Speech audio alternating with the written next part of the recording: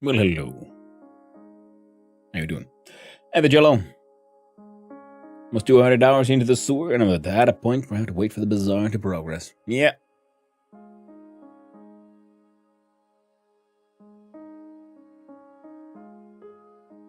That's why I've been sort of trying to avoid the whole story content too much.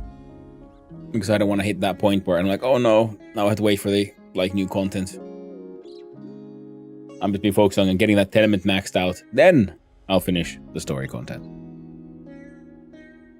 First, we just gotta get that thing sort of worked out. Like, let's see if we put you here. I'll hide you for now.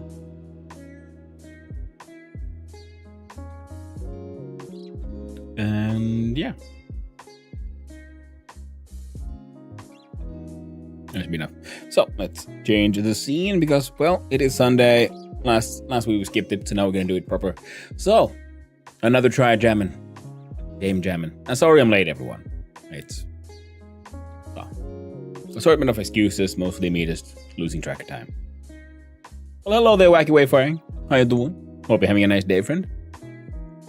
But it's Sunday. It is game jam day. So try jam 3 hours to make a game. Click on the join jam button. And this week's theme is message in a bottle.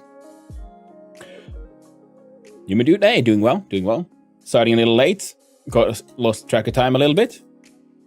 And everyone who's, I don't know what time it is, so what day it is celebrated in all other places in the world, but at least here in Northern Europe, happy Father's Day. To all the daddies out there. Father's Day around here. There we go.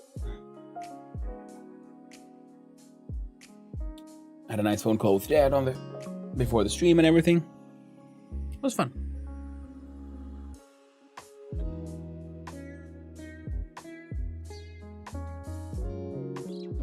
So, let's see here. So we're gonna make a game about the theme of message in a bottle. I did check this out actually yesterday. I thought like, well, I'll give myself a little bit of time to think about what kind of game we're making, and I know exactly what we're gonna make. So we're gonna start by opening up Krita.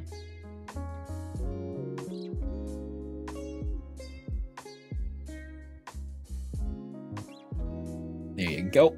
We'll do a new image. Do create, and will it make, yes. I like the fact that it's now defaulting to black background. Let's see here. Let's dig underneath here, and we will find this little bastard. The bamboo Wacom pad. Whoop. And here is correct pen. Wait, I gotta do a little bit of new. There we go. There we go, and now yes, everything's working. Fantastic. So, start with the exploration of what we're gonna make. So the theme is message in a bottle. Also, referring to the previous discussion on open sewer, yeah, today we'll be doing this, and then Casual Elephant has recently opened up his new wonderful casual story, or Vintage Elephant. It's his multiplayer Vintage Story server, so I'm finally gonna join in today, and we're gonna get settled in on that. The plan was sort of for Monday to be then a Vintage Story day. We'll see. Maybe we'll do a every second day kind of thing. Because I do want to finish Open Sewer, and I know if I get lost in another game, it'll be hard to get back into the previous one. So I don't want to have too many days of something else in between. So I was thinking, yeah, today Vintage Story, tomorrow, I don't know, we'll see. Maybe I'll put it up to a vote or something. You would do Open Sewer or Vintage Story.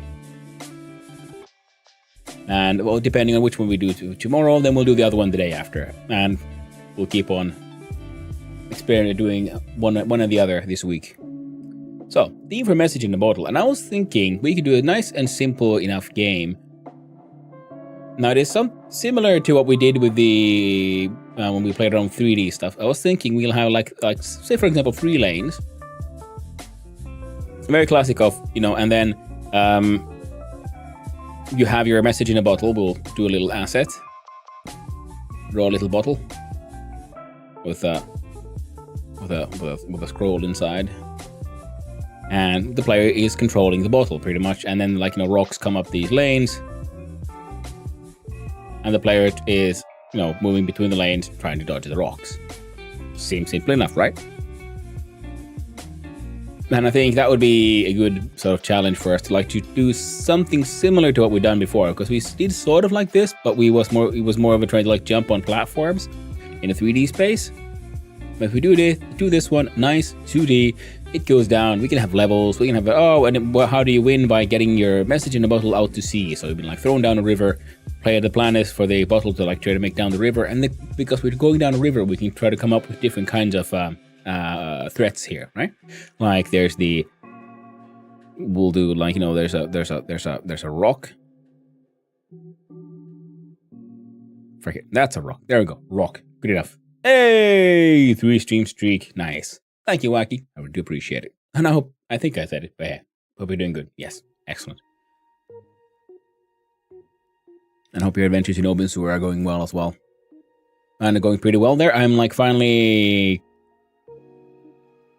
I was thinking of maybe doing something off stream. I haven't done anything in that game off stream, but I've been considering maybe I should just spend a few hours if we can gain time just making these cloth rolls. But then again, I kind of want to stream all of it. I just want the tenement freaking maxed out. We're getting there. We have the mine and the workshop maxed out. I want the basement to level up soon. I was thinking, yeah, we need to make some high-end alcohol, hide it somewhere, and then do a whole bunch of scamming to make enough money to be able to pay for it all. Going good. So I made 2 save files. One of on Xcan and one of a Camlo. Or off cam. Ah, yes.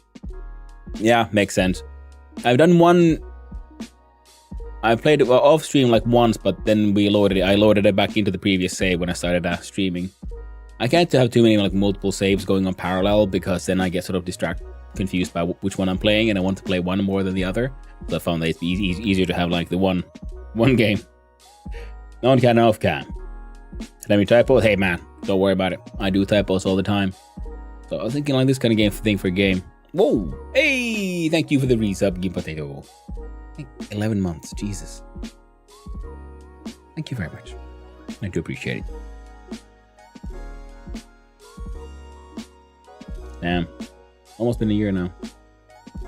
Yes, that means I really need to do some more art. Been too long since I did an art stream. Gotta draw some more freaking emotes and shit. But okay, so this is the core idea of, things come up and we try to survive them. There could be levels of increasing complexity. So first there's the threat of just rocks, and when you reach the end of the level, then the river sort of continues, and you get more threats. But I wonder what kind of threats could there be. We could add so that the player actually has a grid to move on. So it's not just the 3 lanes, but it's also, here, but it's also depth. So there would be some threats coming this way, and then some threats coming that way. Like, say, a bird trying to steal the bottle or something.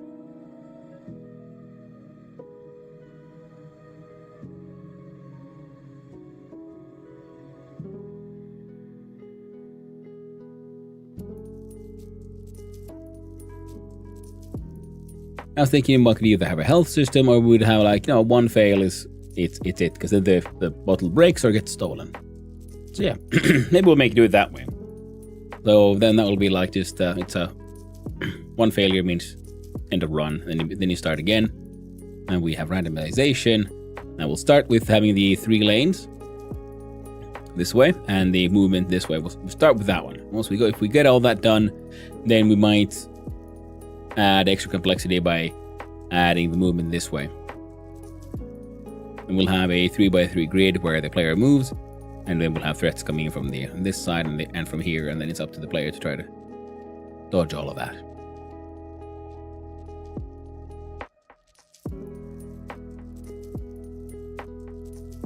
And there's that time. Yeah.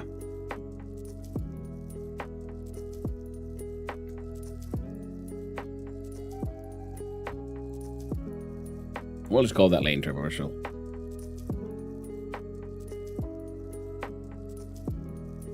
Now we'll start with just good old colored rectangles or polygon things. And then if we have time, we'll add more interesting assets. But I think we can get a lot of it done this way. Yeah. God dang. Then again, it's not the first time I've been like making try to come up with a game project and then come into the conclusion that it is actually like, oh, this seems nice and simple enough. We should be able to pull this one off. And then no. Turns out it was a lot more complex than I thought. We'll start with this one. There we go. Reassemble the good old keyboard. Here we go.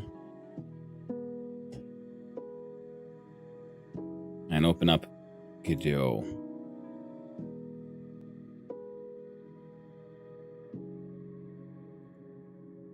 This will be then Trijam 345.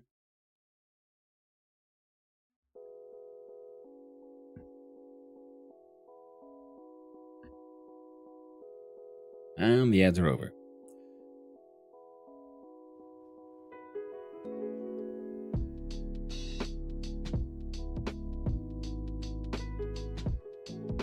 We have existing audio files we can use for this one. It'd be neat if we could, we can see if we can try to again make any sound using the procedurally generated sound mechanics, because I haven't really figured those out yet. We can still try to muck about with those. And we have a whole bunch of music from previous games.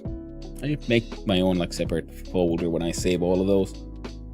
So that means I get to this one. We'll see whether or not. And I'll do this one as well. Turn off this one. So jump here and start the official, unofficial Trijam mixtape 3-hour timer. So 3 hours of music, and then when the music stops, pencils down, everyone. Whatever the state the game is in, we're gonna try to submit it. So let's go. Trijam time. 3 hours start now. So we're gonna jump into the good old 2D here and open up and start creating some folders. What we're gonna need? Well, we never know. I don't think. Well, no. We're gonna need the global anyway for at some point. Then we'll need the player itself, which will be the bottle, and then of course the level, which has the river we'll be traversing. And then we'll one for obstacles. There's no like true enemy this time. It'll be just the obstacles. I think we're gonna have some menu stuff going on. And then there's UI. And then assets for stuff like music and potential graphical assets from outside. So we'll start with, then we create a new scene inside player. Now what could we use for this one? We could probably just use a area 2D, I think, because we're gonna have anything that looks statically moving. There's no like 3D simulations happening here. So we're gonna select so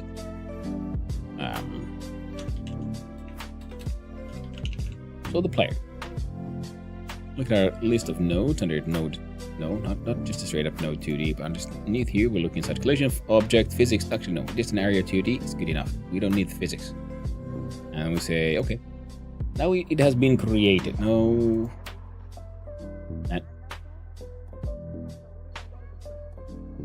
Child node, thank you.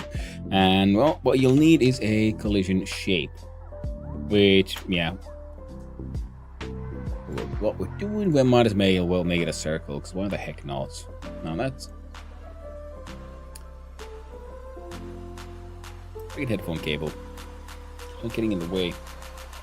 If I spin it over there for now. That should hopefully work. Let's open the grid here, so we can have something to work with. And...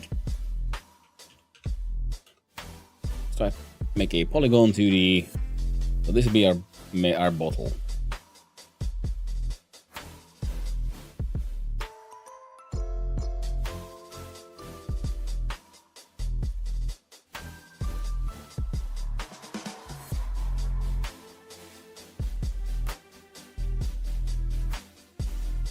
There we go.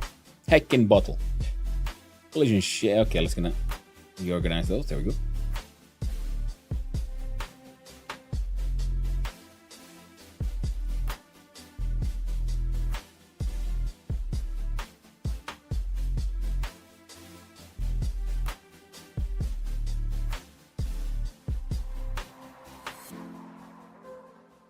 Sure, that could be that big.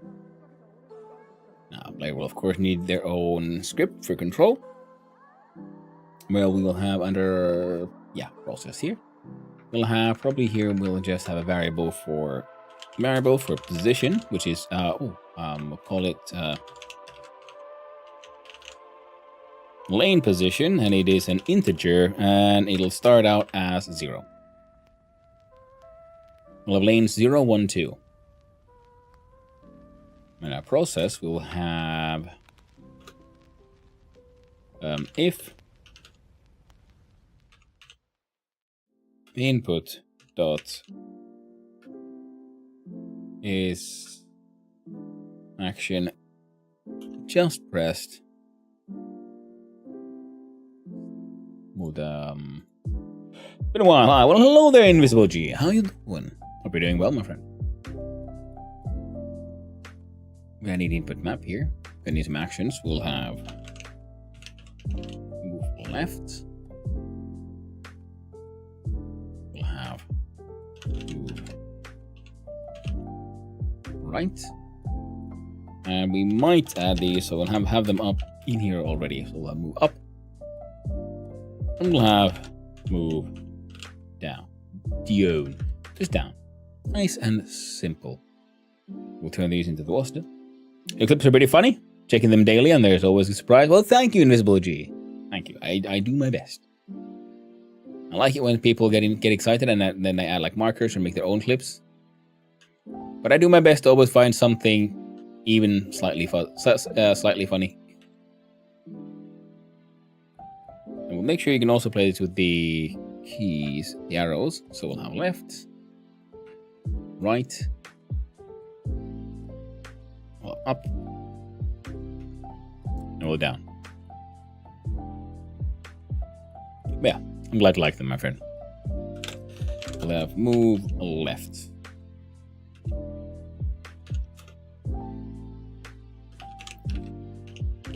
Now I'll just, if move left kind of thing, and then we'll do a function called move underscore left, which has no inputs, left, and no outputs, and doesn't do anything.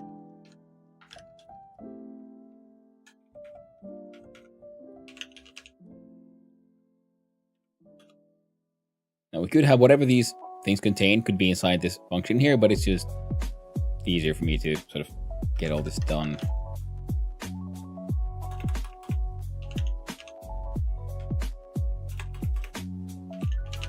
Like that.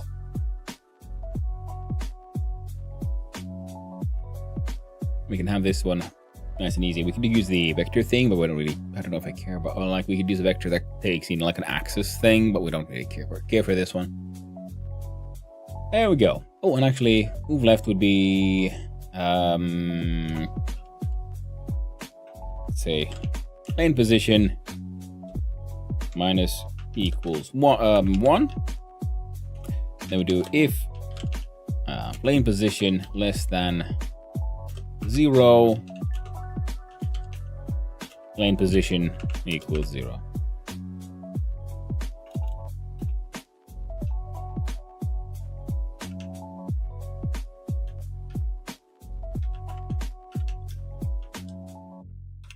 Copy this shit in here, but it's a plus equals 1. It's greater than 2. Lane position equals 2. So that way, you can't go out of bounds. So there we have it. We have a core of something here. Then we look at the level itself. So we create a new scene. We'll just use a basic 2D one here. Basic level. Now I gotta figure out what does the game look like? How big is this thing? Now if we look at the player here, for example, it is almost 2 of these squares. One lane.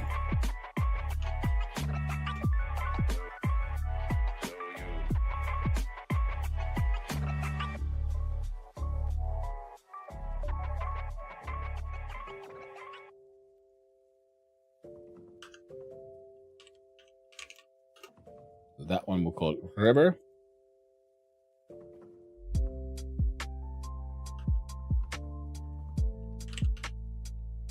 No, well, you lane 1.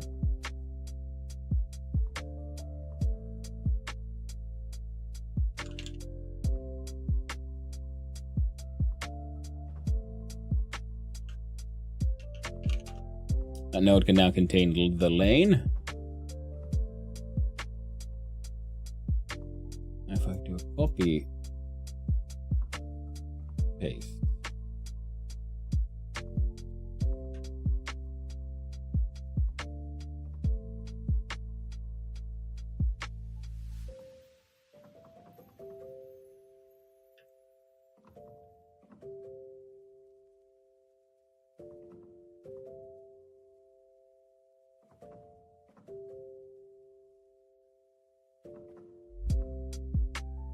There we go, move the entire river itself.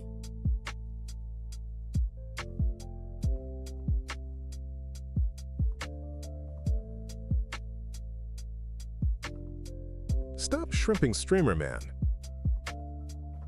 Well, hello there, Andre. Time for a big nice. stretch. Thank you for the hydrate, posture check, and the stretch. I appreciate it.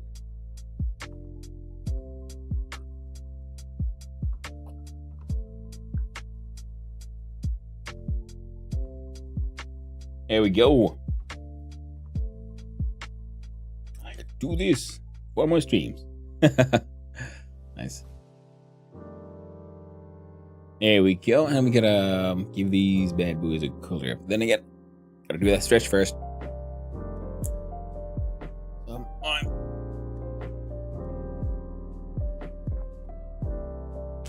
getting points every time because you get a stream streak. Yeah, exactly, man. Let me know if you guys think those prices are too high or unfair somehow.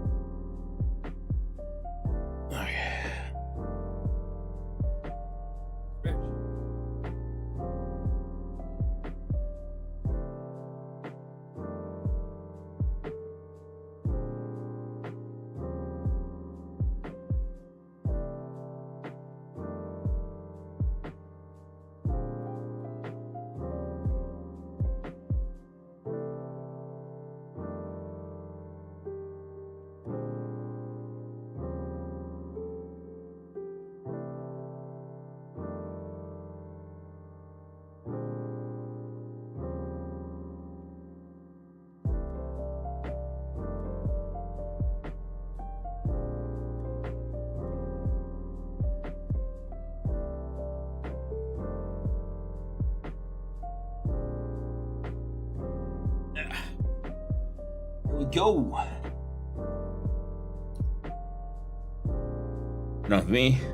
What about 4.5K? Nice.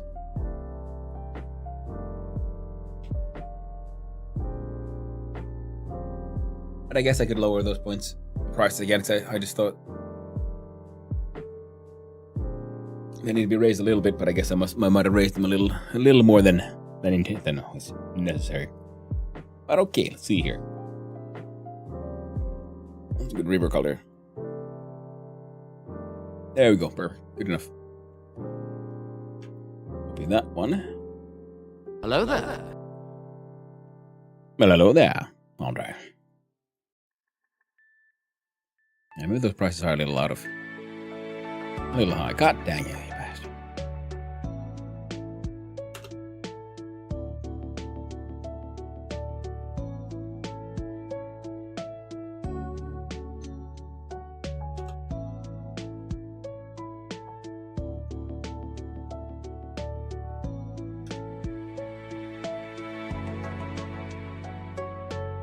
There we go.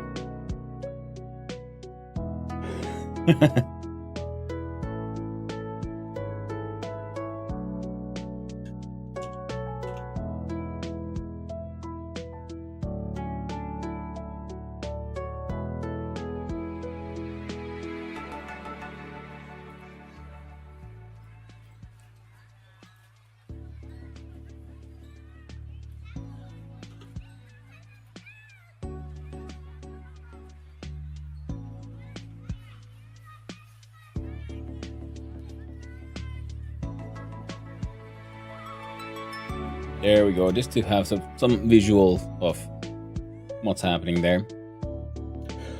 For game capture, I put together his mod and it wouldn't work. It didn't work for OBS to stream just one thing because I can't make it work. Follow some tutorials.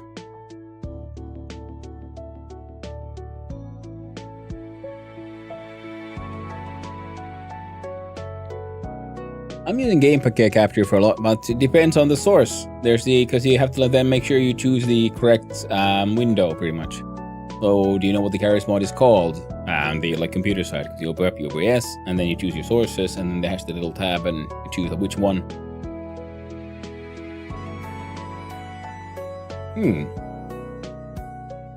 Yeah, I'm using game capture when I'm doing games. For this one, I'm using window capture, and then and that's one way to do it.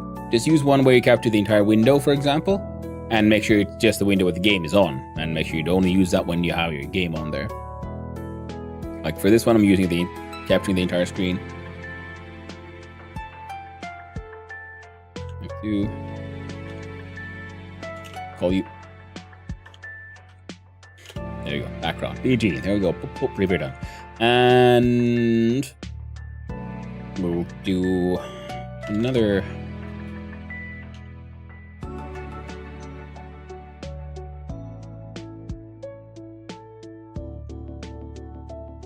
I have to do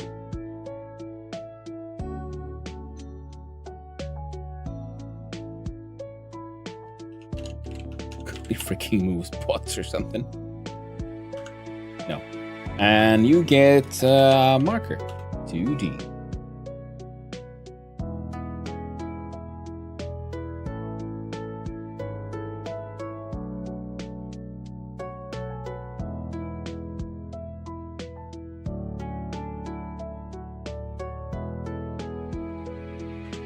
We'll do.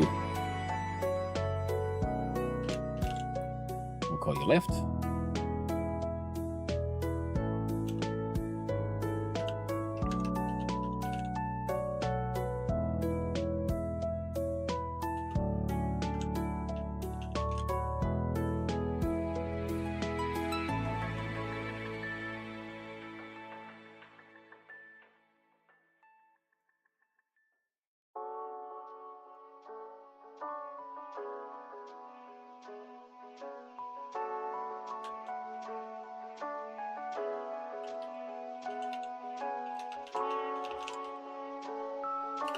I'll call you player positions.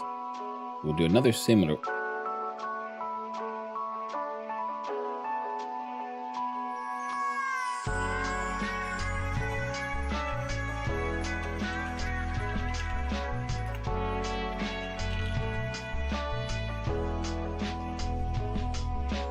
Try to capture any full screen. 14 on 15th Street. Nice. Almost there, my man. Almost there. So call this one spawn positions because we have these similar marker points pretty much. We'll mark these. We'll put them inside the screen for now, I guess. So the idea is the obstacles will be the spawn on these points and they'll move up, giving the player some time. Whoop. There was wrong.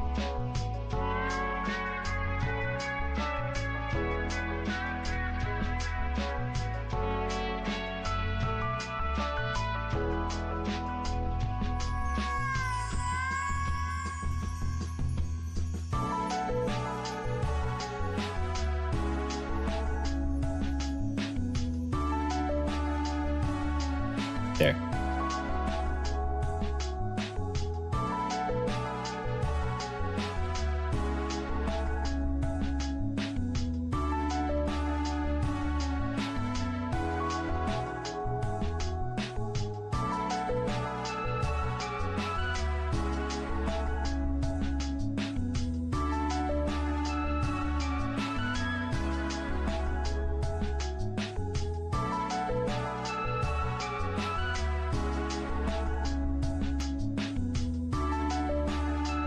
There we go. So now we have, and they're also in an order of 0, 1, 2. So, you know, because we have the left one being happening there first. And what else do we need here? Well,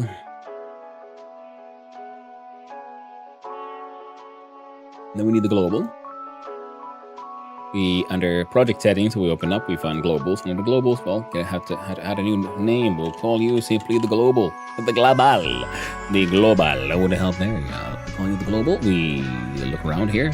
We choose the path. We double click inside global, and then we click open, which is kind of weird. I think this one should say select. And we create. Now we have global inside the folder called global. It is in fact global. Double click, and this one will in fact have an improved variable of player underscore lane, which was an integer, and it starts out as 0. No, well, actually, let's start as 1. So we'll start in the middle of the river, not on the left side. And we can use this one. Then we can, first of all, shave. Look at now player, and we do.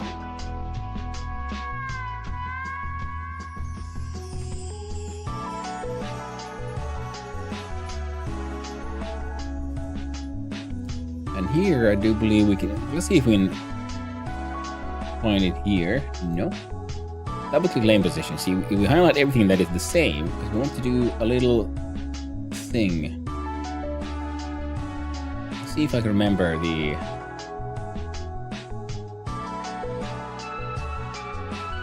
Not wrong. We'll see if we do here. Edit.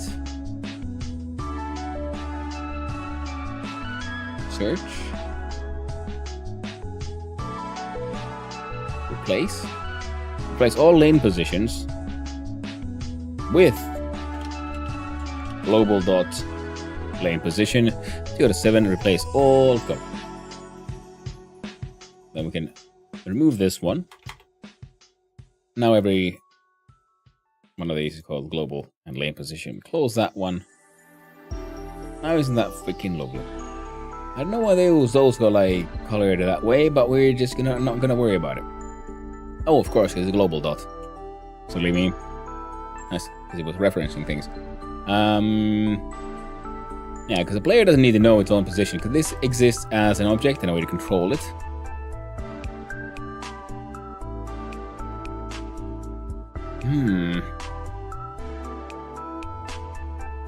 Yeah, exactly. Because we don't really care what the buttons the player is pressing to move unless the player is actually spawned in. And now we look at level again. And level will of course need its own freaking script. Part of that will be creating the player.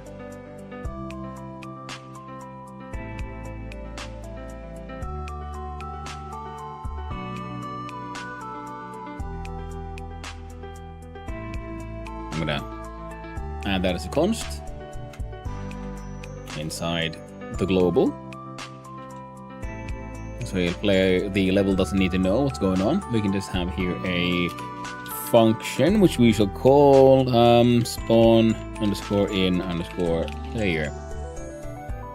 No inputs, no outputs, and for player equals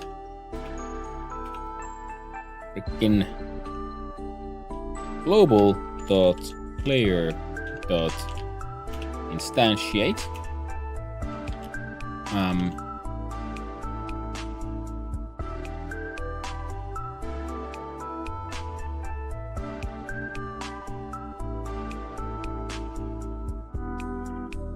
actually more player of type area 2D.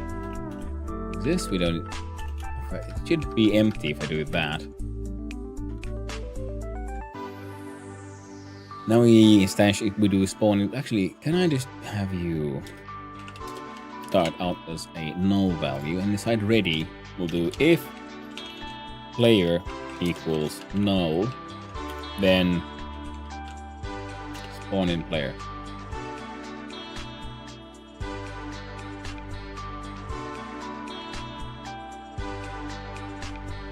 Player dot position equals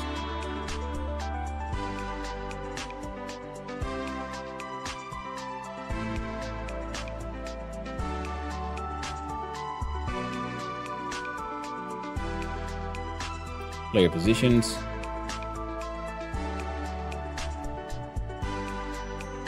let's see here. We do player positions.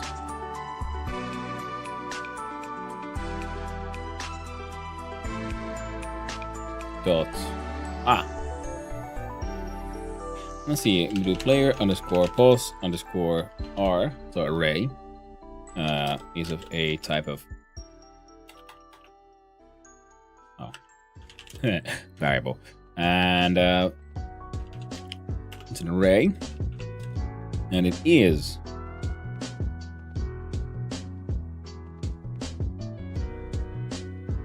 player positions dot get children.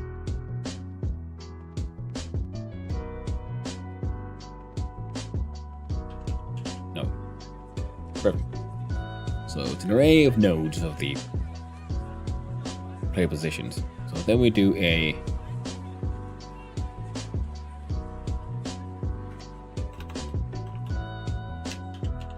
player pos r dot, no, not dot, when the number will be global player lane. So now we get the, from the array of player positions array, we get the, from the spot defined by the player lane variable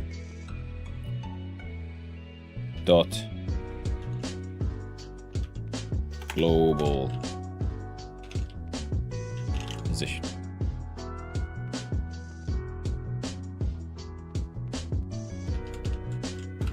And make sure they're both global so we don't get these doesn't get too weird. We'll press save. And yeah, let's see if we then load into level. Did that in its can I call method get children donated null value. So you see player position doesn't exist yet.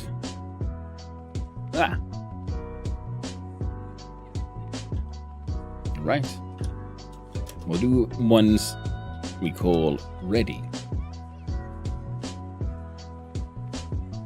There we go. Now we don't have a player in existence. It looks like, so we look remote. We do here and yeah.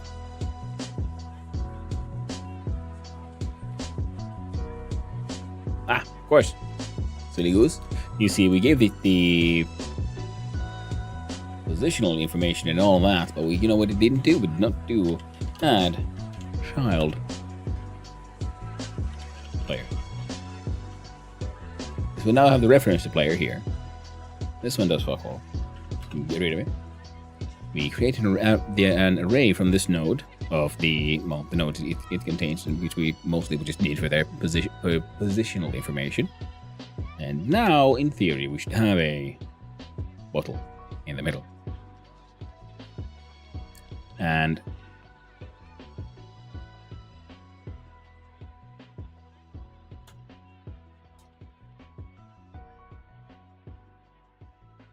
even more interesting, I don't think I can move the entire thing here, can't I? We save, reload. Hey, instant crash, lovely. So, invalid access to property key lane position on the base object type of node.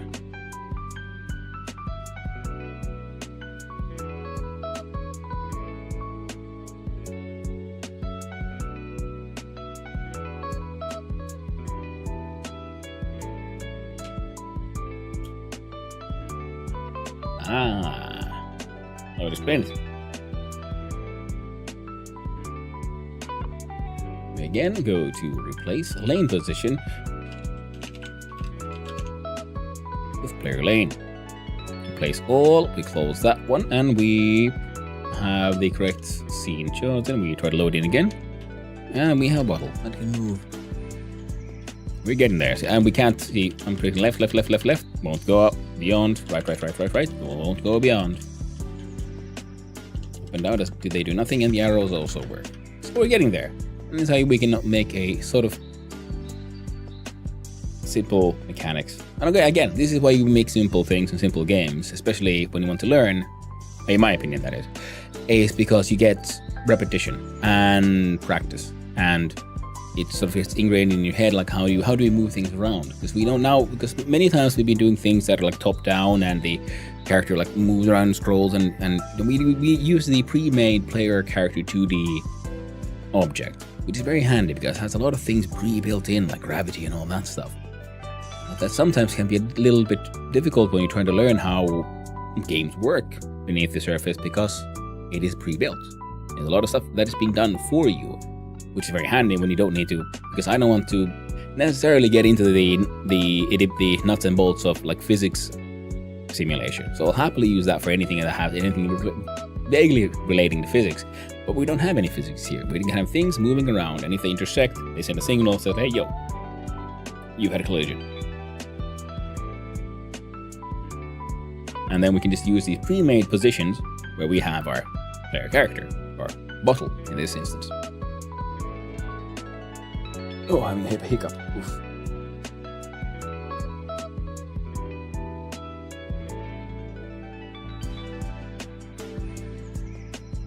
Now, let's see here. We can need some obstacles. So make a new scene, and this one will also actually be an area 2D.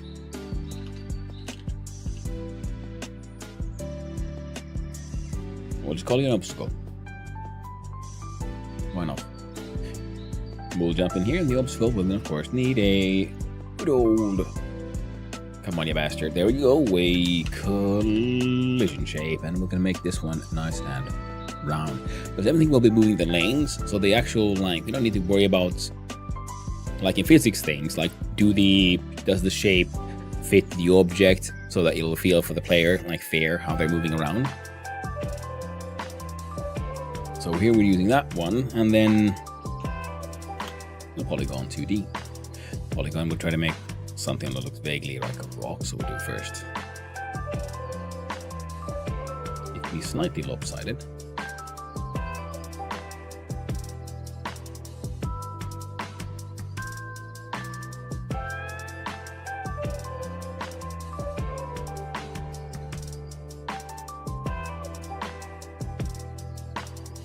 There you go, second rock.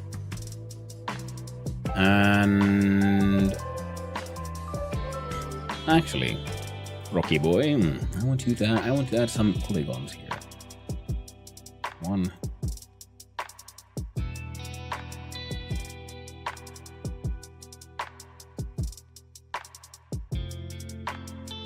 The hell?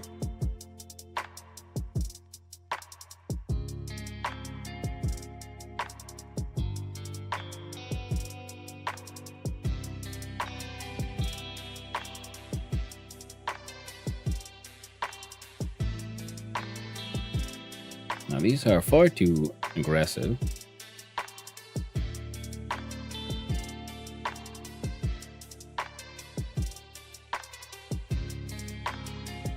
And then we go on in, and then we turn off the grid.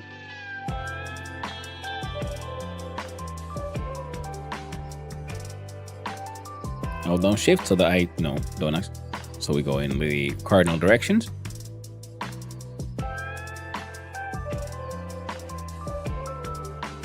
First click and drag, then hold, then press shift.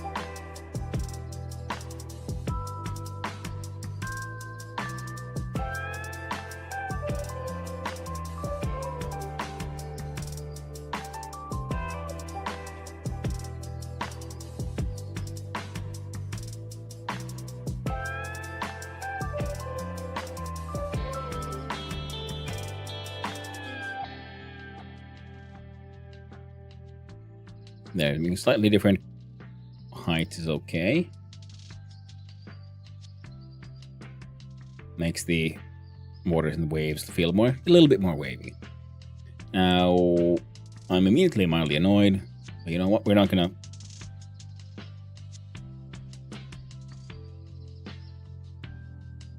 do our best to control ourselves. And you, my friend, just to make things easy, we're gonna clickety-clackety here on the obstacle. We're gonna look at node. We're gonna look at groups. We're gonna add you into a group called obstacle. Obstacle cell. God damn you, obstacle. I've been swearing way too much lately. Sorry about that, everyone. Then we'll look at body entered. We're gonna jump in here to player. Oh, sorry. Here, player. I'm gonna look at the groups. Add a group. Player. Okay, we save. Because now when we go back to obstacle, save the changes here by the way. And we can now do if body dot is underscore in group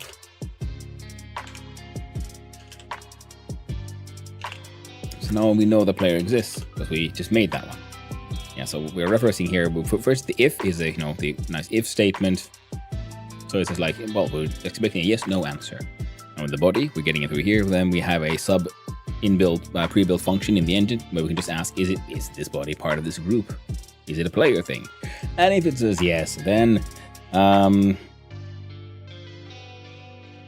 we'll do global dot player underscore hit underscore obstacle. We're gonna call a function inside our global called player hit obstacle.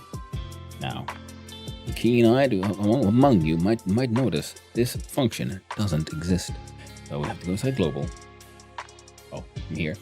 And we're gonna have to make it. Do func, the function, add that bastard. And no inputs, no out, void, no inputs, no outputs. And then what you do is you print into our terminal the message crashed. I'm not. See, perfect. And that's all it does. Now, here's a question though.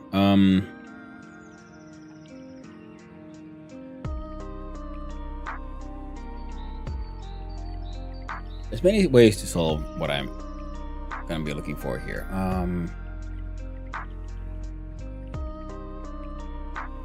Because now I want our obstacle to be after we spawned in to move up. Now the question is, do we want it to move up at a constant speed or an increasing speed? I kind of feel like an increasing one would be fun, and also as this way we can have an increase in difficulty as the player goes through levels. The obstacles keep on getting faster, and then increasing speed gives you a little bit of a time to react when it appears on screen, until it then accelerates towards you. Is this realistic river behavior? Hell no, but it'll be just. I think it'll make for a better game. Also these, where you can remake simple games you made before, and then you just start tweaking these little things like, well, how exactly does the obstacle accelerate? How does it move through the level we're building? And then through this we learn more about stuff like game design. Also, I'm not a professional.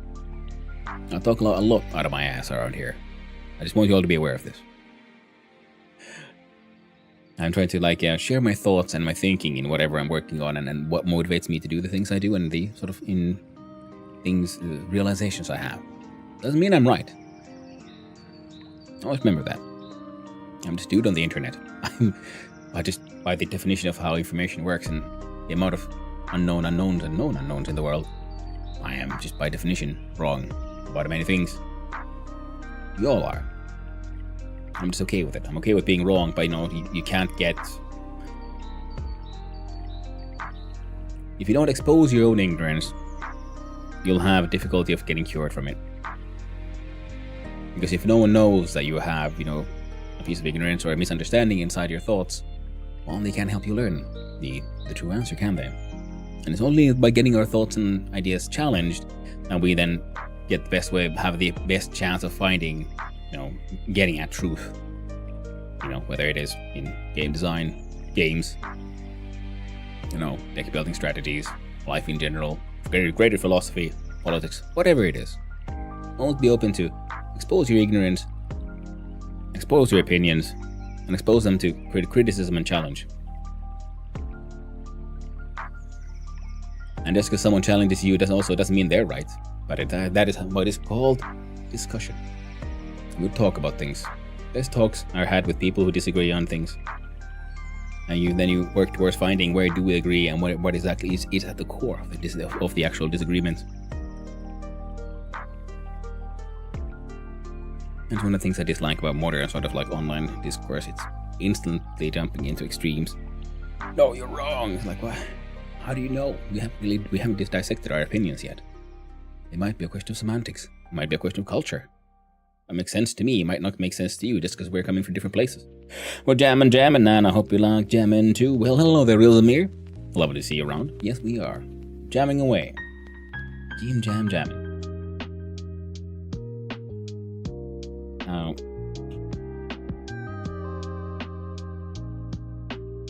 we'll make a nice little basic one for the process of self dot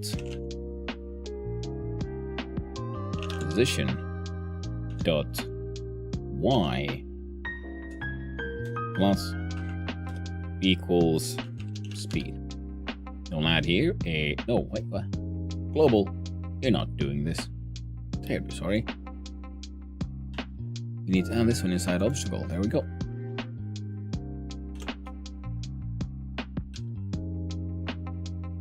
Oh man, I'm so jealous of Haz's freaking art game. He is amazingly good at. I mean, I love the fact they called it bad art, but man, that guy's got skill. You can't make bad art look as good as he can without freaking years of practice, which he does have though. And then he's like more seriously made those little flop goblins and goblin friends. They look freaking adorable. It's one of those things where you know what I'd love to see. I'd like to make for like an actual children's book illustrated by Haz. I think he would be a wonderful like cutesy artist, or like not cutesy, but like friendly artist. Usually seen in either children's books or certain comic book styles. I think he'd make wonderful art for a project like that. Now variable speed of type full flat float equals tempo. Oh, speed times delta, because we want the speed to be affected by the speed of the machine running it.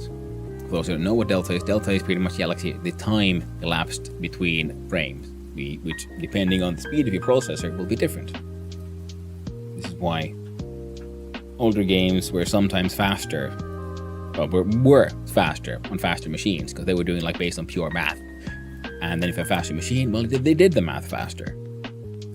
It's also why it's neat how this sort of bug becomes a feature, because wasn't it in Space Invaders where the enemies move sideways and they come down, and the more you shoot them down, the faster the enemy becomes. Now this wasn't actually in the code anywhere. This was just based on the physics of the machine running that game, because when all the enemies were in existence, you had to do the math for all of them, and that made every frame take longer. So the more you shot down the enemies, the less math the computer had left to do, which made them go faster. And I think that's pretty cool. That's sort of like physical coding, if you will. Bug becomes a feature where it is the limitations of the machine behind the speed at which it can do the math, affecting the frame rate, and that way you have things like the speed of movement.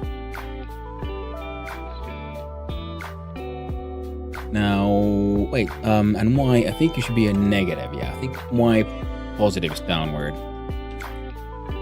So,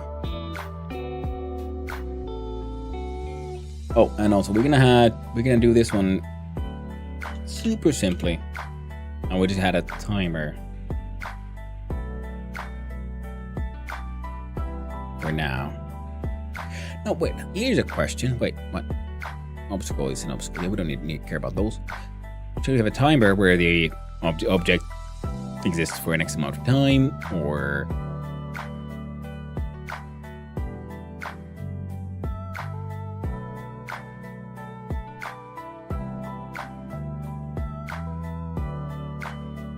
because we don't want this object to exist forever. Because even if they go off screen, if they exist forever, well, that's means we're adding to the math. Even simple things like this will then slowly, even the most robust machine will start lagging if it needs to keep on constantly simulating the math for a few thousand two-dimensional rocks just going up.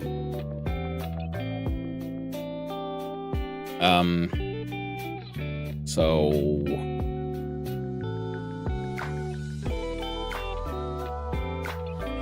we'll do var.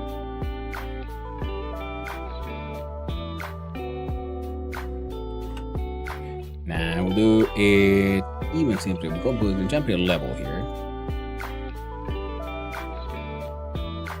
See, this is the river's location point.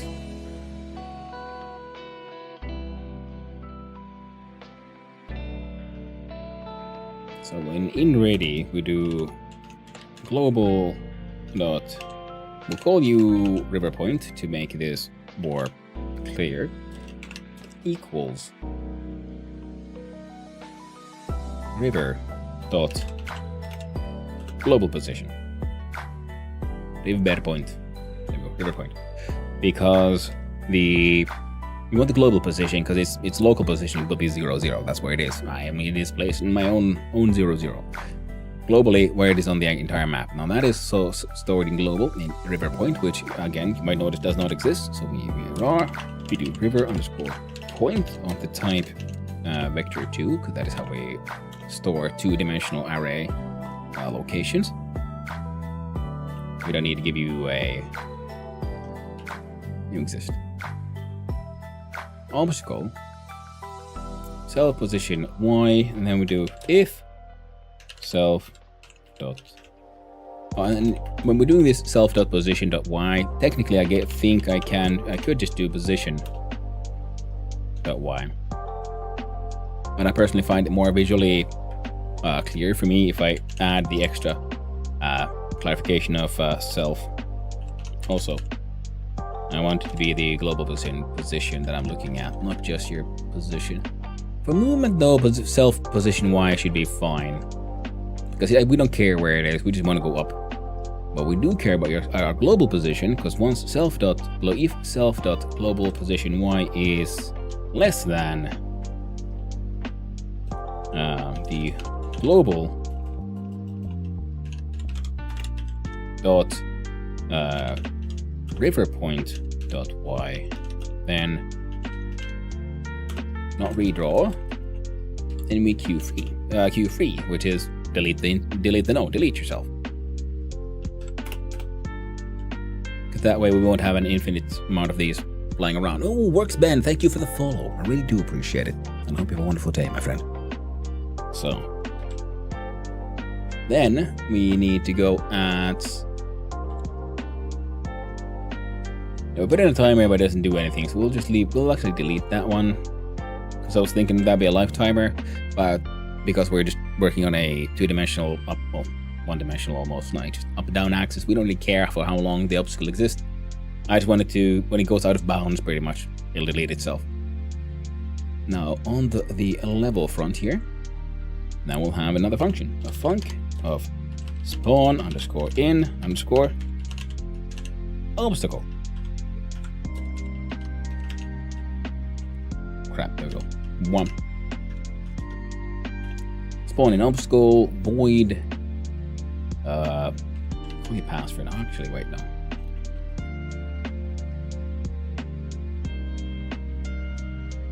And here I'm also gonna add a new node again.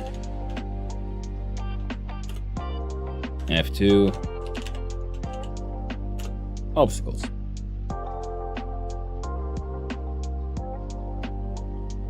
I don't think I need access to this one, but this one is also here to be a what's the word now? Make sure the order doesn't get too messed up. So we're gonna spawn in obstacle. We're gonna pretty much just do a copy of that. So we'll do var and new underscore obstacle. Oh, we can. Yeah, keep on forgetting this is an option.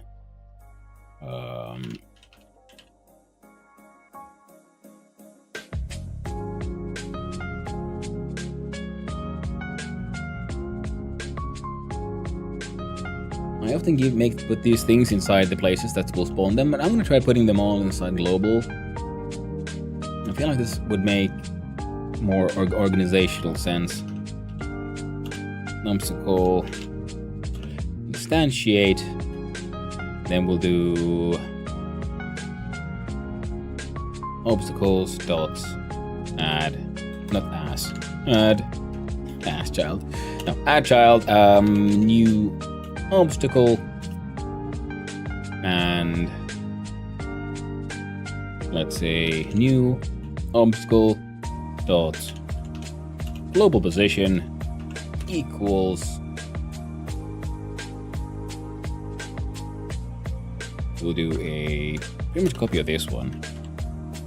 So we'll do an onReady variable. I can't buy for shit.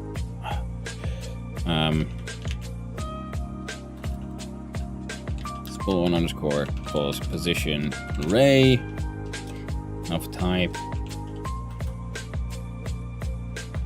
Yeah. Array holding nodes. Takes the value of spawn positions, get underscore children. There we go. Because get children grabs the nodes owned by this node, though it's children, which will be these three markers, left, center, right, and applies them inside this array. So now they're inside this array with position 0, 1, and 2, which means we can now do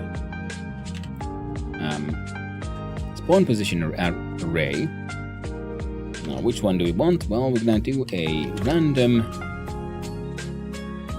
underscore int. No. Randy underscore range between 1 and 2. No, yeah, 0 and 2. So 0, 1, 2. So random int within the range. So Randy range 0, 2. Dot global underscore position. So there we have it. This should, in theory, work. Now the level will, of course, will actually now need a new child node. That shall be a timer. We'll call this one just the spawn timer.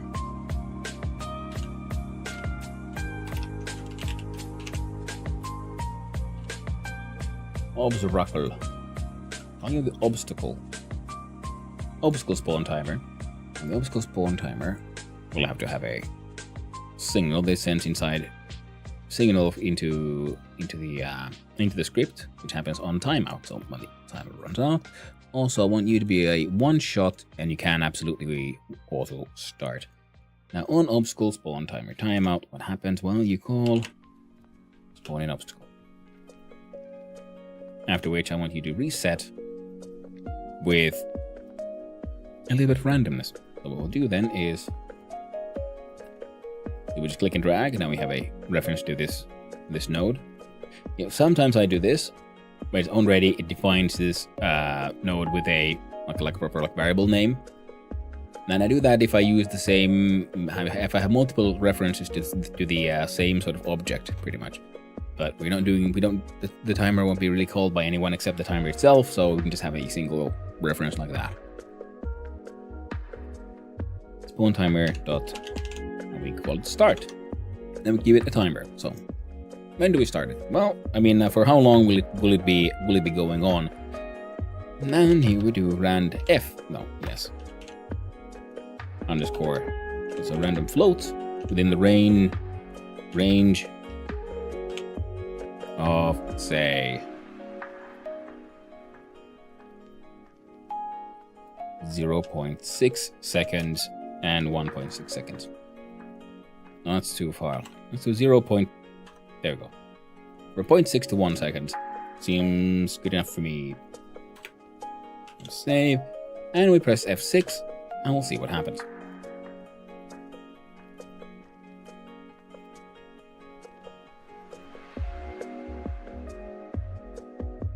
Well, thanks to randomness, yeah, we'll... Yep. Do... change that from 1.0 to 1.6. The speed is sort of okay.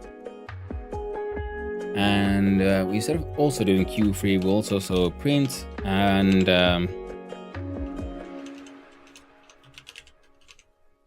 you say delete obstacle before you delete yourself, just so we can have a sort of I can see in the terminal whether or not the deleting is actually activating as intended.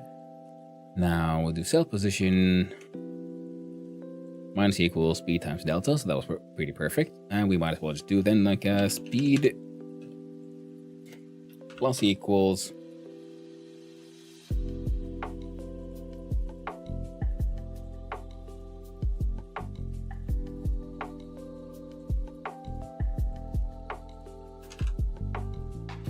let's make the multiplicative. So times equals, so add 10% every fucking frame. I think with these things you're gonna blast the fuck out. We'll see how it works out.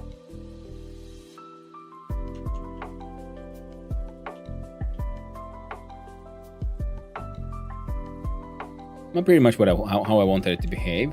Delete obstacle is happening, but not the interaction that I wanted with in case of a crash. So we save and we'll look at obstacles. So if body on body entered, body to see if body is in group player, global player hit obstacle should be being called. I'm looking inside global player hit obstacle, print you crashed numbnuts.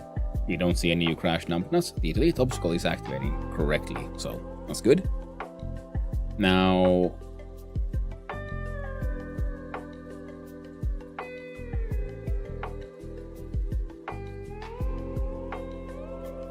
do bar max speed is a float and equals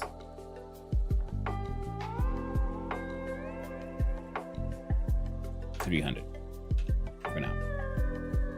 And we'll do if speed less than max speed, I do that. Now if we look at player should be in a group here called player. So wait, because we're looking at bodies. Silly goose. Look at the signals, because we're not a body, are we? We are area. So an area entered.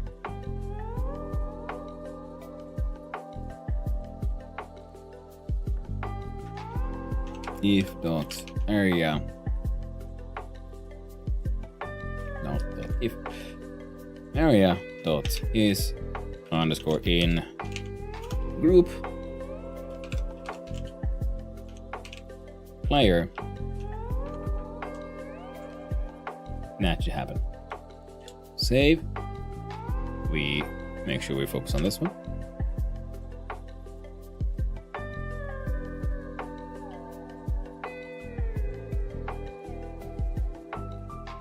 Yep, now you're getting you crashed, numbnuts.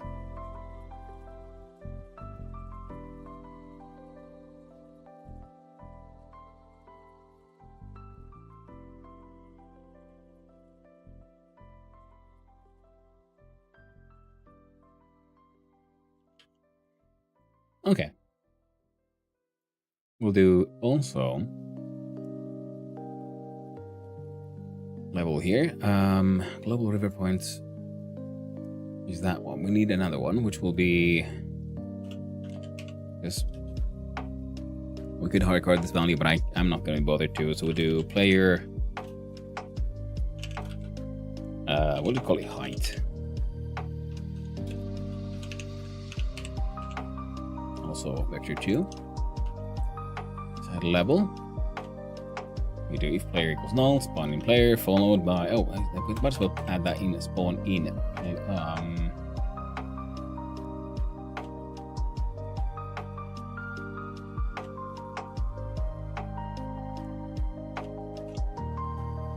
And we do global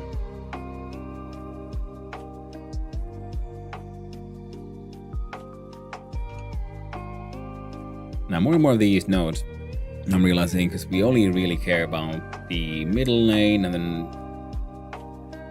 how far we go to the left and right, and they're the same distance. We care about the heights. A lot of this could be procedurally all generated from code, so a lot of these scenes could be like automatically created through this code, and maybe and that way the entire project become even smaller, and we can actually get some interesting variability that way, because then we can just do like, okay, well, if I'll give you this value, then generate the level in this way or in that way. So that's neat. For now, we're doing it this way.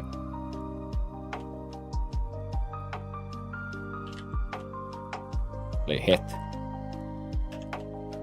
Player height equals.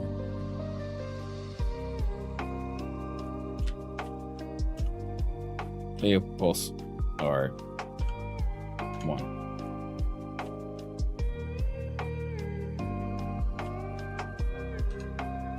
Oh boy. Back to global.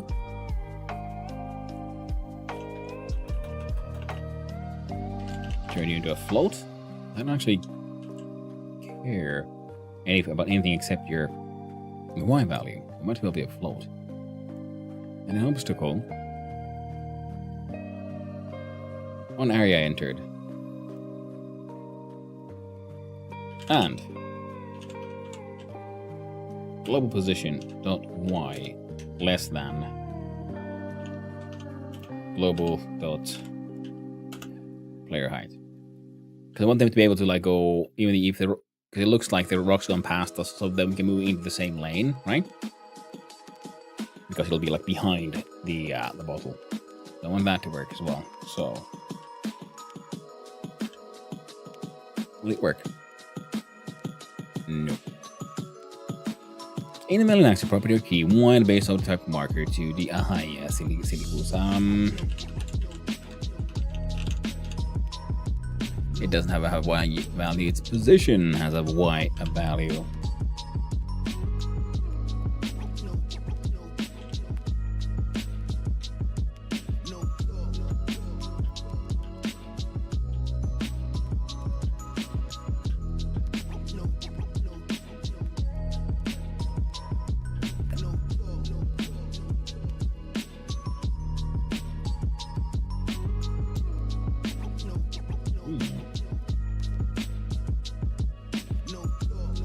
I did the wrong way around, didn't I? I did. Greater than.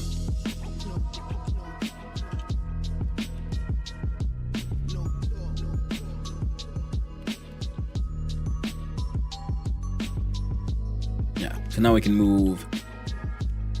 It looks like they've gone past the player and we can move into the same lane without getting hit, but if we go too early, it's a more obvious one.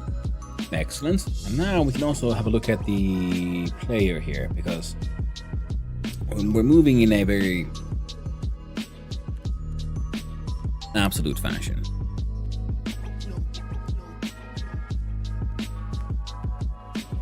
Right. Let's get a level here.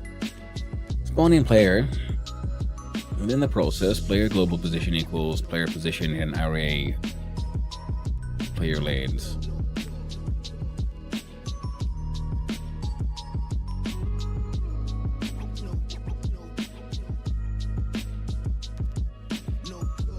So can we make the player, yeah. We'll do func move underscore player mos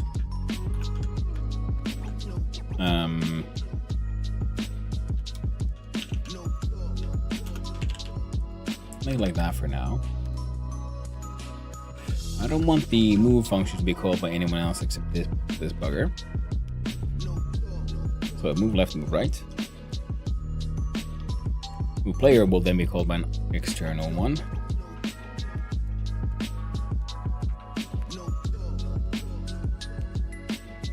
A little organizing, so we have private and public functions.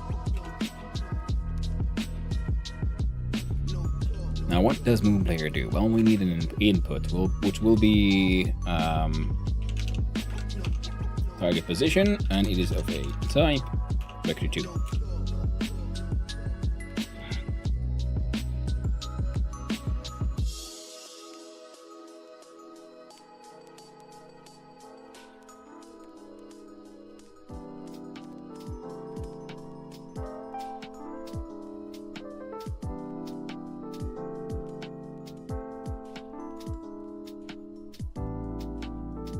Well, let's experiment first. We'll see how this goes. We'll do create a variable called, well, tween. We shall type equals the output of create tween. Now, what is our tween to? What it shall tween a property for self. It is global position, final value, target position, duration 0.2 dot set ease in and out, and that's all you do. So this moves us in theory. No pass. So how do we do move player? Well, you create a player. We have player here. Spawn in player. Blah, blah, blah. Move. So in process.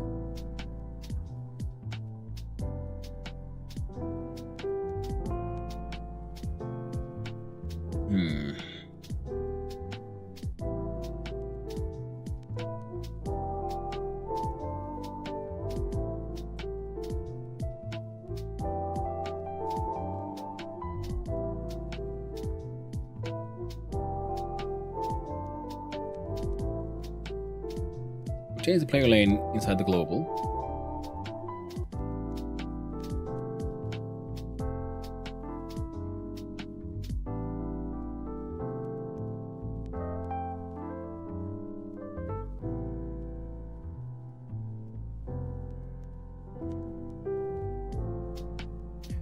We can make our own like intrinsic setters and getters and things that are called when she's moved.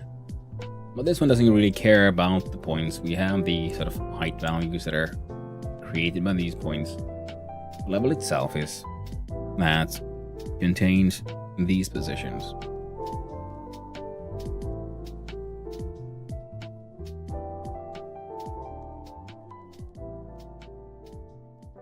Now, might as well meta variable called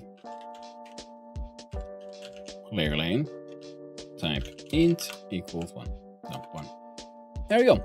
Now, when inside process, we see if player lane does not equal global player lane, then inside player we call move player and we give it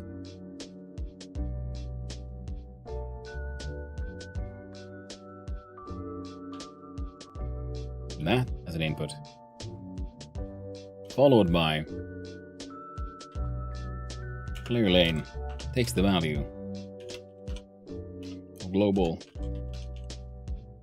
player lane.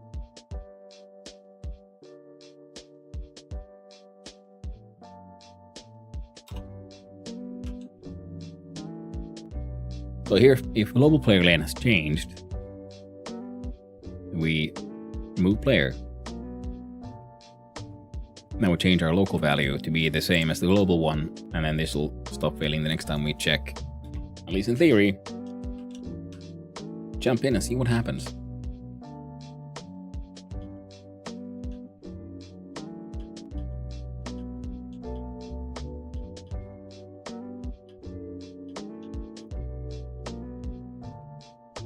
We got movement.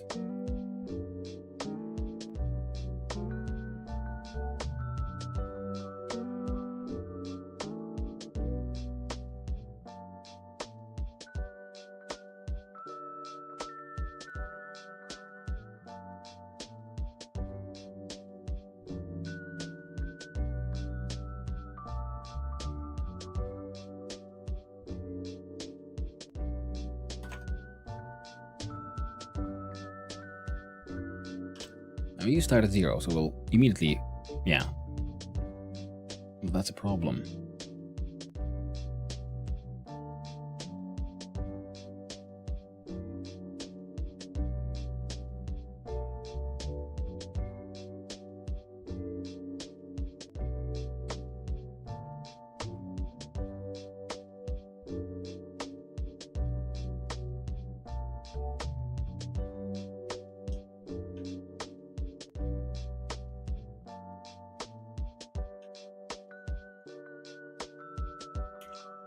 Can we do it earlier here, where we do player dot global position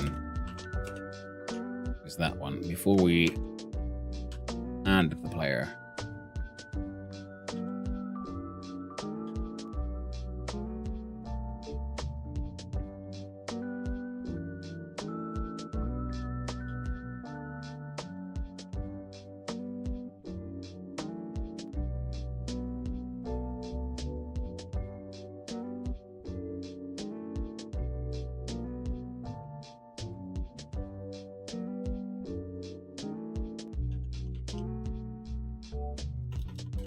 Okay, let's do a constant called max underscore speed,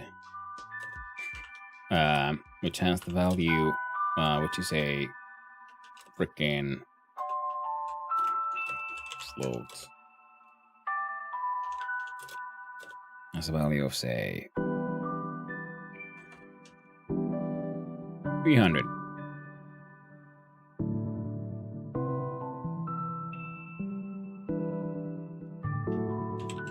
The base max speed. Then we have an actual variable here, which holds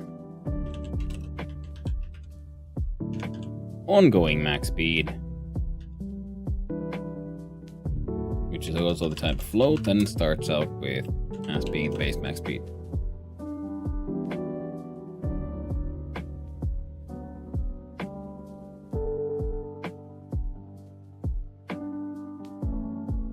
Do global max speed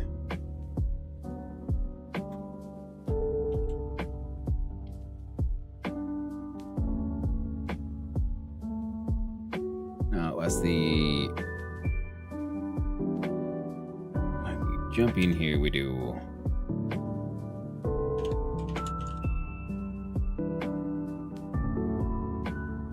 and we'll figure it out. Right.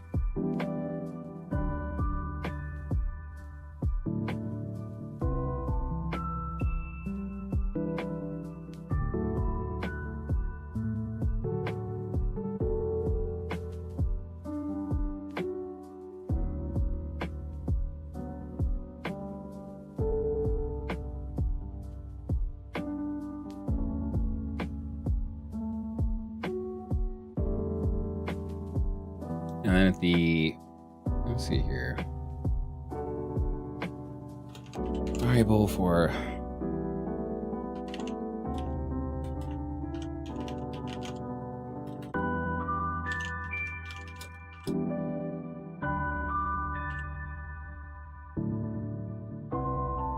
progression will be how many levels you pass through, right?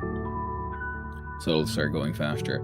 Also, I'm getting a little annoyed at the whole just sad little gray background.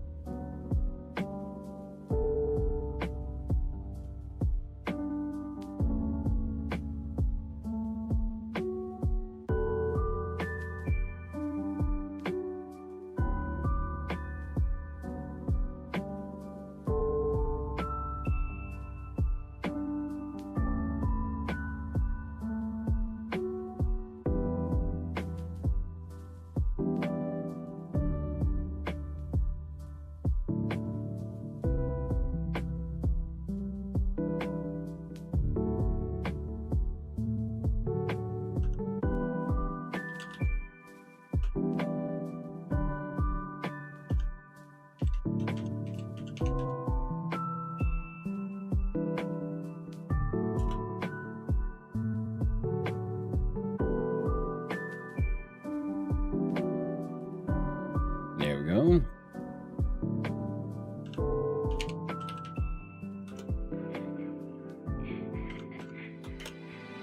That'll be the grass. Grass would be some kind of green, I guess.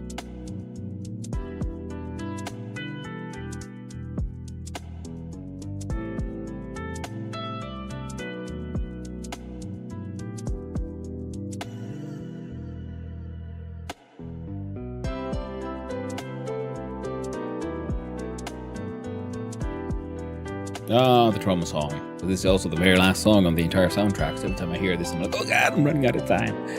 You know, it hasn't been that long just yet. I want to see how this looks like now.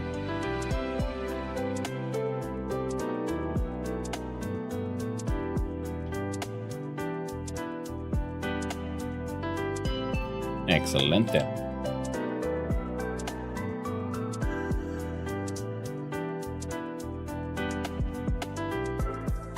Currently the obstacle is moving itself, but it might be a good idea to move this entire thing from here to like the global.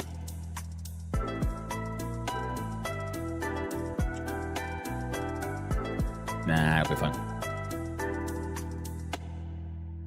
And how does the max speed progress? Should we just have a timer for the level itself? Oh, sorry.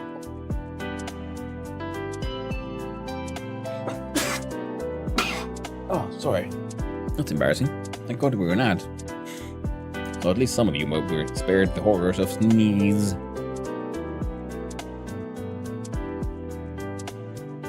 But only some of you. Now we'll have to add more timers, I guess. One will be timer F2. Level timer. Will one-shot auto start as well.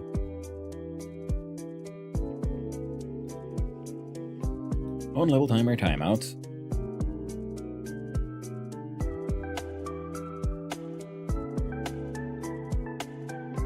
No auto start. One shot, I guess.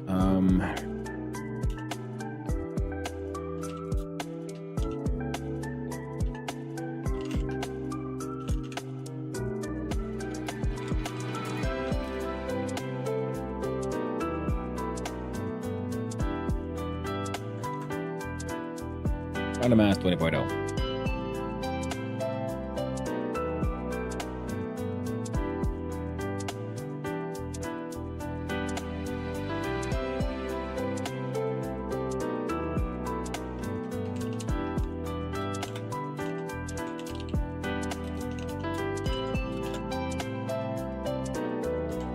Well, congrats you.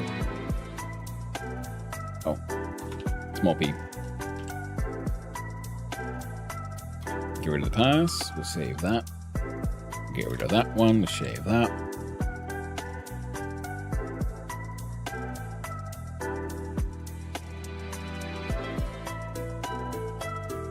And for this to make sense, we're gonna have to add a new scene.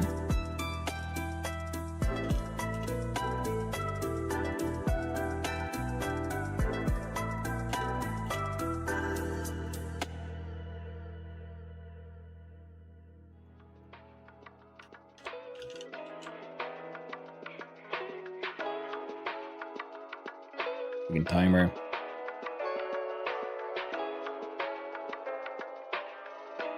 So there, we'll do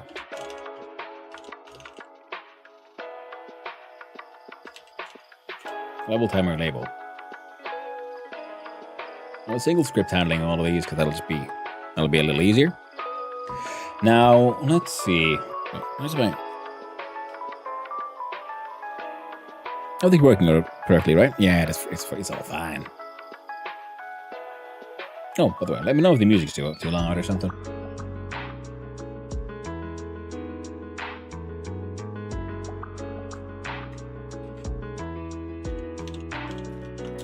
Level timer label dot text equals ya mama.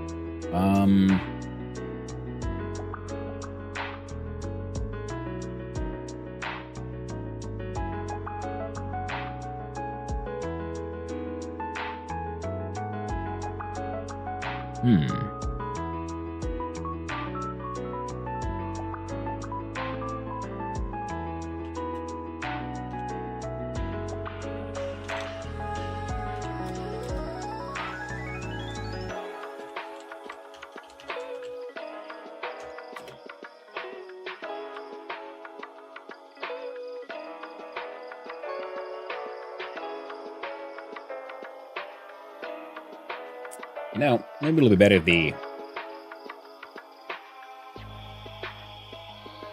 who owns level timer?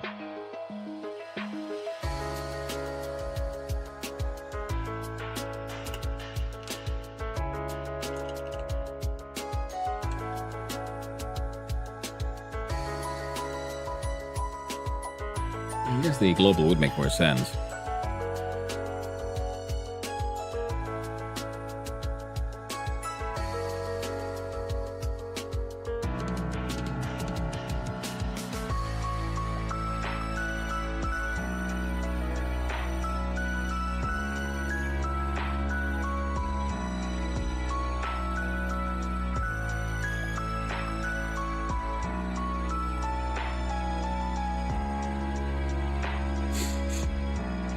We add it here into the side process. We do global dot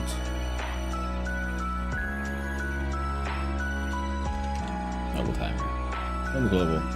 Probably should also add that one, so for floats.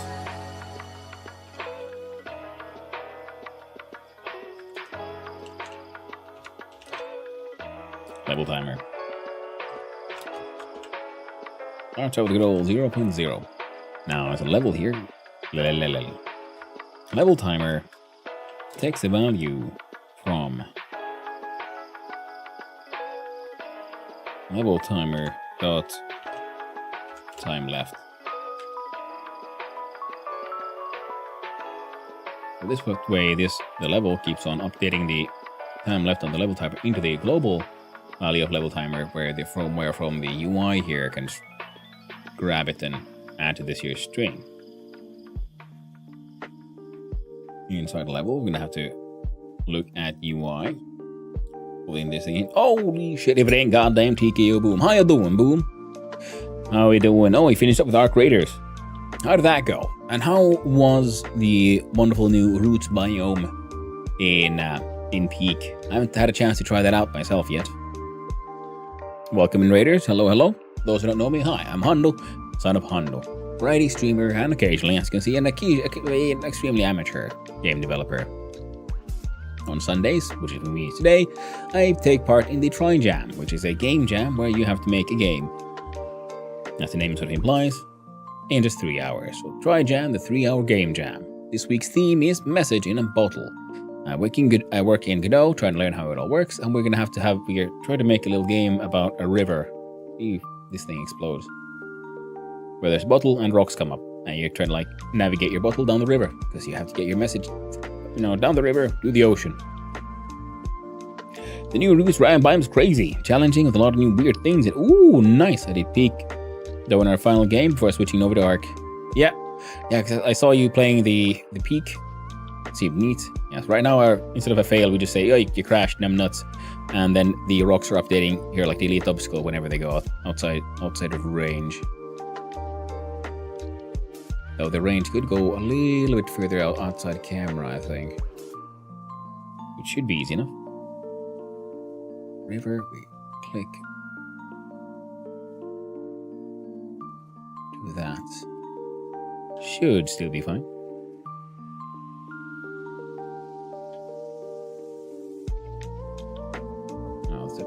Audio, a visual hallucination on my end.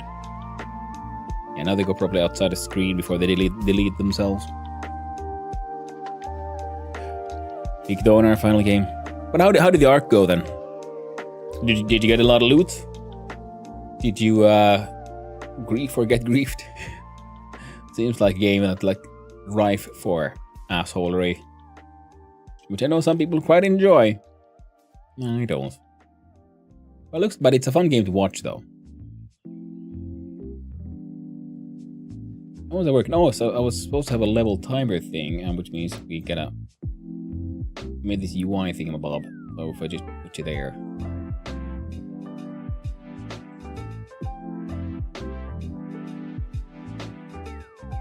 Go here.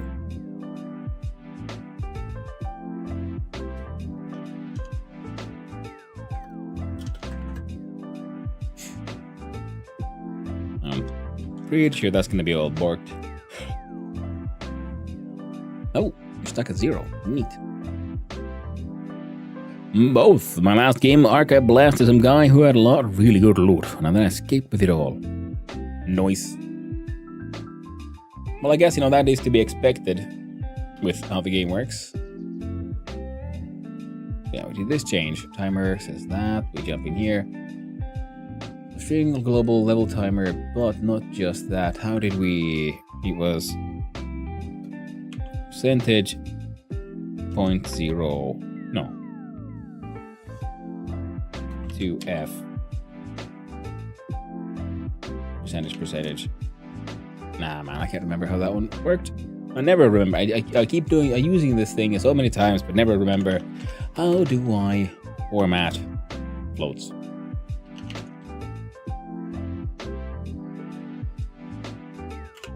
There we go. Visual documentation has the information we are looking for.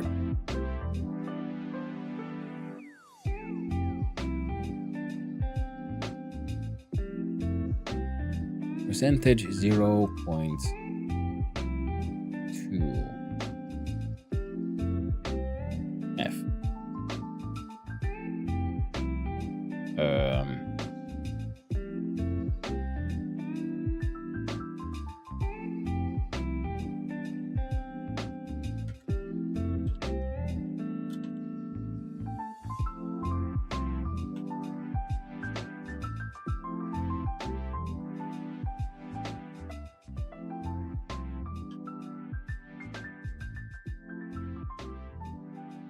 Excellent. So that is working out just fine. And oh right, no one is actually activating that timer. That's why. So level, we look at level timer start level time F6. There we go. Now we got a timer. It's a super simple game. Sometimes these really simple ones are the ones that really help you like figure out how stuff works.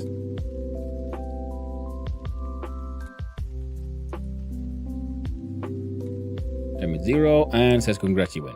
Perfect.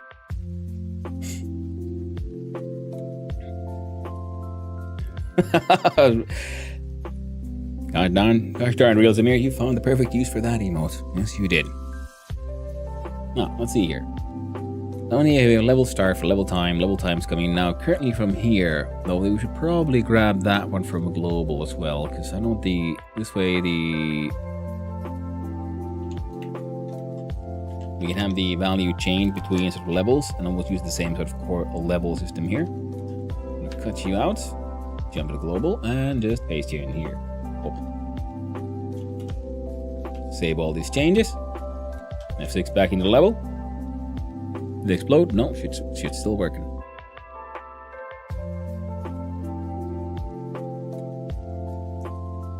And we're gonna have to add a little bit of a change here. We have spawning obstacle. We just choose in from render range 0 to.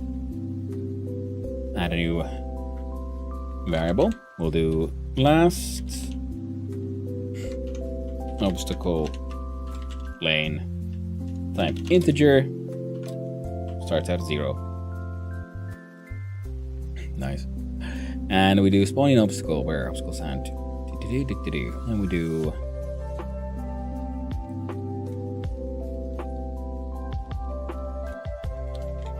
variable new underscore lane of type integer equals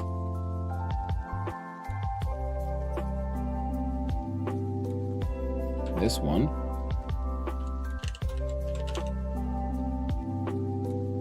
Oh.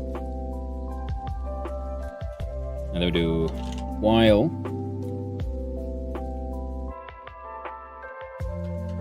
new lane is the same as last obstacle lane.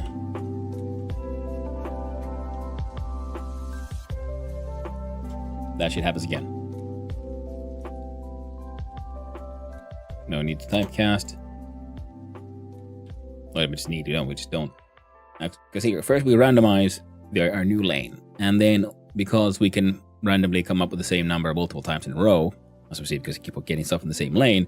So while the new lane equals the last obstacle lane, we keep on like just rolling. So this way we don't have the same lane twice ever. In theory, at least. Let's see, does it actually work, or have I made an infinite loop or some nonsense? See that? Shouldn't have been possible. Ah. Well, do you know what happened there? Yes, of course. Very simple. We'll do last obstacle lane takes the value of new lane. Yes, we never changed the number, so that's why just the leftmost one will never have come up there. Now we should never have doubles.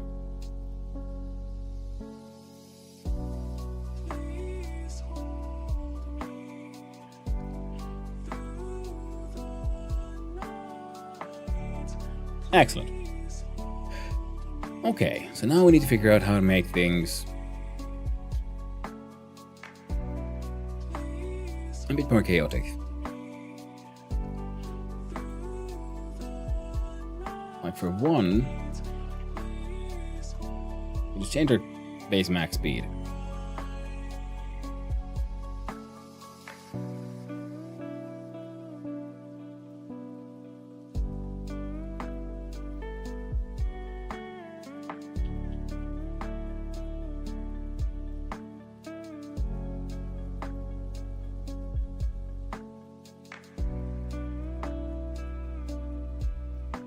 So, nice, simple game we're working on here.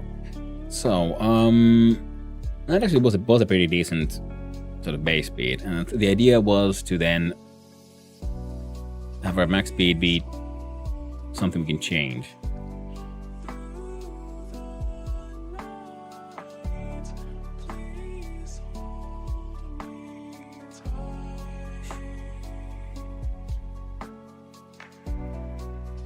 How about looking inside a UI here?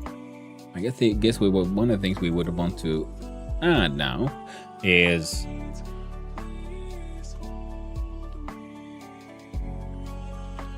I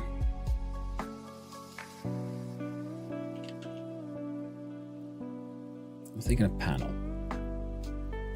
So we can use this to create a little menu here in the middle. 1, 2, 3, 4. Close enough. Slightly higher works for me. 1, 2, 3, 4, 5, 6, 7. 1, 2, 3, 4, 5, 6. And there we go.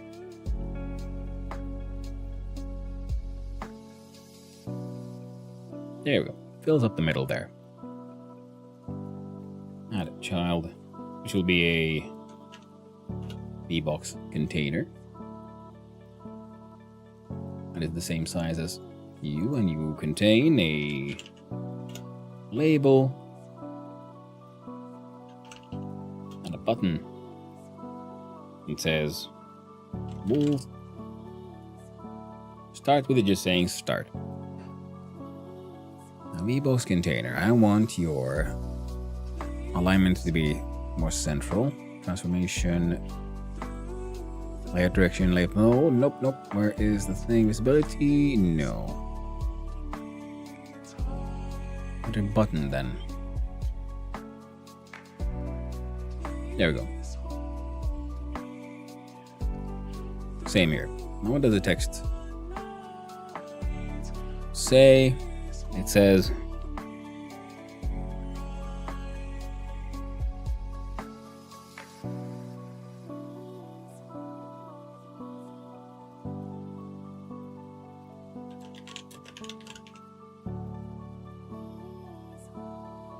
we do call this one the start button. And what you do is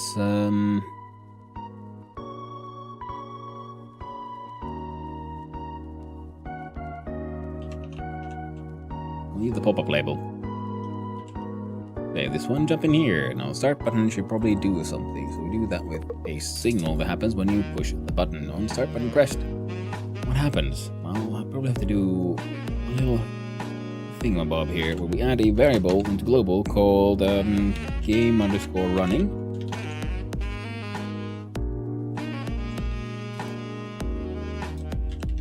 Boolean, and it starts out as false. And this way we can then look at first level.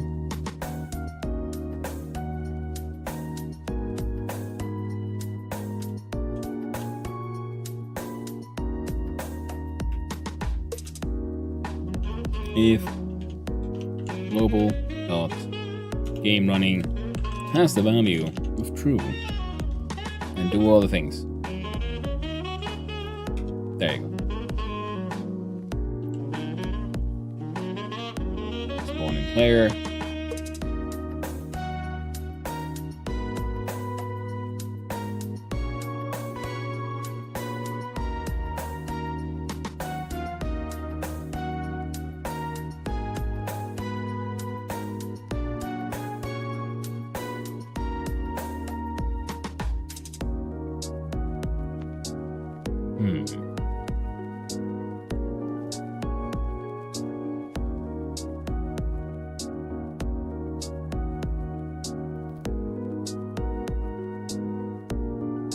I'll probably grab level timer away from level.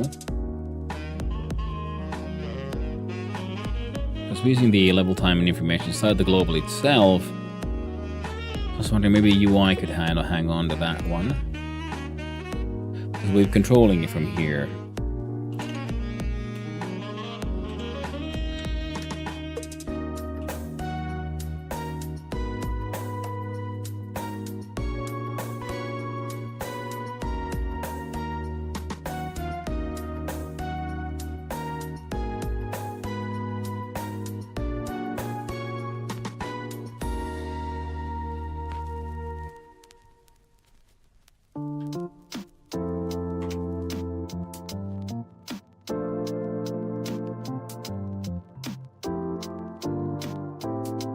There you go. On this bit, congrats, you win. Now, start button pressed. It will be doing more than one thing with level timer, so it'll make more sense for me logically to have this one marked in this way. So level timer dot start with global dot level time. Perfect. And there's a global. No, level, here we had a global level timer. We X from here, jump into UI, look at that process.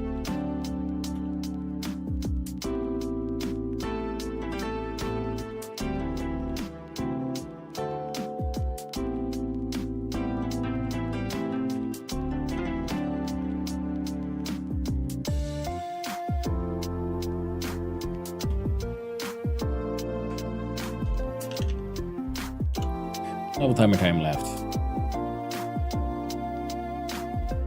Global gets a copy of it. The other one goes here. Start button, level timer, global level time, and global dot game running takes the value of true. Happens first, then the timer goes on. Level timer timeout, congrats, you win.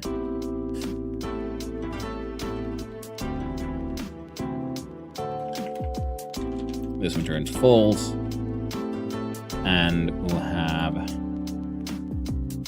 F2. We'll call you the freaking pop-up panel, I guess. And pop-up panel dot visible equals true.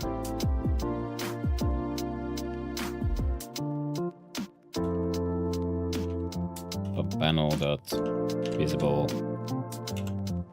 equals false. False. So when you push the button, the entire panel should disappear. Timer runs out, pop-up thing comes back, and global game running goes off. And pop-up label.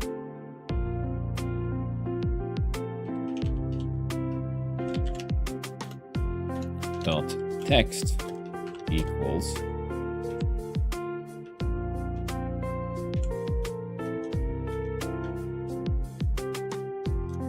congrats, you win.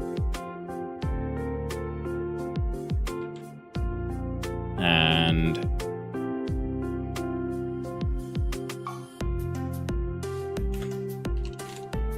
start button dot text equals start next level. So then we'll have that one all nice and neat and fixed up. In theory, at least.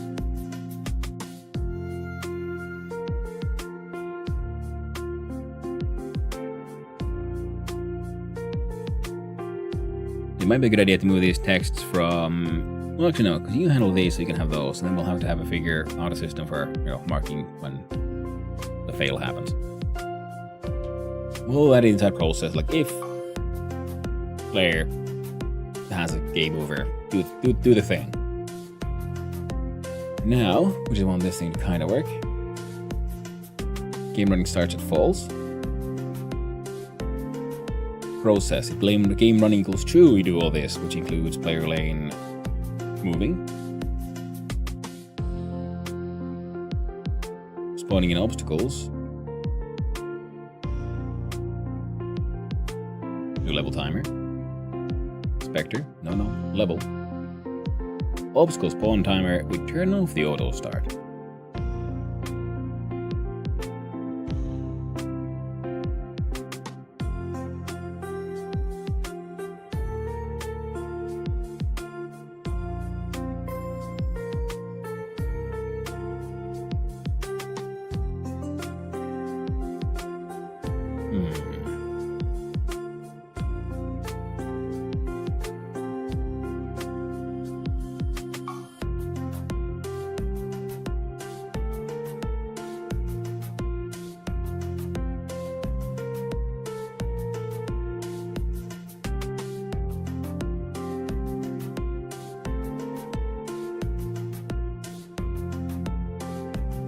Let's do it a stupid way. Inside global, we'll add a nice little shenanigans. We'll add a little variable. It's called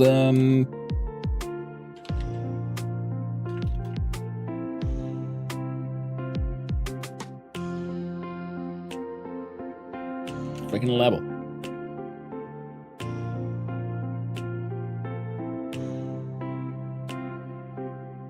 Of type node. There you go. Sort of like, how do I make my UI call things in level? They're bound by code, by global. Now when calling spawn in obstacle,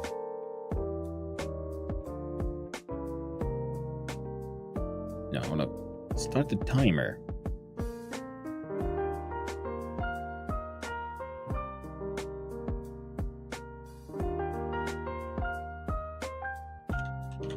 Global dot level timer equals level timer. Save. Go to global.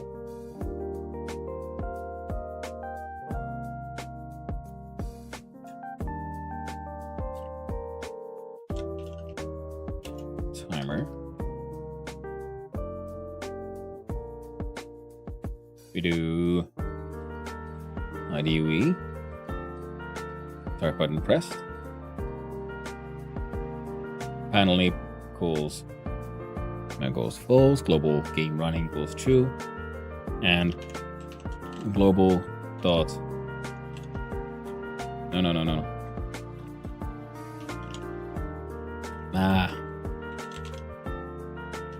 Start timer function.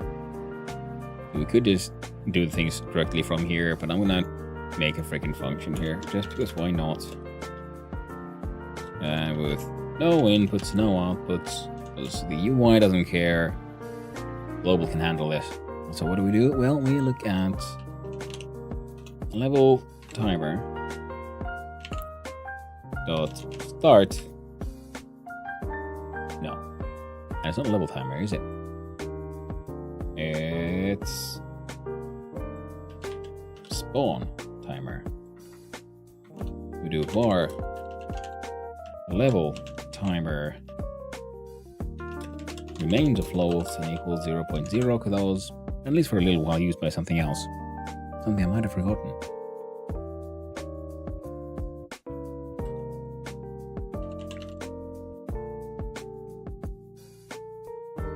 spawn timer starts with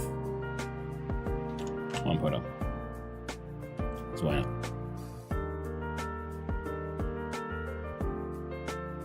We do spawn timer.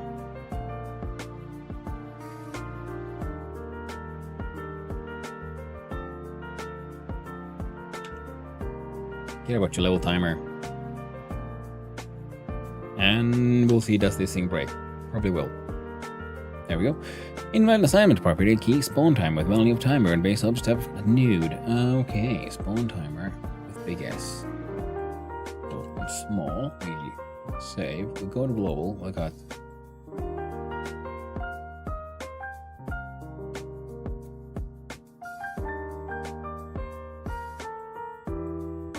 making what?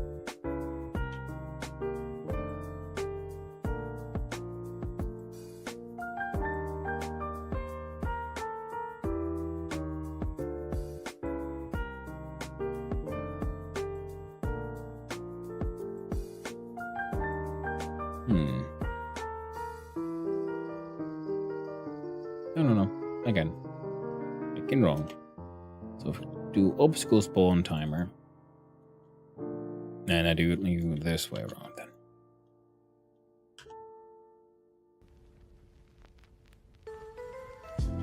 I cannot move. Click start. Timer happens. I can move again.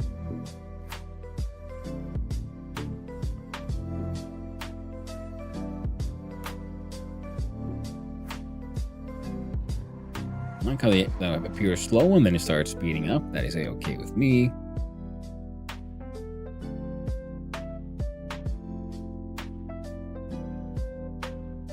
Timer has restarted. Start next level. Okay then. So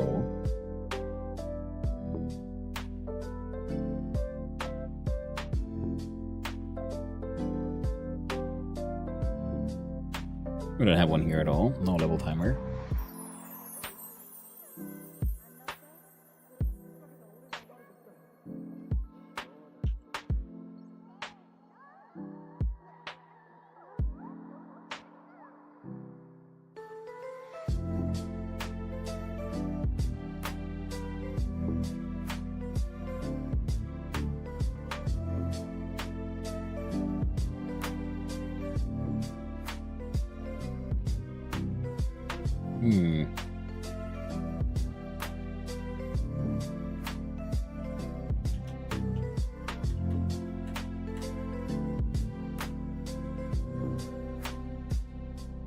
Do global.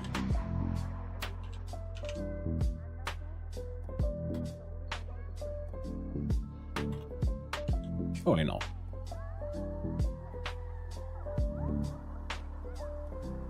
It is a one shot, yes.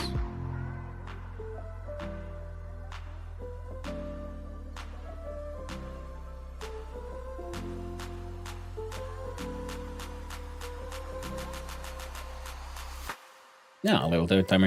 Yeah. Okay, yeah.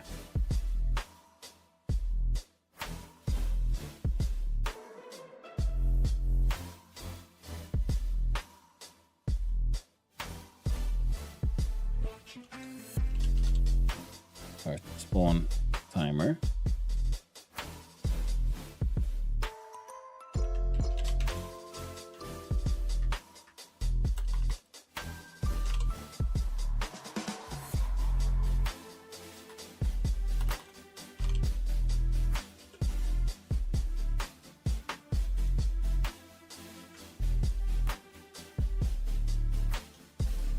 There we go. So we go I. Start and a stop.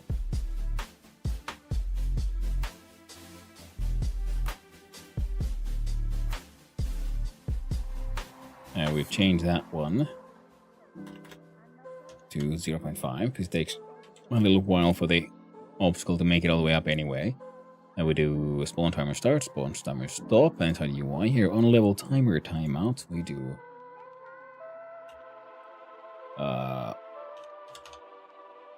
global stop spawn timer.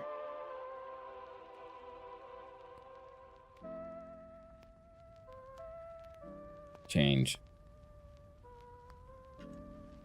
level time 2 seconds.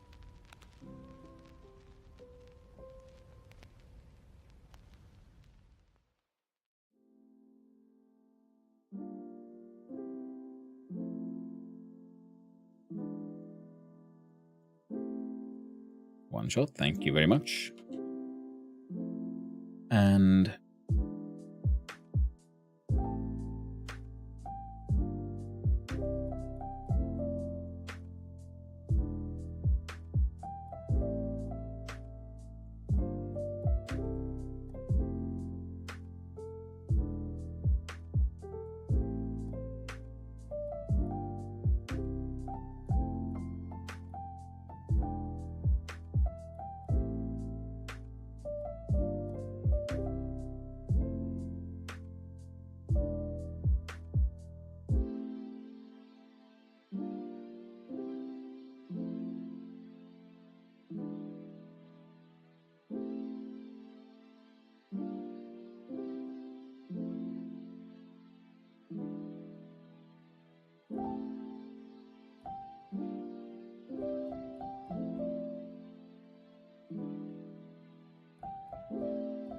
we could make it so that if the level timer has, say, a second or less left, then spawning does not happen. This inside level. Now UI here. How's that one?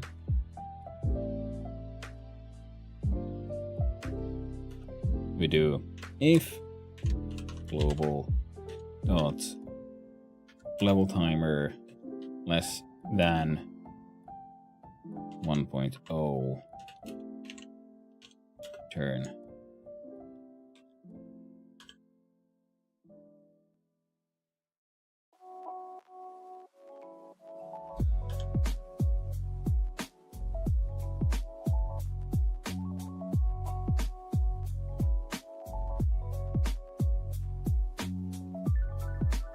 Go to global, change this one to 10 seconds.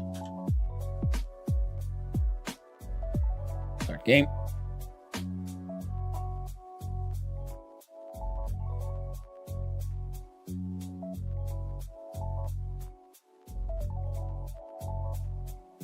Okay, good. That way when the timer runs out, there shouldn't be a chance of you getting like stuck and then hit by the rock.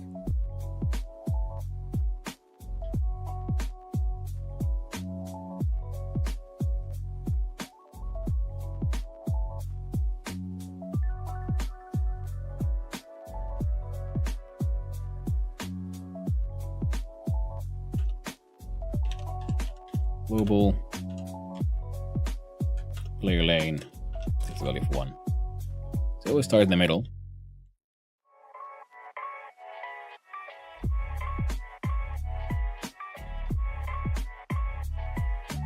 Now, I kind of want the player to spawn in outside.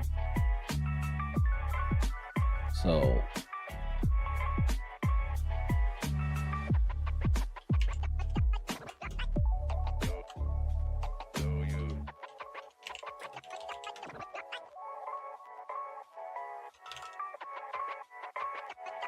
there's spawn points.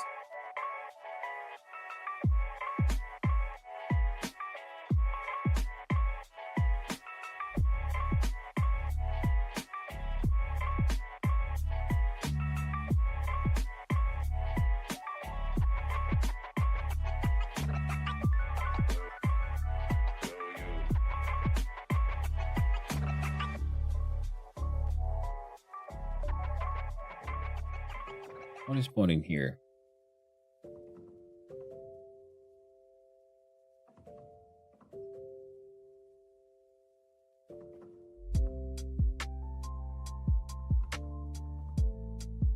Okay, the 300 pixels to the north, alright? I think we can do that. So we go into here, we look at spawning player.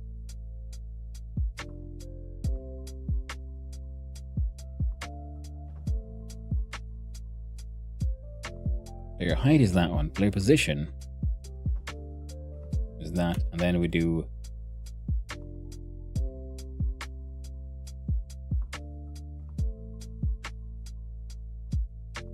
where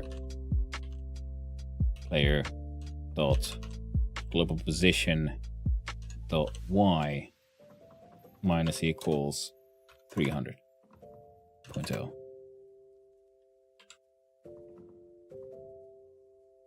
Now we spawn in. Player's there. Click start. Yeah, and we arrive.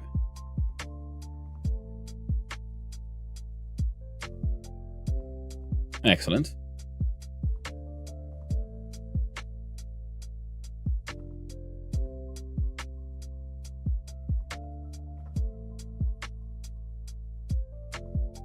Now,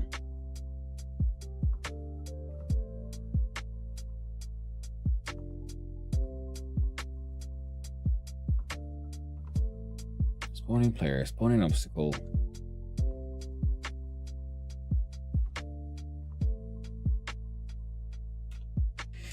Flunk for remove player, because I think once the sort of timer runs out, I would like the player bottle to like float down the river. To remove player where there's no inputs, there's no outputs. Oh, this one is called do player. We var tween takes the value of create tween, and because of typecasting, we just gonna do that one. And what tween will do is we tween tween property, because it moves things between things, so that's why I believe that is where the name tween comes from.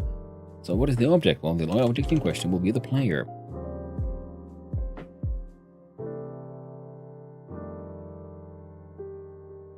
Wait, or will it? Maybe the player can take care of it, this one themselves, I think.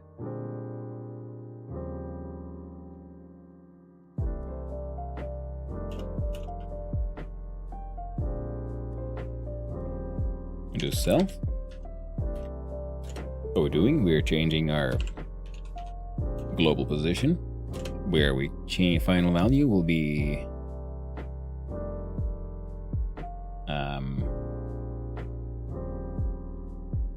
0.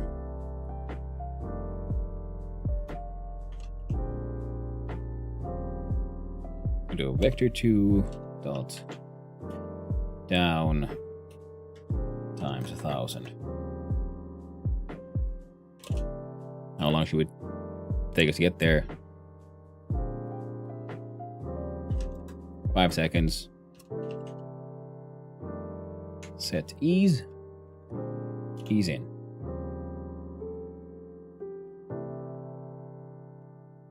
We do. Now we wait for this to be finished.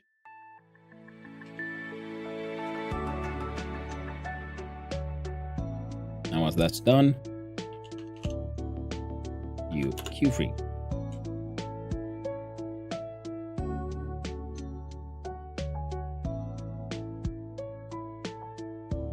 What? Ah. What you do is player dot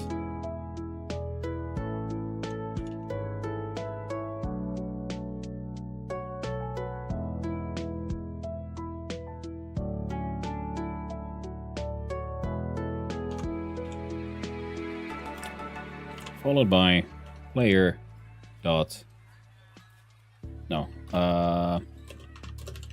takes the value of not nil of null. So I'm okay with silly shenanigans where there might be temporarily 2 bottles on there, because we don't want the player to become null. We call remove player, so it'll delete itself, and our reference has now disappeared. Now global spawn timer, if player equals null, spawning player, well, no. I'm gonna comment that one out. And inside UI, wait.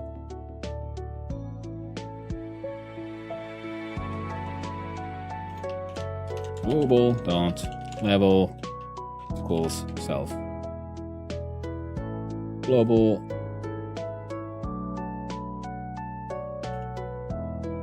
or level type node. So whatever, essentially. It's only a freaking null or something. Inside UI, we do global dot level dot spawn. Did it spawn player or spawn in player?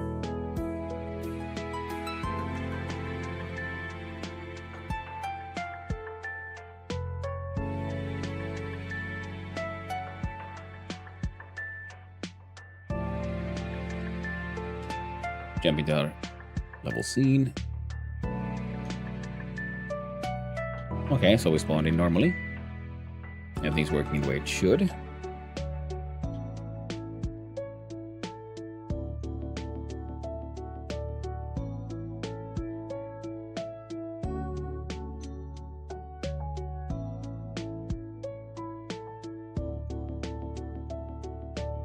That's weird.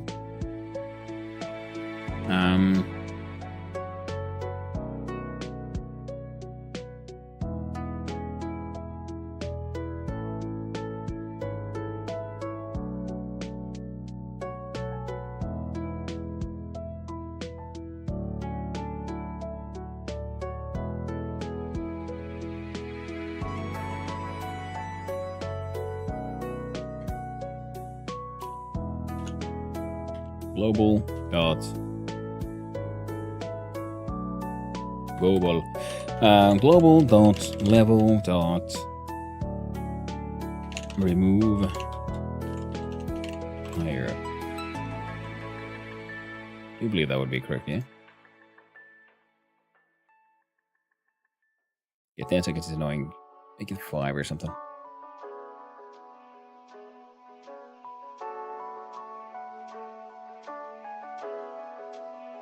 But yeah, I liked it. Except we gotta look into a player and dot easy and dot finish dot as relative.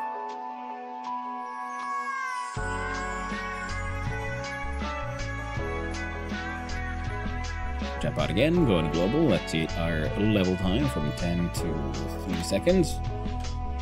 Just make the whole system a little faster. Like, oh no, no, there we go, there we go. Okay.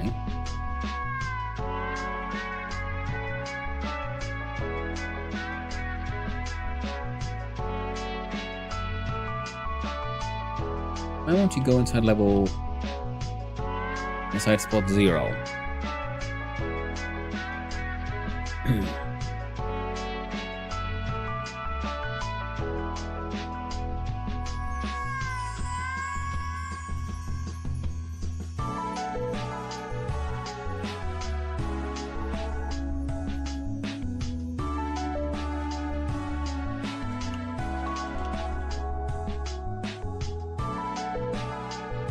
I want the player to be beneath the UI, so we're going to make a node here called player. And if we look inside a level here where it spawned in player, add child player. Well, guess what? See there. Player add child player. There you go.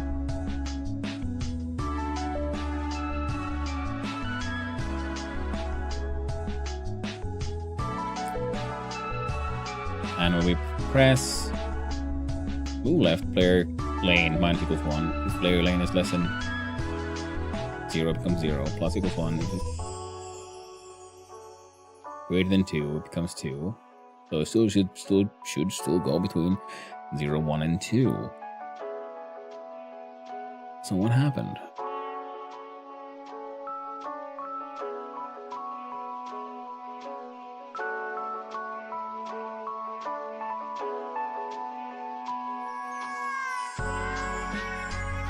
Spawning player.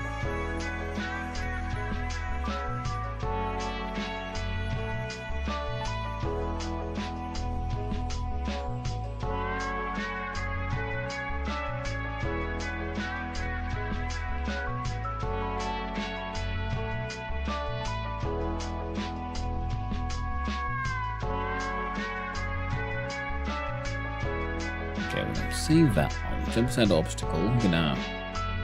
We don't need this one anymore because we know it works. And we can assign a level here and no UI. And let's see here. Add a new.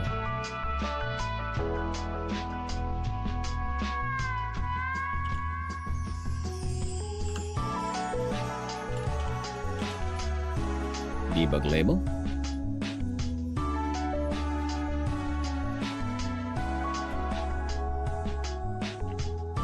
Debug label dot text takes the value of player underscore lane. Restringify global dot player lane.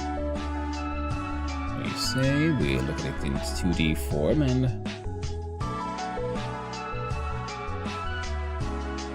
we do center, make you all more than big enough. Get you there. Jump inside level, F6. I hope shit don't explode.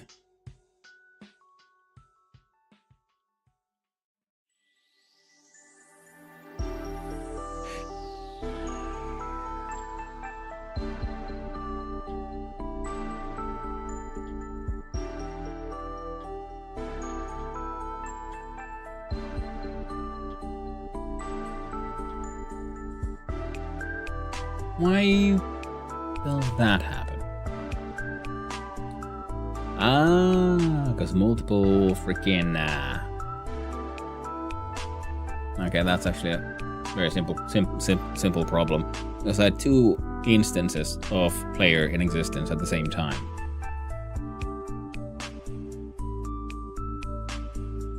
We do funk. No, not funk. More. Valid. Not cool. Equals.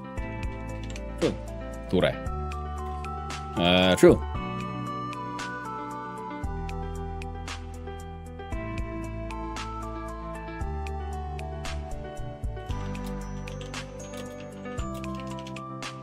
And valid equals true.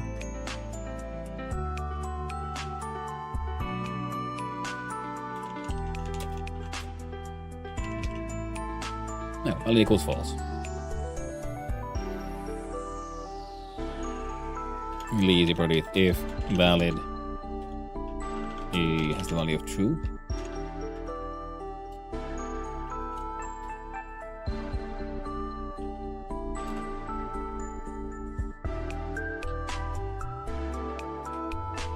There you go. If value is true, these are okay. Mark between.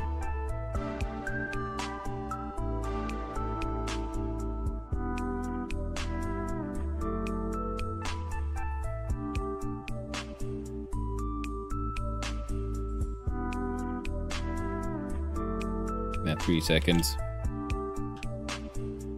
Now 16 to level again.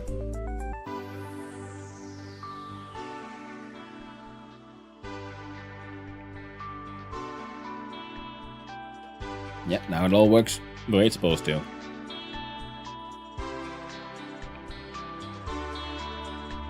Heckin' perfect.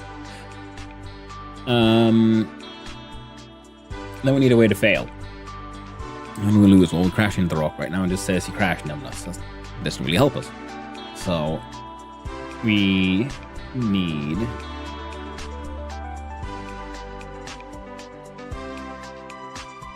maybe the player can handle this one.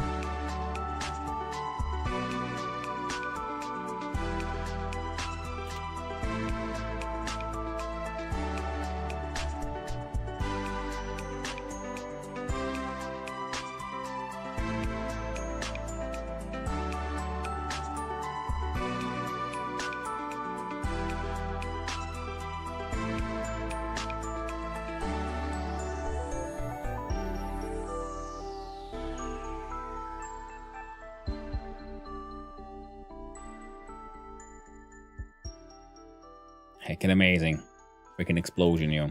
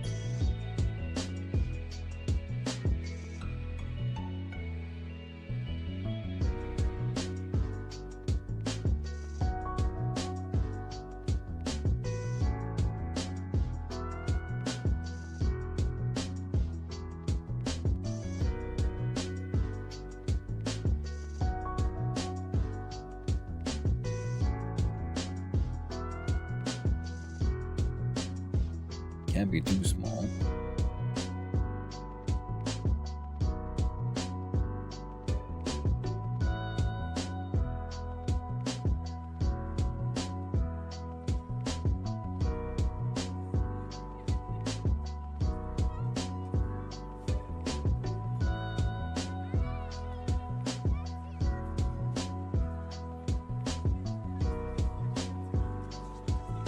Not gonna be too, similar to a freaking Christmas tree star.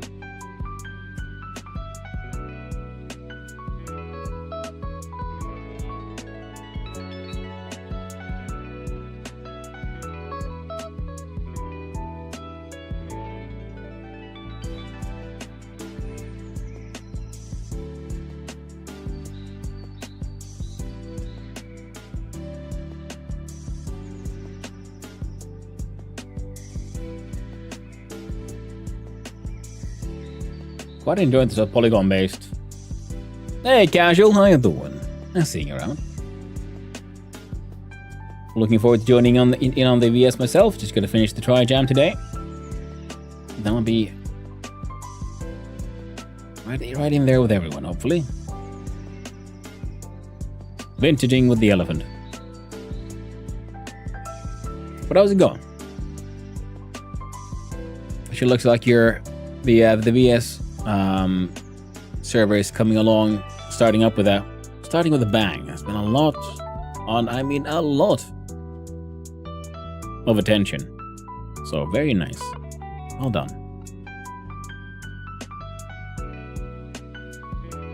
Good, nice. Glad to hear it.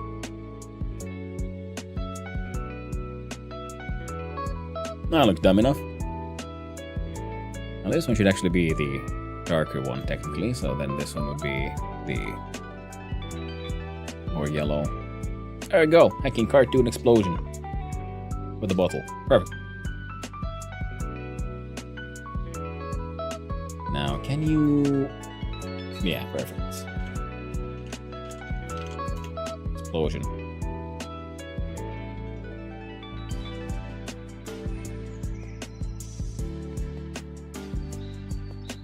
And they're on top of each other. Excellent. And now... Let's do... Both will need some more work on it as well. And now if valid is true, we have the unreadies for this one. Oh wait, that's the wrong way around. There we go. So then we'll have a funk for crash.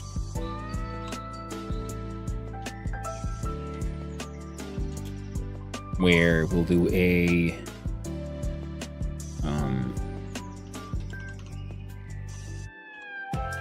explosion dot visible equals true. Then we could use a tween as a timer, I guess. But first the explosion becomes visible.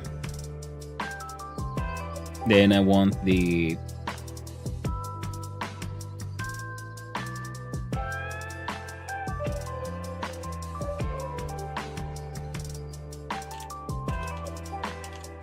we can do something silly like this. Var tween dots. Typecast takes the value of create tween. Well, and then we do a tween dots tween property of self dot not dot, and it will be your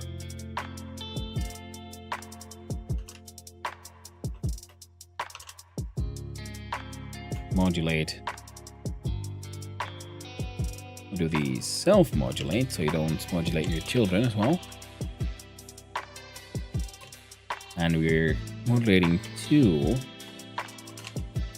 color value of red, and it should take 0.2 seconds.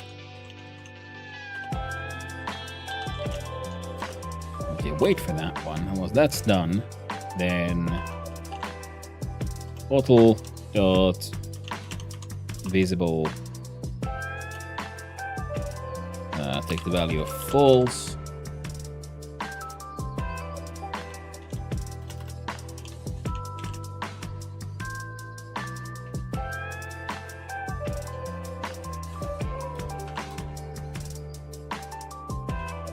Global game running also becomes becomes false.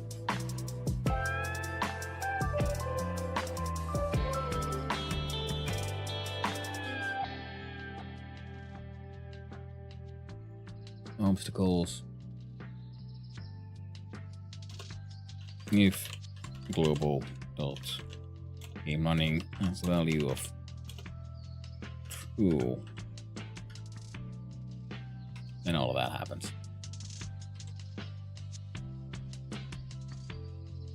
Oh, there we go. Comparison, not assignment. So now if the game running has the value of true, we'll get speed times delta, then the rock should move. So now when the player crashes into something, player hit obstacle, train can crash nuts, we can change that into then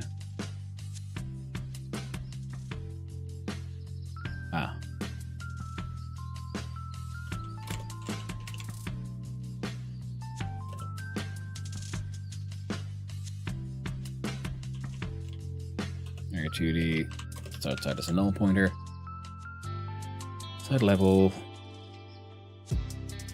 spawn in player, global player, not height, just player, take the value of player. When we spawn in a new player, the global should have reference to that specific player, so that when an obstacle detects a player through the global calls player hit obstacle, then the global can say player that, what did we call it now? Crash happens.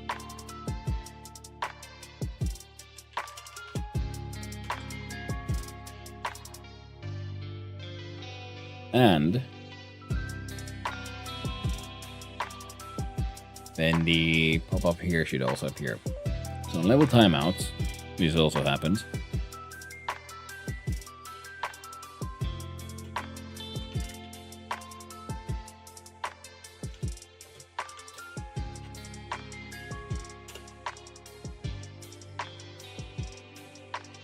Now we could do this thing sensibly by using things like signals and so on, but we don't have the luxury right now. So it's a node.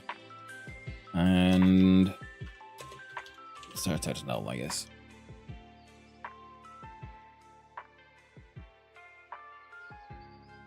Because we crash, then we need to inform the pop-up that it needs to pop up and say like, oh no, crash numbnuts. And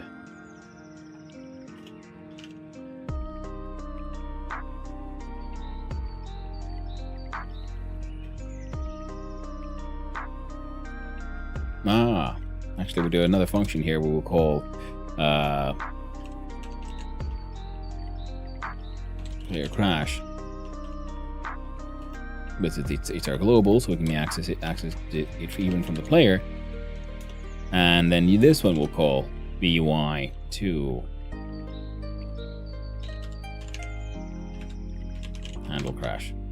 There you go, making perfect. So the player here does a crash, but visible equals false. We'll do global dot. We'll do the player crash, I believe. How did I call it? Yeah.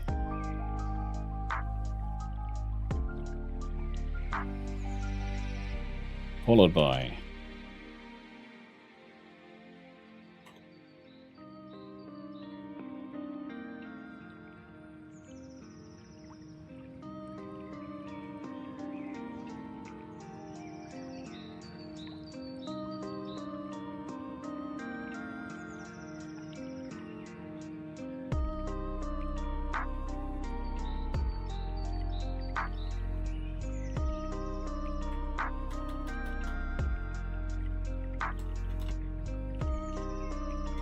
bottle.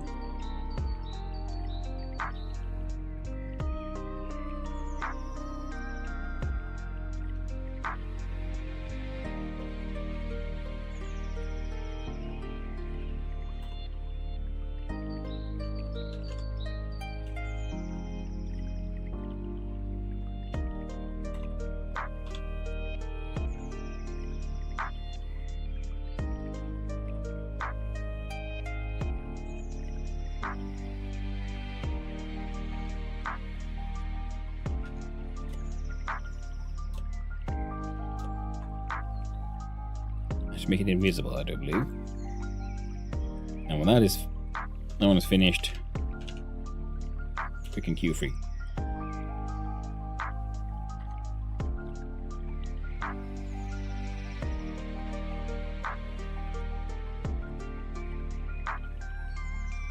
There we go.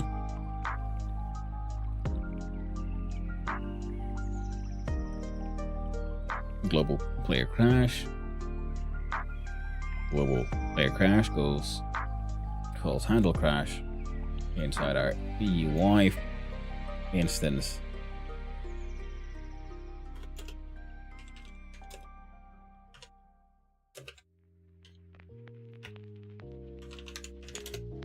No inputs and outputs, so what do we do?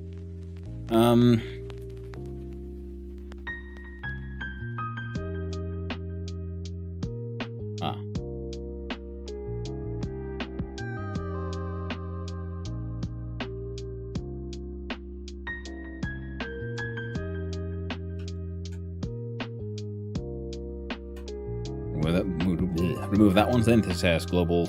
So do this. Essentially, really small animation. Then do global player crash. The UI, which also then calls from here. Same as on timeout. Remove player. It'll swoosh all the way down. That'll be okay, because it should be invisible. And let's see here.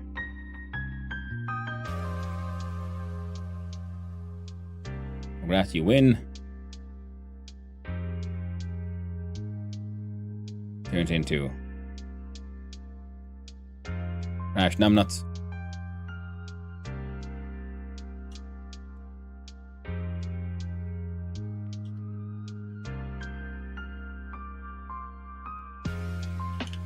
Start again.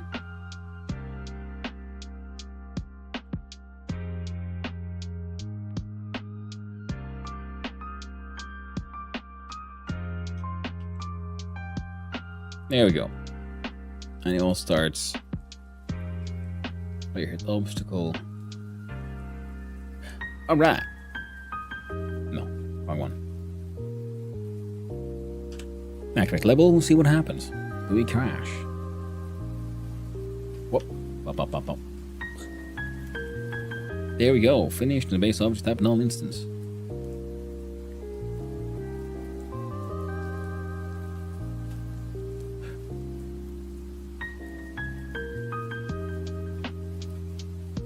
Create tween. White teen for the bottle modulate. Finished. Bottle visual equals ball.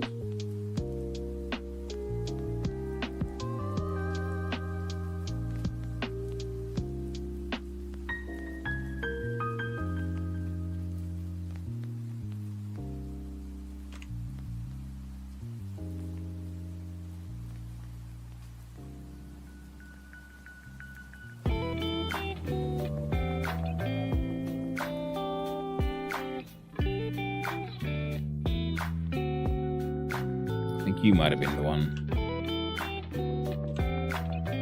We save, try again.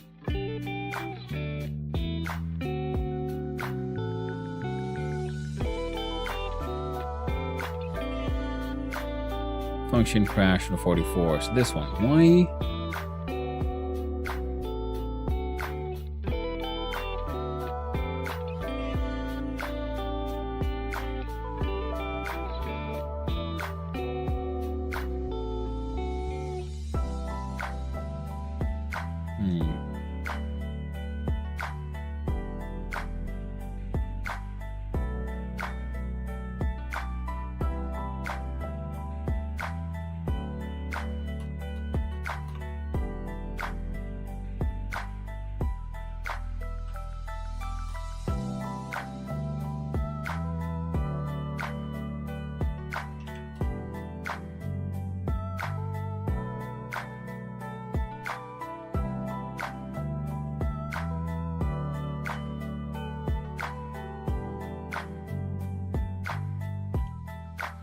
Let's see again.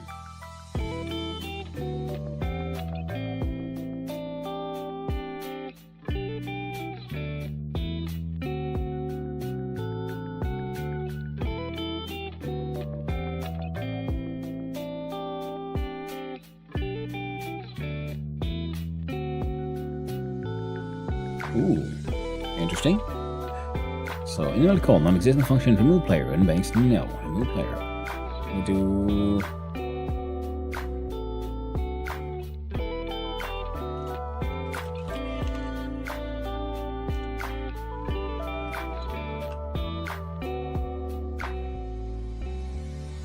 if player and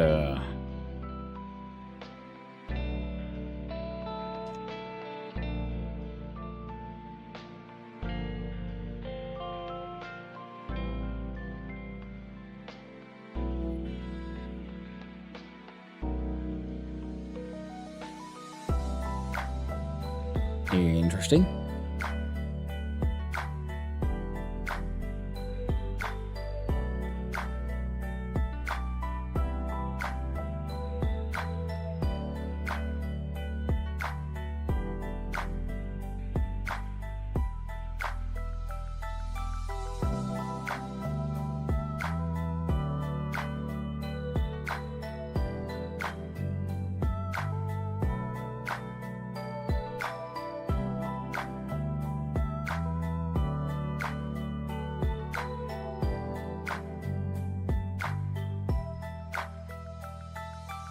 Spawning player.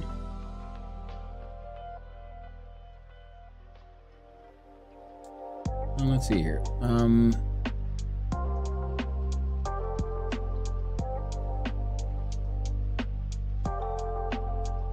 Game run equals true. This happens. Global player hit obstacle.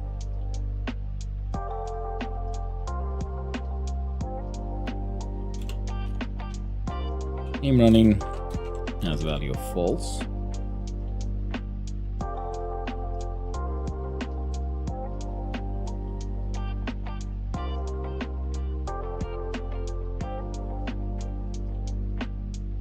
Spawning player.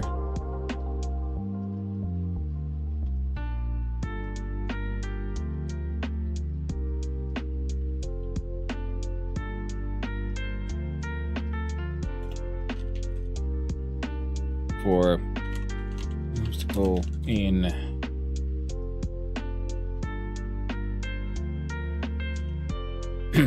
get children.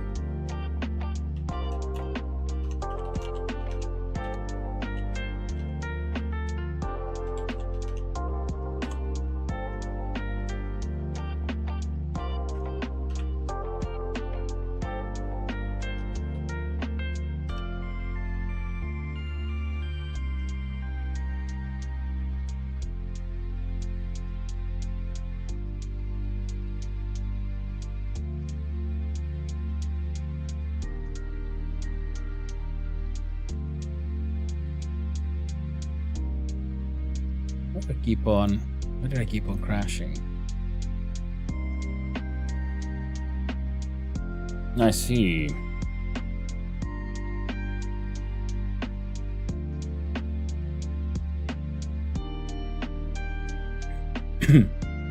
Try to make losing happen made me break the game. For obstacles and obstacles, get children queue free. So when you spawn in the player, remove all obstacles in the field. I'm okay with that.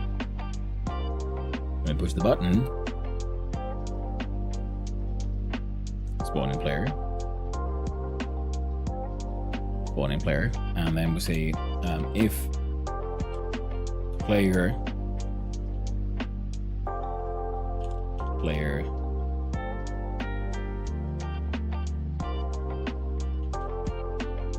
queue free player is the value of null.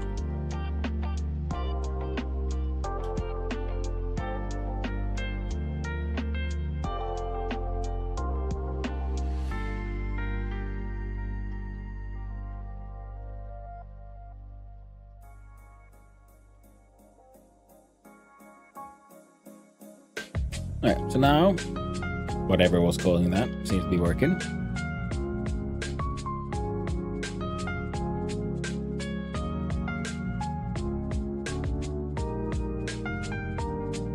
Excellent. So, that is working. Acceptably well. What is my... I have left, like, okay, less than half an hour left. Okay. Snap. Well, for one, we're gonna have to look at our bottle here for a little bit. And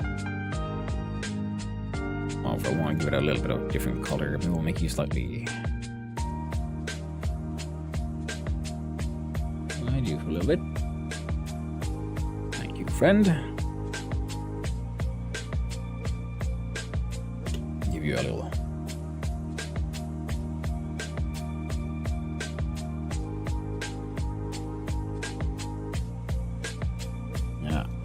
See, I'm gonna duplicate you. Delete that one. You, this guy's child.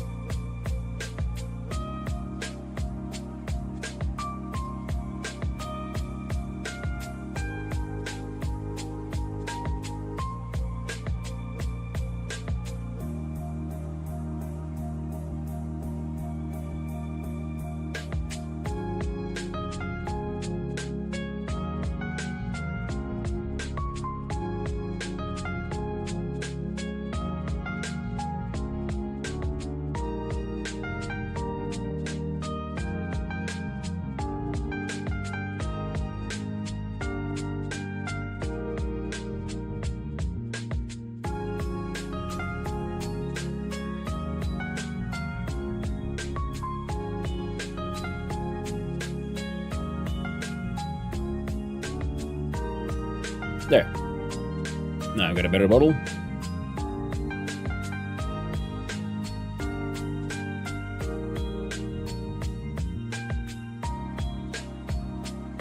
Ah, wait, no.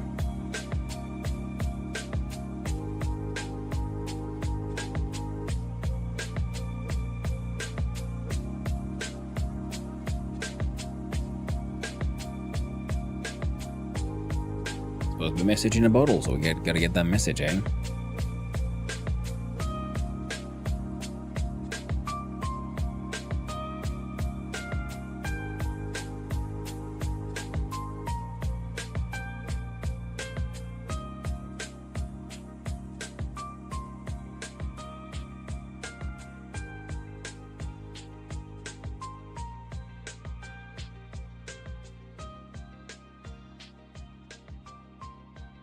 Something like that.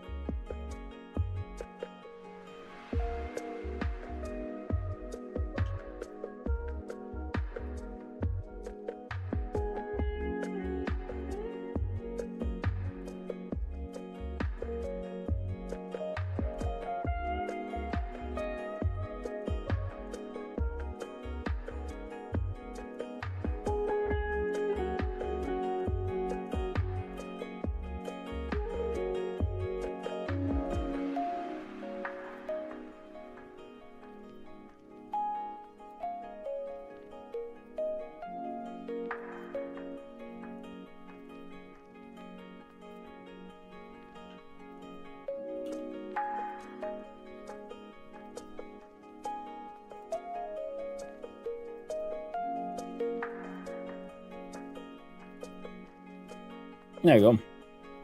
Message in a bottle. Or a burrito.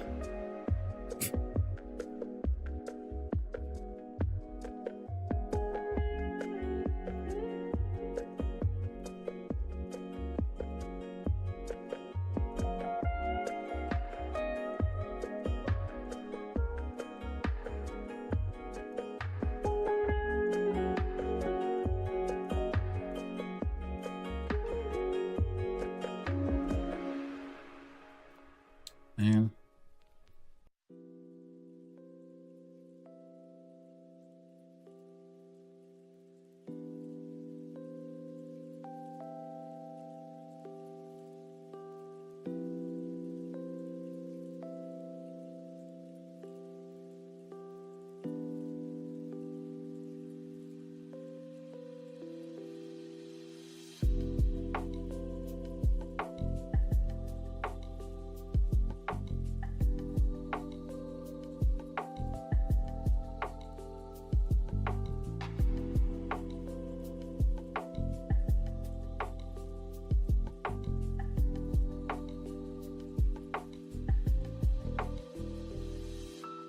I'm pretty okay with that.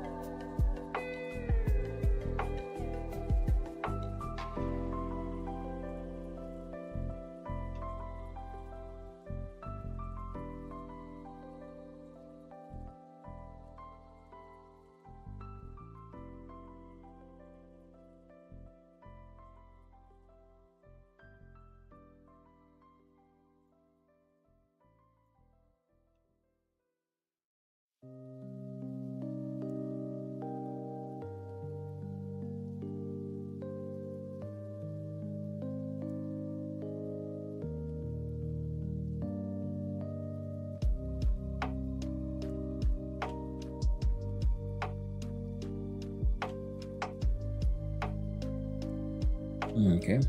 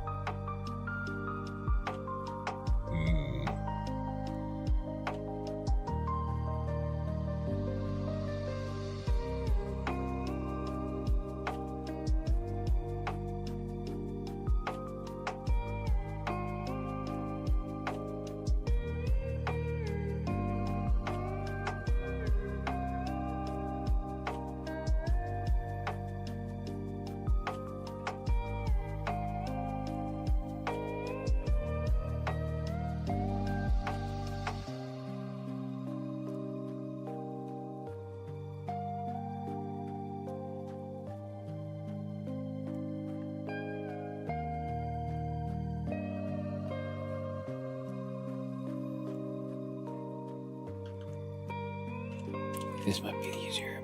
Yeah. Let's see, then we go here and we click on the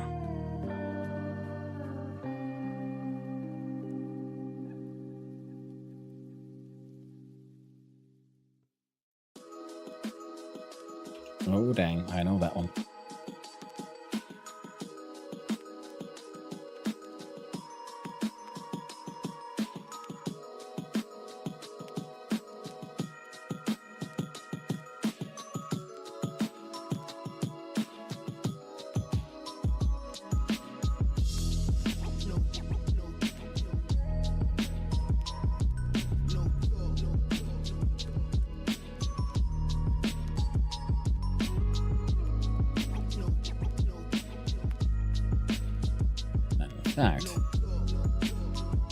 I think we want this one.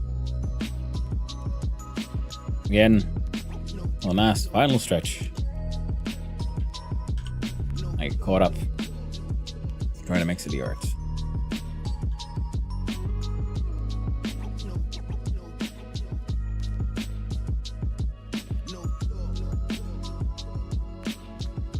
Okay.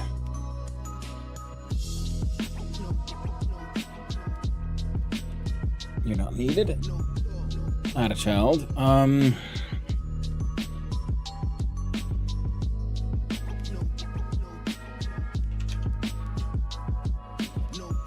Okay, progress bar.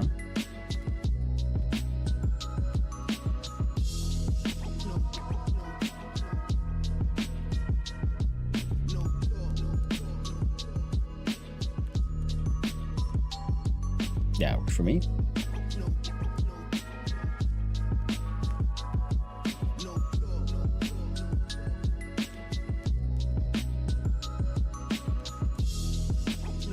Now do we have our visibility modulation? We're gonna make you look a little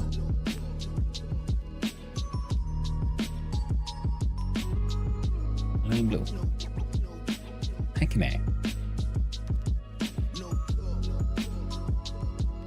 Yeah, volume progress bar works just fine. I'll put you there.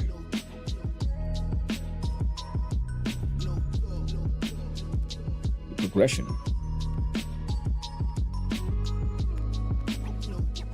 Look at UI. Under process. Progress bar. Value equals global dot progression. There we go. And we do handle crash there inside global. Player crash, UI handle crash. Progression takes the value of 0.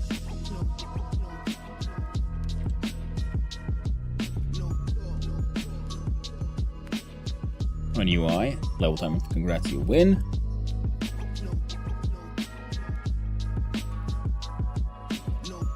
Global dot progression plus equals 1.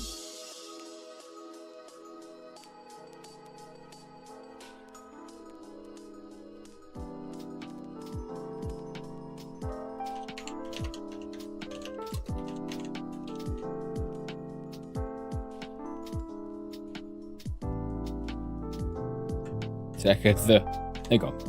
Congrats, you survived this stretch. And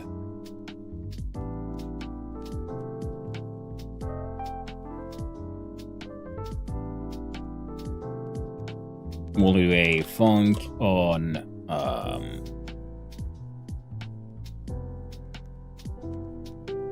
call you underscore win. What does he win do? Has no inputs, no outputs. It'll be called by global if progress bar reaches 10 or something. Where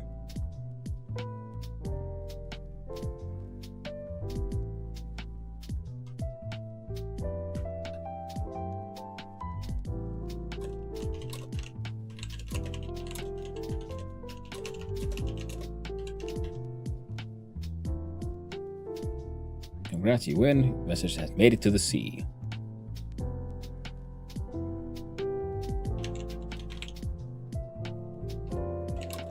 Please start for funsies.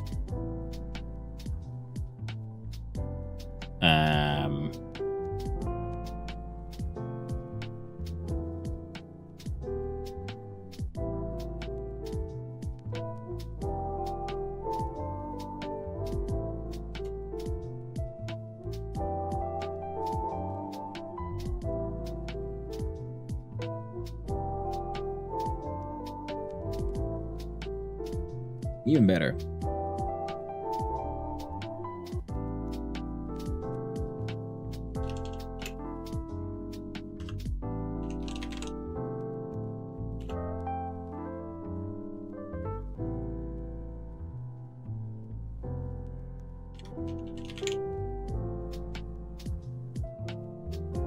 More minutes remaining. Good your heckin'. Thank you.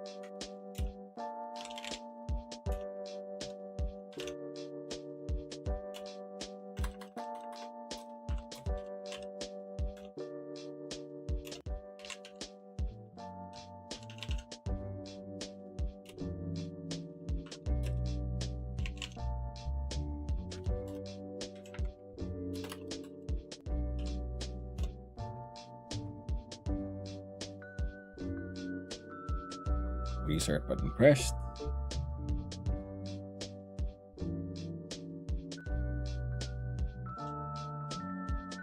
Otherwise, all the same, except global dot progression equals 0. There we go. Now, outside global, how do we define our levels?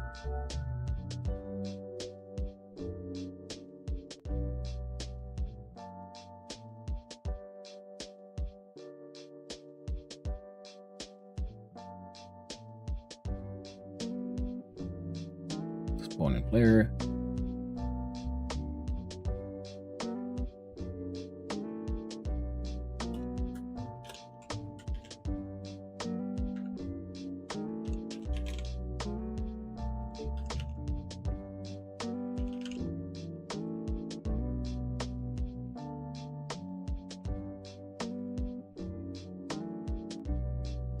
Start new level. Funk. Void. And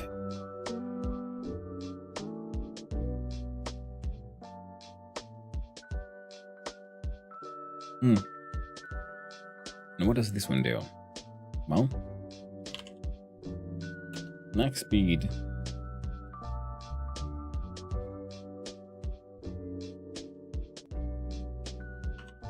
equals base max speed plus progression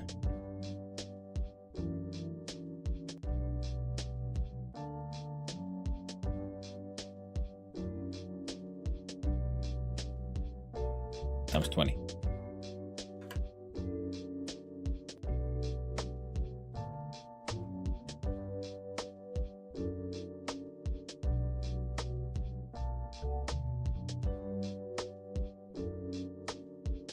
To do a const base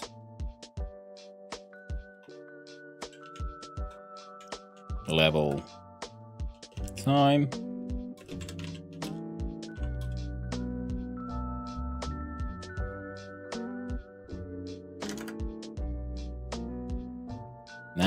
it's always 20 seconds.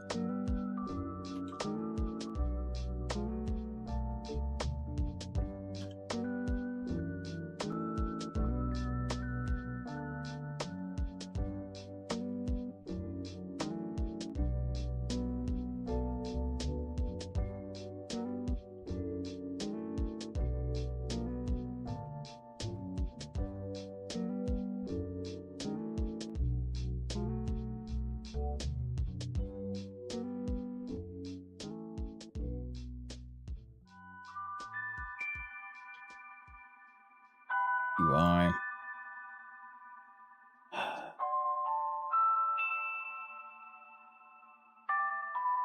Progress bar inspector max value is 10.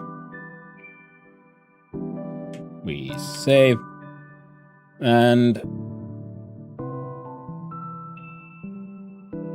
global process if progression is greater than or equal to 10 UI dot u underscore win. 5 more minutes remaining.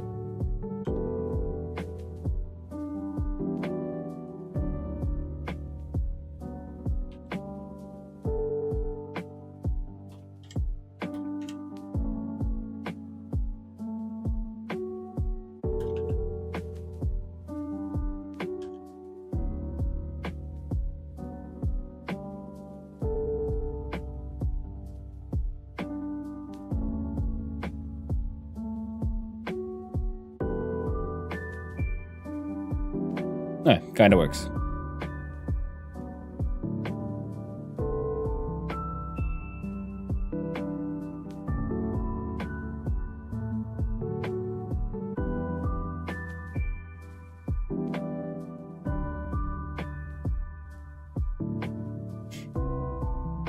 Okay.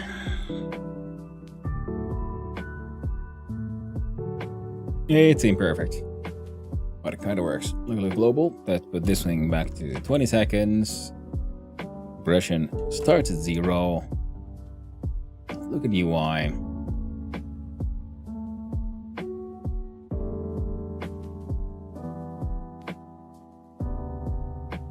So process if global dot progression less than 10. Restart dot visible equals false. The restart button shouldn't be visible. Excellent.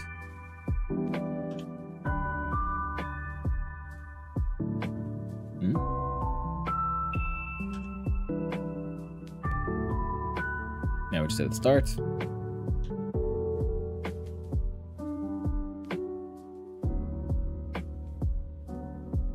There we go. And not sure how the crash happened there.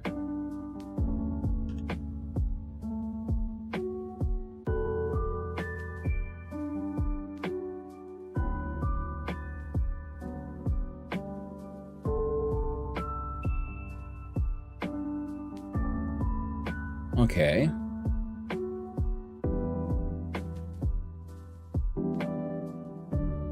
Spawning player goes here.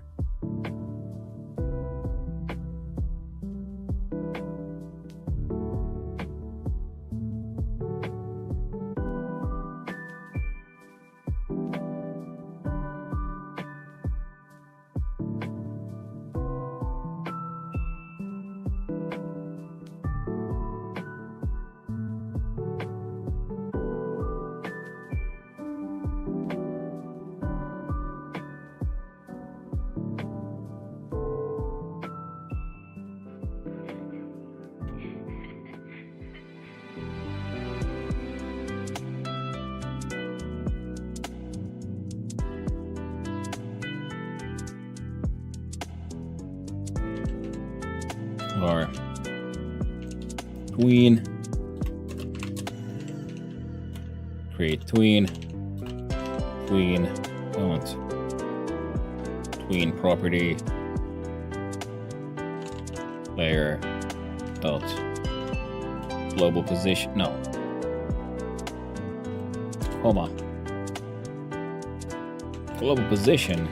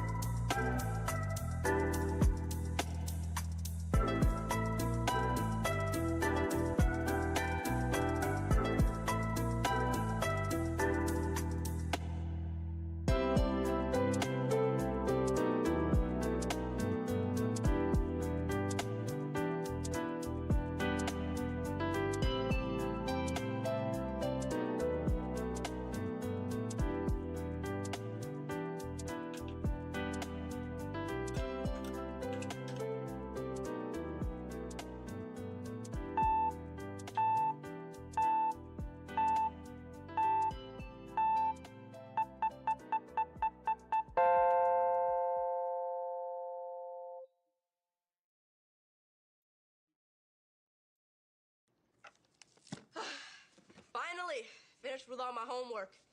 I don't know what I learned, but God damn. Well, doing a little overtime. I need to figure out what the hell is happening there in that game.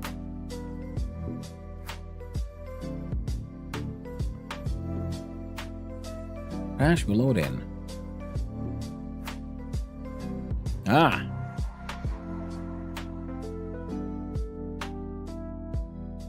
You know what?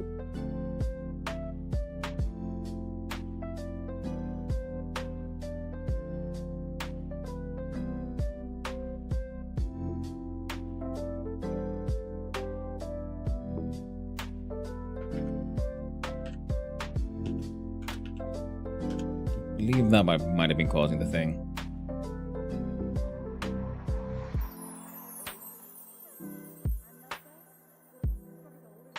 Because there was like an invisible version of the player going down. If you started too early, well then you might hit a rock.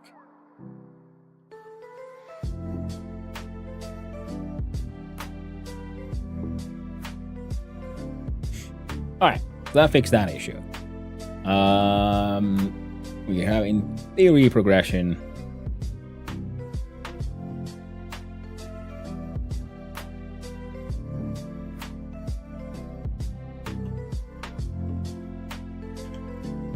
Progression into 8.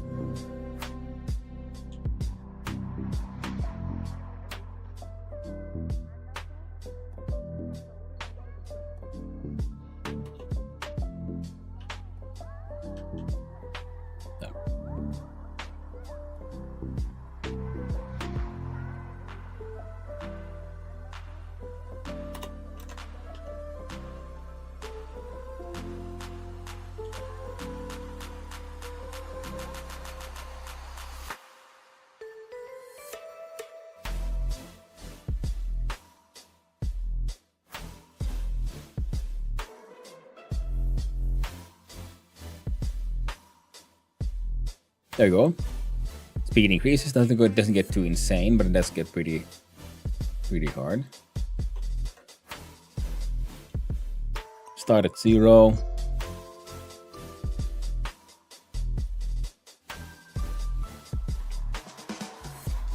Let's remove the call them numbnuts. Now our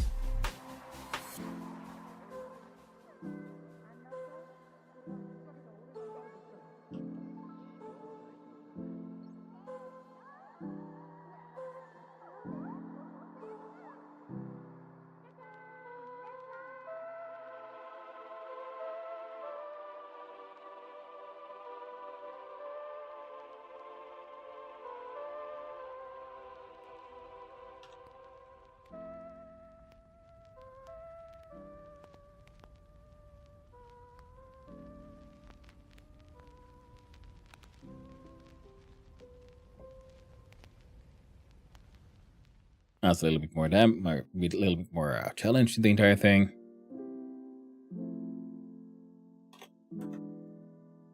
Point 5 to 1, there we go. And 0.4 to 1, there we go.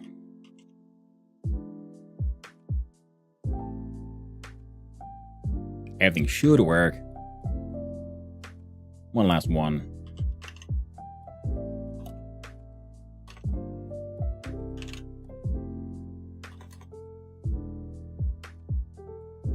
Go to the audio stream player.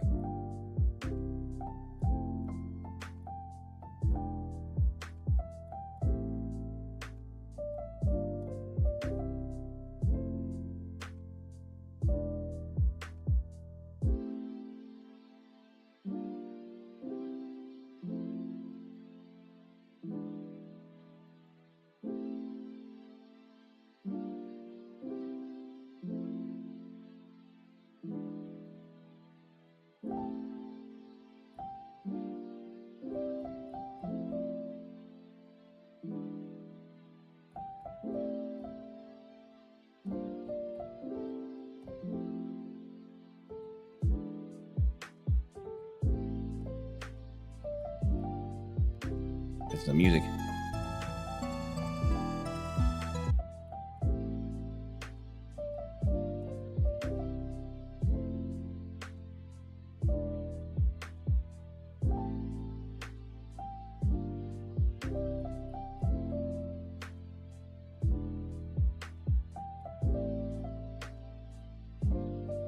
So, come on.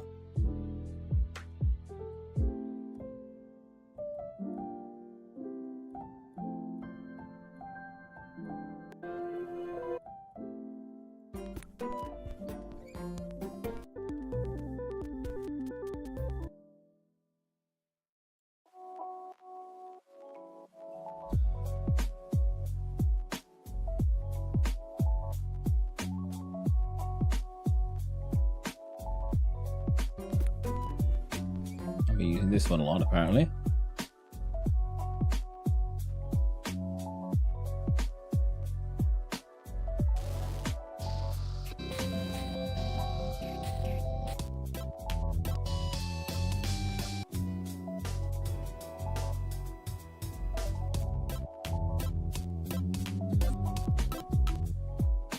I like that one.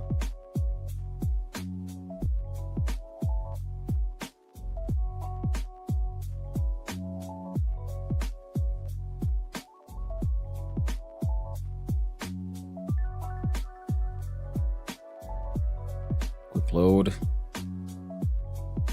Open.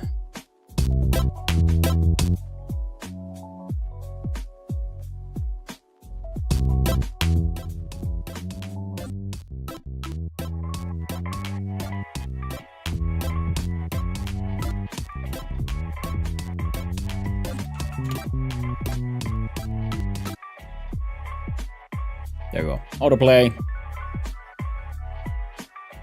Save. Select current.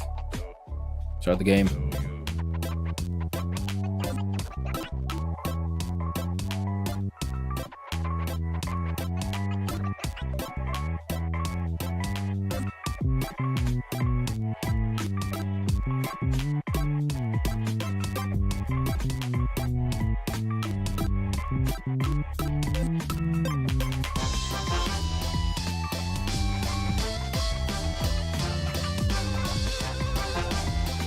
More sound effects would be nice, but we ran out of time.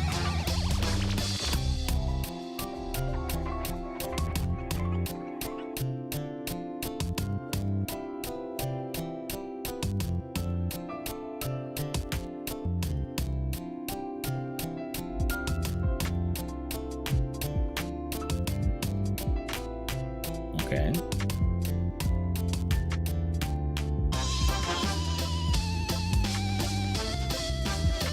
Might have taken would actually win there.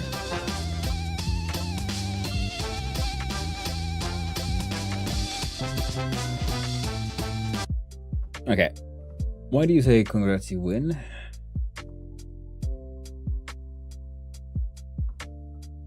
Maxi.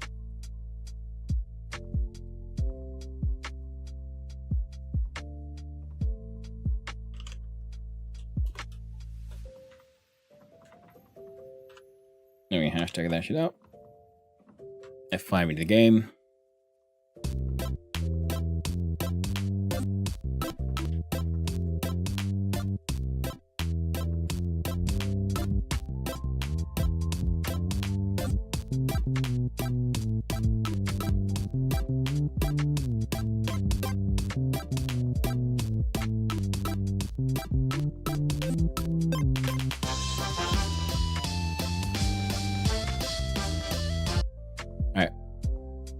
I think we're gonna have to do something about progress bar.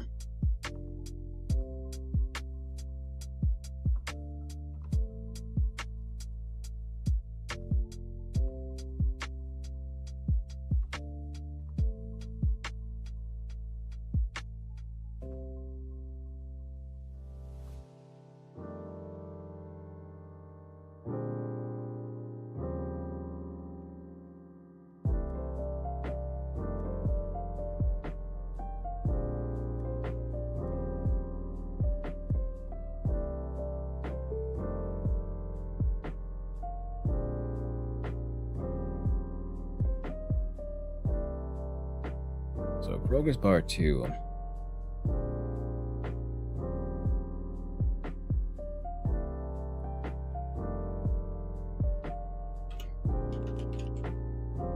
Number 2 dot max value grabs from global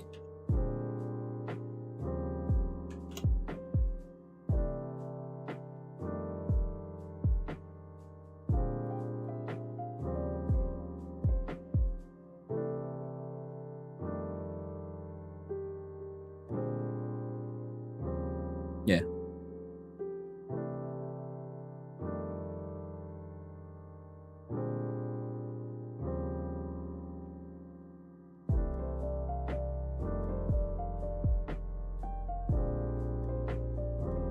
Do progress bar 2 dot value is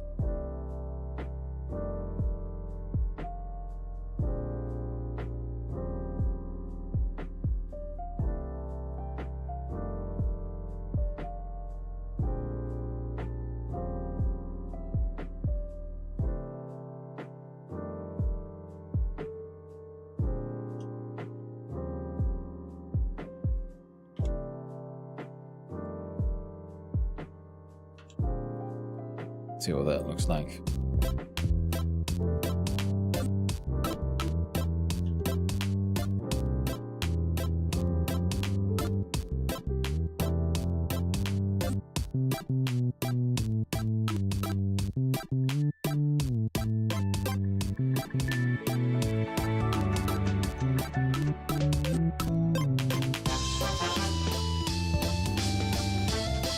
Should be hopefully visually clear enough. Now, on a crash. Let's see here.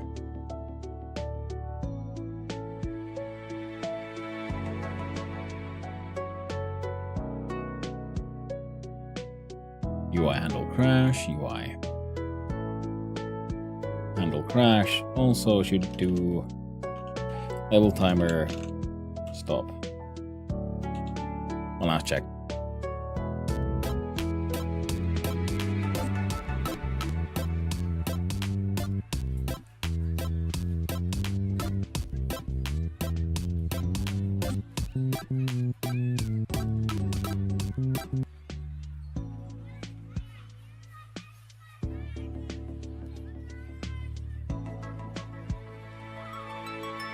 Yeah, well, good enough. Gets the job done.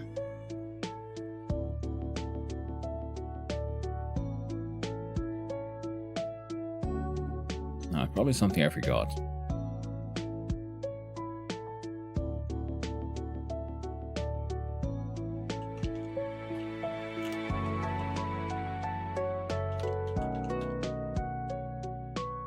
An index.html. I like having a folder called web. Save. Shit's done. Debugger has something to complain about. Mostly about primary delta, so we don't care. Project settings. Window. Left 2648. We'll see if I can remember those this time. Probably not. So 14 minutes above. Which means I can now jump over that one.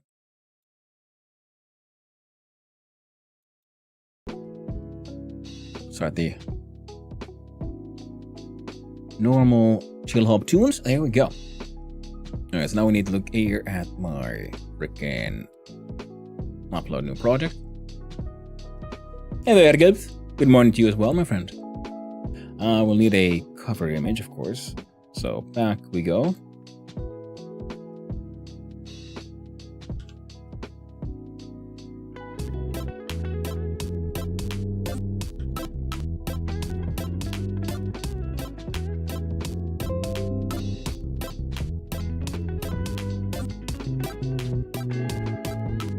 Good enough. Goes into Trijam 345.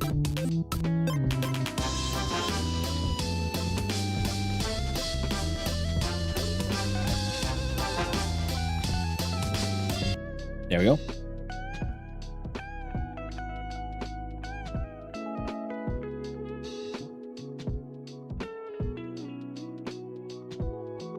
What's the theme? The theme was message in a bottle.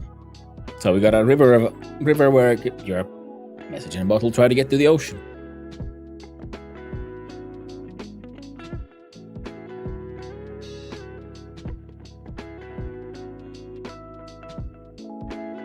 Ah.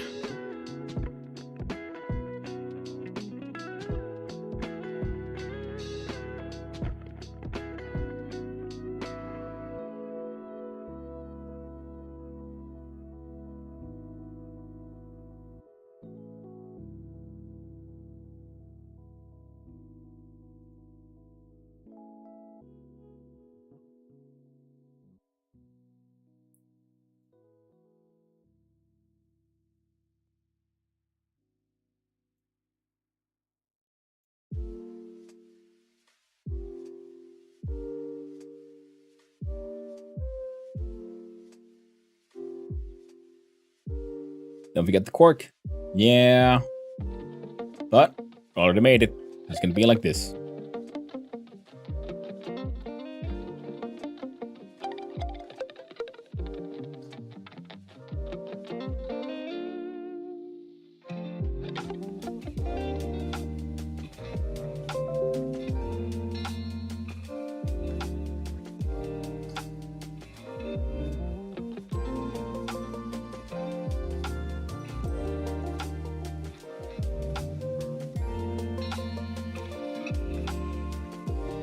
Try the other one.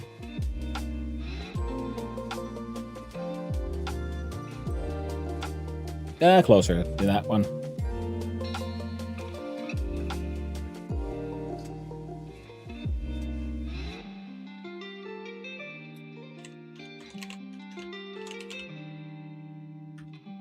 Delivery, delivery. There you go.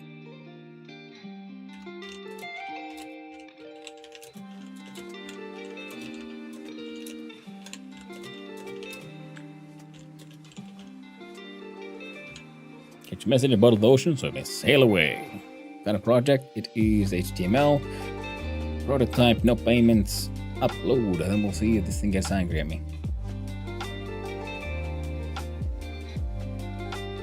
Oh, it's about to get angry because I completely forgot one thing. Web. Choose all of those.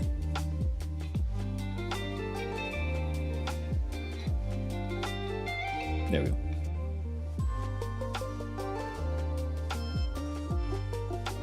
Now to make the web zip. There we go.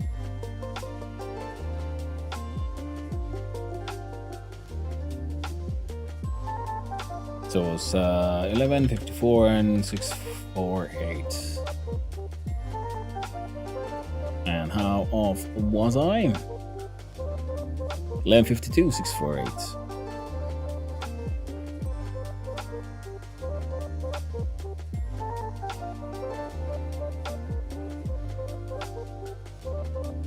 Two pixels off. Not bad. So we'll do Trijam number 345. Theme. Message in a bottle.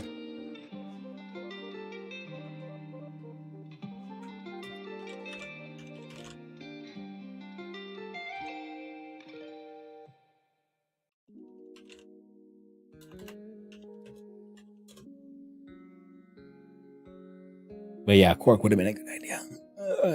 Man, I should have thought about that. Oh well. Let's see here. Where did I... Oh.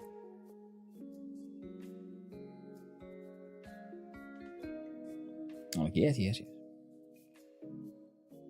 Clement Panchot. We used this in the previous one.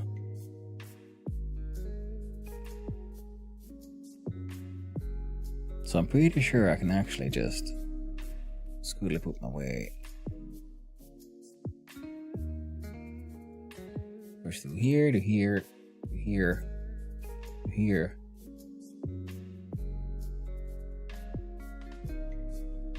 Wrong one.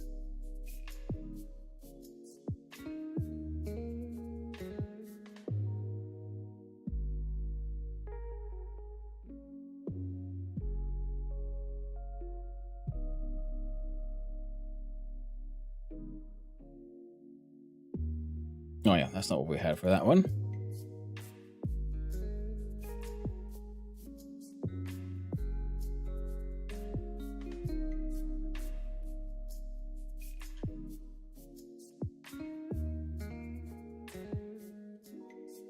Perfect. So you're clear of the rocks and get your message to the open ocean.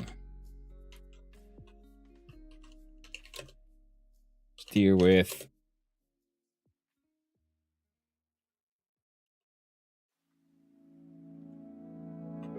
see here. Controls. Move left or right with A or D.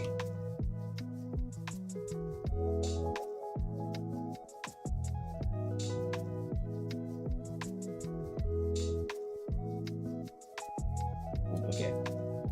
Move left. A or left arrow.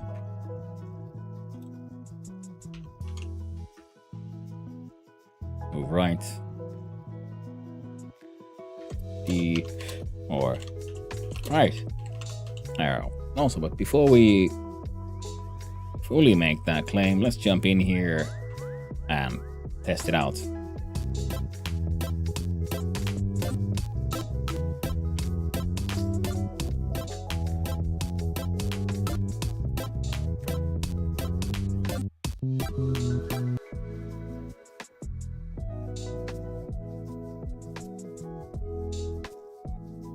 Where's the thing?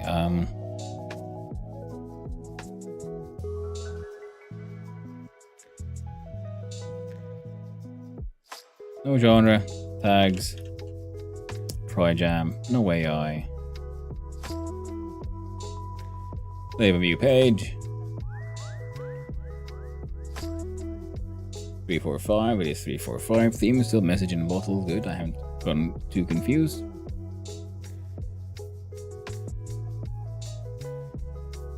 Run game, will it run? And is it too loud?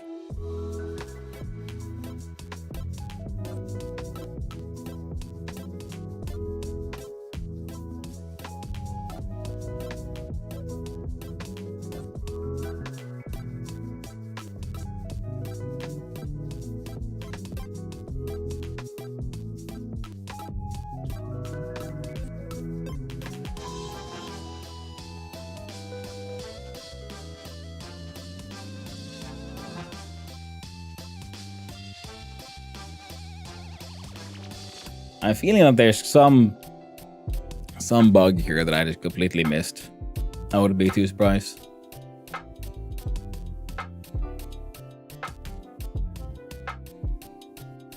Oh no, he crashed now. It's not supposed to say that. Oh well. Tragic.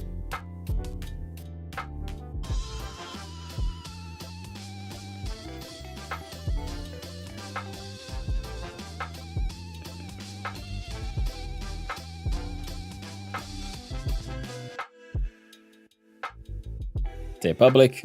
And yeah. I think we have it there.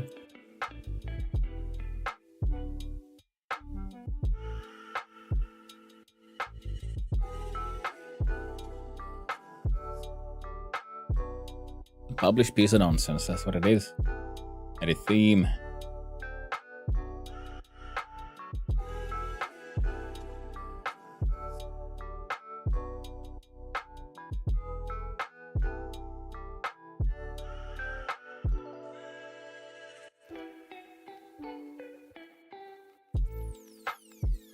Worked for me.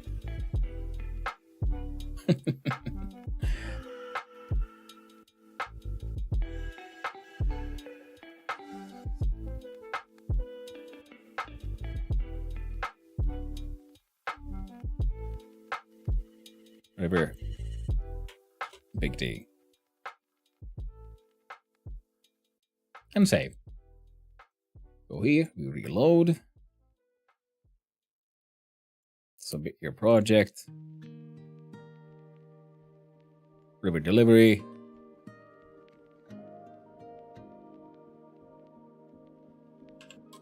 Three hours, 14 minutes. Awesome. Project has been submitted. We did it, chat. We survived. We've Trijammed once more. Definitely a success. Now again, I thought that game projects would be simple, and yet we found by simply adding a little bit of nuance, suddenly the complexity just explodes. And in the sense of what you can achieve in just 3 hours. God damn, I love the... I do enjoy these Trijams. Always a good time.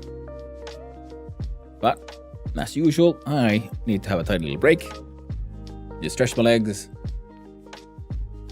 Get another drink. I'll be right back. And we'll be entering the magical land of vintage story. Namely, casual elephant style. Well, see you soon.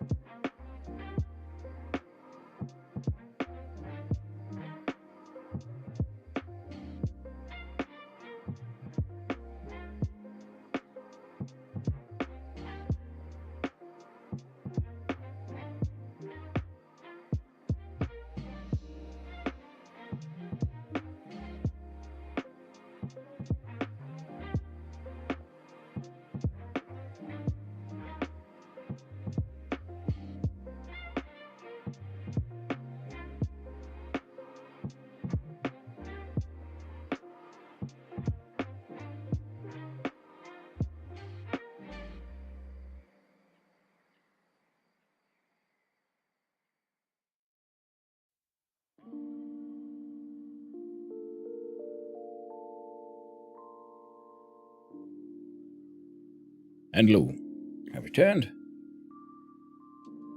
So, change scenes.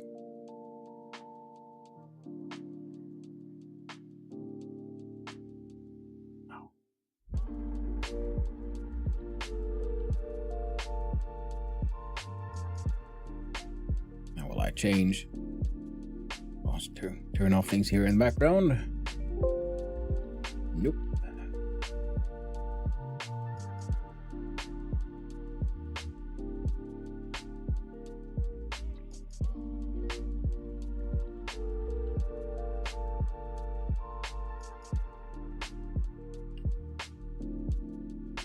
There we go.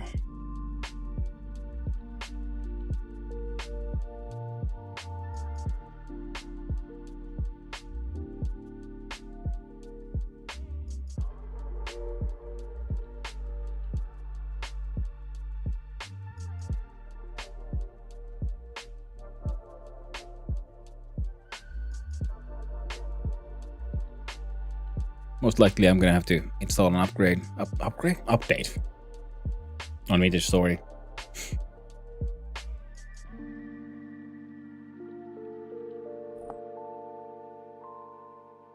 There we go. Well, that was doing that.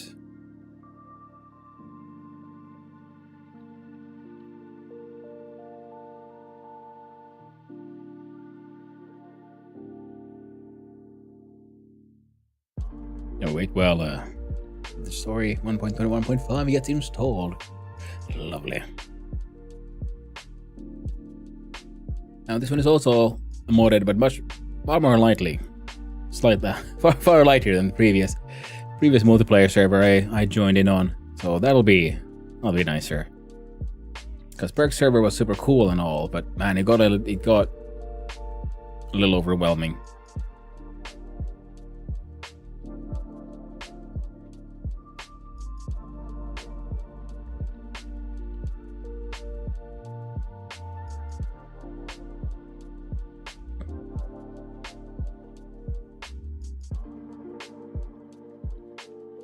There we go.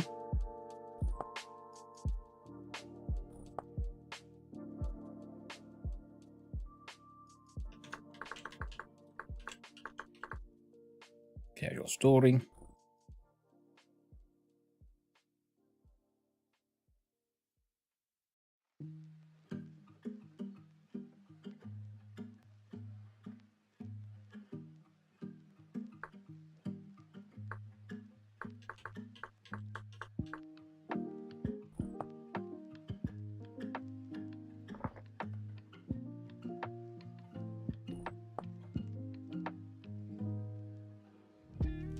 Yeah.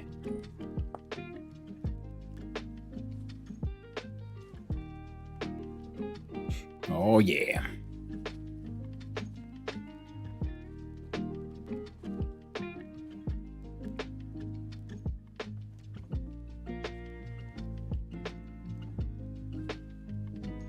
In the background here, we can see all the cool stuff, but you could, chill the fourth in this game.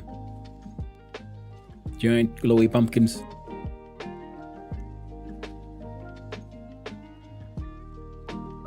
Minecraft Pro.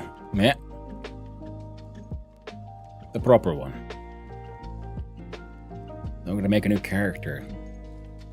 I think we go with the tailor. We're gonna head south. We're gonna find olive trees. Because then we can say like we're in Greece. And we're gonna build the Parthenon or something. I think that's a decent goal. And then also as a tailor, farm a ton of flax, make fancy clothes. We have plans.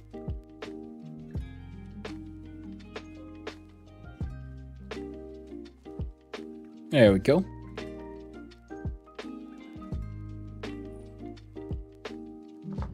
There's that bold.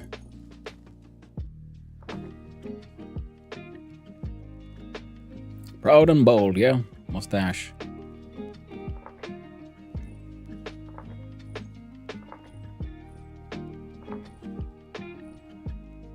Fat walrus. Meat walrus. Stirrups. Beard none. Seagull.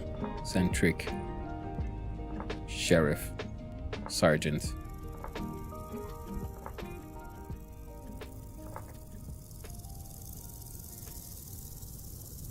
Guess it'll have to be the eccentric one. And our skill tone will be...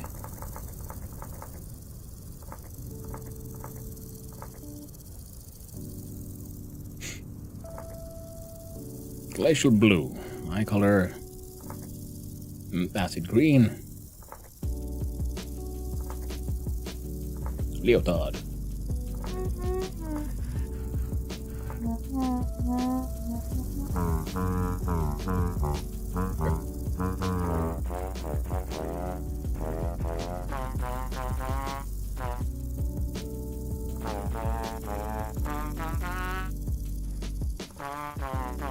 Medium trumpet. Works for me.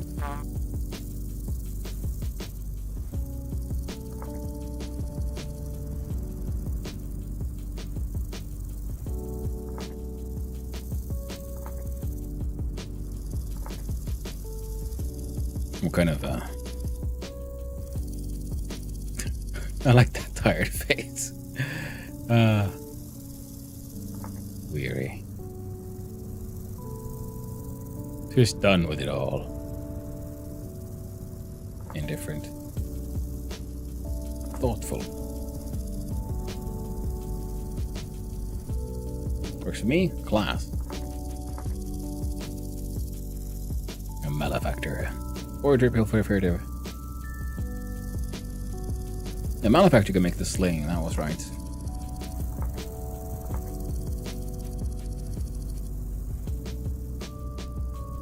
Minus 10% loot from foraging, minus 2 health points, minus 10 mining, minus the mining speed.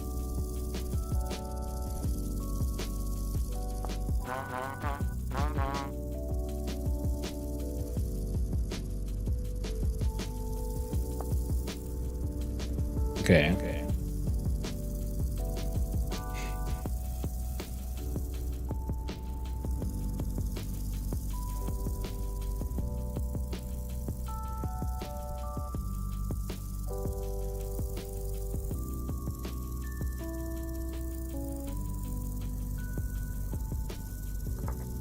Okay.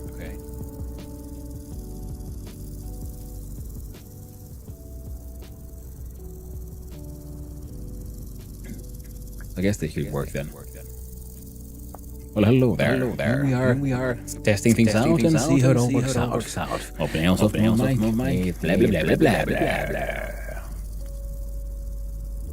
Okay. Oh, well, would you look at that? We're in game, so now we're gonna alt tab out again. Move some stuff around. Turn off this thingabob. Jump in here. Ask settings. Sound. We can use it to 100. Settings.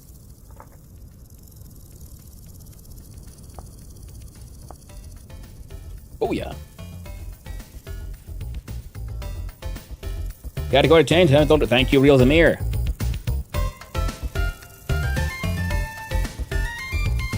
Okay, that music's loud. We're gonna enjoy it for a little while.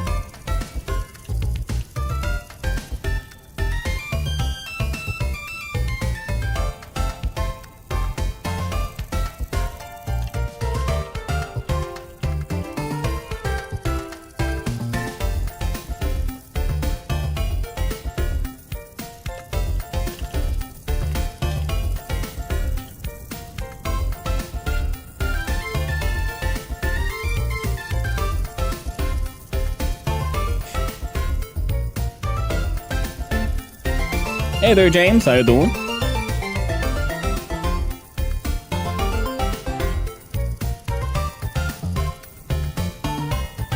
Let's see here. There we go. Settings.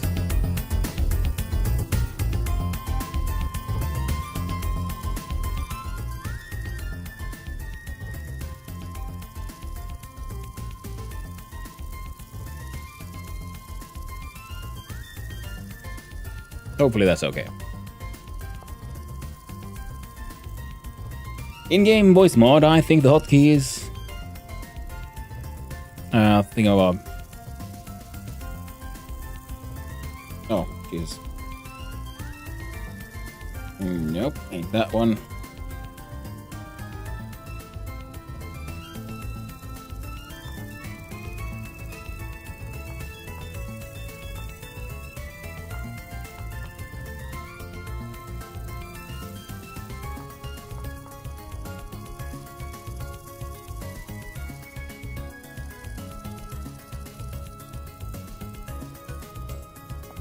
See here. Trying to remember what the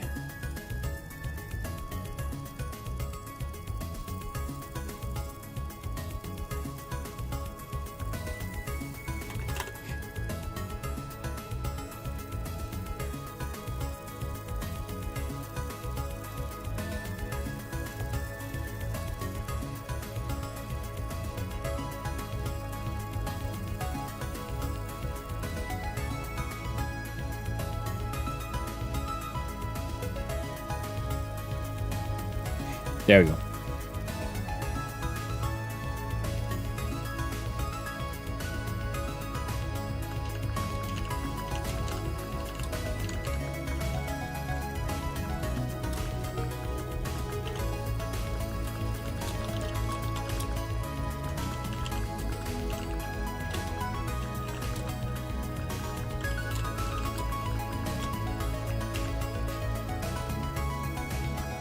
Alright, participate in the chat. Well, hello there, everyone. Of course, we'll make time for casual story. Hope you all are doing well. There we go. So, yeah, N to mute. I don't know if you get the whole push to talk thing, so you unused to that kind of stuff. Ah, place looks lovely. So many berries. And Casual's house looks absolutely delightful. Got bronze and everything. Well done.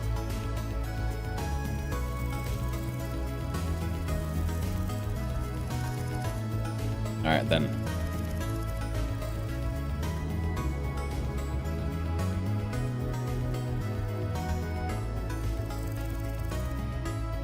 Ah, cool. Hey, Claiborne. Not casual to CC. Use what you need to push on. That's true. Well, thank you, Cap. Good thing. Thanks for pointing it out. Nothing else. I'm gonna need to get me some flint.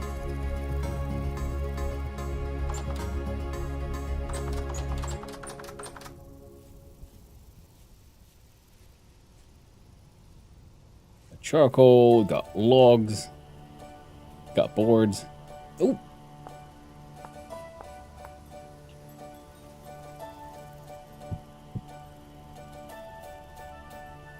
Start with these.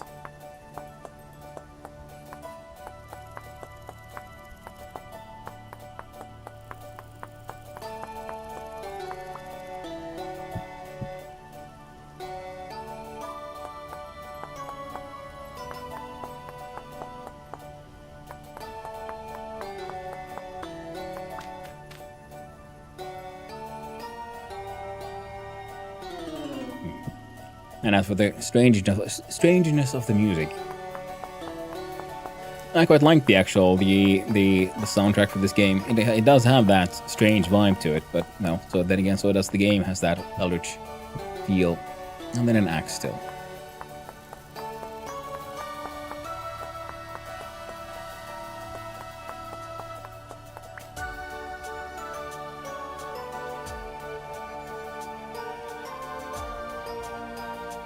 There we go.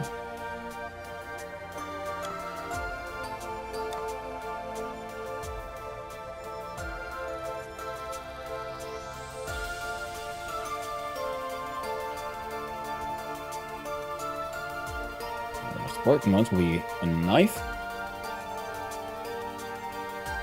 Probably axe to start with.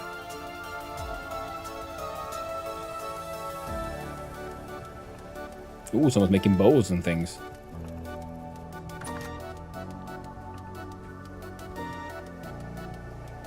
Looks like lovely.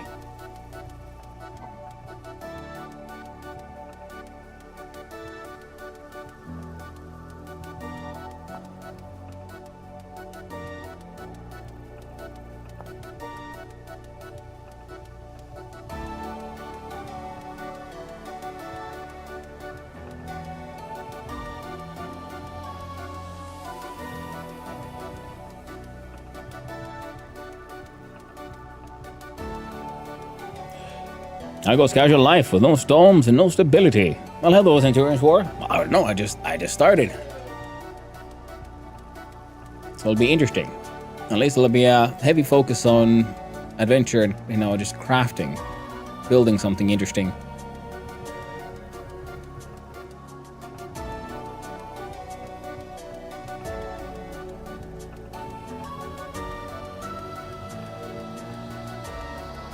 Oh, yoink a pelt.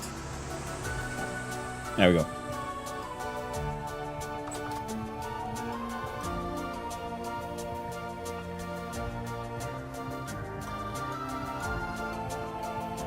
That looks really nice.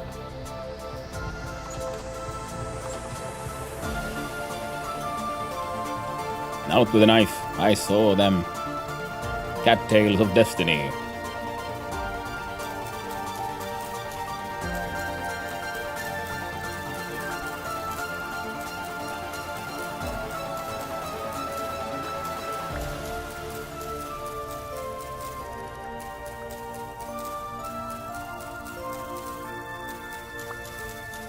There's betting going on finding Perk's house and developing with reinforced rock.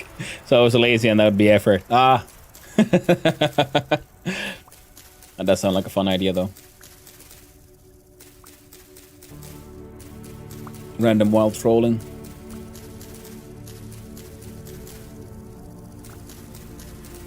Well, they take probably too long for these to grow back. I was thinking of just running far, doing another run to the south.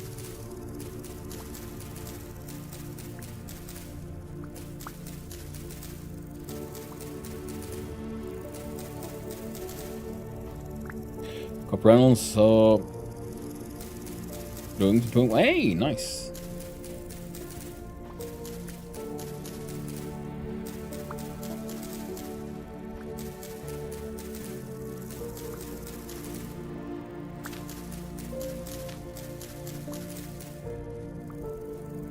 Paradise Filthy Casual. Oh, I hadn't even made that association. Well, nice one to do, Lewis. How are you doing? Hope you're doing well.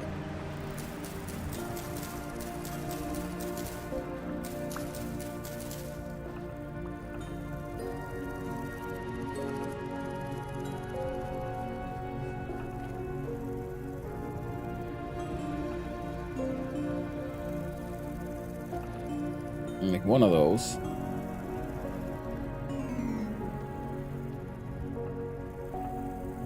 Then a couple of those. There we go. Ooh.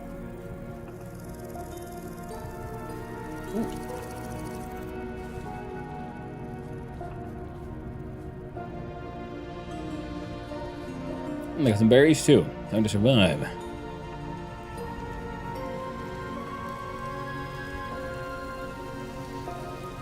Hello, what kind of trader are you then, friend? Go home from work and see we're streaming. Well, thanks for coming. Come and say hi. Yeah, I just finished my the Trijam game jam, and now I'm jumping in here. Ooh, immediately a treasure tree.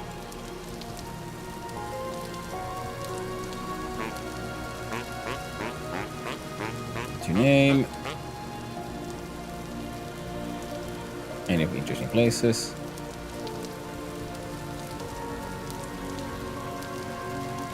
Tin bronze pickaxe.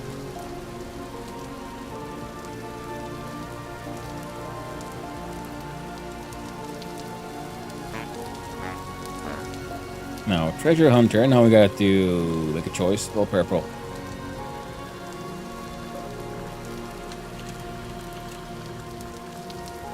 No, that'll be gold, I guess. Sure, purple.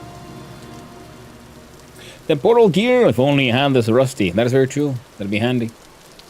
I do believe there was some mention on like getting free temporal gear, but I'm not sure where they would be found. So I'll just bugger off for now. Ooh, there we go. Ooh.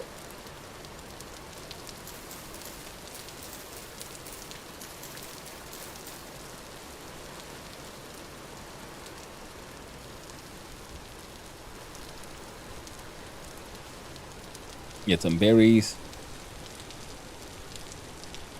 Now I was thinking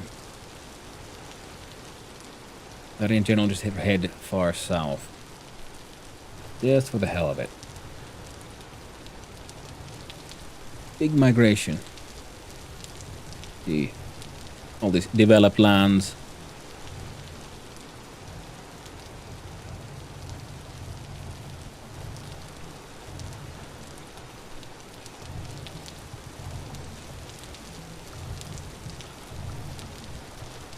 Oh, there's red clay here.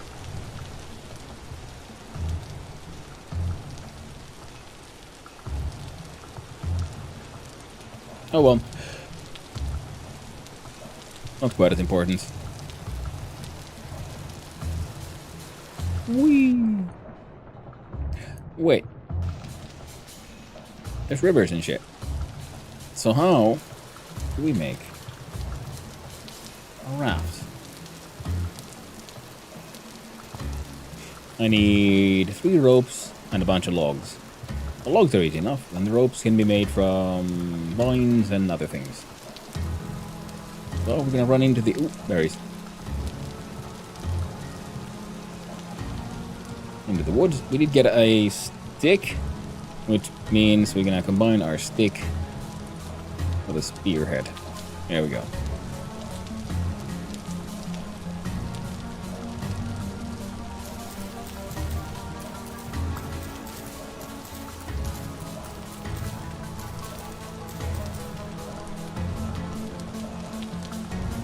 One more stick, and now we have a shovel. All right, you have all the basic tools.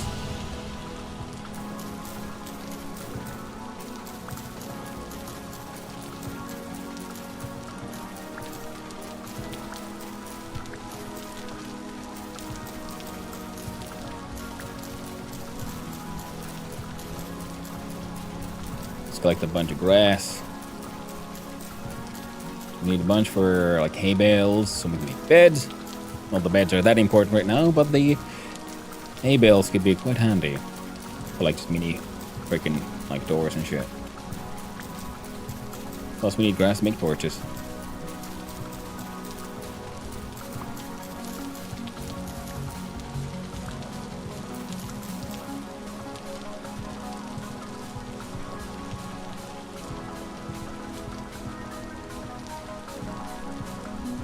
Let's see, wasn't it like just...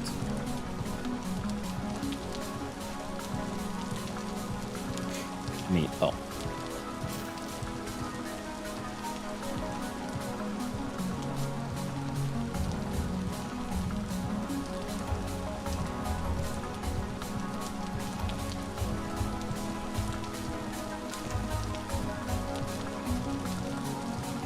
Now we can just find some vines.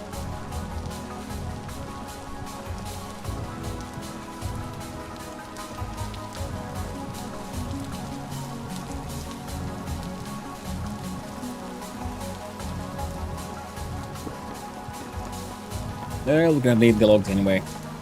Might as well start with this one.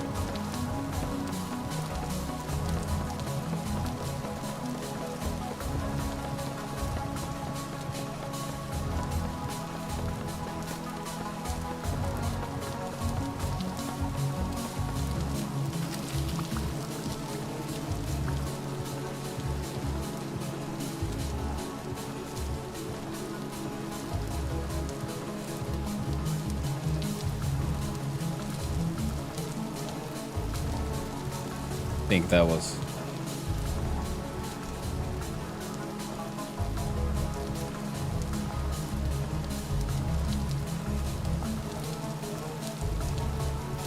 not enough. Another! Couple of these maple trees. Or maple raft. What do you need to make ropes out of stuff? Which will either be the few reeds we have.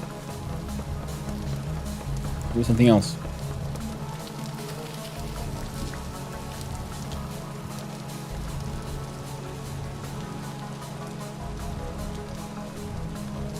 Oh man. It's easy to forget how dark you can get in this game.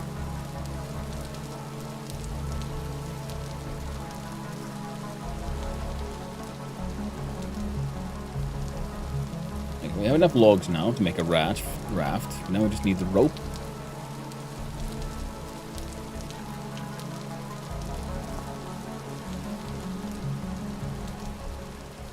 Cattails, papyrus, or vines. I should probably run back to casuals. I mean the CC. There were some fire starters there. At least get a get one torch burning.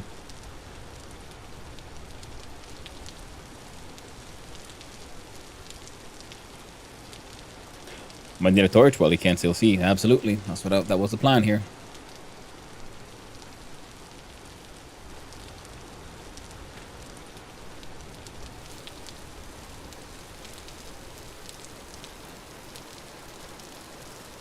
There we go. I see a light in the distance.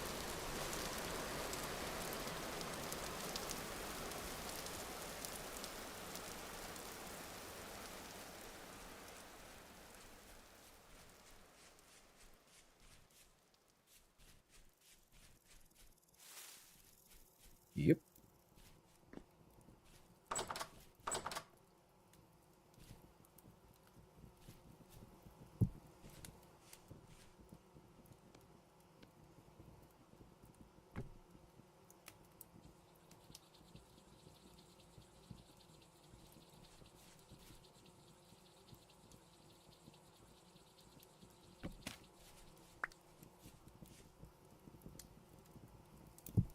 Got. How did I pick up? There we go.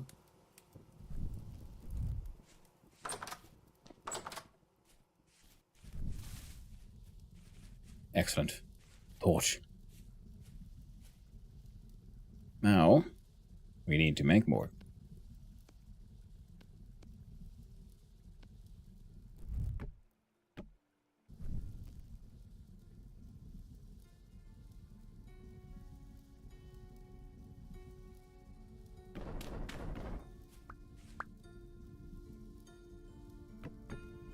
No.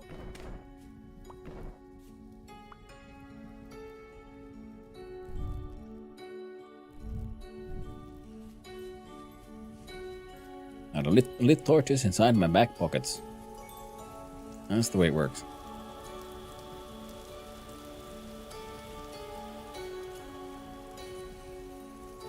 If we go far enough this way, we'll find ourselves in water. We're gonna cross this river. See what we can find on the other side. Looks a bit like there might be trees.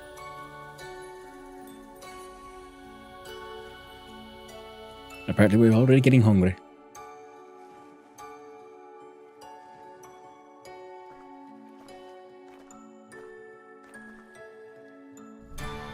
There we go.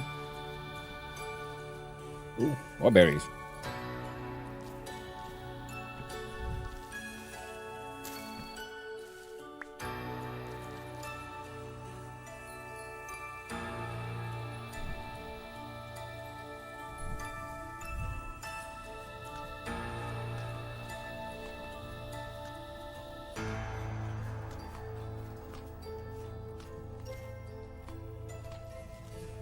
Nom nom nom. Hey.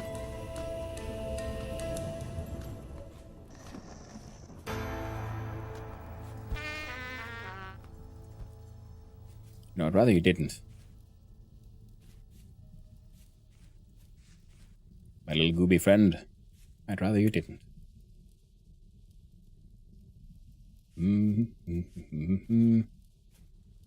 Ooh, Oklahoma. Hey.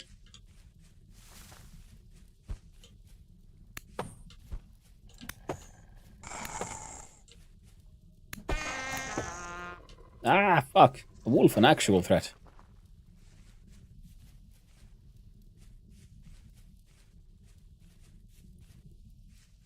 Oh, yeah. Yep, still on me.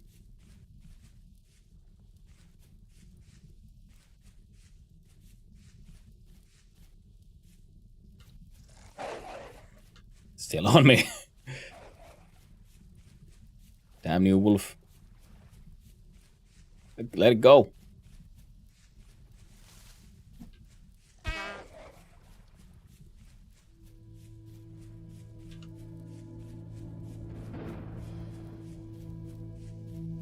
No good, I can't maneuver. God damn it, wolfie, let go. We're too close. Stay on target. Glilft.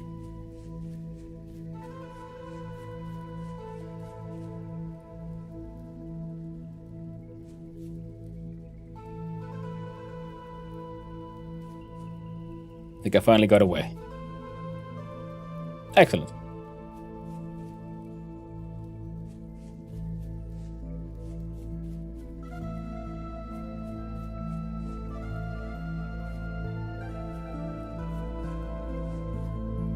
Yeah, the tricky part running around it at the night.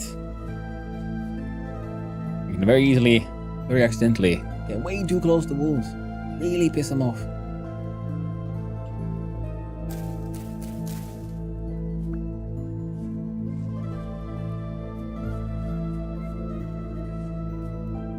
So now be on the lookout for vines.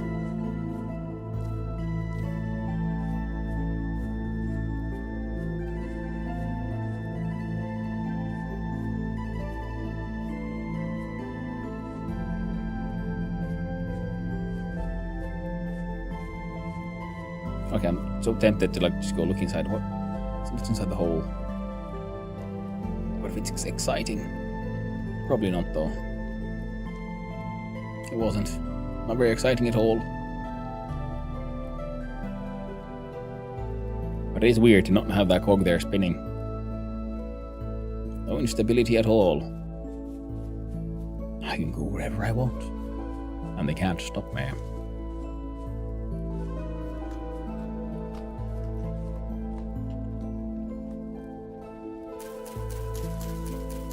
Heckin' mushrooms.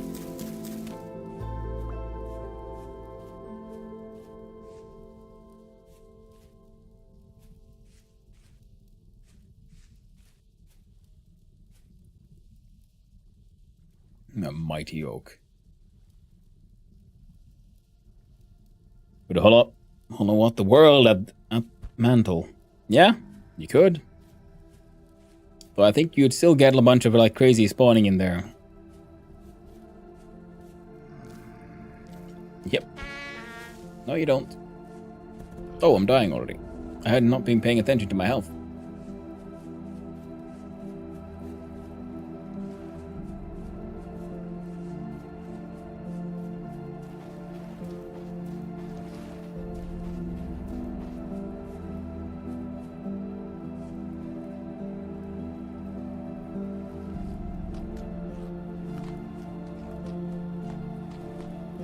Hey there, Perk. How you doing? Easy, just don't die. It's true.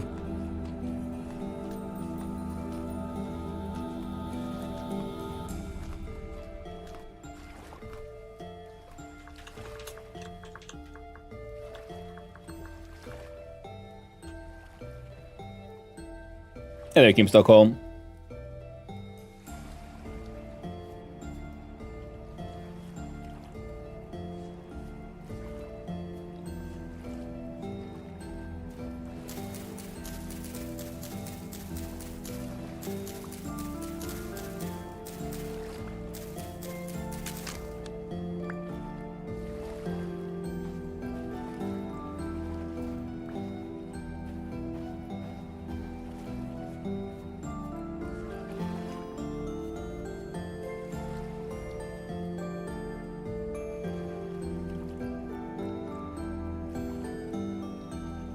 I need one more coil of rope.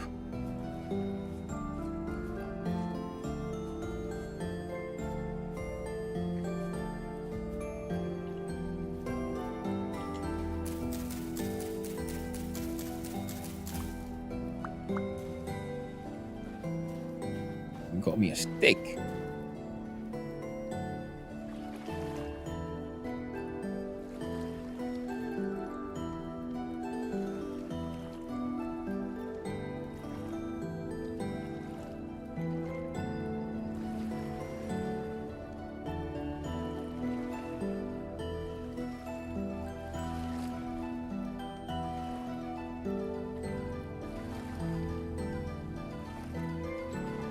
There we go. Now we got a raft and everything.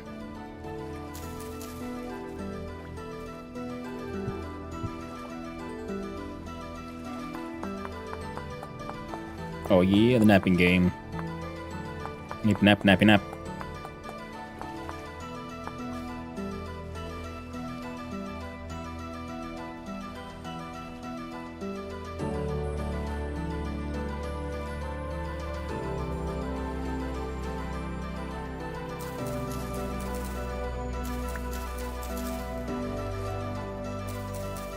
Now to harvest the rest of the cattails.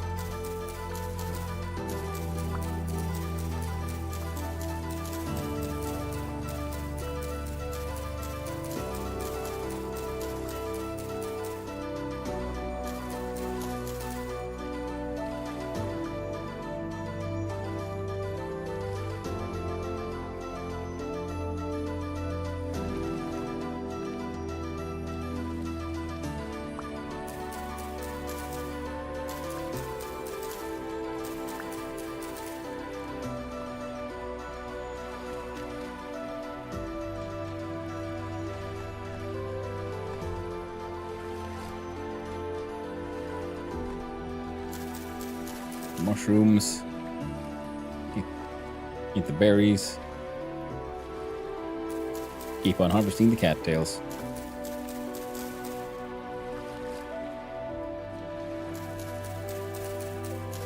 We're gonna need a reed chest.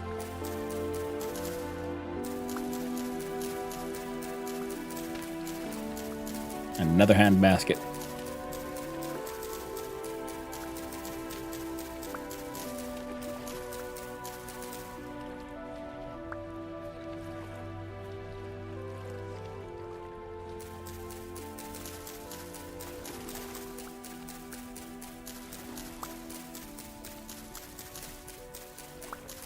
And then it'll be time for me to then head on south.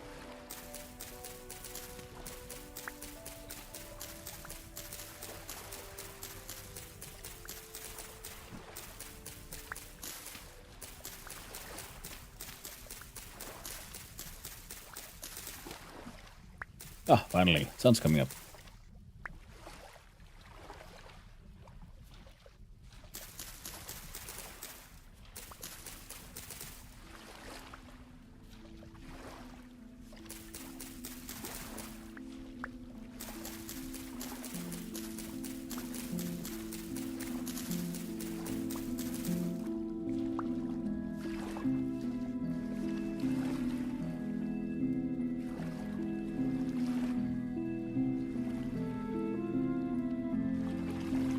There we go.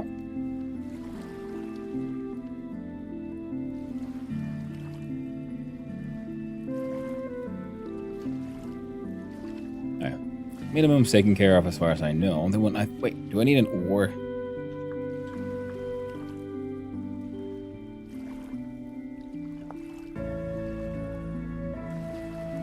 Yeah, it needs more logs.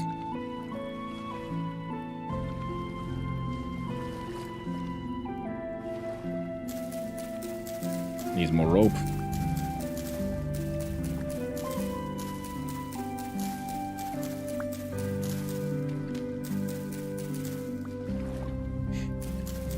All right.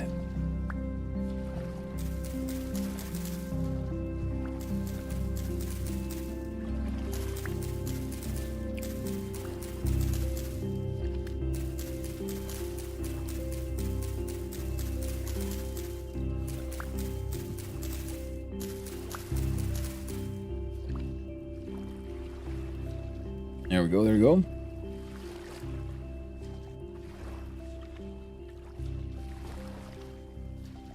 There's still some cattails to be snagged over there on that rock.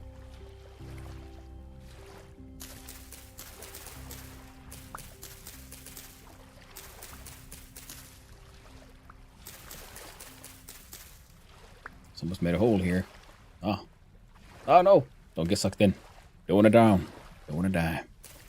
Drowning's bad, y'all. Need air to breathe. You learned this from watching Perk playing Stationeers. God damn, I want that game. I want that game so bad.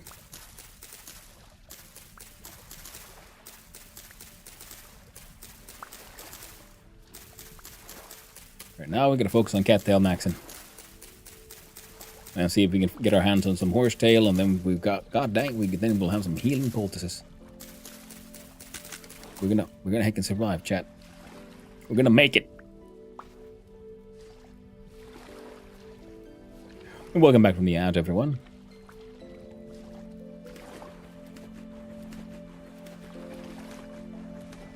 Yeah, I think that's most of those.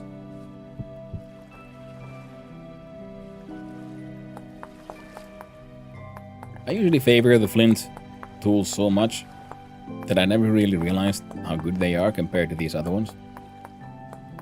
Like, goddamn. Okay, so now we can find some vines. I'd be very happy. Oh, also, away with you. And eat these berries. Obsidian better? Yeah, but doesn't also obsidian have a lower, like a durability? I can't remember. At least have this sort of vague notion. that, like, for weapons, obsidian does more damage, but it has a lower durability.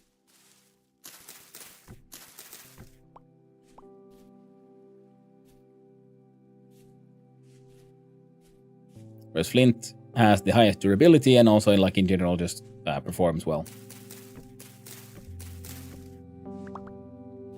Think so? Yeah. That's what I feel like. Also, it would also, you know, make sense. Because it's glass, pretty much. So, like, yes, for a weapon, it gets insanely sharp. But it won't hold. Yeah, I think we needed 2 rope. So there we go. Already got some rope.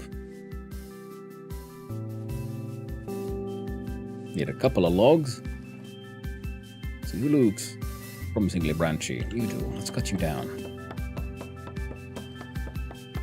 Now we got a crude ore as well. And these will, I think this is already the first raft I've ever made in this game. Like, ever. Hey, the gobbles are back. Hello there, Blackthorn. How you doing? Yes, we are. Casually goblining. Casually gobbing.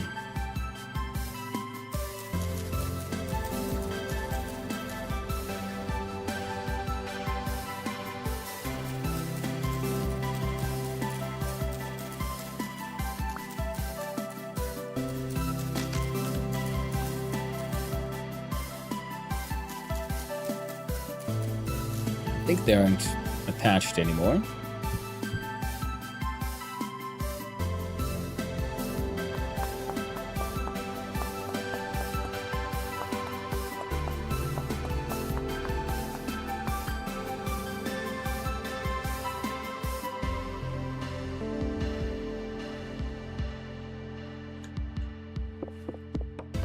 Gobbling these cogs.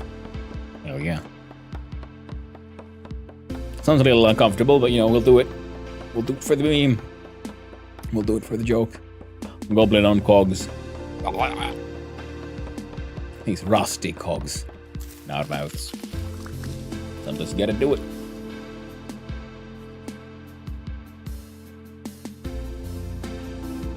Alright.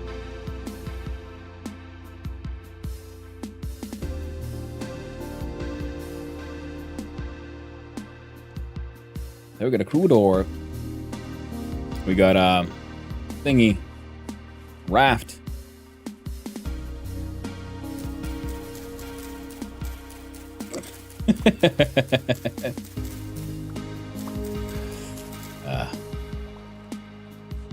Whereabouts is everyone going? I know the twitching, he went south. Me? Oh yeah. I mean, like, I just started like a few minutes ago, so like an hour within the last hour, so I haven't really gotten that far yet. Spent 1 day in game. Ooh. Also, I was also wondering like where everyone went. Like I said, like I know Twerk went south. I was thinking of following him there because he was sort of trying to like invite people, and I got inspired by, you know what, why not go south once again? I don't have to deal with the whole winter being an issue, especially on a multiplayer server where I can't really control time anyway. Go far enough south, it's nice and warm, and see if I can find some olive trees, and we'll see about like trying to recreate some ancient Greek architecture. Wouldn't that be fun? Like a little Mediterranean coastal town. Oh, hell yeah, horsetail. Exactly what I was hoping to find. And had also promptly forgotten that I was looking for it. So it's a good thing it just stumbled on my path.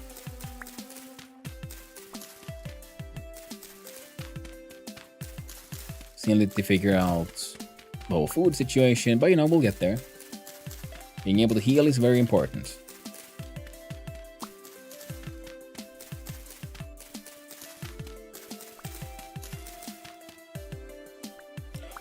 That a bit south to spawn, but I'm still doing the basics. They want the community center help.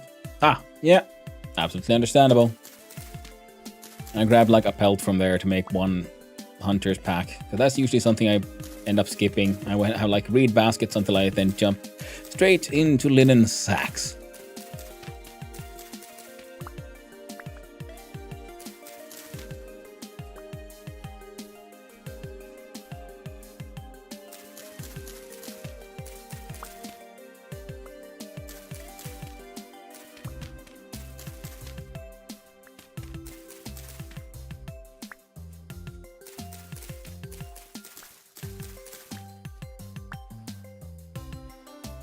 Tiny bit of peat here as well.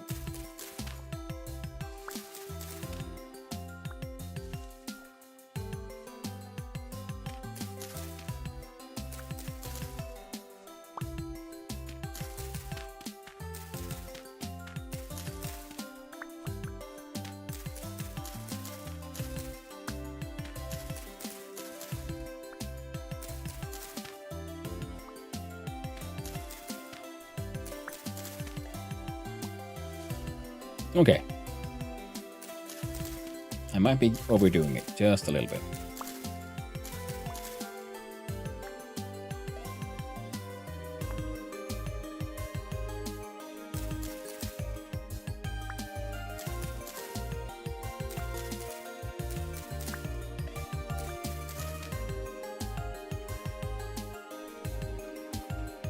Let's see here.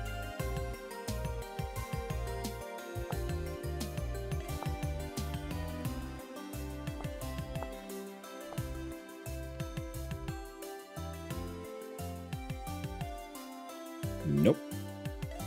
Not what we're doing it at all. Of course, now we need food. We got some berries on us, thank God. Oh, we have a whole bunch of cattails. Good. I was wondering, like, oh no, was that all the cattails I have? But I thought I picked so many. Yeah, so we have a full stack of cattails. Oh, sticks. Hell yeah.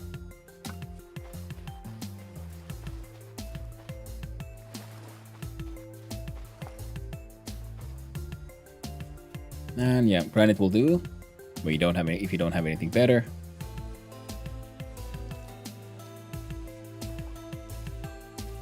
Now wait, can I?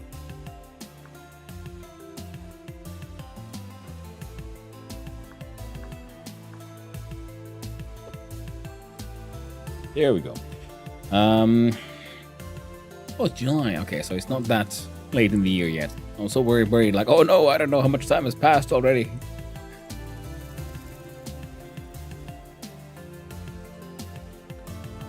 I guess it was just because the first multiplayer story server I joined in on, it was pretty much autumn and winter had started, so I ended up like migrating to the south, and that's why I said whenever I joined in on a multiplayer game, I'm just expecting it to be winter, either now or soon.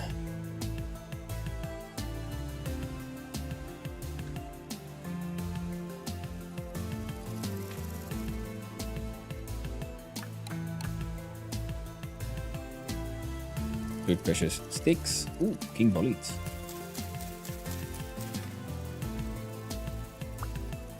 Eat it immediately.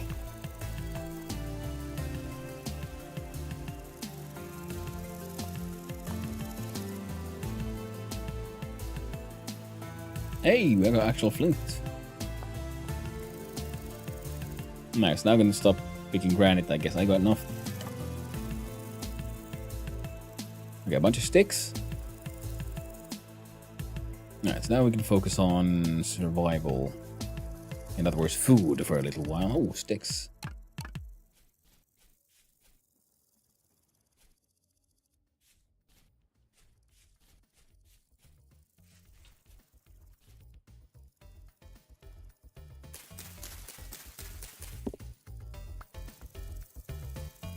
Tinderhoof.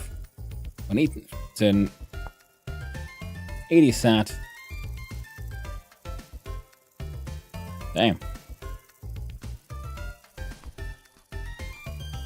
I somehow thought it would be 80 sat would be more.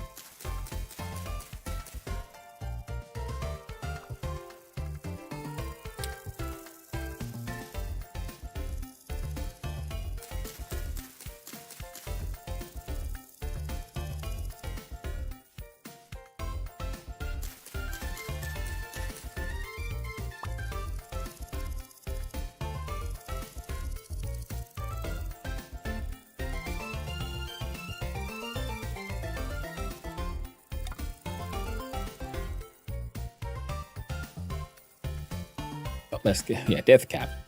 The hint is in the name. Chicken of the woods.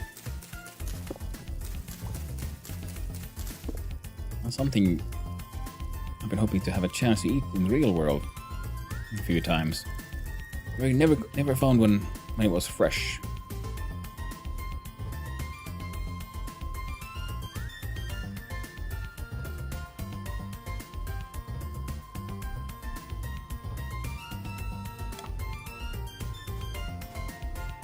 Actually, just let us do a heal, at least one. Let's do 2. There we get the full health.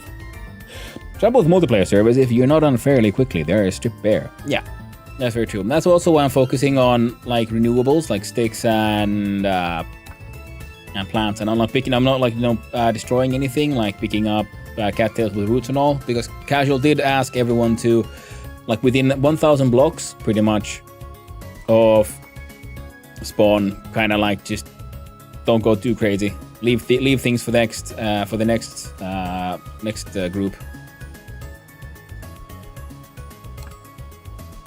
That's why I'm like just like focusing on like just my minimums, survival, sticks, some healing things. Ooh, something to make ropes out of.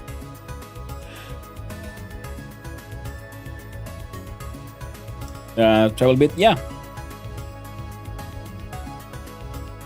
But like I said, I'm also like planning on heading south anyway. Also because it was fun last time I did that, which was a while ago. That was that was also my first multiplayer server. I joined in. It was winter, so I migrated far, far south, and I lived off of termites and hyenas.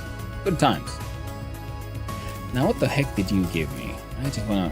You give me thatch, which is neat, but I don't need it for anything. I'll just chuck it.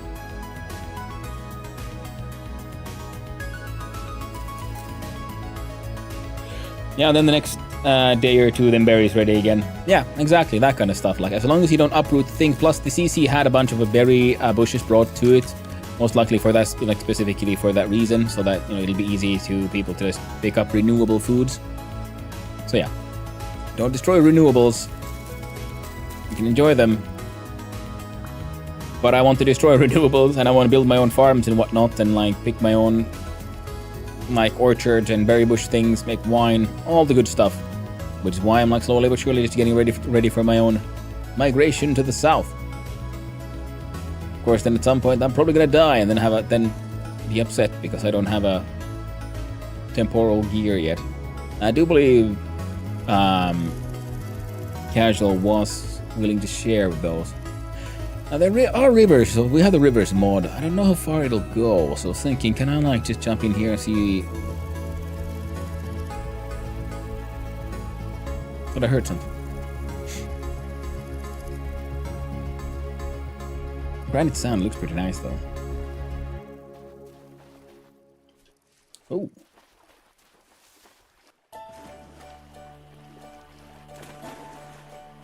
Water crowfoot. Someone's been digging here, I see.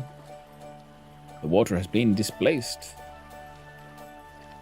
And there's dirt left. Okay, probably some better quality dirt. Well, a bunch of medium fert. Well, if I encounter any like high fert dirt, I'm stealing it, like 100%.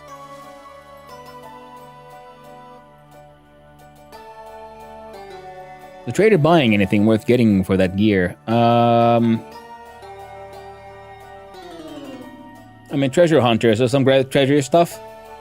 Nothing that I'd have on me by like having just started. All I've got is my basic starter gear. And eventually, I'll start fighting the beasties, and hopefully I'll get my temporal gear. I mean, worst case scenario, if I die and Casual happens to be around, then I'll ask him my slave. Casual Claws could help me. Oh, I'm almost starving. Eat my thingies.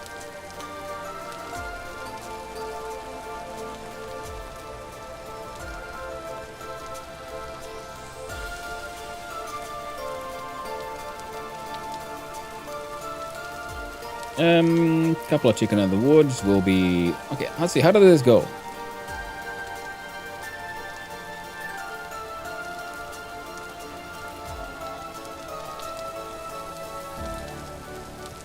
Now, if I...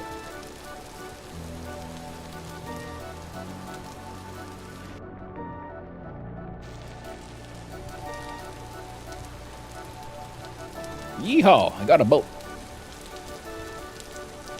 I'm on a boat, motherfucker. I'm on a boat. I'm on a boat. I'm on a boat. I'm on a fucking motherfucking boat.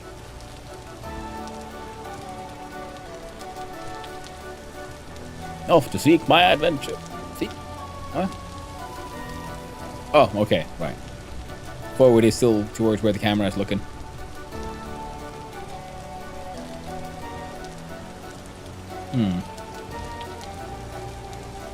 Let's go this way.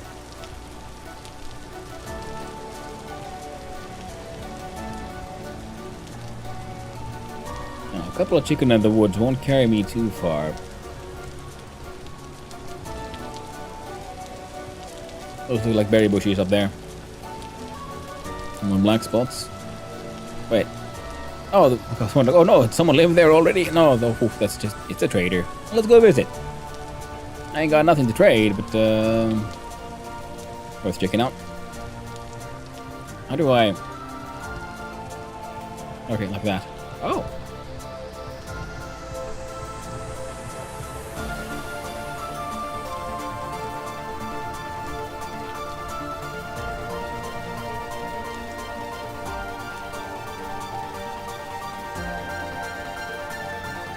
Hello, trade person. What is your name? I am Humbert. Got anything to trade there, Humbert? Got a buildings material individual. You'd buy 8 crates, but I don't have any at a quick climb. All these tools that I would never sell, because I would use them. Heavy leather gloves, I don't think I have those. Well, tailor's shoes and trousers and a jacket and a blouse. I'm all fancy looking. And I got sandals, kinda. And I'm gonna become even fancier. Ooh, but he sells wallpaper and stuff. And ancient pillars. Hot dog. Humbert has 25 gears. Well, now what is good? I think brown makes sense for a building materials.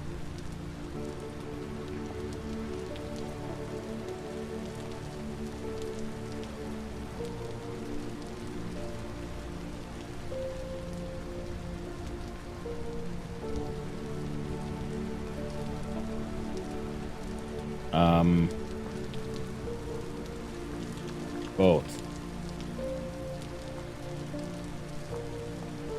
There. Well, have a quick look around if I can find any more tasty sweet berries. Oh, would you look at that? It's a hole down into... Okay, now it's a dead-end hole. Hey. There was a damn dirty ape coming my way. I'm gonna have to say no, thank you. I am not prepared for your kinds of violence. Ooh, what's a stick? I was excited about the goddamn stick. There we go. Ooh, portal to Anus Hell. Ooh. Black currants. What might I do?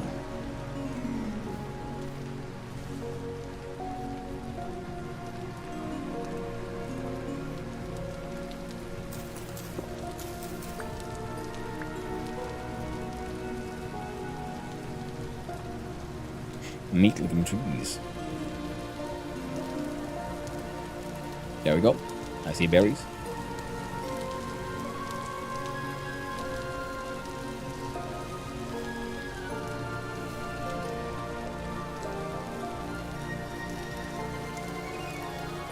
I found a ruin.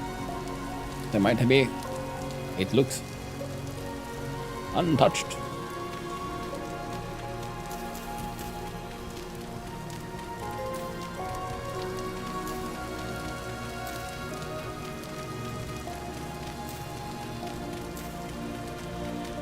Small but very real chance of some kind of goodies here.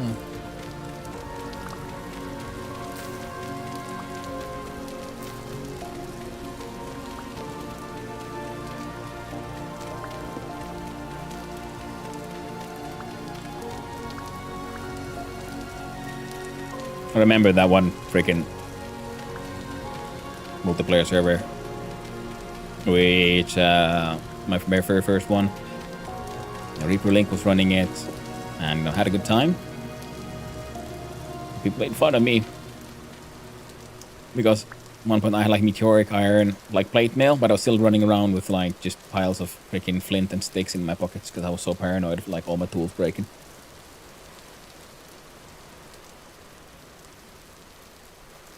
What?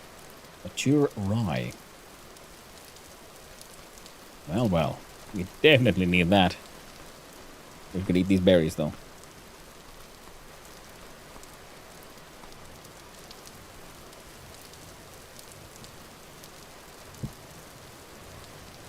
Flint blade and knife.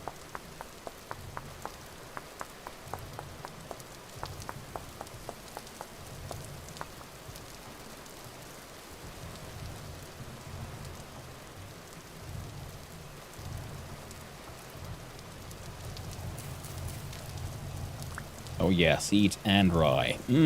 Oh, more berries. Hell yeah. Aged log.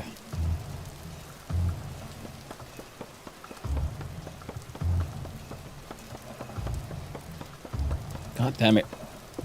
This is not the time to be picking up aged logs.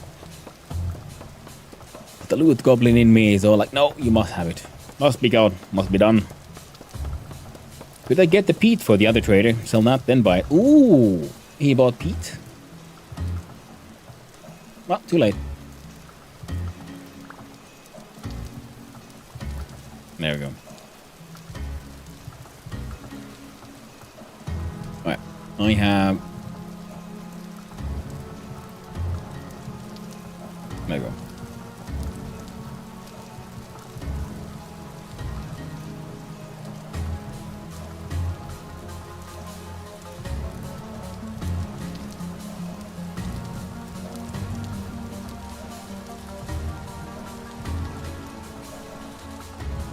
No freaking aged logs.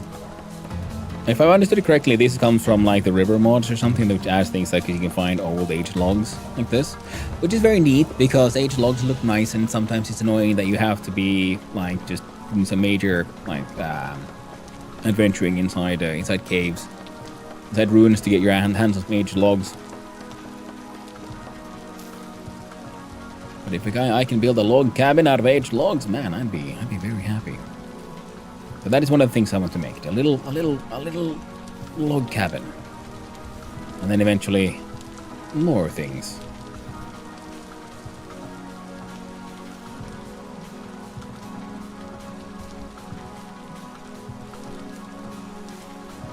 Now we go.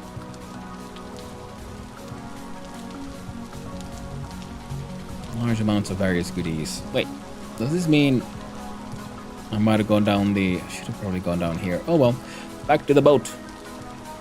We have what we came for, which was food. What are you? Mature pink apple tree stem. What are you? What do I see? I see grass. And a cinnamon fern.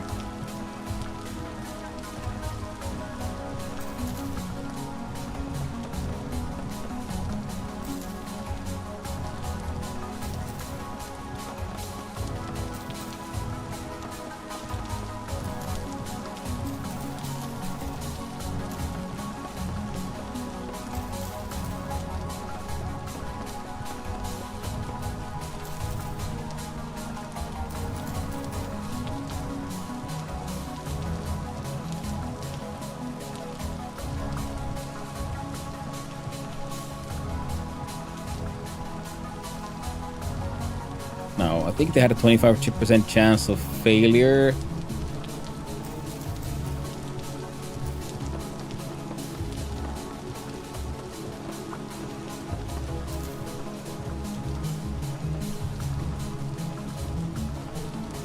So that'll be enough.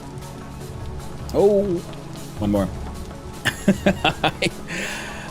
Came here to get some food and then jump on the raft so I could head south. I'm just snagging all these freaking aged logs. Oh, someone's got to. Might as well be me. I know this is not the focusing on renewables that I said I would do, but hey, sometimes you gotta loot. Especially because I was, like I was saying, I was hoping to make a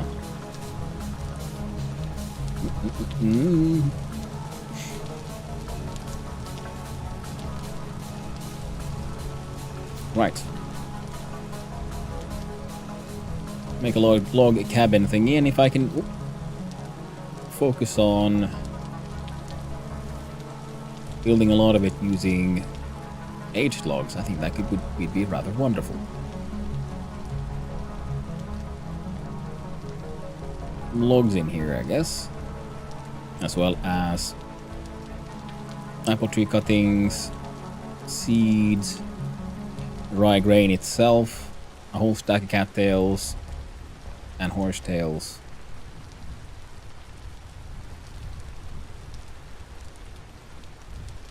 Bring the horsetails back. Bring the cattails back.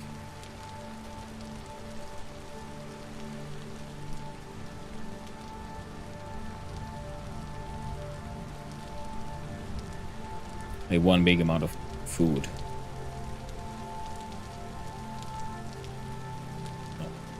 You should stay there, you should stay there, and yeah.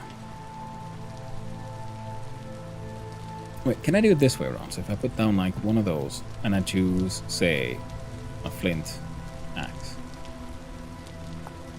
Okay, cool. Okay, so as long as we have some like napping capable rock to smack with, we can make it work. Good to know. There we go.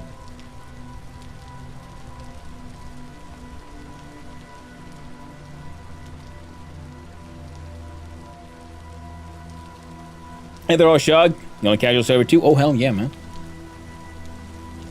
I was here for Kazheim, so of course I'll be here for the casual story, or vintage elephant. But I think he might not like that one quite as much.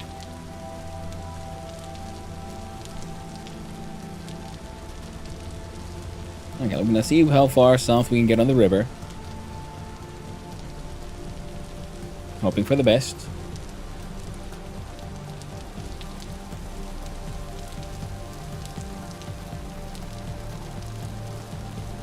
Eat some berries.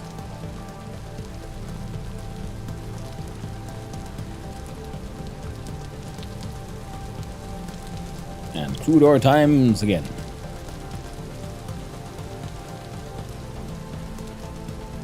Ooh, that's a neat looking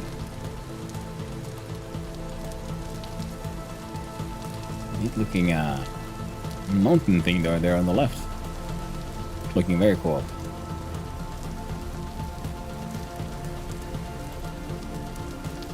Ooh, found chalk. Nice neon.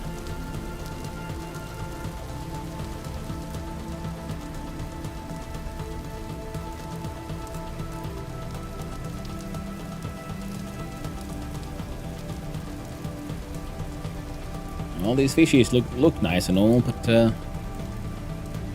might have to make fire. And I've got lit torches, so it shouldn't be too much of a problem. I'm gonna back up lit torch in the old caboose. Some protein would probably be good for my dude. Some variety in his diet. We'll get there.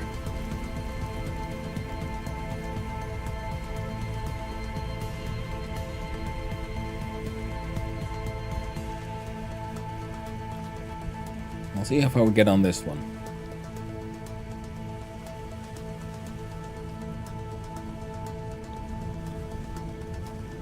And the good thing is, if we stay in the water, we should be relatively safe from most of the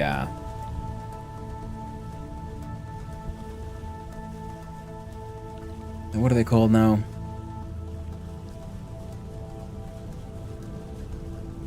Well, the bastards from the rust dimension.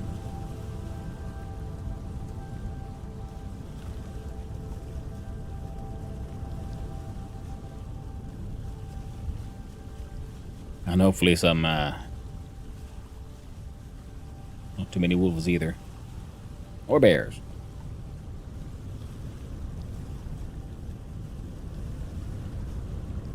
And having the little trunk does help. See on the left there, a little white spot there, so I'm assuming that would be a player name.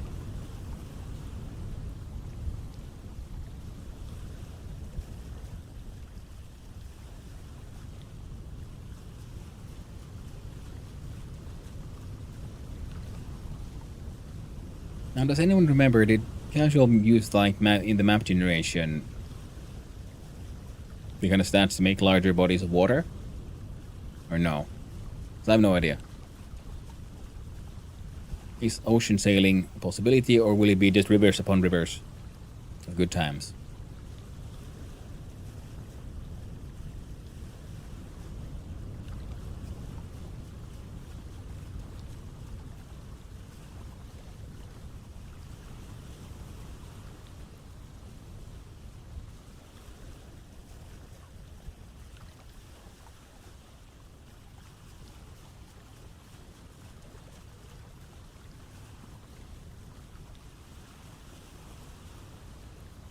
I'm gonna have to be like, navigating by instruments kind of thing. Just looking at the map. Getting dark. Hard to see. We'll find our way. Oh, we will. We'll find our way.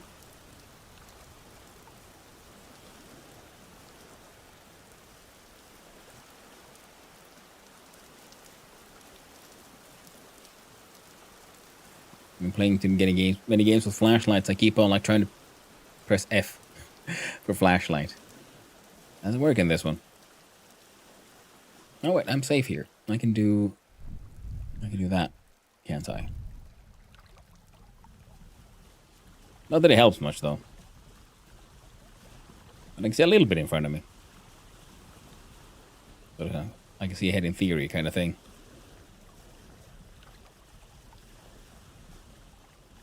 I believe we'll be getting in between here. Yep.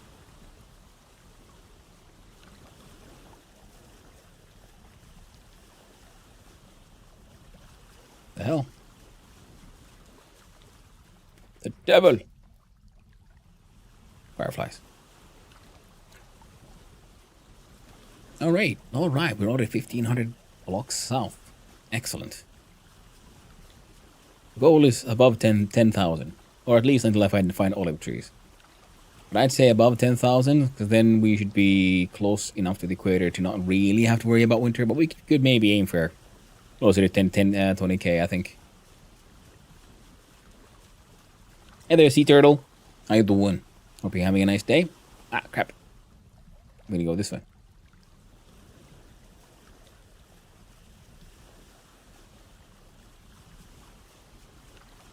One of my problems is I have too much junk.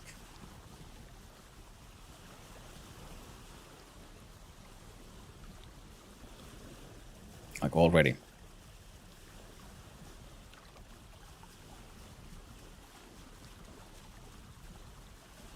Yeah, I think I made the wrong call here. Oh, they all end. Oh, damn it.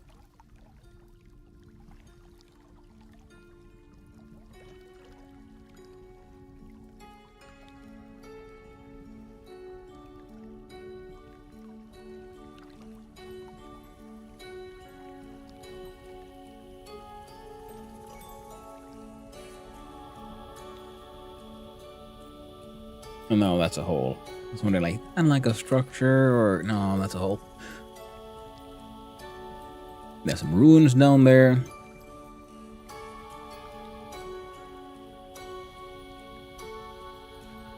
And that's a piece of desert.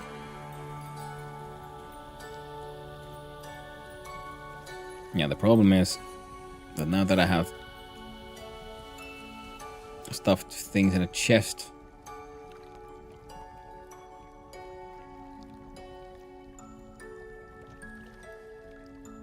it'll be problematic.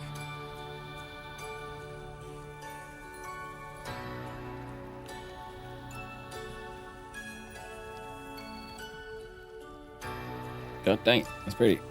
Oh, there we go. Let's see, can we... Wait, can I just fit all of... Oh!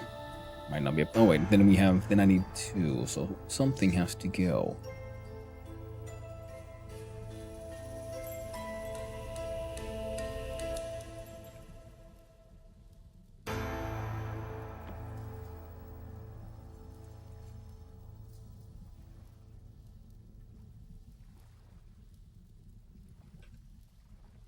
Well, I overeat some black currants, I guess.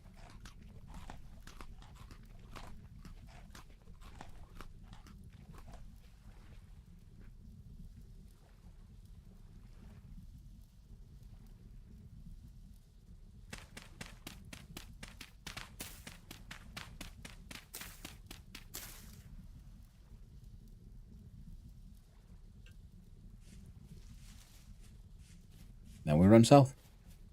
Look for the next river.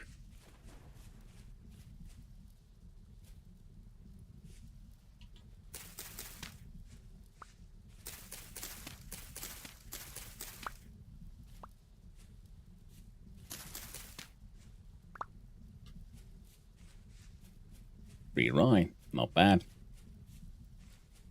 Not bad at all. More cranberries. Freaking raccoons.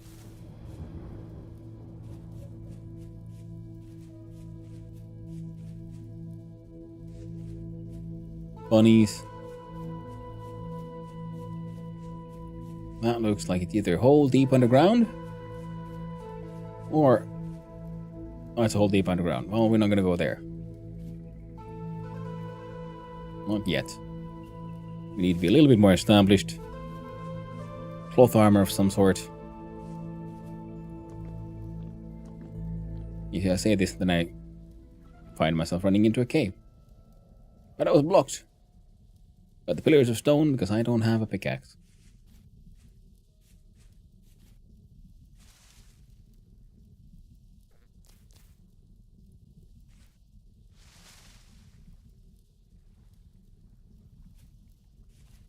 Now we can hunt down some flax. Vitally important in general in the game. Speaking of.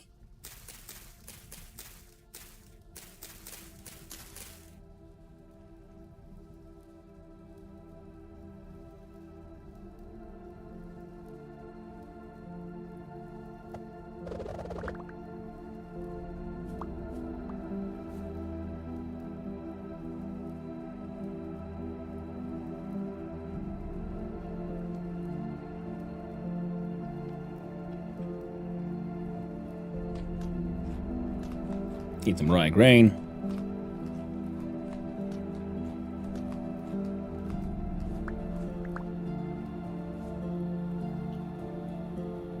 I've got some flax fibers, flax seeds, flax grain. Well, the grain will have to wait.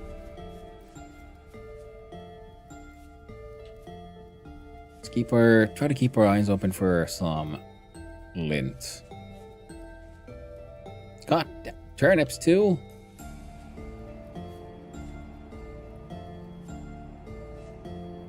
Light that way. I cannot see a player marker, so I'm assuming trader. Nippies, you say?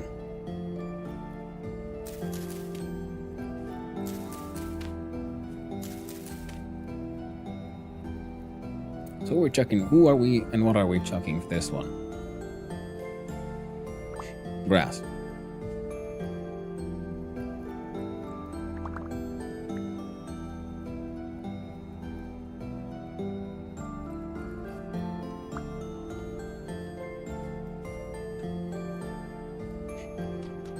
Eat the 2 raw turnips.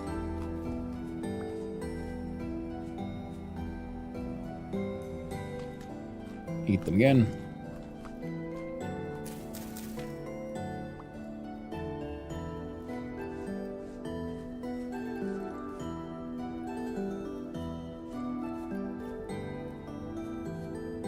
I was one I got more than 2 turnip seeds though. 4. Well, enough to get started. And then we head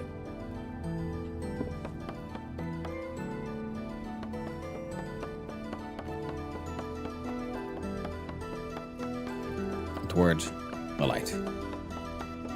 Grab these aged logs on the way, of course.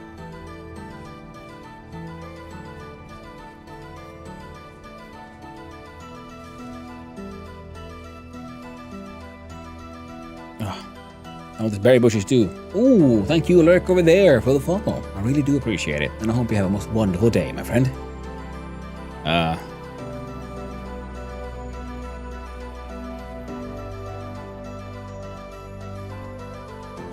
We can fit a few more logs. It'll be fine.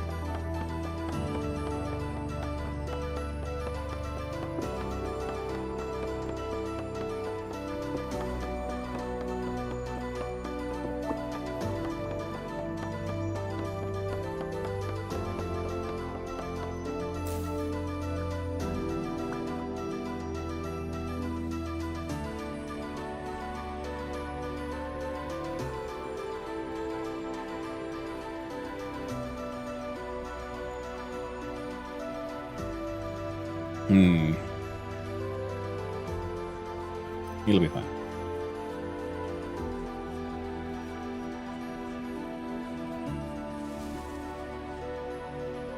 Ooh.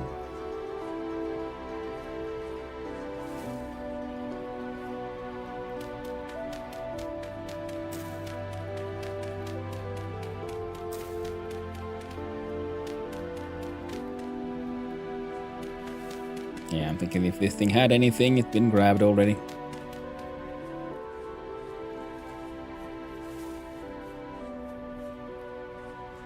Oh, that's a big old, like, giant trader wagon. Hey there, rich boy. What you got? Hello. What is your name? I'm Jasper. One of these to trade. The commodities merchant. He would buy also aged crates.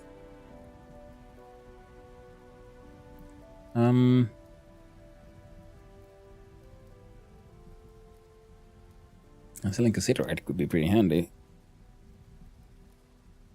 But it is what it is. Goodbye.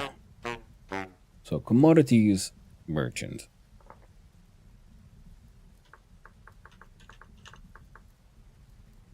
Of course, glad I got the stream. I've been seeing you in Killer's chat, so I wanted to pop in. Well, thank you, like over there.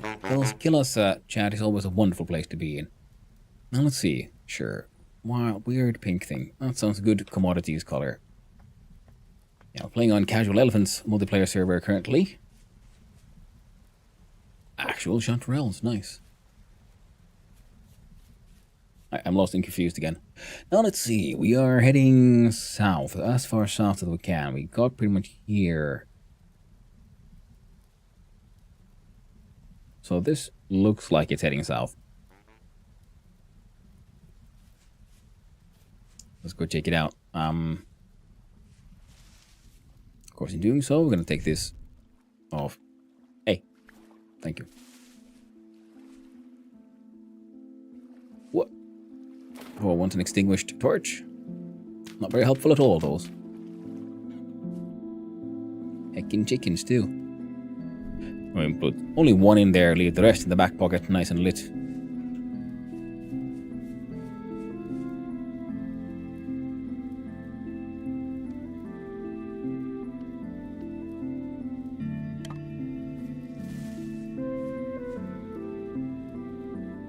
Now then, we collect all the sticks we can. We want to make sure our main inventory there has most of the stuff we need. Sounds like we should be easier to pick up things that you already have, even with like the wrong, with like technically the wrong tool in your hand. Ooh, mines.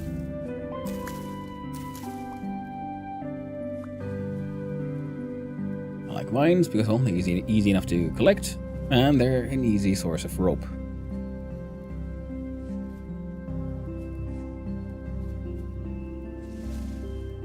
We shall continue the grand migration to the far south. Because on a multiplayer server, you have no control over... Ooh, blueberries. Time. And as such...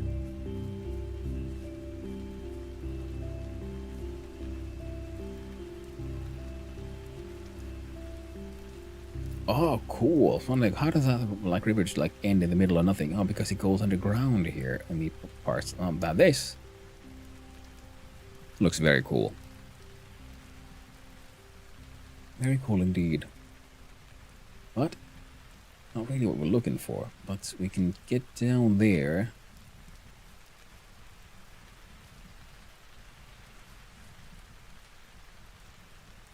Oh, a little bit of ankle breaking, nothing too bad. There we go.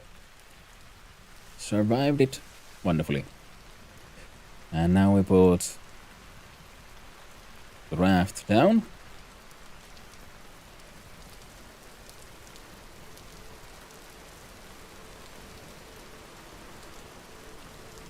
Now we go rafting. Yeehaw. Gonna do our best. Make our way down. We need olives. We must make olive oil.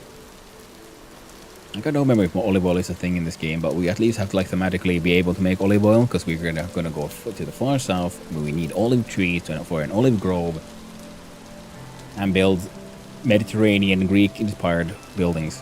Plus, of course, random ass log cabins and whatnot. Okay, Wolfie, you do you. I'll go here. I want to build my own. Well, like try to make copies of existing buildings. Like my last adventure in the multiplayer was on Percus's server, and I got a little overwhelmed by everything that was happening, and I sort of like never finished even a single like larger building project. So I was thinking, well, do something large, but also a little bit more contained. Like, say, maybe not the Colosseum, but like something like the Parthenon or something. Now this looks like it won't help me too much.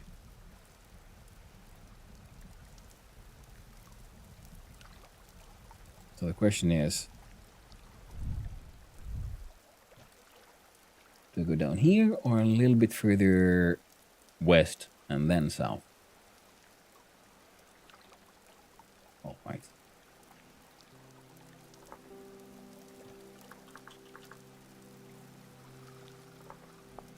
Cut.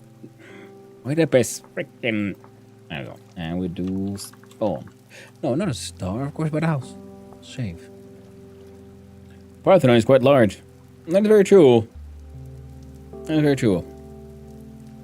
So we'll do like an inspirations of those. But I was thinking like, well, we won't do like the Roman things like the Colosseum, because that is like actually very, very large. But I was thinking some other, but more ancient Greek buildings. Especially inspired by the ruins themselves. Should try Penshaw Monument. I don't know if I know what that one looks like. It's in my sort of head, I can't visualize it.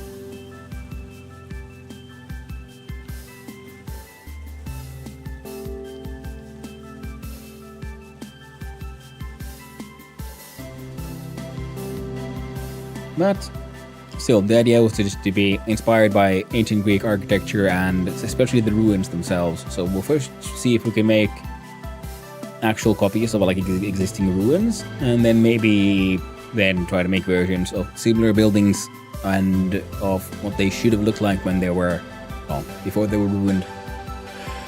A Victorian homage to the Parthenon, like fifth the size. Ah! Yeah. Sounds sensible.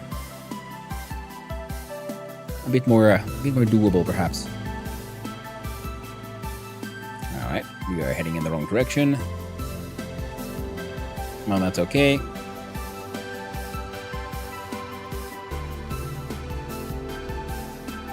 No, wrong one. No, let me go.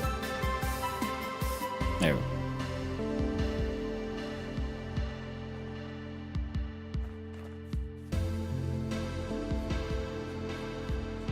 And off to the south we go.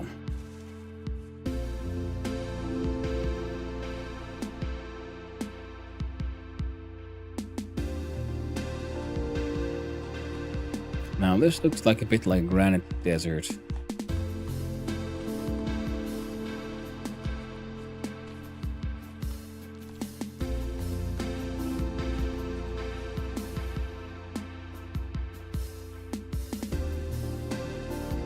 So, and we adventure on. And it's interesting to play on a server, like I said before, that doesn't have the instability on. Like the beasties still happen, and there's like the portals, but no storms. So used to them being like, frankly, I think I'm very okay with the no storms part, because usually when I play the game and there's like a storm, I just like, I don't know, hide away and just like wait for it to be over and then get back with my business. I think if I do a single player run, I might try one without any storms. Leave the instability on though. I do like that one. Cranberry. Oh, we have some cranberries in our hand.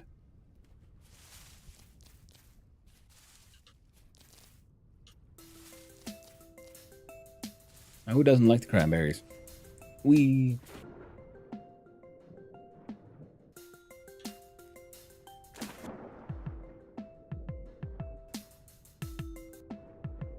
I like how the music also gets dampened by being underwater.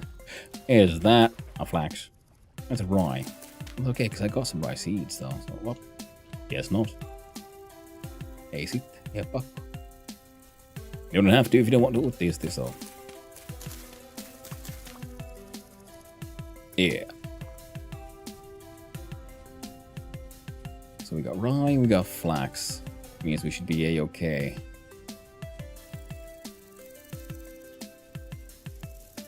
For a lot of the necessary farming down. Once we start establishing and building proper base of operation. No, that was dumb of me. I just realized as I jumped, like, wait, I can't see where I'm gonna land. There might be a pit of death. This is, after all, the story. But the pits of death are just part of your everyday terrain.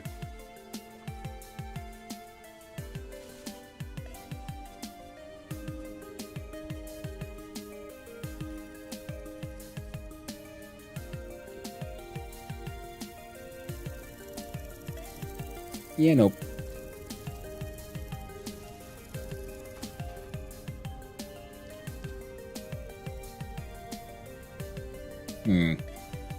I don't think I can get through here.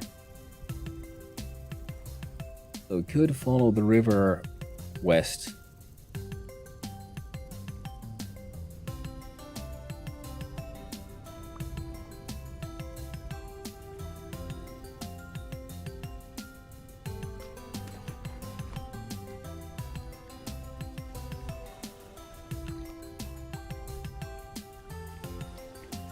And hope it takes us past.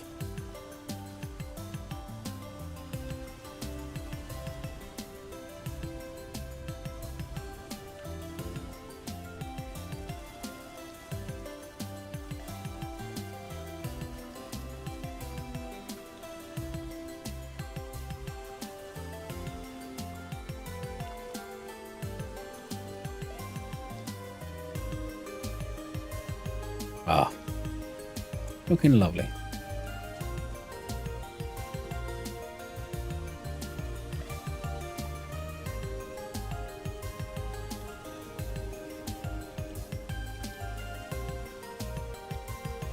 Decent amounts of peat and everything, but that's not that important. And we got a full stack of those reeds. How's it going? Hey there, Carpathes. It's going well. On a grand journey to the far south. We'll see how far I can get.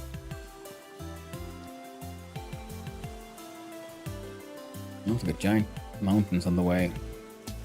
Getting past them might be a little bit of a challenge. No! Fine.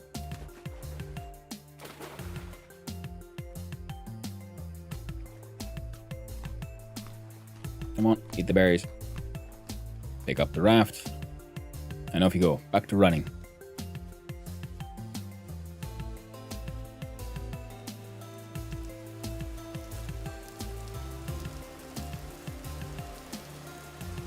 Where's, there it is. Rocks. Orange. Nope. Bauxite.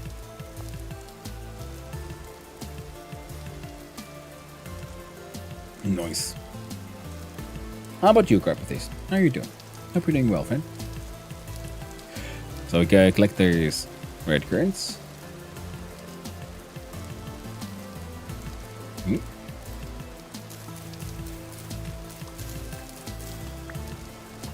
Oh yeah, flax seeds. I remember the first time I played this, I kept on like marking wherever I found things, waiting for them so that they mature. I didn't know you had a chance of getting the seeds, even if you harvested early. Wasted a lot of time.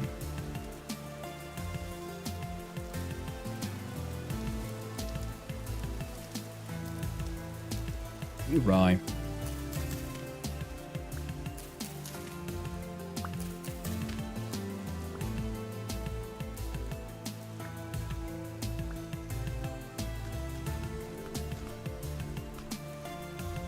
I can put this in my offhand. I did not know this. Good to know, good to know.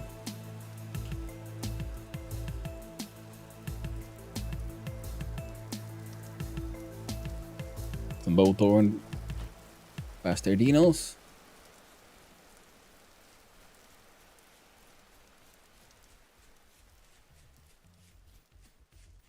Oh, am I seeing this right? Oh, it expands further south. Perfect. That is the river we've been looking for.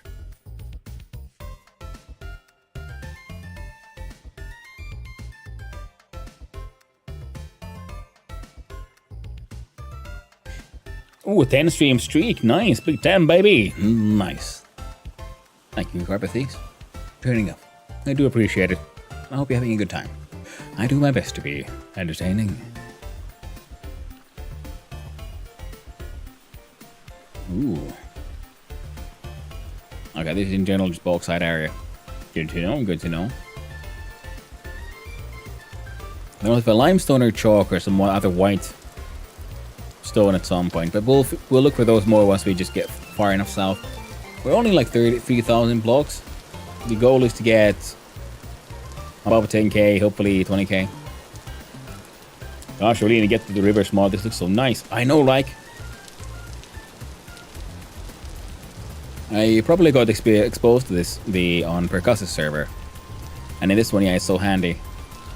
Now, the other thing I'm hoping to do is have a playthrough also with, like, maybe with the rivers mod, but also with just larger bodies of water. Because it feels like boats and rafts and so on aren't that useful unless you have, you know, actual oceans. Because it's like you can build yourself a nice little, like a big old sailboat. But then you know, you can sail it around in your pond. Just sort of how it is with the default map generation. For sure, I wouldn't keep coming back. Rivers mod looks great. Glad to hear that, Carpathus. But yeah, it looks wonderful, and it occasionally makes it really cool shapes because it essentially, obviously, like, it tunnels through the terrain with this sort of circular, like, brush, pretty much. So sometimes it goes through a piece of terrain, as we see here. See, the river, it stops here and then ends sort of awkwardly, but that's because there's a mountain, so it goes beneath the mountain and comes out here.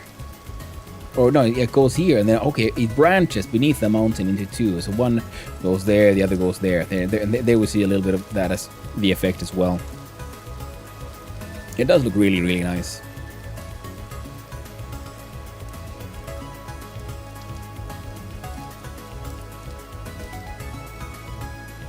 Yeah, a lot of bauxite around here.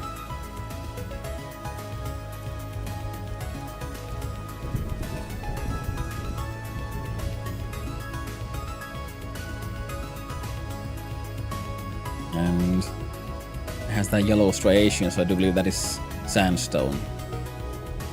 That stuff.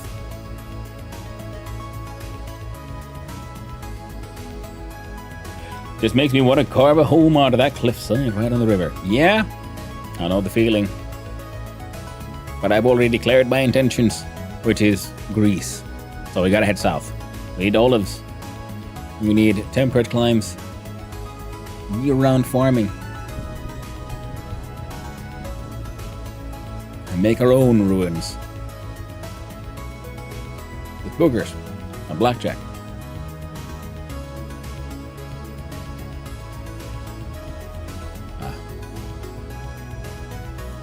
Oh, it's Greece run? Yeah, it's... You know, I had the idea just out of nowhere. Like, you know what? Might as well come up with a theme. And I was thinking, well, going south would be fun. And then I remembered, well, if you go far enough south, then you can also find olive trees. And then from olive trees, went to like olive oil. And then my brain went, you know what, Greece? Let's build like Greece. was trying to build copies of like some Greek ruins. You know, apart from all the other stuff, all the other stuff. It'll be Greece meets log cabins. I mean, I'm sure the Greeks had a bunch of log cabins as well. It's just that the stone structures actually survived the millennia. Logs have a tendency of rotting nowadays. Love it? I'm glad to hear it, my friend.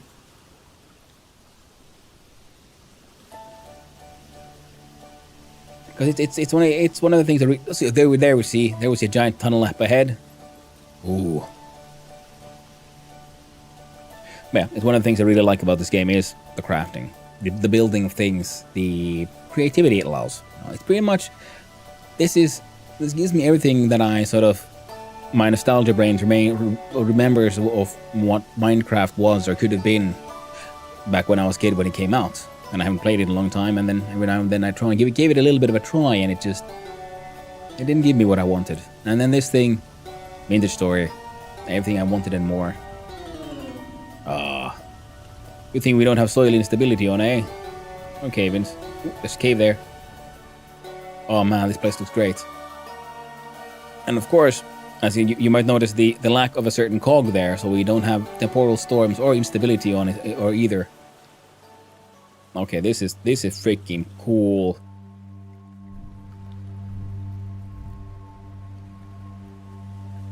I mean, Jesus, and there's like little waterfalls here as well. Okay. Okay, let's hope we don't get murdered on the way. Oh, we can hope the bee is fast enough, I guess.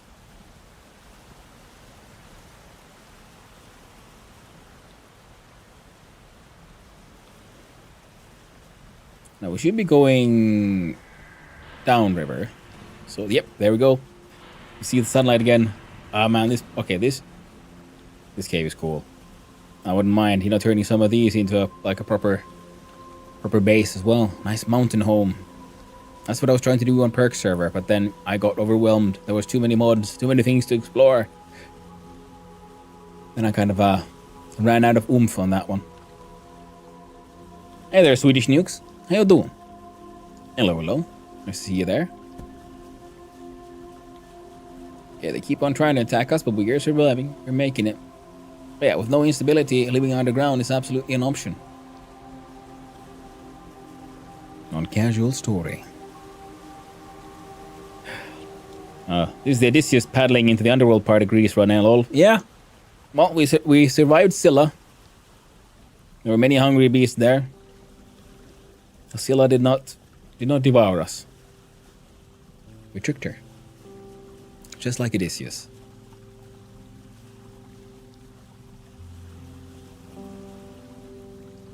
Hey man, freaking cool. Whoop.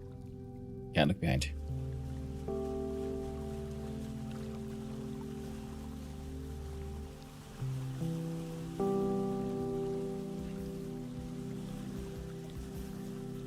It wasn't Scylla who was in the caves. Charybdis was somewhere else.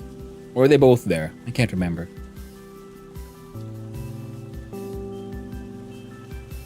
Been a while since I got to know the Odyssey.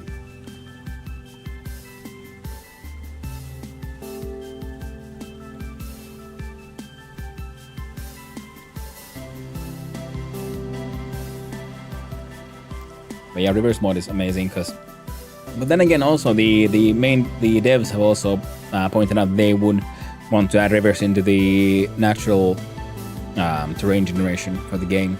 So that is also excellent news.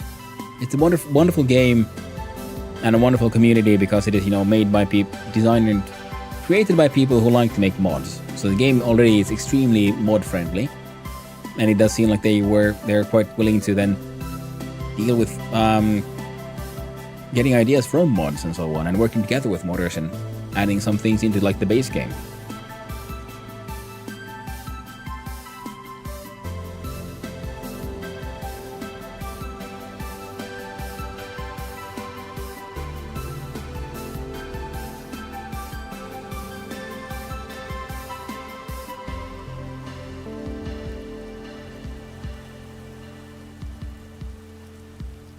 Doing well.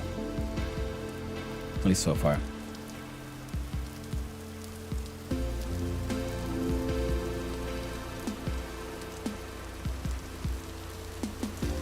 And yeah, this similar to we were enjoying the ASMR of the like rain on the tin roof in Open Source. Yeah, one of the games that really surprised me with how good the audio world is exactly Vintage Story here. It really does sound like rain on water. And if you go beneath a tree, there's very definite difference of the sound then of rain on leaves above you and so on. And as we saw, I like the fact that the music becomes a little dampened when you're underwater because you got water in your ears kind of thing. So many wonderful small touches in this one. I absolutely love this game. Really well done. And this is a game where I'm very much enjoying the fact that it is in early access pretty much. Because it is already so good. And so much fun. And I'm just really excited to see what more they can come up with. What more would they add into the base game? Will add to immersion? Absolutely, yeah. It's a good example of games don't need the AAA studio style of hyper-realistic graphics. You can make block graphics like this, and like pixelated grass assets like that. Just look and feel amazing. By good design, good audio design, and by generally making the world immersive. It feels alive. Like so, there was a fox hunting a chicken and so on. It does feel like with or without me here, the world would go on kind of thing and doing its own thing.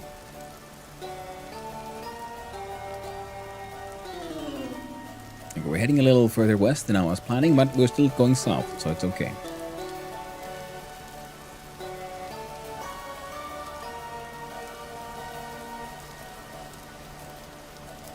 More interesting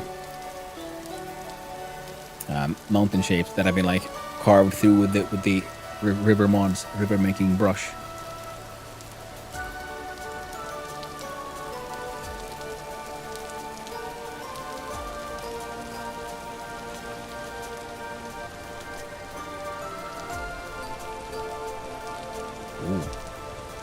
Would that be a large cave or just a small really cool overhang? It's starting to look a bit like a cave, that. Quite a bit.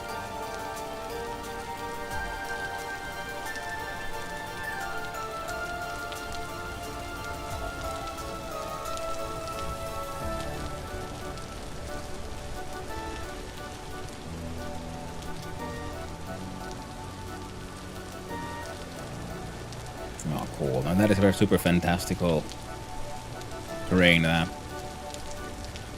Some wonderful big overhangs of shattered ground.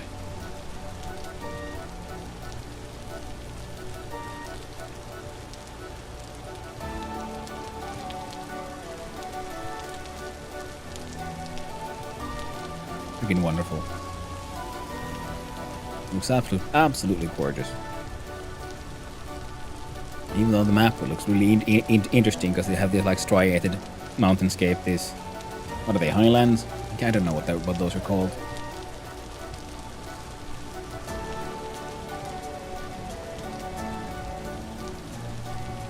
Well, this looks like a slightly larger body of water. Now, do we have multiple exits?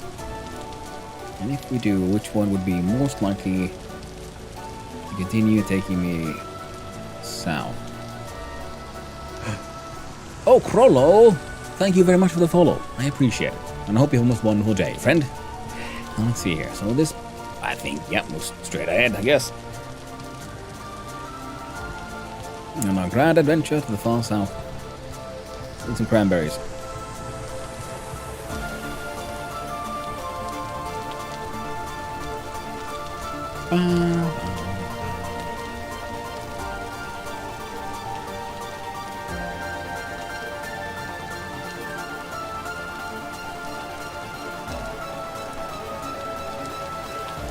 Absolutely wonderful. Now then. Let's see here.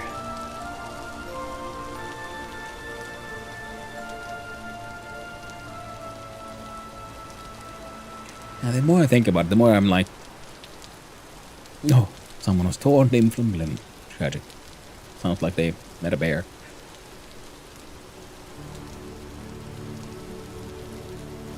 So I'm hoping for like a coastal town vibe for that Mediterranean feel, so we're gonna have to then build something along a river. Hopefully a large one. So we might then, I don't know, try to combine rivers with other things. We'll see. Like a built canals to make sure some of those northern rivers then actually properly intersect with the southern one, so you could kind of like sail from spawn all the way to wherever the coastal town we build ends up. Ooh, more caves.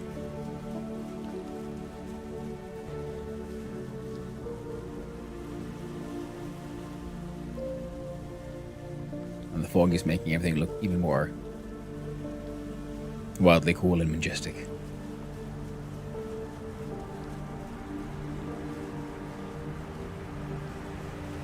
God damn.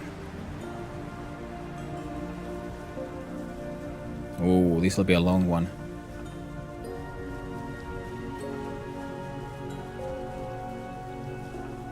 Oh wait, no. We see blue skies ahead. Okay, cool. I was thinking that light just had hadn't like properly rendered in yet, but no. Thankfully.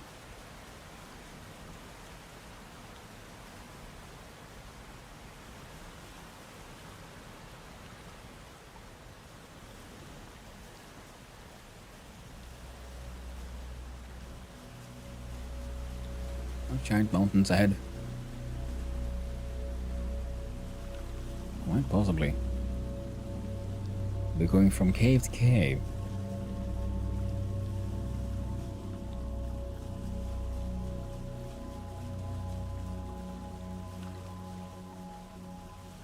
Oh, there's a trader up there. Well, we're not gonna go visit. I don't have a pickaxe, or I don't even have dirt blocks on me. No way to get up there.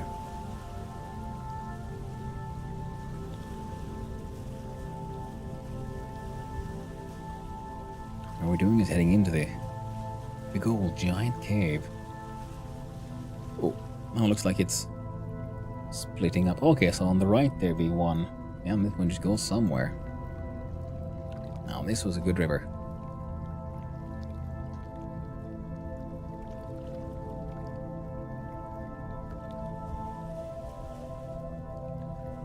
It probably splits up in here somewhere. If you want to go further right. But we don't.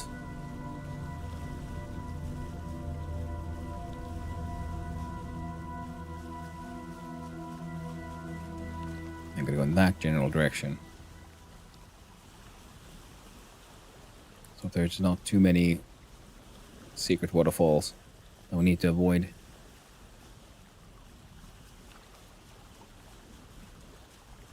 Okay, good. Opens up again.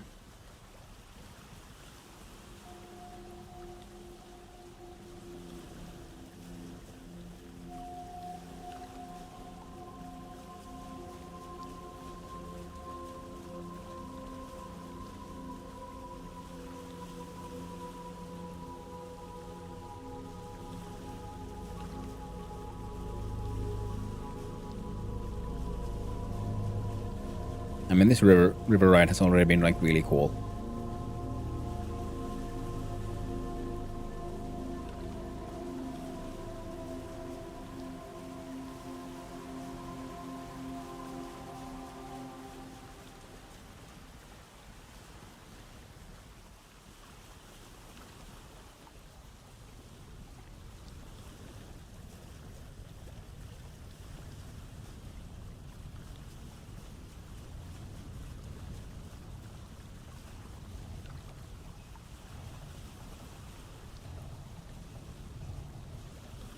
The terrain is changing.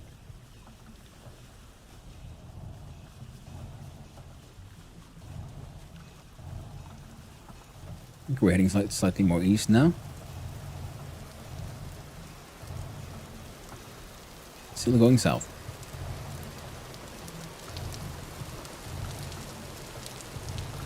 Ooh. lightning. The thunderstorms are upon us. Caves on the left there, on the mountainside.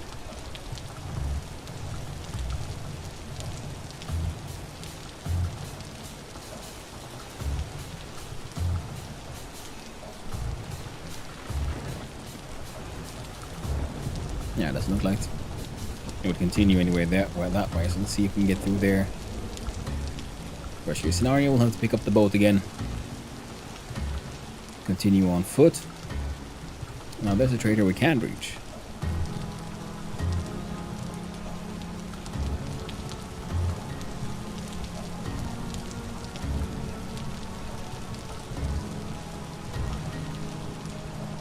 Oh, that's right, they added waves.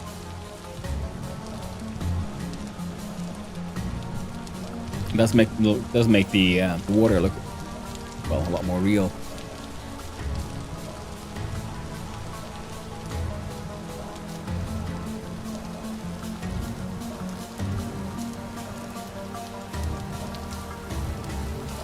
Oh, yeah. Oop.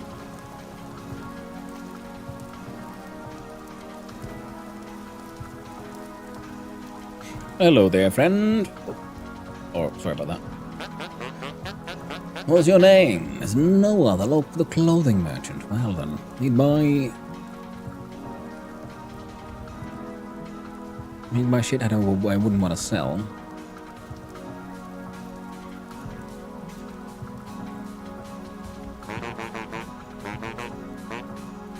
Now let's see here. Hey, Twerk was on. There we go. And trader. Clothing can be that one.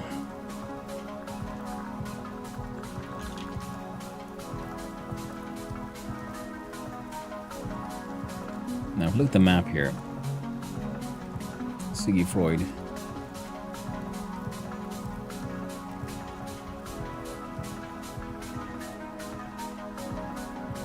Yeah, and that's like proper coast. This is something we could open up. Should we so choose to.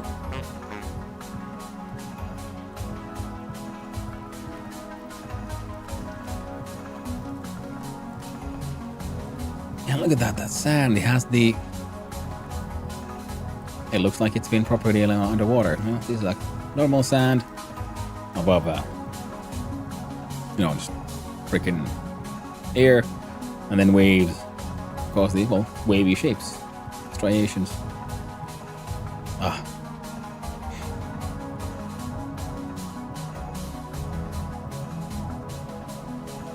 Now we're off again. So we're gonna follow the coastline a little bit. If you can't see shit further away. Neat little island.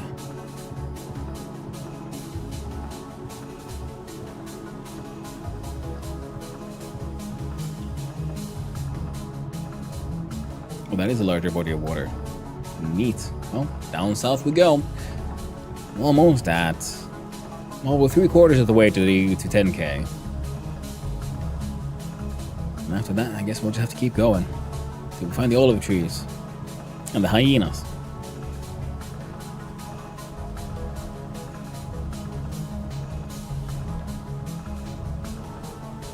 Out to the raft. Out on the open sea. Good times.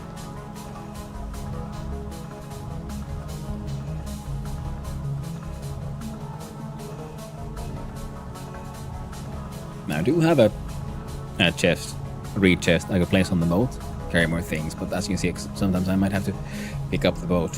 So that's why we can't really focus on that one too much. But once we found a place to settle down, then we can have a more of a looting focused shitty little raft.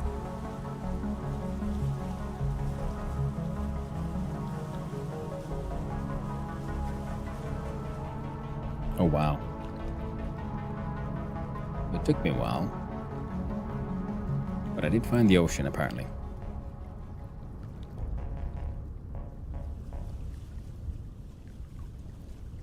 Now through the particles we have secret night vision. A little bit.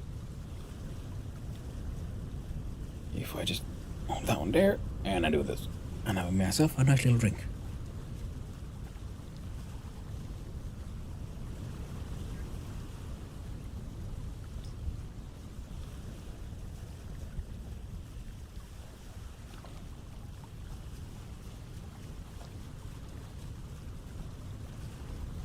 Oh, rivers and water bodies like this, yeah. Finally, a sailboat might make sense.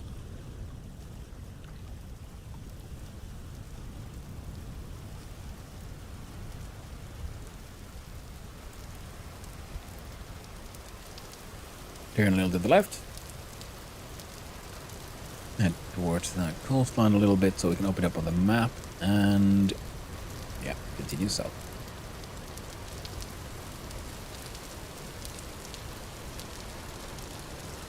Oh, wait, no. That's an underground song. What you do with the drunken sailor? What you do with the drunken sailor? What you do with the drunken sailor early in the morning? Hey ho, and up she rises. Hey ho, and up she rises. Hey ho, and up she rises early in the morning. Put him in bed with the captain's daughter. Put him in bed with the captain's daughter. Put him in bed with the captain's daughter early in the morning.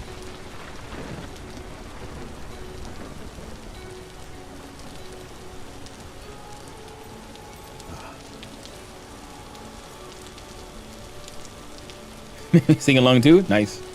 Well, that's the magic of shanties, isn't it? They're pretty much designed to be easily sung along with and have a repeating rhythm.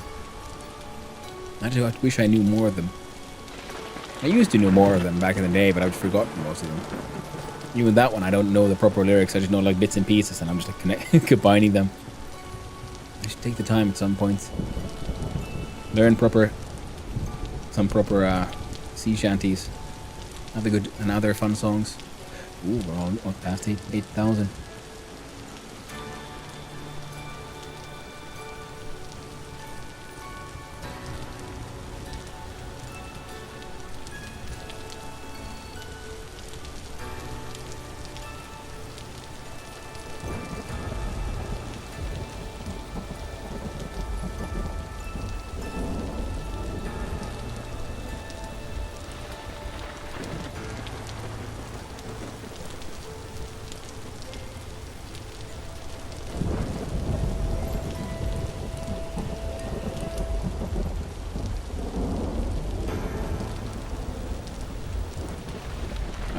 Small hints of what is to come thanks to the lightning.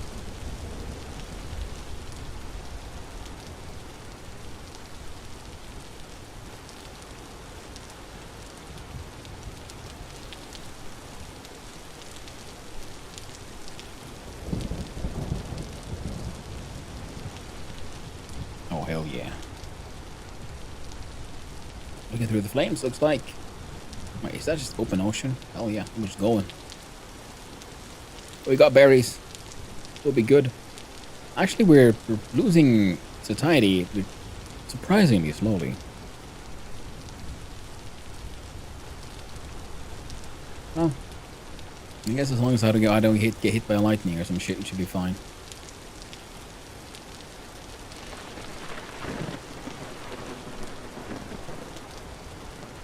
Never been hit by lightning in this game. Or real life.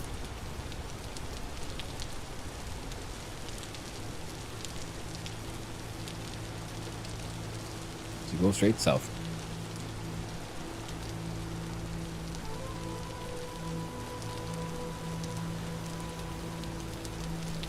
This is a little worrying somehow, like just looking at the map, it's all ocean, all that we can see on the mini-map. Can't see anything ahead of me, just waves around me. You know, my shitty little maple raft. Ah, amazing. Into the dark. Into the void.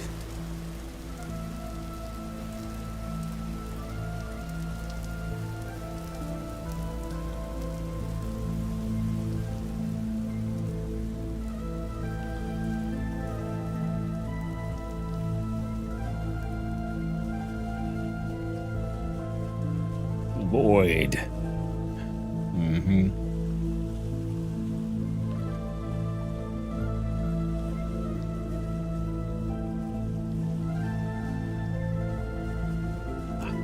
Not such fitting music.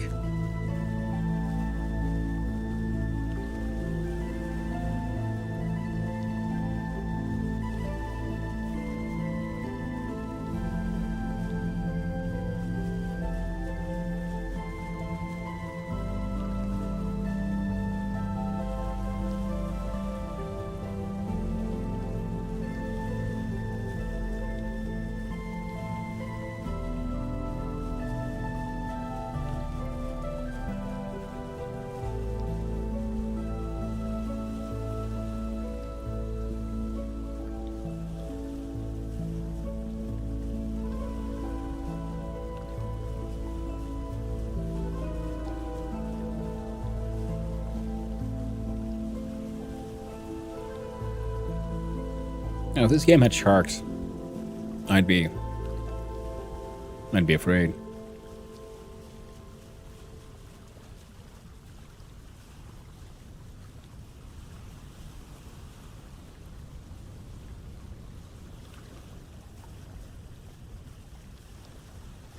Right now, it'd be pretty stressful to see like a fin coming at you. The beast from the deep. Now.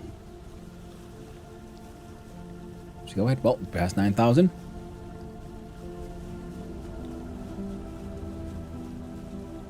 Open the map here and that's weird. How did we? Oh, did we have like limited view thanks to the storm or some shit, or the game just uploading poorly? Oh well.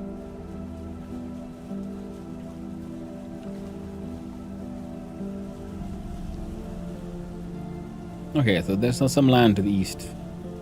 We're heading south.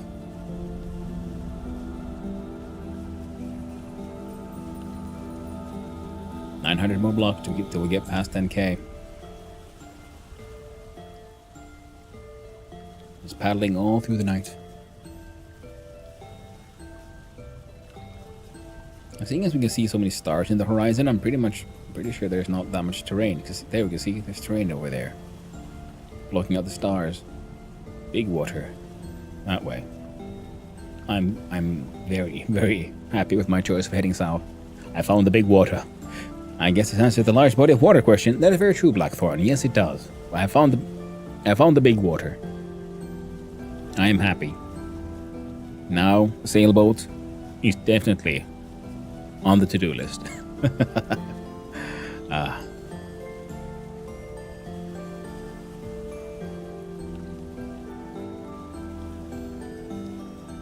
Made a raft for the first time, being inspired by your trip. Well, I'm glad I inspired you. This is also my first raft I've ever made in any vintage story run ever. I remember like, oh yeah, there's rivers now, and I saw them a little bit on perk server. So I'm thinking, well, I can probably use those to get relatively far south. So only had to lift it up, carry it, what, 2-3 times? Oh, you're reaching a landmass. Look at the map. It's an island. It's a heckin' island. It's not our island though. It's too far north. Need to go further south. It could be fun to take over an entire island and turn it into some like Mediterranean resort. Going that vibe. Fill it with my own like fake ruins and things. My own copy of the Parthenon of the what was it called now? The fake Parthenon one. Gobo's Island. Think about it. Yeah, that could be fun. But then we have to go even further south, because then we have to make it more Caribbean themed, I think. We'll make Gobo's Island. That sounds like a pirate place. And Pirates of the Caribbean. Not long left, and we're past 10K. I'm running and fleeing from the winter. Well, could be nice. Yeah, could be. Absolutely. It could be super fun.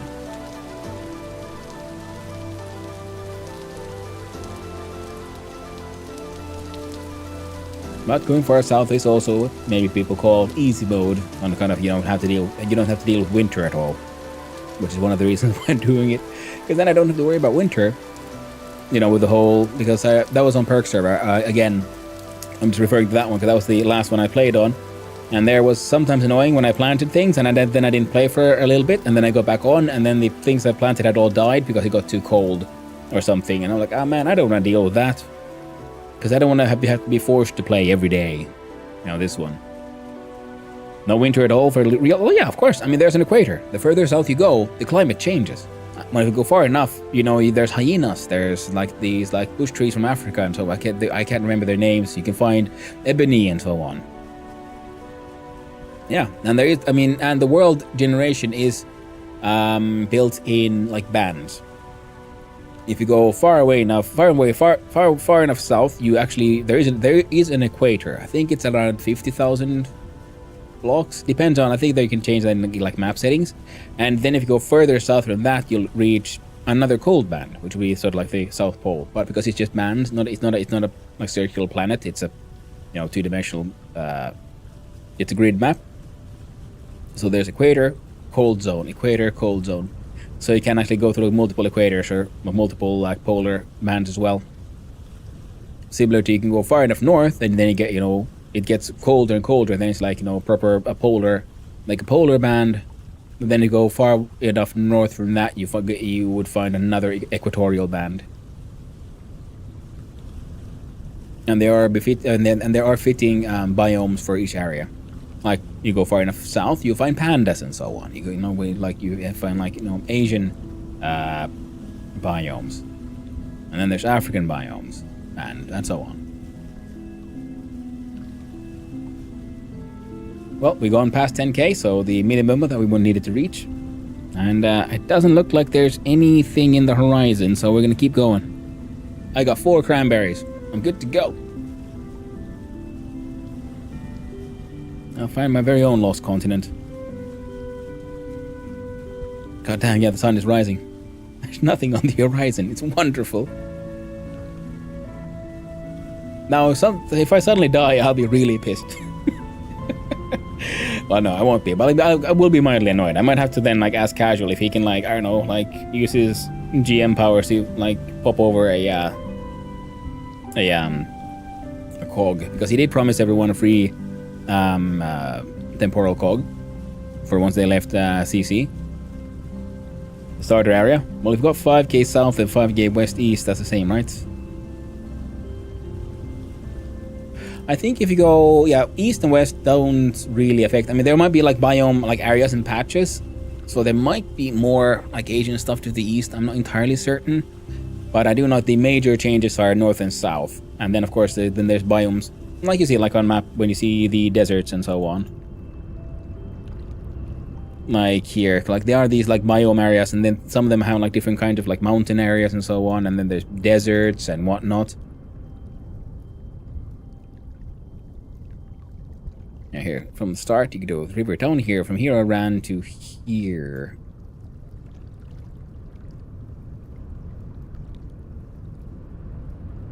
Now, and then I again ran here, and this is where I got onto this river, and this is the one I took from here pretty much all the way to here. Or you can make a small channel, I guess, and then this is proper ocean access. Now, I mean, to be far away enough from spawn. Oh, absolutely, yeah. If you want to be far away from spawn, your direction doesn't matter. Just be far away enough so you don't, so because if you stay too close, you're sort of accidentally, just by default, you'll end up just grabbing all the local resources, and it'll be so it's okay to grab some, of course, to just get you started and so on. But then make sure that there's some left for someone else. So that's why I was focusing on grabbing things that are renewable. The only things that I grabbed that were not renewable were the fallen logs. Am I seeing that right? Or is that just rendering thing? What are those?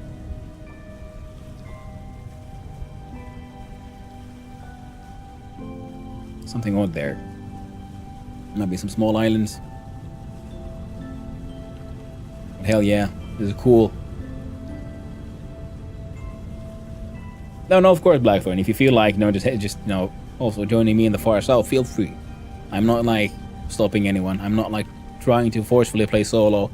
I just usually end up playing solo because I get carried away with my own ideas and thoughts and so on.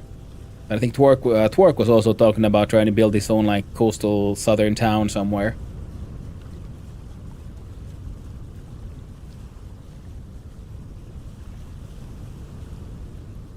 Oh no! Okay. I'm seeing mountains in the horizon. I was wondering, what are those little like white things? Are they like icebergs or something? So I think you might find icebergs as well if you have a large enough body of water and you go close enough to a polar band. Yeah. This does remind me of when I was playing on my very first multiplayer server and also ended up moving far south because of the winter. It took me a very long time to get back to my base if I died and ended up back at spawn. Hey, welcome on in. Hello there, Raiders. Hey there, Empress. Hey there, Claiborne. The worst was because you just mainly for me to know and respect the rule before really settling down somewhere. Yeah. I mean, that's the thing. Like, you can settle closer to spawn if you want, but, just try to not steal everything kind of thing. But welcome in, Raiders. Hello. How's your adventures in Winter Story? I'm heading far south again. I found the ocean, and I have been paddling through here like for a day. There's nothing in the horizon. I'm very happy with this choice. There looks like there might be some mountains up ahead. I'm down 11,000 blocks to the south. But I hope everything went well with you as well, Clay. And welcome in, Raiders. Hi and hello. For those who don't know me, hi. I am Hanno, son of Hanno, variety streamer and occasionally an extremely amateur game developer.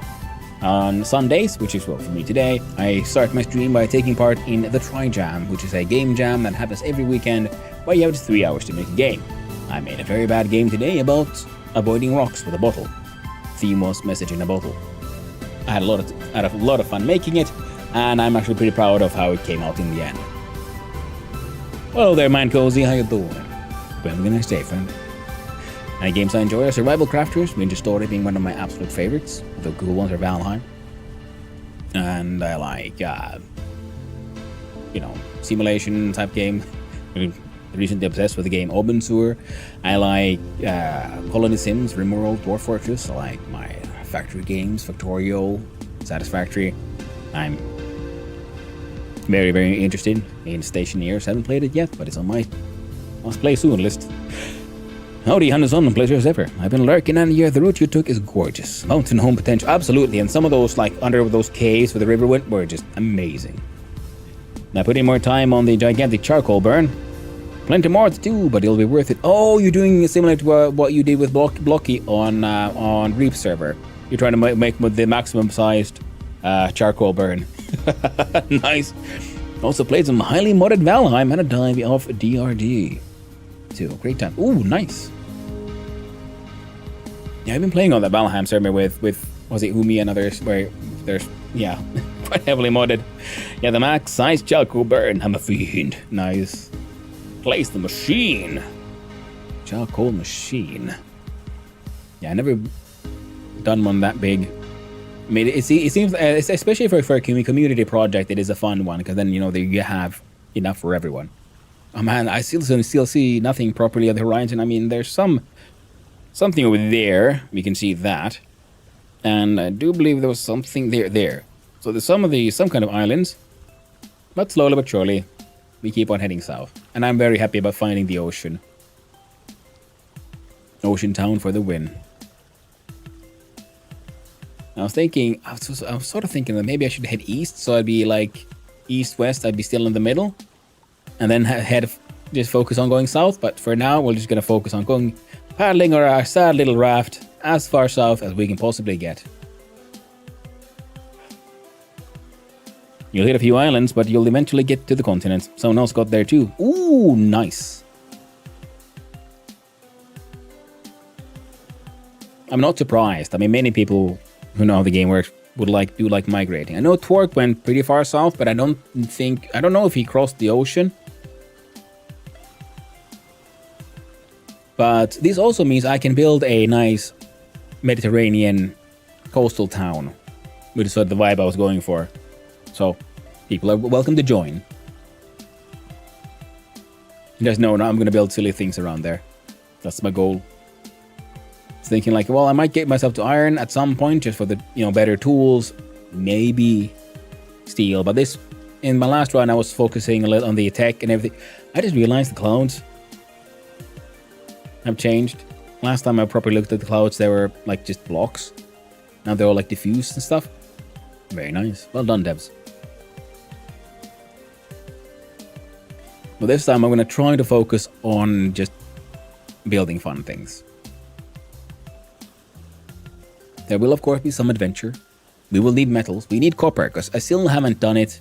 It is still something I keep on starting, but never finishing, which is making a building with a full copper roof. I need one of those.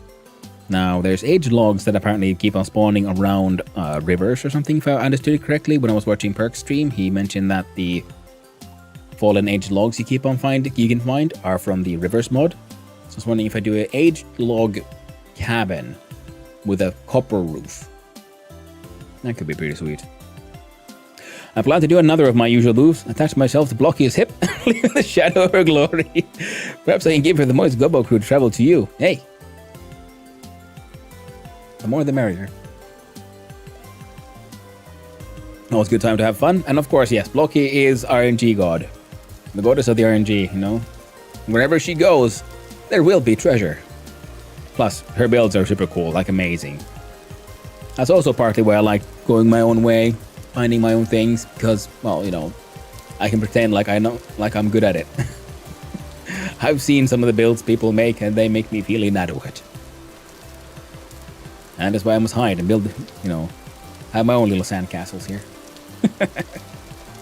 But no, of course, everyone's welcome. Now it's like traveled so far south. Now I'm just, like I said, I'm afraid. What if I don't get a temporal gear? Maybe I'll get lucky. She already is crushing on finding iron, only restrained by the fact that she's on honeymoon. I know, right? She it's like 24 hours after the server is officially launched. She's already with like full iron gear or whatever. It's preposterous. She's just a master at her craft. I had to stick around, try to have fun. In my own way, and try not to feel too inadequate. Now that is looking like there might be a continent on the horizon. If I'm interpreting some of those rendering effects correctly.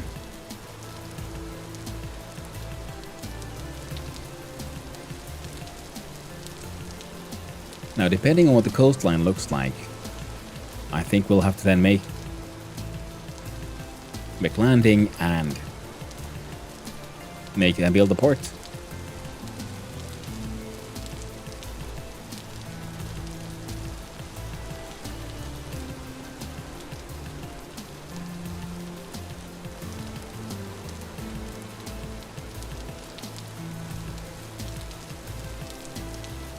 So to get the coastline, we'll be traveling probably like left and right a little bit. Well, I'm gonna eat some of these berries.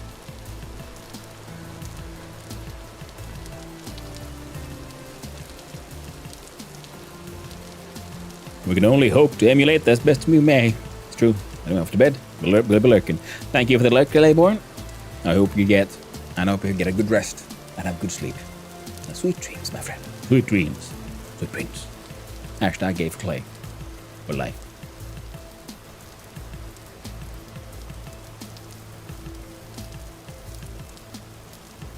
There we got those Chinese style highlands where they have the stone pillars.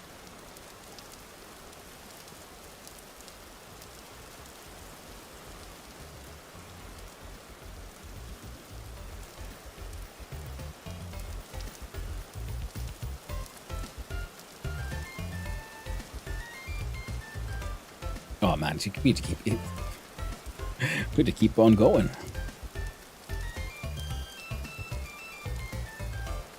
Is it because I'm moving, or is it because I'm not looking at the map? Why does it sometimes only give me like a thin stripe and sometimes a big one?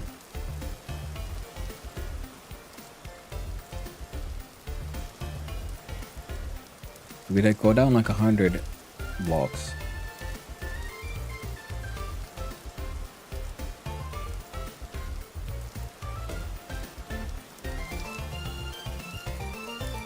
Yeah, opening the map did the thing, I guess.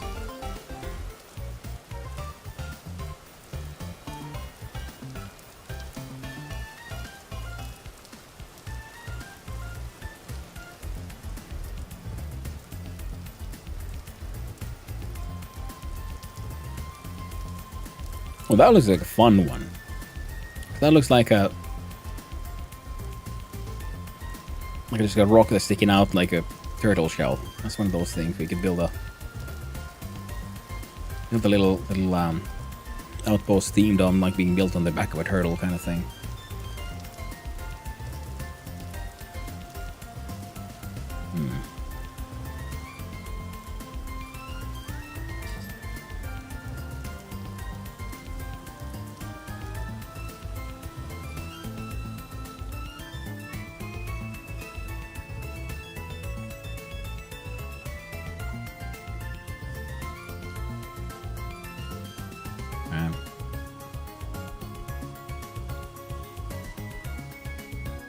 The further I sail, the more I'm afraid of dying.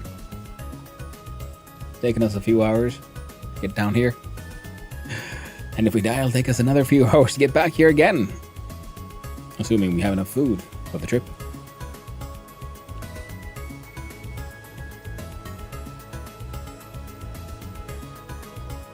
Speaking of, I've got still a couple of days worth of freshness on our stack of berries.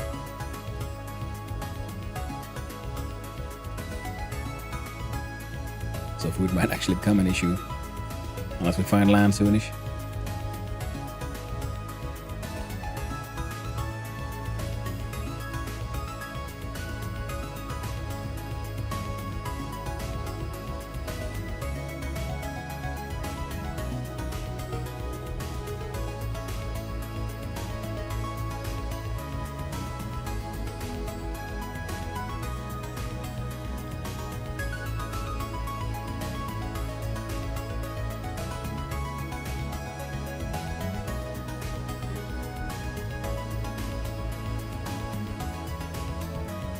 Now it seems like it would be a good idea to just occasionally open the map.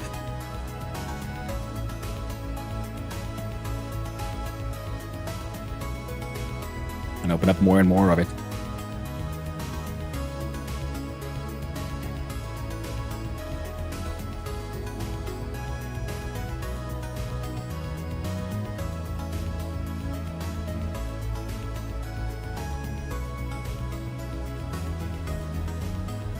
Only 13,000 blocks south.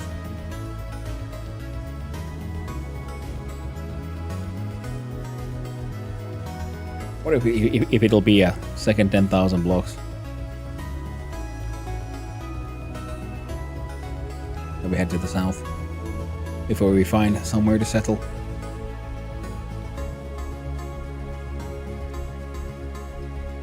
But at least this large body of water does make my lust for a sailing boat feel worth it.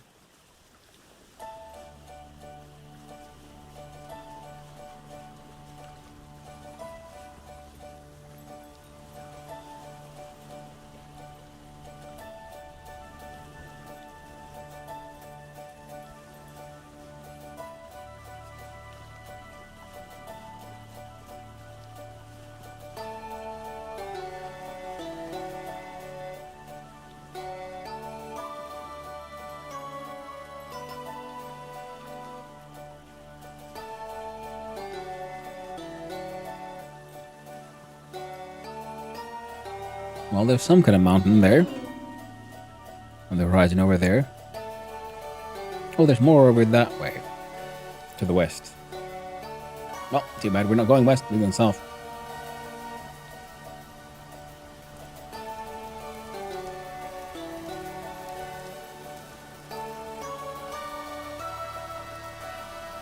This might very well be the furthest south I've ever been in the game. Oh no, I think it was around 15,000 blocks that I went previously. It didn't take me quite as long to get there though, that time. Because, well, there was a couple of translocators in between. Just shaved off a lot of travel time. Right now, doing good. And maybe if I get inspired enough with all the building I can and will do in this casual story, I might have to then log it back into Percussus Crow's nest and finally finish what I was working on over there.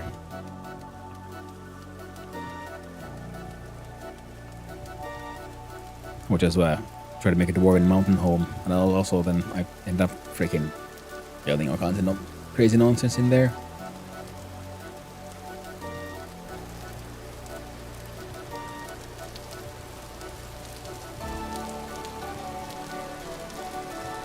No, I need to be able to see where I'm headed.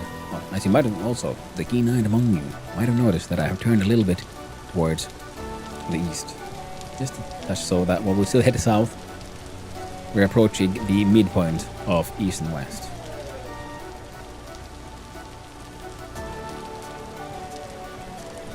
I don't want to do it too much. I just thought, well, we'll go a little closer, but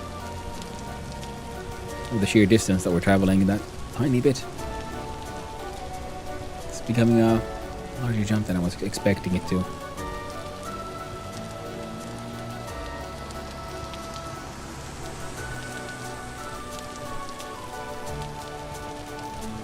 Oh, I just realized what I'm doing. I'm sailing across a vast ocean on a shitty raft. Which means a raft should be named Kon-Tiki. Those who know the story of the Kon-Tiki, the man who sailed across the Atlantics from continent to continent on a raft.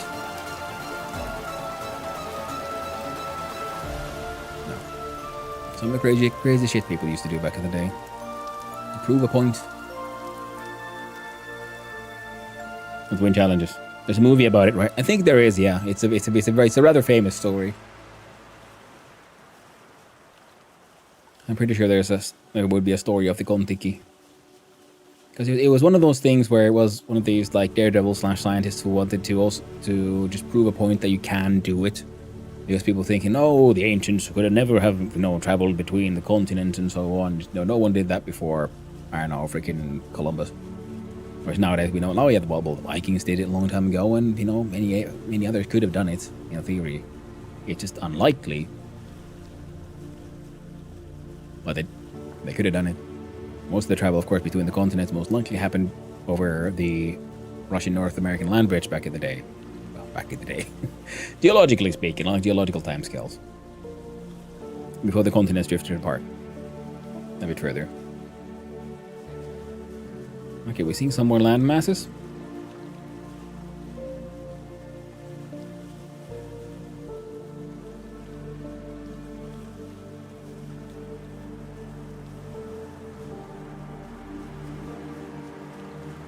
Well, hello there, Pythos. How you doing? 7.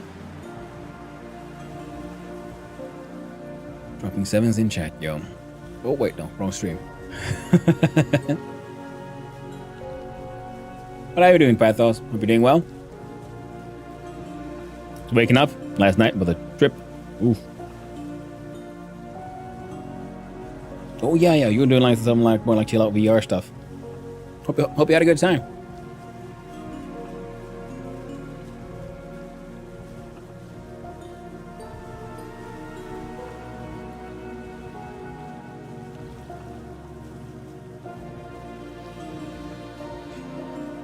A single lemonade, and oh boy, like I was unplugged, but I wasn't inhibited. Nice. Definitely sounds like a fun time, my friend.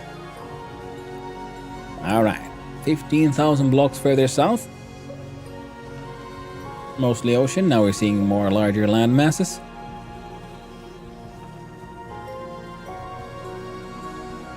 And once we can't go further south, then we'll have to just sail along the coastlines and find a good spot for our nice little house. Yeah, I think I understand a little bit more how my underlying psyche works. Oh, cool.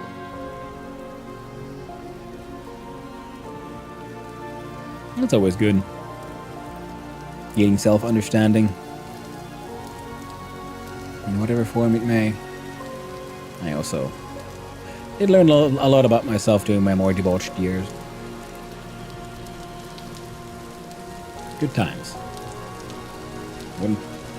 Couldn't do it again. Couldn't want to either. They were good times.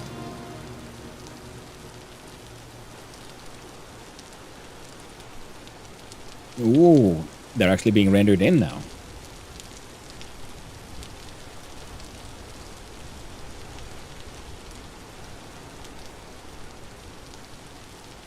Alright, 15,000 blocks south.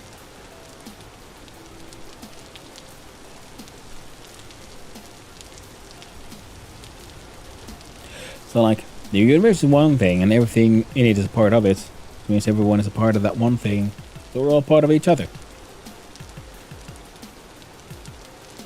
Yeah. You could think of it that way. You're a part of it, you know, we're all smaller parts in a greater super organism, if you will. You know, if you want the whole Gaia theory. Similar to, you know, we are made of multiple cells, but every single cell within us is its own independent organism. We're all working together to make bigger things, like organs. And then those organs are essentially small individual animals, and they all work together to make a bigger animal. And as social animals, we're all part of larger social groups and so on. Through that, we are more, you know, make packs, swarms, hives, however we want to name it. We make superorganisms, and they themselves make larger and larger ones. And then, you know, yeah, you can take that further into the whole universe, if you will. It's a very neat and interesting way to think about it. And look at the world. It's very close to God complex. However, I don't believe that I'm God. I just believe that I am everyone else, and just everyone else is also me. Oh,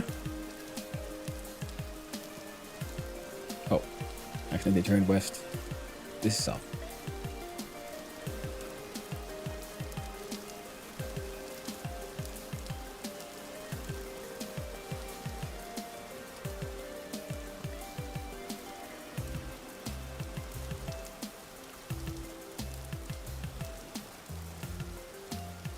And that sounded like a decent sort of epiphany.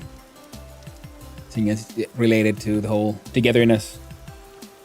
All is one.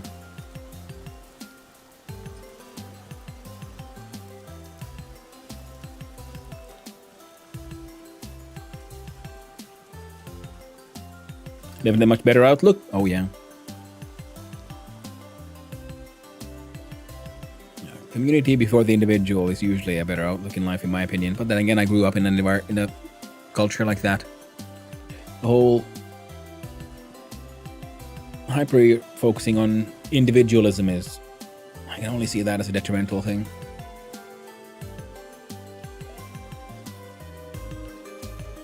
Wait, no, this way.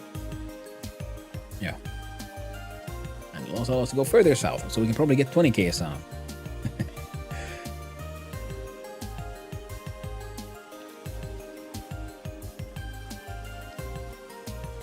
I think I really have been like sailing on this freaking raft now for a few hours.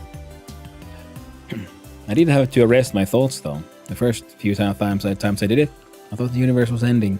Then I thought about the movie Melancholia, which is a very dangerous movie to think about.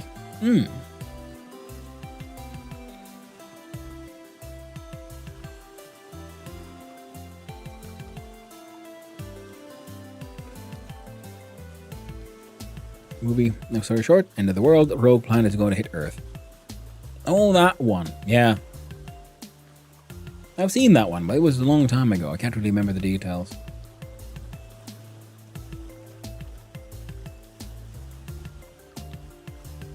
But yeah, if you know, with the whole like, if you all are one, you know, you're part of the others, and others are part of you. That also sounds like the whole ego dissolution thing, and that can be a very distressing process to go through if you're not used to the whole not existing part. Basically, depression in a movie. Yeah, that's how I pretty much remember it. Really a bad thing, definitely can help to understand the feeling. Oh, absolutely, yeah. there's a lot of art about depression and being depressed and so on that is very helpful to a depressed person as well, or in general for other people to understand depression, because it gives you perspective. You know, I think it's very important to be able to explore emotions and states of mind without having to be in them yourself. And also, if you happen to be in them, then explore them through the lenses and experiences of others. To help us know that we're not alone. And also, especially with depression, I enjoy going through art and writing and concepts really about depression, because it also helps me break my own loops of thinking, lines of thinking, which can be detrimental and sometimes just really bad and just inefficient. They don't get me where I need to be. So it's good to have something that can help you just show a different perspective, kind of thing. Like, hey, yo, I know, you're experiencing the world like this. Yeah, I know for myself, I'd actually normalized it for so long that I never realized that I was depressed. Just normal. Yeah, same here. It took me a lot of time before I understood to even go ask for help and so on, and then I got the help, and then I've been sort of trying to figure out, when am I not depressed? And then, now I realize that, no, I don't think I ever will be truly not depressed, because I've been depressed for as long as I can remember, since I was a kid, pretty much. And just lifelong chronic depression, and it's just more of an aspect of life that I need to live with. It's like having, lost an arm or something. It ain't coming back. You learn to live with it. Now there's nothing to be ashamed of.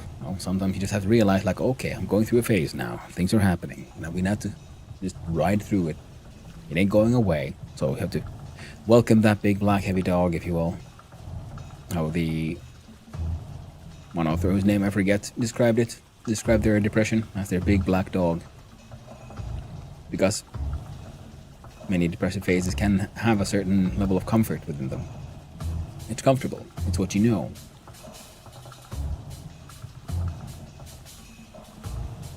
There's some majestic mountains up front.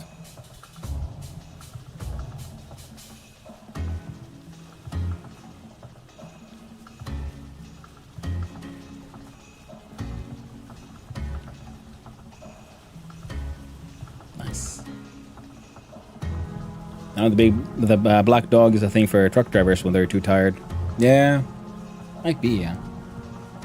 Next, I know there was one author who described depression as their big black dog. It's just there and it's all very heavy and you can't get rid of it because it's kind of also you feel like your responsibility and you're tied to it. It's actually a pretty good analogy. I'm just not doing it justice.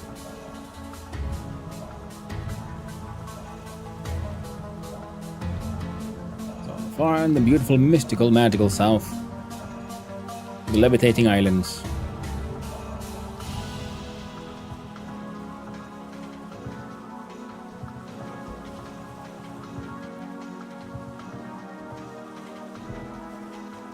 I'm gonna keep going south and look for a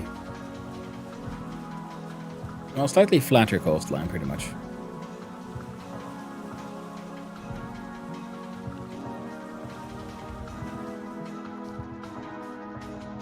Oh, that's a river. And what I want, that hole there makes that look like a volcano. More of a coastal town vibe, so we're not gonna go in the river. I'm gonna follow the coast instead.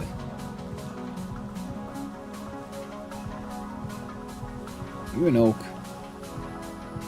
I'm maple. And them screamy bugs. I need to get back on the casual story server, but I do admit I'm a little bit slow. One-track mind. Oh, same here. Another thing, I mean, it ain't games, especially games like Vintage Story. It's not a competition. You gotta do what you want to do. I decided I want to go south, so I'm heading south. I'm living off of these berries I found on the way, which might rot before I find a place to build a house. I'll do the hunting and gathering. Yeah, I'm still on that stage too. My tools are, I think I got my two fancy tools are flint, the rest are just granite. I didn't even got proper flint weapons or nothing. Get told, do what you want. I have no clue what to do. Oh, I know the feeling very much. That is why I decided that I want to come up with a theme. And one was, I was watching the Twitching yesterday, streaming, and he was saying, oh, he's going to move south and make a coastal town and so on. And I'm thinking, well, yeah, going south is nice because, you know, you don't have to deal with winter. Thinking, well, what else? Well, it's nice and warm down there, and coastal town seems fun. And what grows down there when it's so warm? Well, olive trees go further south in the game as well. And then then olives led to olive oil led to Greece, and now I'm thinking, well, I want to build a coastal town and try to make something with like ancient Greek architecture / ancient Greek, make like fake ruins of my own kind of thing. And then I made a tailor, so I'm also going further south. I'm going to plant a bunch of flax and try to make fancy clothes, pretty much. That's my goals. And then a third one is something I keep on failing at, which is properly build a building that has copper roof. A full copper roof takes a bit of a few resources. Well, good thing I didn't go through that like fake river there. Oh, I thought there was a larger continent, but I guess we're going further south again.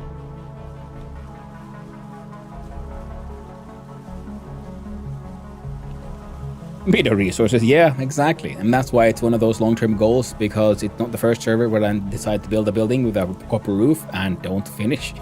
This time I'm gonna make a freaking copper roofed building. Though,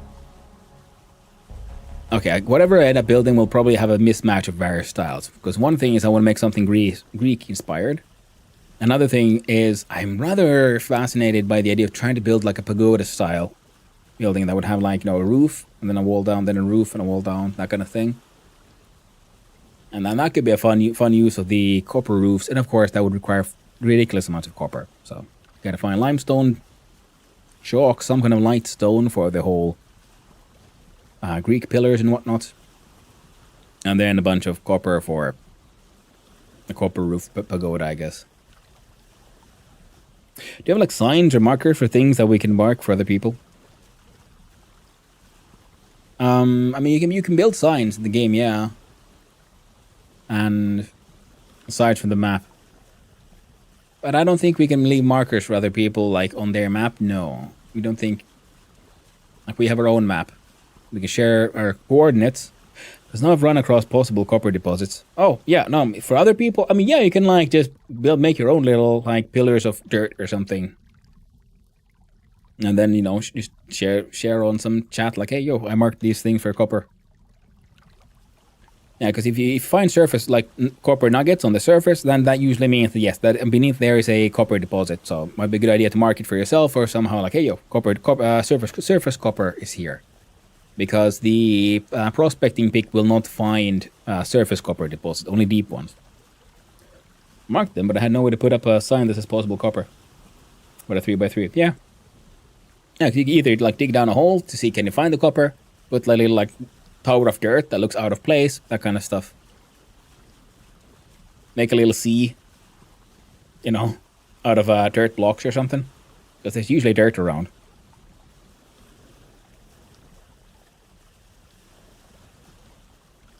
Okay. Apparently we're going even further south.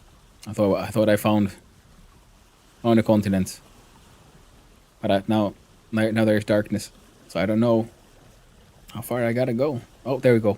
Yeah. That looks like it might be a little flatter. There looks slightly flatter. And there's trees. This looks very mountainous. No, 0 point is here, so it's close enough to 0 point.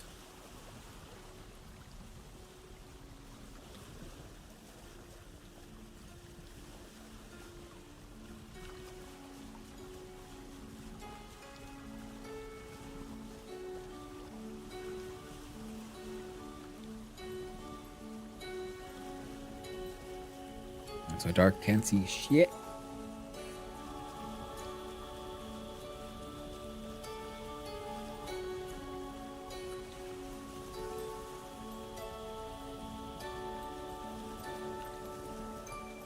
Okay, so beneath us we see the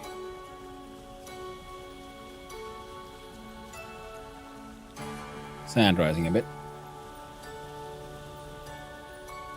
I don't know if I want to go on land before I see some sun,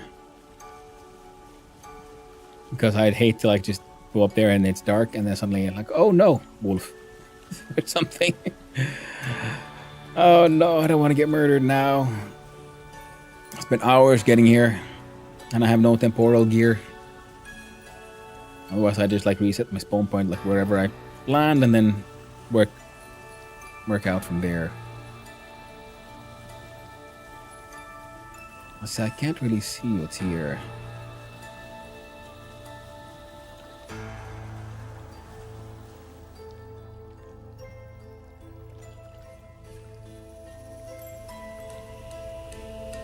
Oh, I wonder what I hit.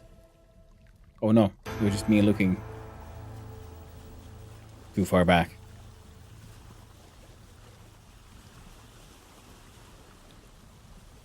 But also, like, surface copper deposits are usually actually relatively plentiful in many places, so you don't need to worry about them too much. But it might just in general be a good idea to mark them for yourself at least. And somehow maybe for others if you feel like, oh, are these like... This is mangrove? Old cypress.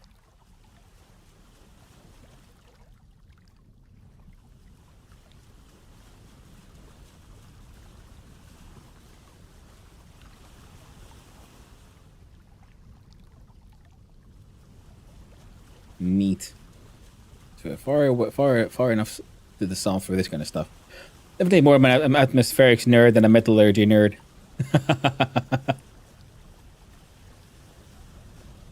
Yeah. They don't have vintage stations out just yet. And that could be also neat.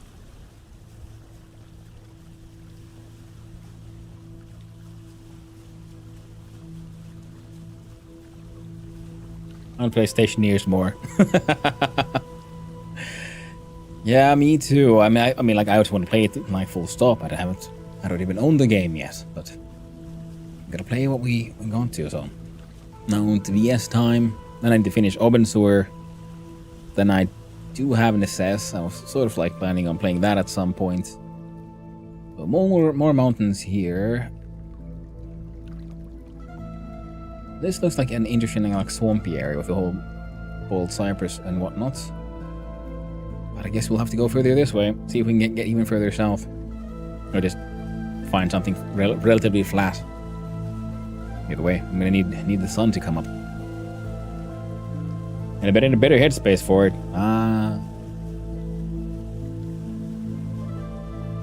Stationeers is pretty cool. I've seen more people playing it now, and I want to get back to it as well. Yeah, it seems like there's been some resurgence or something, because suddenly a lot of people were playing it. Because I know Discount started playing it, now he's gotten Urban into playing it. Then I'm seeing, Perk got into it, and now it seems to be like spreading a little.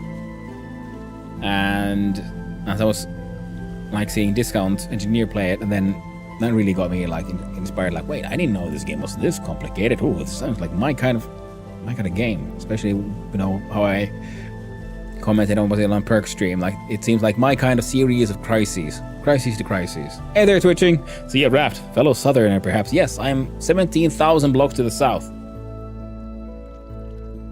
I sailed for days across the ocean from spawn, which is there.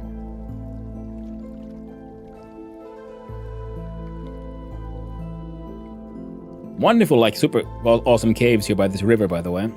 River goes through, and then I go to the ocean, and then it's just water. So much water. I found some islands on the southern continent, and now I'm just gonna find a nice spot to build a house, I guess. Snap, want me to hop on also? I think you passed my place. Oh, cool. I mean, sure if you want to, but at the same time, I'm also like just feeling like exploring, heading further south, finding a nice place to make a spot. But you've rafted this far south? Because as you can see, I'm 17,000 blocks south. And pretty close to 0 points on east and south, east and west though. Whereas, let me know if you pass the Mediterranean place. Yeah. Do you remember how far south you were? So I'll know, sort of.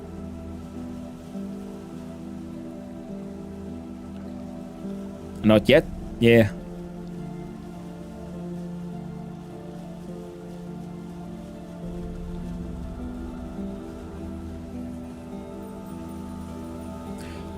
The two smaller islands you passed were very close to me. Ah. Good to know.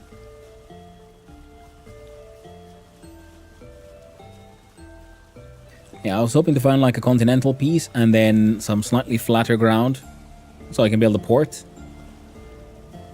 Fill in Jiffy. Ooh, thank you. Yeah, I'll keep my eyes on chat because if you log in, then I can also open the map and maybe I'll see you there. All right, we're starting to see a little bit of stuff on the horizon. Some little redness. I think the sun is slowly starting to get up. Yeah, it's mountainous area here to the south of us right now.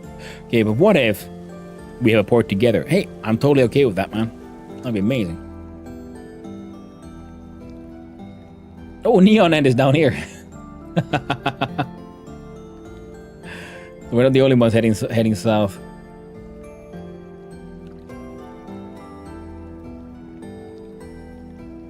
Felt like doing the same thing. Yeah. Mediterranean port vibes. So I see Neon End here. But I can't find you. Just Waka Wookie is there. Go. I'm north of you.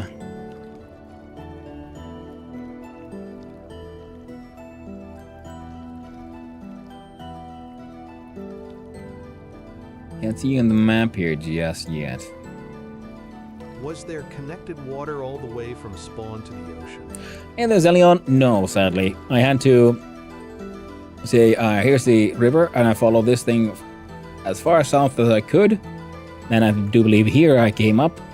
Then I walked, carried my boat to this river. Then this one took me, well, here. Then I had to walk again, and over this water, and this river here is the one that is connected all the way. It goes here, it goes through a couple of really cool like caves, so this river continues underground all the way here. And it follows here. More underground, comes out here, and here is the last place where you have to like carry your boat. You could like dig up a canal here if you want, I guess. And then it's ocean. Now there might be, if you, because I haven't explored this way, so this is the route I took. There might be a different way. Minus 175, 110.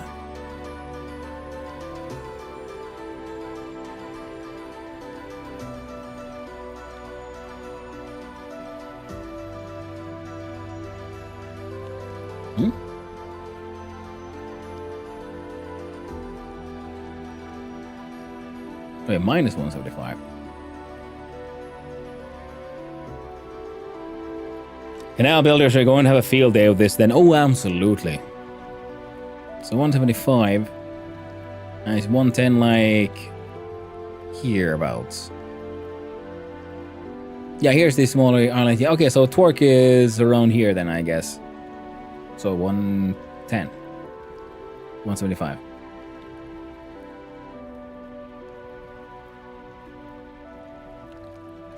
Yeah. Well, I'm going here, and I guess no, there's others further south than me. Well, which means only one thing: you got to go further south.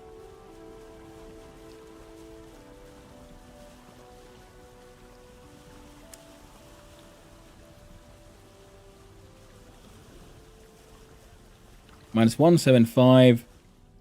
Oh yeah, the 110 is your height, so 6,840 would be the south. Because X, Y, and Z, and the Y would be our height. So 110 is usually on the map here, because it's pretty much like water level. So here we see height differences. Go here, and then we have south, east, and west. And up down is the last one is north south. So 6,000.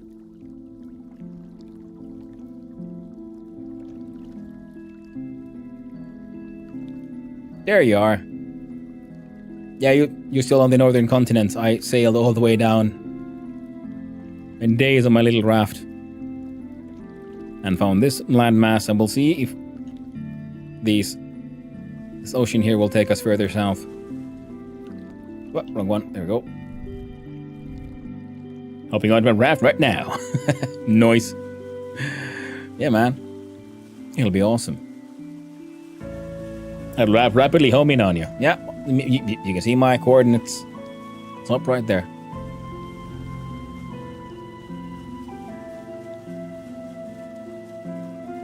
And I'm saying, like, how far south can we go on the big water?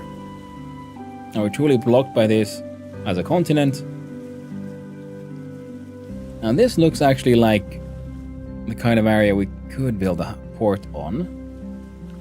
And that's good. We got potential. This place has potential. There's some height. We'd even have reeds right there. Cattails.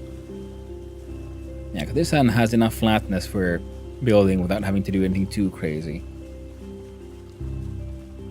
Get a little closer. And we'll see what the map says. Yeah. So I'd say this cove, mark it as a definite maybe. Something that'll show. Oh, looks good. There's even a tree with some mushrooms growing on it, so that's good. Wait. That is mushrooms, right? I love those giant mega mushroom trees. Speaking of,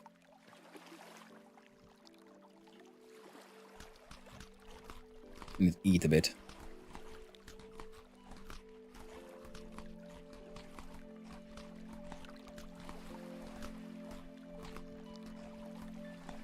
Oh yeah. Now, so far, I've enjoyed my very first raft ever in Vintage Story. There's flowers as well. Excellent, excellent. Oh, no, yeah, those are berry bushes. It looks like rye or something, or wheat up there. And some flax seeds, which should help us get started. Now we're heading a little east just to see how the coastline goes.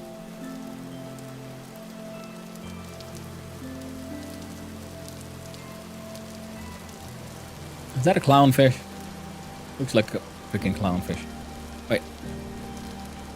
That would mean there's coral. Not that.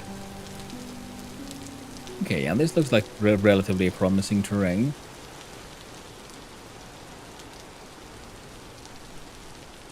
We got some forestry stuff to be able to do over here. Yeah, yeah.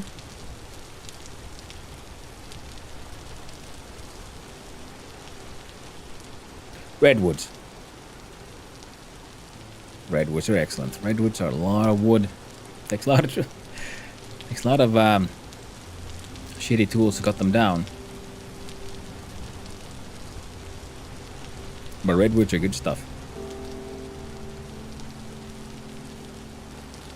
That's a ruin.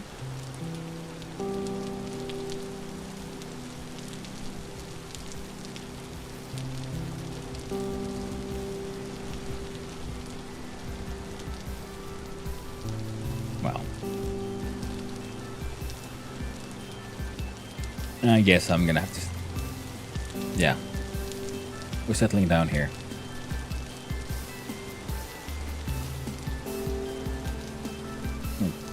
Cutting down the redwoods. And what are you? Salt.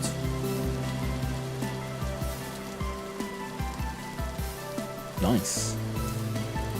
That means that we could find veins of obsidian as well, which is good for the kind of chiseling I like to do. I like the purple.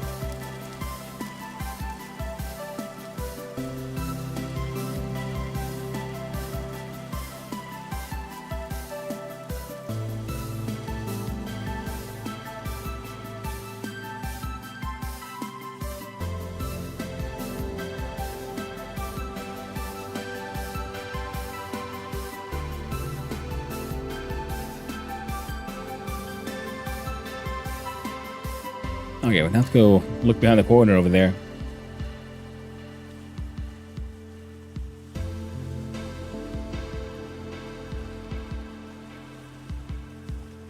But all in all, I'm pretty happy with that location that I marked as a definite maybe. It had a little bit of a cove, and that has a good sort of port vibe to it. We have obsidian close by, which is, basalt close by, and I like the color. We got redwood, which are just, and there's more redwoods. Lovely. Redwoods, as far as I know, don't drop seeds, but they drop crazy amounts of logs.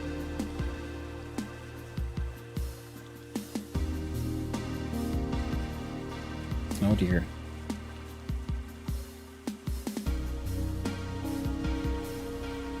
Oh dear.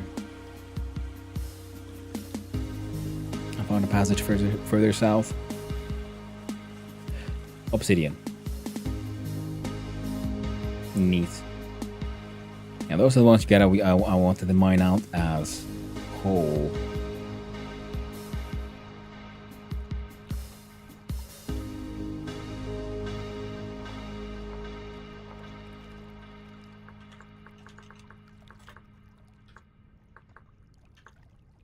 That is for a future endeavor. Not necessarily right now. I don't even have a pickaxe. No copper tools to speak of. Large amount of really low quality soil. Actually, that's medium for soil right there.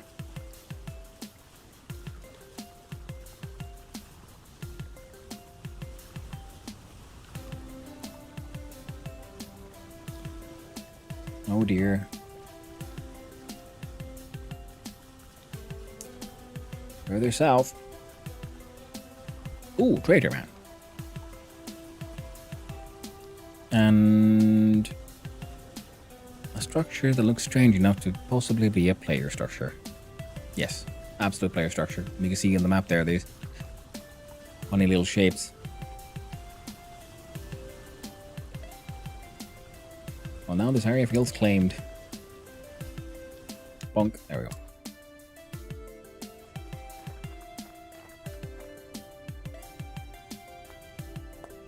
Young some of that.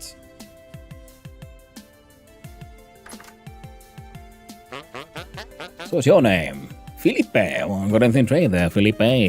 Local goods, eh? What are you? Goodbye. Let's go back again. No. Oh, nice paintings. Neat. Ooh. Hey there, Namaito. How you doing? 3 months playing with my friends on Vintage Crack. Now I've officially bought it. Nice. Congratulations. It is worth the purchase.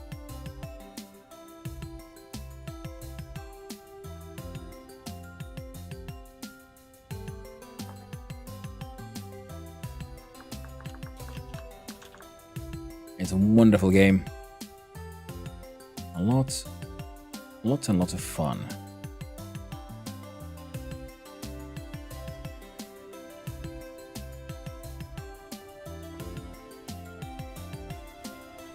So we've got a nice bit kilns and everything here. Oof, lovely.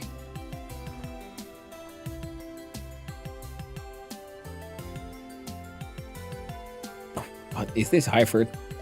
Yeah, god dang. Someone's been here and who knows what they're doing. Probably also lured in by the redwoods. Where's my boat?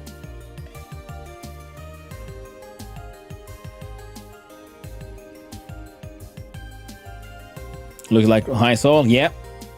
That it was. That it was.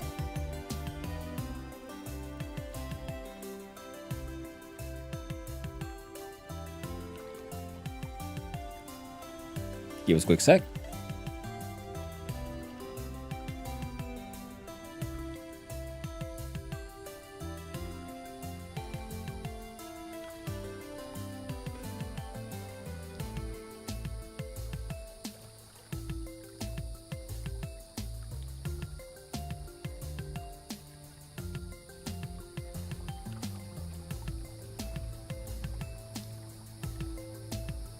There we go. And go walk the dog soon. So let's find a place to park. What world size? Let me rephrase. What pain level you picked? Well, I mean, we're playing on a multiplayer server run by Casual Elephant, so he set up everything. There's some mods here. Nothing too intense. And yeah, I'm not sure. Now, you might have noticed there's no cog, so there's no storms and no instability. So that's neat. So I'll be focusing on building interesting things as much as I can. That is my goal for this run. Ooh. Well, that looks heckin' lovely. Nice.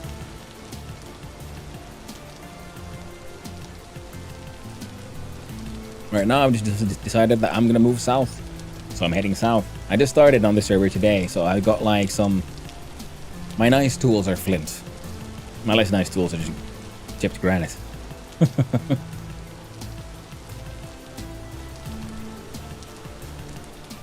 Bigger world size equals more distance between quest locations, like 10k blocks away. Yeah, I'm not too worried about the quest stuff.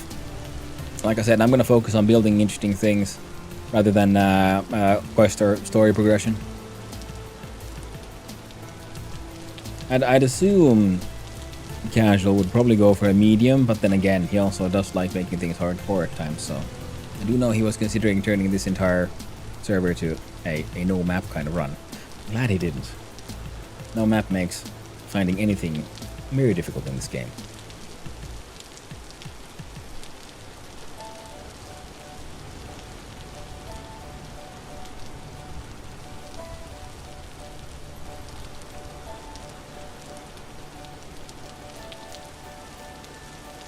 Yeah. Okay, so we got like the redwoods are around 17,000. Which means that the most likely the like proper like African biome kind of stuff would probably be even further south from here then. I've also seen some bold cypress, which is also usually pretty, well, warmer biome kind of thing.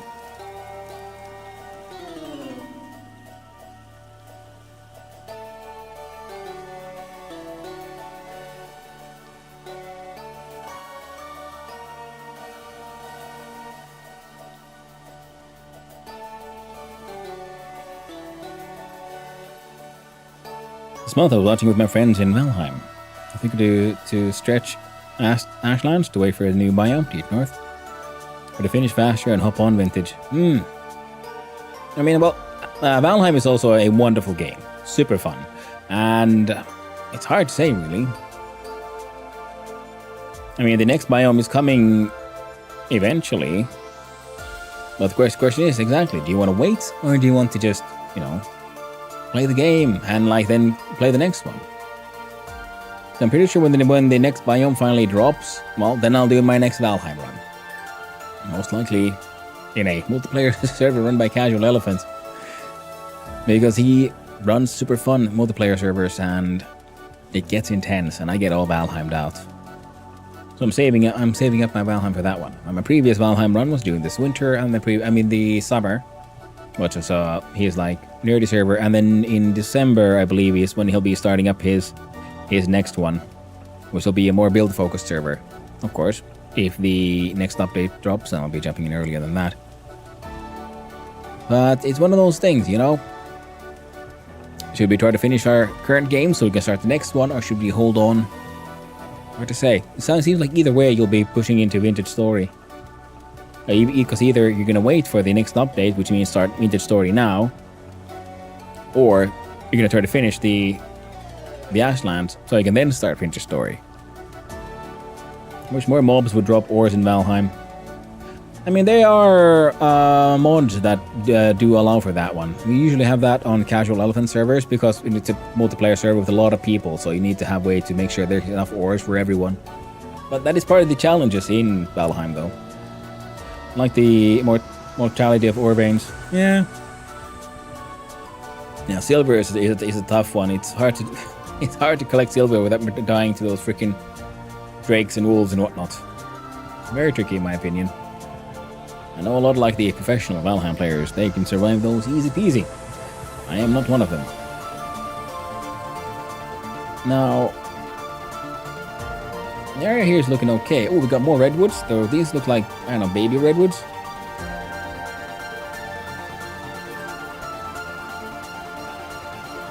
I have the feeling that if we mine much, we will run out of ore in the world and pain will start.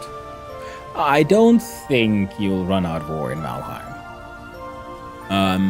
In that, I mean, yes, some of them are difficult to find, but it depends on what you do. Are you building your entire building out of only iron bars? And a giant, like, skyscraper? And that might be require quite a lot of mining.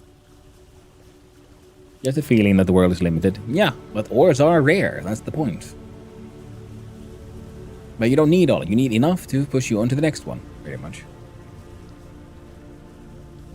Similar to Vintage Story, really. Vintage just has a seemingly endless map. 7 people there? Yeah. Well, if you feel like it is getting too hard to find enough metal for everyone, and of course, make sure that, you don't, with 7 people, someone isn't just like hoarding them for hoarding's sake. Just make sure there's enough for everyone. But if there isn't, then, like I said, there's mods that allow for mobs to start dropping ores instead, which is a handy way when you have too many people on a server, because it is limited. So there might not be enough for everyone that way. Ooh, I like this.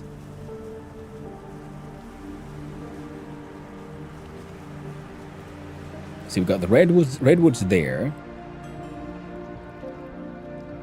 And a nice flat area here. For farms and other good times. I read recently, sealed towers have a lot of iron ore and bars. Well, yeah, that is very true as well. Many of those locations can be rated for some really neat stuff.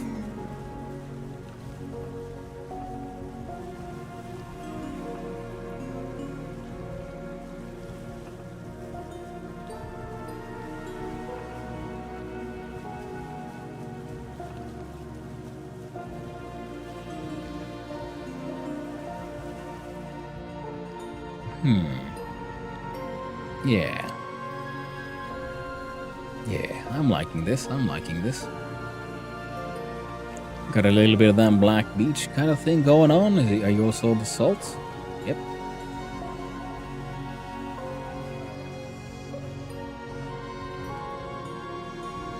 No, it's just smack dab in between Neon and Makawuki.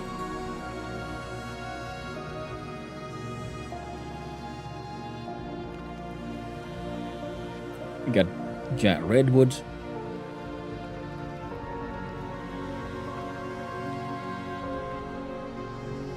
More redwoods or something over there. You can mine all rusted bars there. Yeah. Went for the chest and went back with nearly 2 stacks of iron. Nice. Very nice. Oh, sorry. Yeah, it's funny, especially when you're playing with multiple people, you sort of realize all the alternative sources of metal and ores at Valheim. Because it's not just the ores you mine, but like you find these iron bars here and all these like decorative items and like pieces of doors and whatnot and so on. That's always nice. Big old giant oaks over there as well. More redwoods.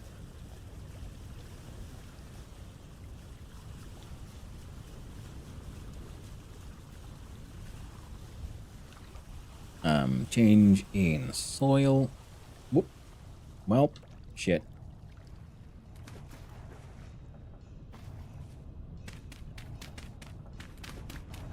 Finally! I'm the one who finds the high fertility soil. I'll see everyone else finding this.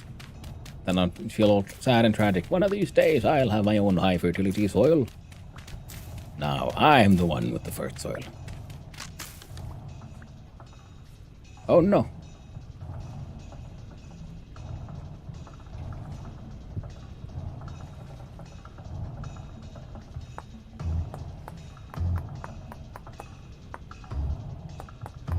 I take this as a great sign about the future glory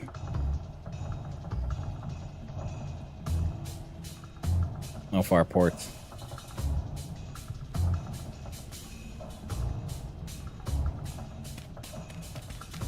I know, Dogo, I know, I'm sorry. We'll be walked in just a little bit, once I just have enough of this sweet, delicious, high fertility soil.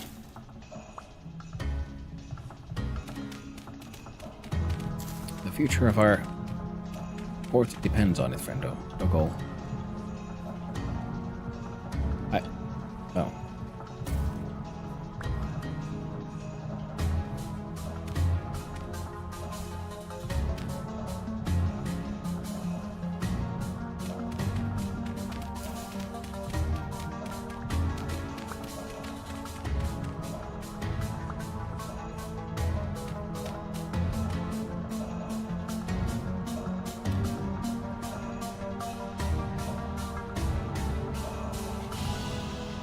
Frickin' sunflowers.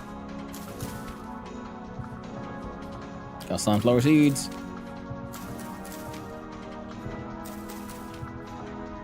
Times 3.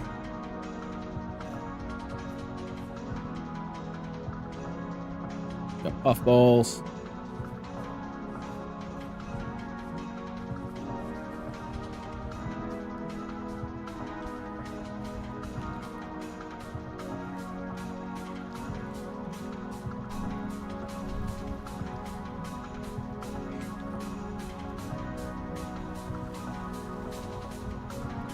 Come on. Quick look around the corner. Yeah. That looks like walnut. So we got redwoods, we got walnuts. Very sure that we got oak, because there's oak everywhere. This is a good place. I found it. The location. Let's see, can I see the work on the map?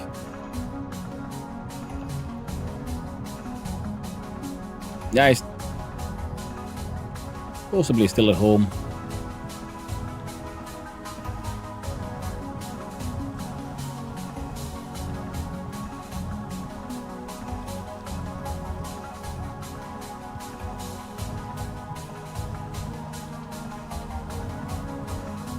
More cool little giant droopy trees over there. Mediterranean, whatever that tall bush thing is there. That's the marker. That's the sign.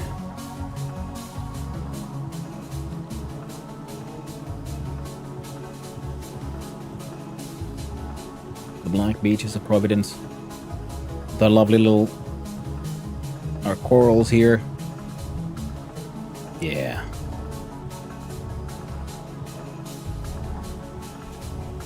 Save the corals. Coral.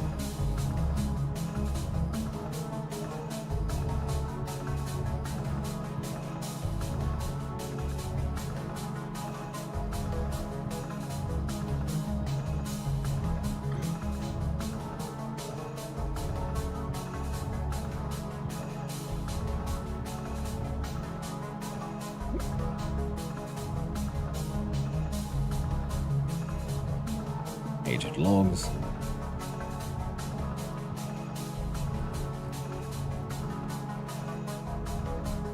Wild vines.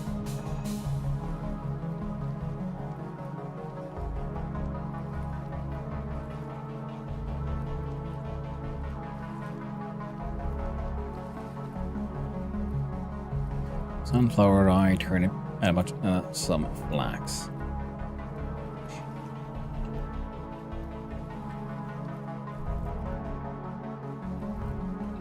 Nice. Some basalt stones.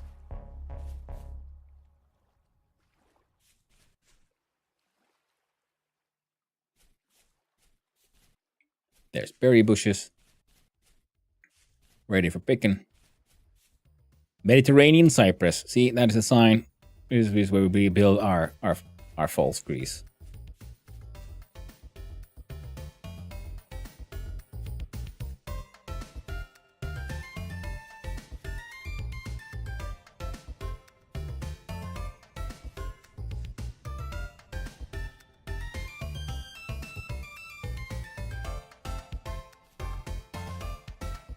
Nice, so we don't have what we need for buckets just yet. Wait a minute.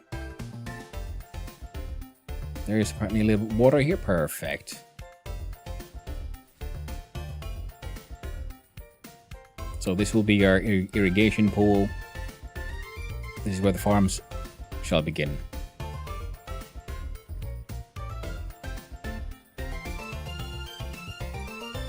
Excellent. Heckin' wonderful. But I need to go walk the dogs. So I'm gonna log out of the game so my dude doesn't die out of starvation while I'm out walking them doggies. Now.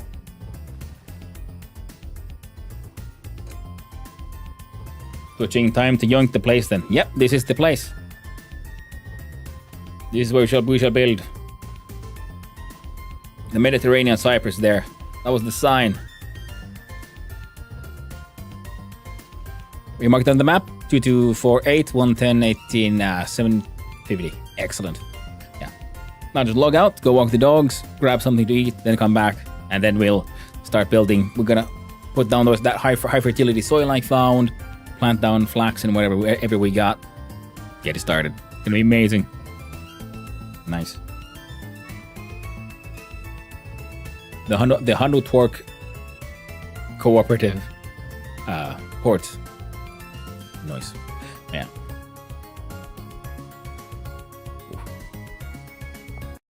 I'll just disconnect so I don't lose my stuff.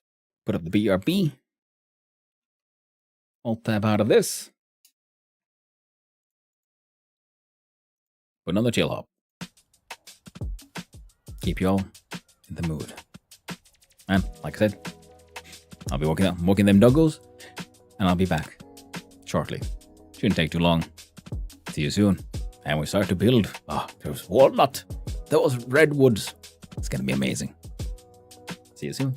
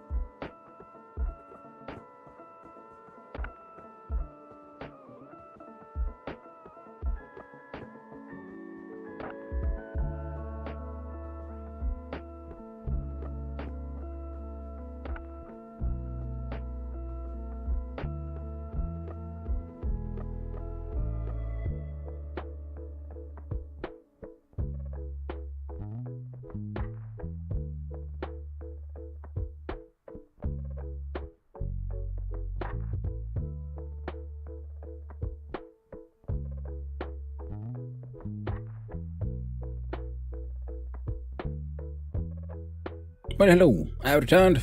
Dog goes well. Hey there, Reverted. Nice seeing you. I'm doing well. I've had a fun day. Game jam went pretty well, in my opinion. And the start on Casual Story has gone quite well. And I think I'll play the game. I think in Stockholm. But it's very cozy to watch and have to listen to when I'm doing other stuff. Sorry. Yeah, Robert, I agree. It has a lot of charm. It's just fun to follow with people also playing the game. I personally like the music. I enjoy the vibes. Sorry. But, yeah. Not every game is for everyone. And not every game needs to be played to be enjoyed nowadays, thanks to streaming. I'm also like, it's like Arc Raiders. I like watching people play it. So it looks interesting, but it looks very much like a game I would never enjoy playing myself, just because I don't like that kind of PvP and stuff. But it can be entertaining to watch. And that's another wonder of streaming. Oh no! An asshole into the asshole dimension. Tragic. I mean, I have trouble focusing on Minecraft. Yeah.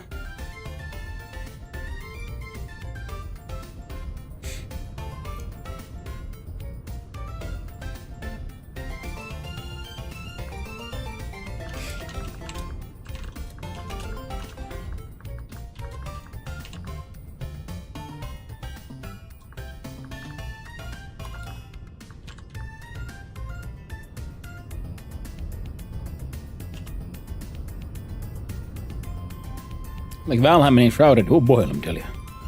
Yeah, no, I get that. They have a lot more action and things going on that really like pull you in. And this one has more of the, it requires a different kind of focus. So I do understand what you're saying. I get where you're coming from.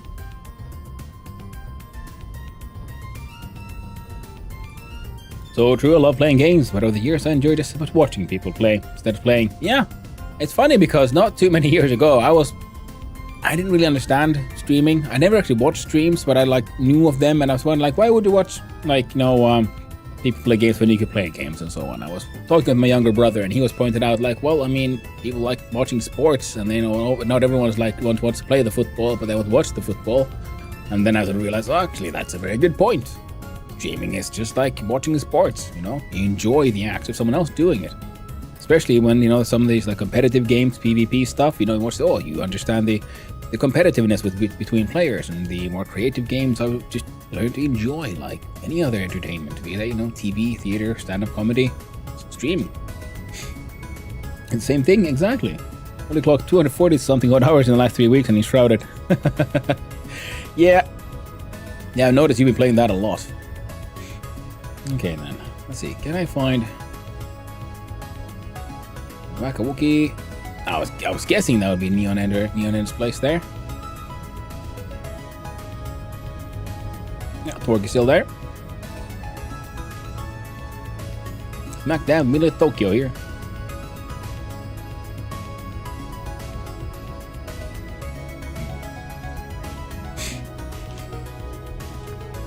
A nice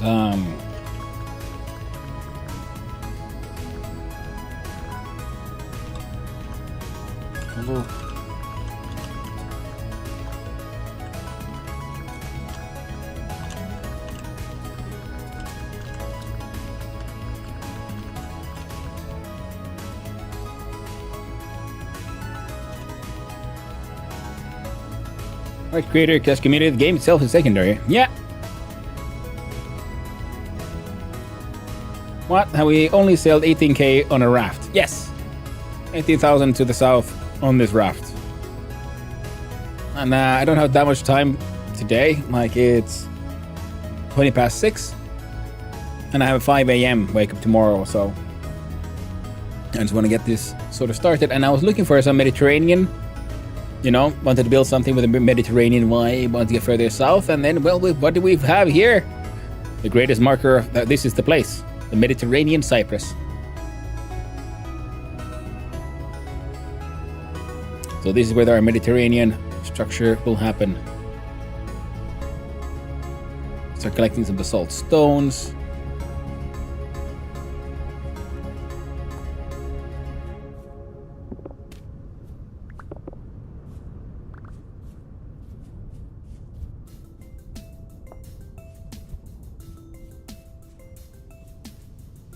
Obsidian.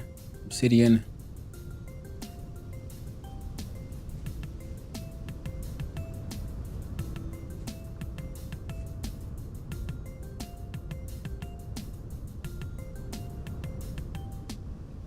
Alright, potential death hole. Be careful.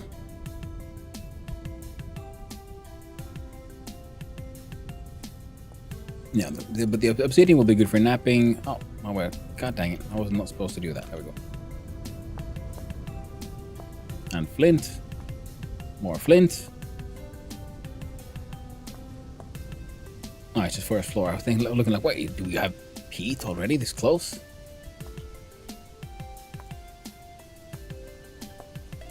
We're gonna have to make some obsidian. Oh, yes, we got oaks, we got redwoods, we got birch, we got blueberries, we got all kinds of weird things here. We have wonderfully mixed company here.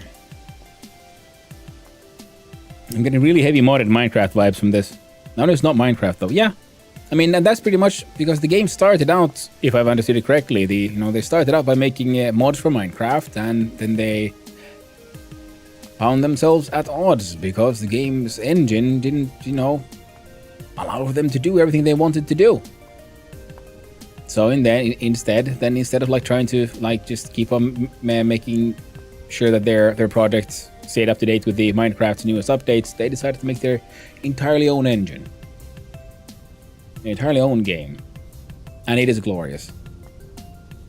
So it's like heavily modded Minecraft, but without having to like pull along Minecraft, if you will, because Minecraft comes with a legacy and all the everything that it has been and can be. Let's see. No, that was just that was oak. And so it allows for much more, and they're still in development. Like it still has the crafting grid from Minecraft. This is the strongest Minecraft DNA still in the game. But I do know also that it is part of the long-term plans. Oh, another death hole. To do their best to get rid of it. Like try to figure out how to make crafting even more intrinsic into the world.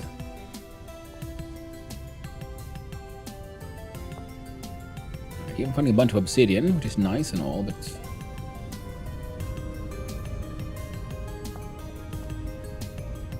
okay, we have to try to make some obsidian axes, I guess. See how they work out in cutting those redwoods down. Then I'll need to find clay.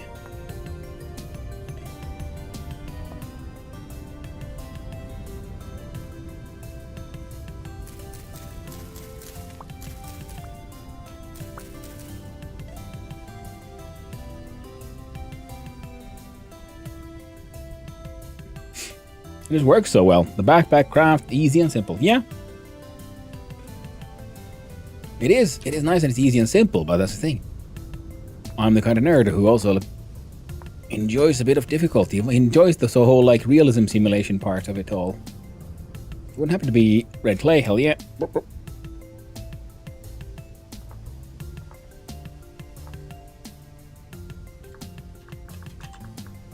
So I know where it is.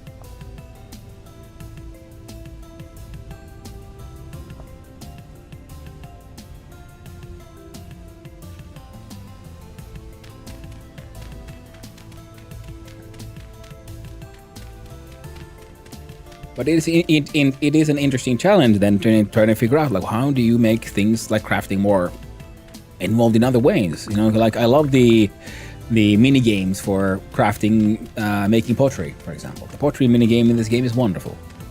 The smithing mini game is wonderful. The napping mini game is wonderful. Then there's things.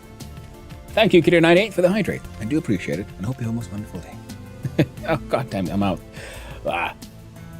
It's actually what I'm doing in my Minecraft, enforcing myself to do things like a real normal person, i.e. a normal person can't just punch a tree or lift entire tree trunks. Yeah, same here. I mean, like that's something I really liked about this. There's no punching anything. I mean, you can dig into dirt with your bare hands, but then you need a pickaxe to be able to cut into rock, and that isn't that easy. And you can't like just, it even has a minimum requirement. It requires a tool of tier 1, which is stone. So you need a minimum of a stone tool to break a log.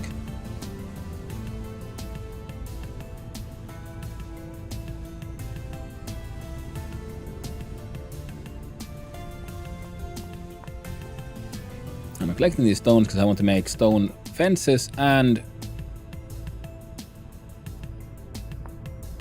stone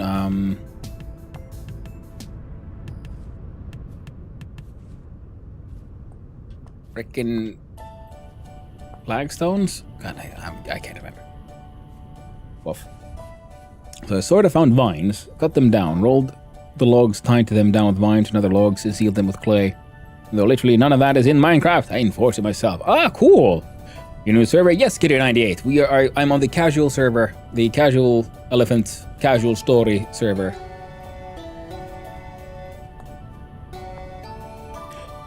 Metal, gotta build a kiln. Wait, iron melts at temperatures high on the stone. What to do? Kiln has made of clay, stuff like that. Yeah. So I do enjoy what you're doing. Well, thank you, Lightgazer. Yeah, I mean, like the game is wonderful. I've entered the story for that. They keep on trying to make stuff, and then they keep on adding new things, like coral reefs are now in the game, which is just neat. Alright, hopefully nothing kills me. But I'm gonna have to go and get the drink for the hydrate. I'll be right back.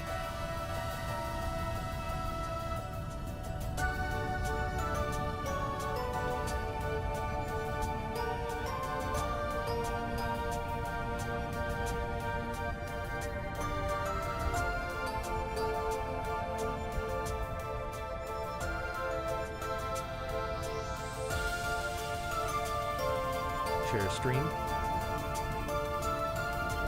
Share stream! You're right. Sorry about that. Thanks for the hydrate.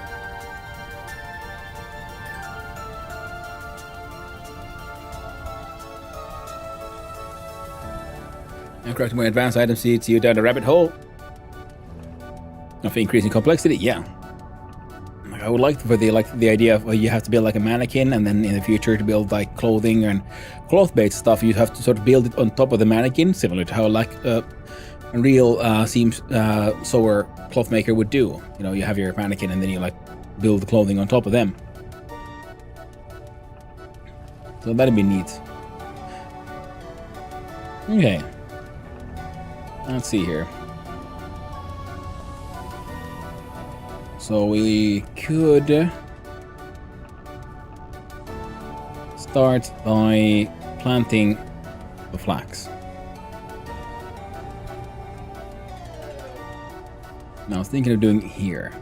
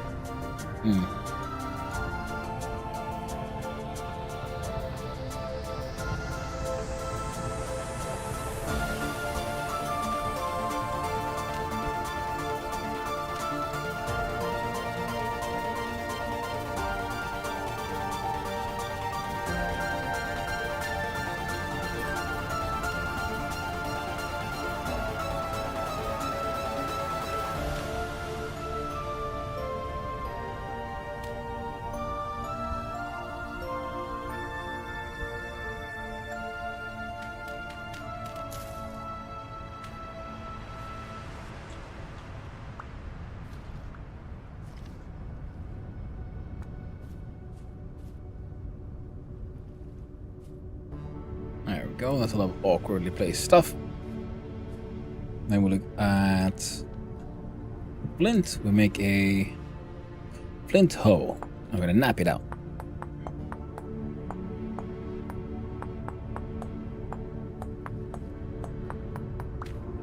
Then we take our flint hoe head, combine it with a stick, and now we got a hoe.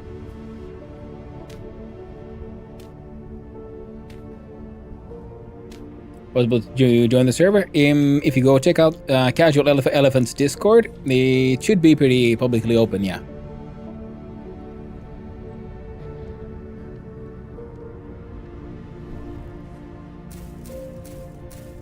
I also like how the planting of things also has to do with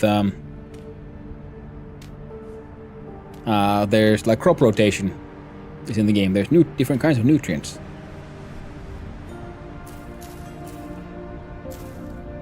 Oh, my dude is getting very hungry. Gotta eat all these berries. Back with a big old bowl of cinnamon toast crunch. Ooh, that sounds lovely, Roberta. God dang. Sounds very tasty.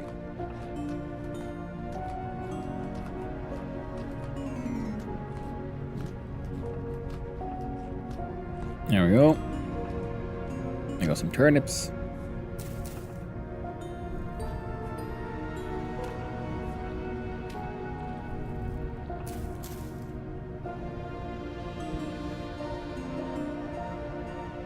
There's something to hear in the grass. Some animal making noise.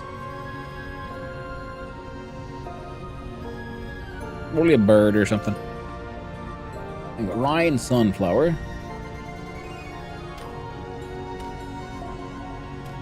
Farming, rotating the crops, converting things over to higher tier stuff, feeding the animals. Yeah, homesteading is one of my favorite things to do in Enshrouded. Ooh. Yeah, here as well, it is super fun.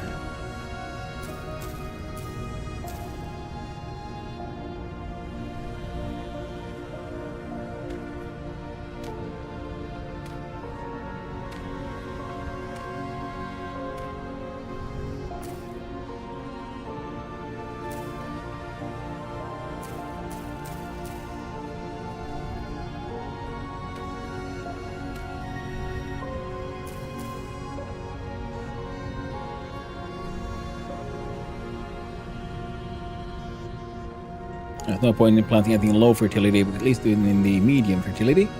But now we gotta do...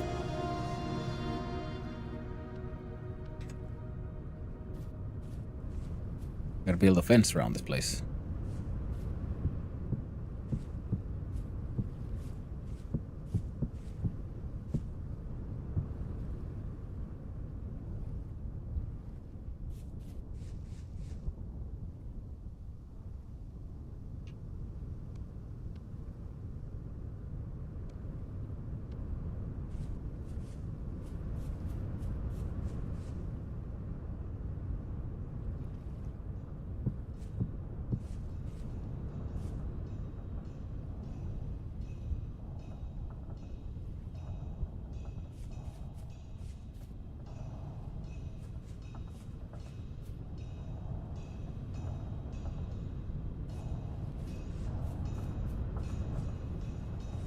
Down some more rocks, I guess.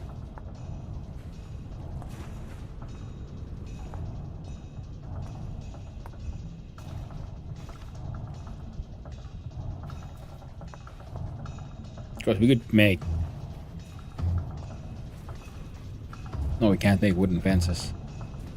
I guess we could with sticks and stuff, but... There's a better use for those now, don't we? Much I love Valheim, like, no shit, I have 3k hours in it, lol. But like, there are so many things Enshrouded did right that are just in the game by default that you only access through mods with Valheim. Yeah. I mean, Valheim, you gotta remember, it is an older game, even though it is technically in early access. But Valheim has been one of the main inspirations, I'd say, and one of the, like, groundbreaking, like, just games in... that have been affecting, like, all of the entire genre of survival crafters. So and Enshrouded being a newer one, just, you know, they've learned from what those that came before have done. Similar to how Vintage Stories, you know, so much better than Minecraft is, because, well, Minecraft here first, but it comes with its own, like, baggage of everything that it was and so on. Whereas, you know, Vintage Story is its entirely, like, sort of new own thing. They can build on that came before, including, you know, survival crafters like Valheim. I still need to finish my go around with Valheim, although I may have to make an exception and kill the Drake boss.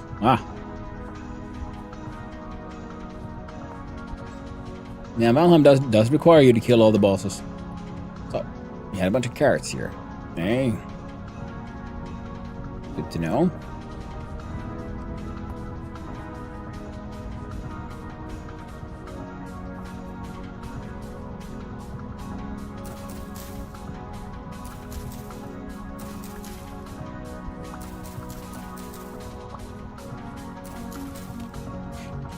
We'll grab all the flax we can.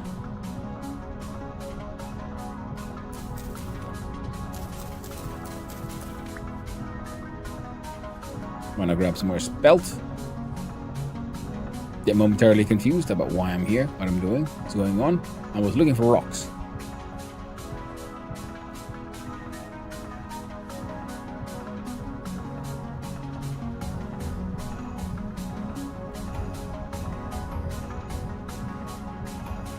Wrong kinds of rocks.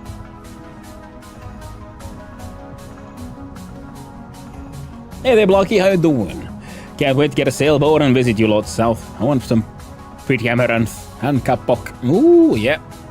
Someone's not killed any bosses so far. I'm in the plains, but I'm realizing something is holding me back. I'm pretty sure there's a crafting table of sorts the Drake unlocks. That's almost essential to have absolutely light gazer. Yes, the progression locking in Valheim is tied to the bosses and the things they unlock. That is yes, by design. Now, a lot of games since that have come out have a lot of Valheim-like mechanics. Yep, and Valheim also has pulled similar Souls-like mechanics, so it's not totally original either. Yeah, I mean, nothing is truly absolutely original. Everything borrows from each other and takes these concepts and try to, do something else with them, their own version.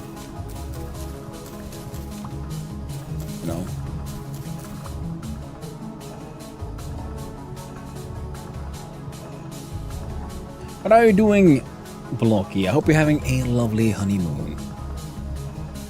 Ooh, it's a lot of various mushrooms on this one tree. Neat. Did you see my luck I had in the first 24 hours of the server? Your luck of happened during the 21st hours. Ooh. Oh, the server is legendary and known by all. You absolute mad lady. Now we started the new fancy server. Within 24 hours, Blocky's already wielding freaking iron. It's like, well, I mean, what were we expecting? And, resin. Meteoric iron. Bum, bum, bum.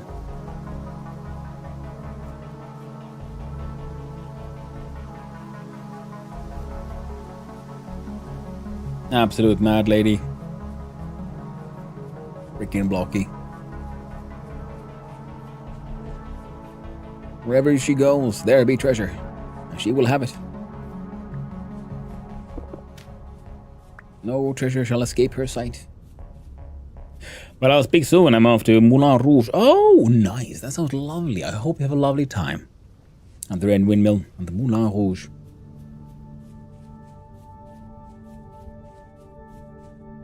What?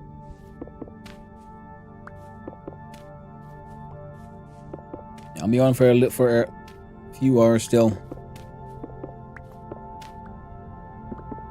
Or an hour. We'll see. Then I gotta go because, like I said, early wake up. I planted my things too soon. Now I keep on finding more flax. And that's okay. We can always eventually then replant with even more flax. The Moulin Rouge. Mm-hmm.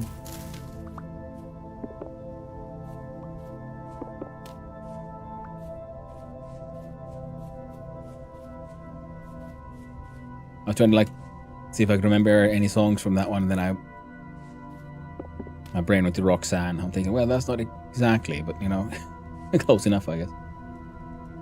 Oh.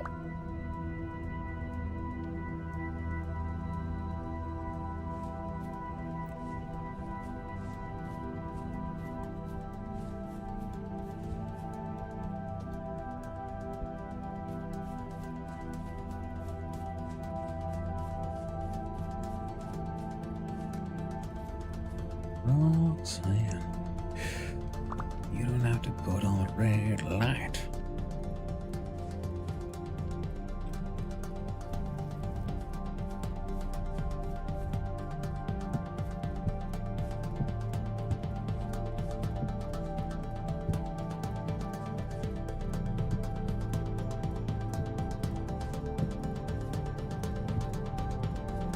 There we go.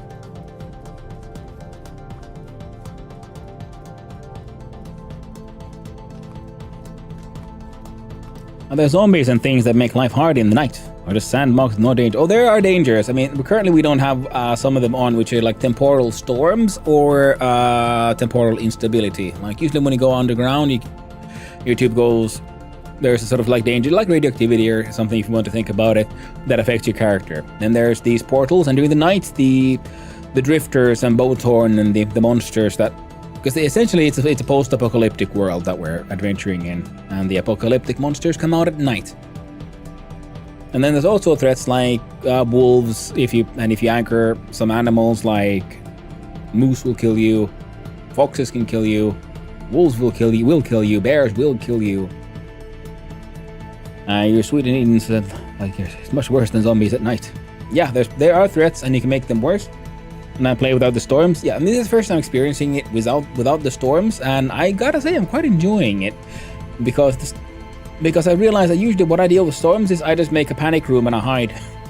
So it feels like I don't know how much it offers in that way.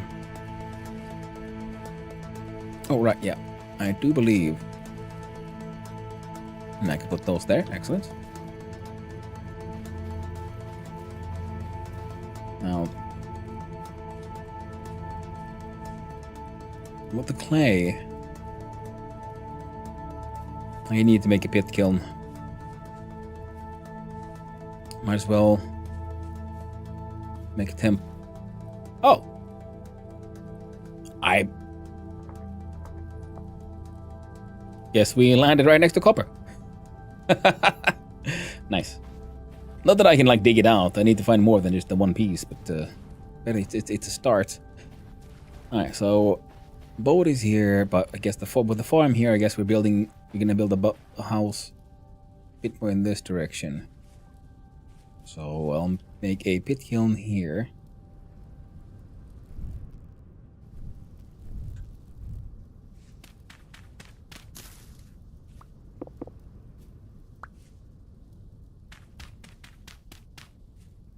Make it this way around, because I think this should work.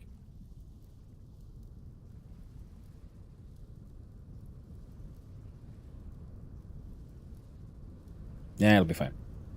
Then we grab some red clay, and we do the clay working minigame.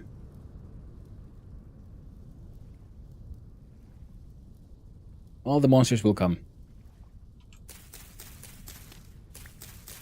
Okay, we're gonna need the grass anyway for the pit kiln, so might as well cut some of this away. And of course, I mean, I think we have like fire spread turned off for this server, but you can also, you can have forest fires as well. It's very easy to kill yourself, harm your environment, and destroy your own property by accident, which I've done more than once. But then we do the clay working game. Now what do I want? One of the things I want is bowls. But I need a storage vessel above all. So that will take one. Then we'll do some clay work. This is one of the things I love. See, this is the kind of crafting I just thoroughly enjoy. Mini games.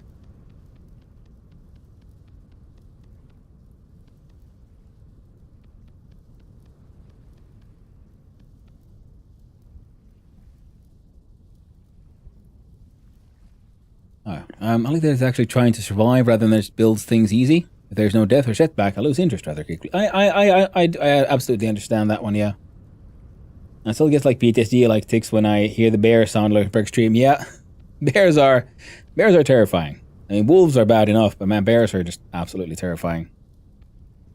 And we encountered a polar bear, I think, twice, and there's no surviving a polar bear.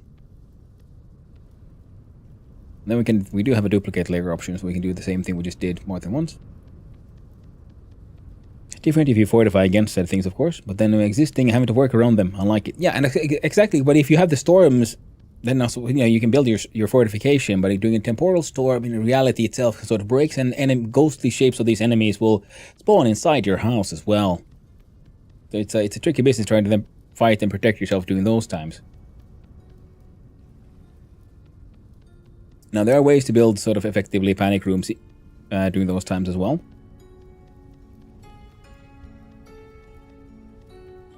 But a lot of people then enjoy them because that's a good chance of like fighting higher tier enemies than you normally would find on the surface. Because the scariest enemies are deep underground.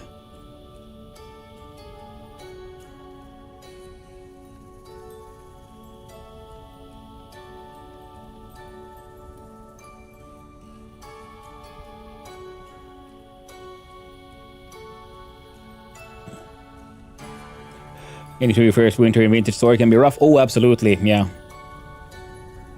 That's also one of the reasons why I decided to go south, because it's a multiplayer server, and I won't be here most likely all this. I can't be here every day, so a lot of time will progress between when I'm not present, and I don't want to deal with the whole winter happening outside of All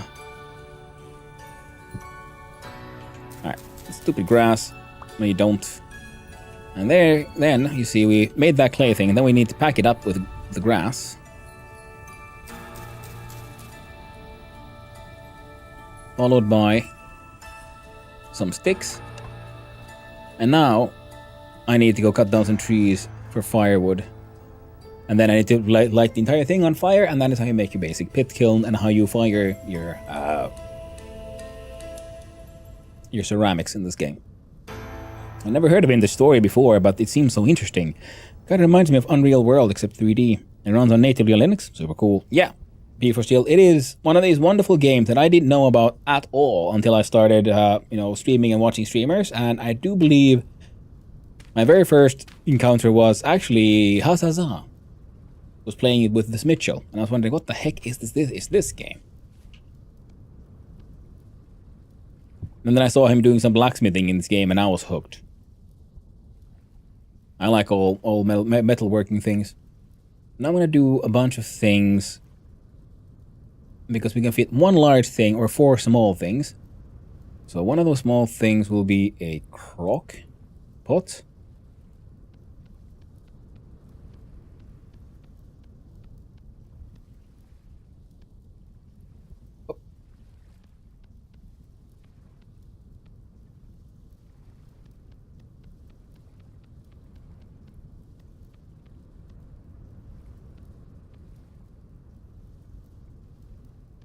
Oh, there we go, crock pots, because, food spoils. So having a crock pot where to hold your food for a longer period of time is a good idea. We will need a bowl, and I will need a cooking pot.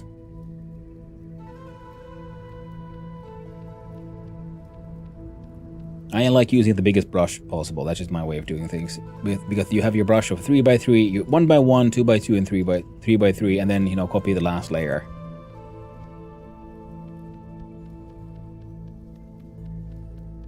My first forest fire was an accident. Lesson learned. Yeah. Never seen a polar bear or panda yet. Like your first bellhead. Yikes. Yeah. Yeah, some of those... The first bellhead will freak you out if you don't know what the hell it is. So, now we have those two. We need a clay bowl, because, well, you need a bowl to eat things like soups and whatnot. So things you cook in your cook pot, you need a bowl to eat. You can also use bowls for other things, like making a little oil lamp. Now let's see, what else? I'm kind of tempted to make two of those, but we'll make a crucible.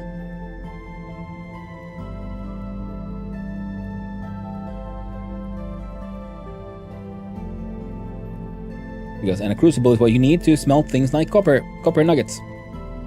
For your metallurgy, your casting. How do you make your first copper tools? Well, you cast them in a mold. You make the molds out of clay as well.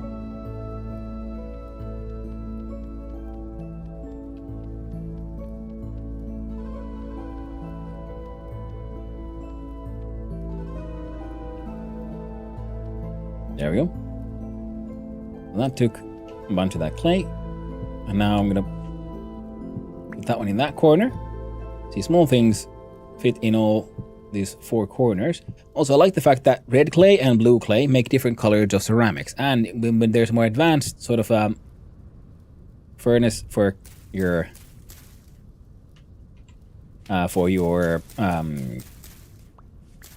ceramics that you can make called the beehive kiln that has multiple or iron doors, so you can affect how much oxygen is present during your firing, and that way you can make ceramics of varying colors. Now reds blues can go from white to black, and reds go from like tan to like a lot more darker red. Yeah, that is pretty much all I can do with what I got.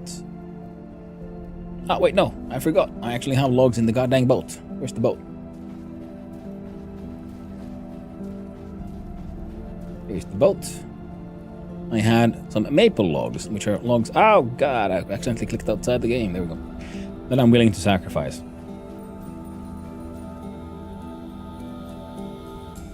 So this is a calmer version of the game right now because we don't have the aforementioned temporal storms. Which I'm okay with, because I wanted to join in here and just more focus on a little bit of adventuring and a lot of building. The berries I'm eating because, well, these are still okay for... Oh, they're 39% spoiled. Okay. So they are turning into a rot, slowly but surely. Now, rot is what happens when your food goes old. Now, rot does eventually have a value as well, because you can turn that shit into compost. Nothing beats feeling of making your first windmill either. That is very true. That is very true.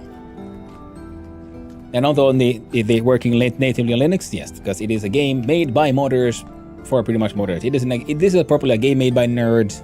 A group of nerds started their own freaking nerd game studio to make an extra nerdy nerd game, and I love the hell out of it. Now these maple logs go here, as does this flint axe. There we go. Come on. There we go. Now we can turn that. See, the flint axe durability went down, and we got a whole bunch of firewood logs. Now we're gonna cover this thing in firewood, and that thing. And I realized my mistake. I don't know if I can. Okay, we'll see if I can do this without killing myself. That's lit. That's lit, and then jump out quickly. Oof, oof. And then they'll be burning for an X amount of time. Now, one of my absolute favorite parts of this game is this feature. We press H, we get our survival handbook. And your starter guide. For example, it's like, how would you make your first tools? How do you expand? How do you get more inventory space? Because my inventory space is literally these things. I have 0 inventory space, other than the hotbar. Then I have to make things. So this one gives me 3 slots. This one gives me 4 slots. And that is how my inventory is made. All of this is items I have inside my so you can pick it up. And now, see, these things are in these slots. It's actually in this bag, because if I remove this one, see, it takes the 3 from the middle. These are literally my inventory. And then there's information on how to make fire, how to make light, how combat works, shelter. The survival handbook, the in-game wiki for this game is absolutely magnificent because it has all the information you could ever want. Nothing is hidden from you. It's more like just through progression you get exposed to more things, and then you'll understand to look for more things. Like if we see here, okay, you recommend to stock up on food by preserving it and keeping animals. So preserve, you click on that one. There have food preservation, somewhere in a jar, and explains how cellars work in this game. How if you make a proper cellar, following the game's mechanics, it will slow down food spoilage rate. How crocks work, how they also slow down the spoilage rate, and how to make them. How storage vessels work, and then you can even do pickling using salt and things, and pickling meat and vegetables in a barrel. Look up the recipes in the handbook because it has all these guides: how animal husbandry work, food preservation, how farming, how to make charcoal. Because you don't just for charcoal burning is its own thing. You have to make sure it's an airtight container with lots of firewood that you set on fire and you let it burn for 24 hours without being exposed to too much air. Because if it gets air in there, it'll all just burn down and it's gone now. But a properly made charcoal pit will then leave you some slowly burned charcoal instead. Now blocks and items, you can find all the items in the game in here. But that might be a little rough, so you look at the inventory and you think, well, I got some grass. Well, but how would I find out more stuff about grass in the handbook? Well, you put your mouse over it and you press H. And now you're on the grass page. Just like that. What about red clay? Well, there you go. And it tells you how obtained by breaking red clay and soil blocks, an ingredient for all, like how to make cobblestone. It's used in daub for wattle and daub structures. It's used in how to make slate roofs. You can just use it in all these clay farming that we just did. The gray items here are from a mod, which is the same one we use for talking to each other. What's the word? Like local VoIP thing. The proximity chat. And this way, the game is just freaking wonderful. How about rye seeds? Well, obtained by breaking, you can find it inside vessels, or all the growth stages of rye from just planted to when it's mature. All of them have a chance of dropping seeds. The mature one has 100%, I think. The flint as well, obtained by breaking. You can find it inside these vessels. You can find these loose flint on the ground, and you can find flint in this sort of like, bit like an ore node, and you can burn it, so it like smelts into. You can process that into calcine flint chunks and so on, and so the game goes has so much. And then okay, well, what if I'm looking at something? I don't want to break down this block in front of me, a low fertility soil, but I'd like to know what it is. Well, so you can either like look it up in the handbook as is by pressing H, or we press Shift to crouch and then we press H. So now you open to the page of the block you're looking at. And it's all explained here. Progression guide has a good, like, the starter survival guide, which will be using your Stone Age, and then it has good, like, advice.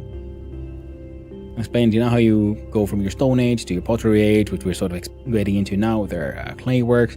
And there's the early Copper Age, which we're hoping to get into soon, and then the late Copper Age, when you can do like more complicated things with copper, and then you'll from there move on to your Bronze Age, because you can get access to, say, bronze or iron, but you need the correct tools to be able to work that thing, because copper is actually quite soft, the metal, whereas iron is quite hard, and so on. And there's the Iron Age, and the late Iron Age, and if you give you the ultimate form, then the Steel Age, when you build a complicated cementation furnace to cook, to control the carbon content of your iron to turn it into proper steel. A steel making guide and everything. It is wonderfully involved and complicated, everything in this game, and it just keeps getting better. I can love it. And we have our offhand. Now, having this torch in my offhand means I can have something in my main hand, and then the torch in the offhand. But one of the things about having things in your offhand means that it's a bit more strenuous having things in both hands. So your hunger meter, satiety goes down faster. It's a great way of helping people progress. Yeah, the handbook is, in my experience, the absolute best in-game wiki that I've seen in any game. And because it works so well. The only time it hasn't worked quite as well as I'm used to, as I would have hoped, was just simply when I played on a server that had over 100 mods on it. Because many of the people who make the mods, of course, they add their own things. Like here we have Chisel Tools guide, because there's a Chisel Tools mod, and it comes with hyperlinks too. Glance how they work, and even for like a command for how the file name stuff for if you want to do more complex stuff with the mod. And planar, there we go. And then we go here, because and all this does is add more options, more tools to do the chiseling, which is something I love about this game, because every block is actually made of even smaller blocks. Similar to as we saw when we were doing the mini game for the I keep on saying carpentry. No, but it's not copper. Copper is not a thing, but the pottery. So these blocks can be then turned into smaller blocks. Like you can chisel in shapes and forms, and you can also combine different kinds of blocks and materials into your own thing by using a tool called a chisel. You see a chisel and a hammer in your offhand, and what the chisel tool adds is just more of those tools for which are pretty much designed for people who really like chiseling and want to make like large scale projects, and allows for things like copy pasting something you've already built and so on, which is very handy when you're making like a large wall that you've done. I love that guide. This game feels like the next in line of the natural progression of games I like. From DayZ to Terraria to Valheim to Colony Sims. I'm always unsatisfied with the crafting/survival in most games. Yeah, me too. Often too shallow, too easy, and this game appears to have nailed that challenge. Truly a survival game nerd's paradise. I'll be purchasing. Well, thank you, B4Shield. I mean, yeah, I'm glad if I if I'm selling the game, because I very much enjoyed the game. And yeah, because I agree, because in many games crafting is actually a store. You know, you find your currency or whatever, sticks or something you find, and then you open a menu, and then you you click on craft the thing, and maybe there's a little loading bar, but essentially it's the same as going to a store page or a vendor, and you buy it for money, but you bought it for, like, I don't know, sticks and leaves instead. Whereas in this one, they still have the crafting grid, but I like that they're aiming to get rid of this as much as possible, so as much as possible is made through like mini games. It is more involved. You are doing the thing. I mean, I can't show it to you now, but I love the metalworking in this. Because you need a hammer, you need tongs so you don't burn yourself, you need an anvil that is hard enough to deal with the metals and the tools to deal with working with. And then there's a similar to the clay, where you build the clay item out of these smaller voxels, where you have the bar, and then you, using your hammer and a little option of different tools, move these voxels around, because you're sort of smithing it into shape, into the tool you want, and then you have to quench it in water and so on. And it is just absolutely lovely. Absolutely one of my favorite games ever. Vintage Story. And I love the fact that it allows for all kinds of crazy modding, even though I'm personally not a fan of when it gets too modded.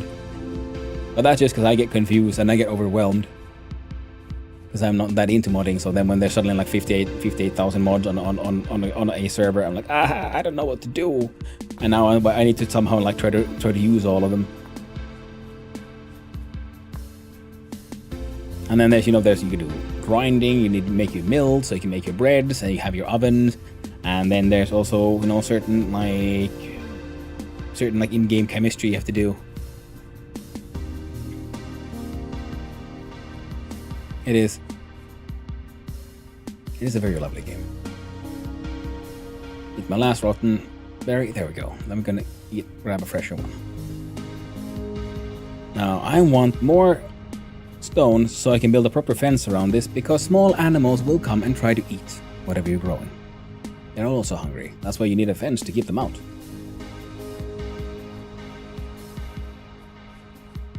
And if I had a pickaxe, I'd gather other things. If I could be bothered, I'd probably try to find enough sticks. Let's see, because I want to make a different kind of fence option. Well, look, fence. So here are all the different kind of like stone fences. There's even one of mixed dry stone, where you find all kinds of different kinds of stone. Oh, and apparently also you need a plank for that one nowadays. And then you can make this really colorful one that's made from many different kinds of stones. Well, your normal just chalk, whatever, insert stone here, dry stone fence. You just need stones in that sort of like pattern. And they make one of these. Which is what I'm doing here with the obsidian. If we roll down, here we can see, we can also make wooden fenced.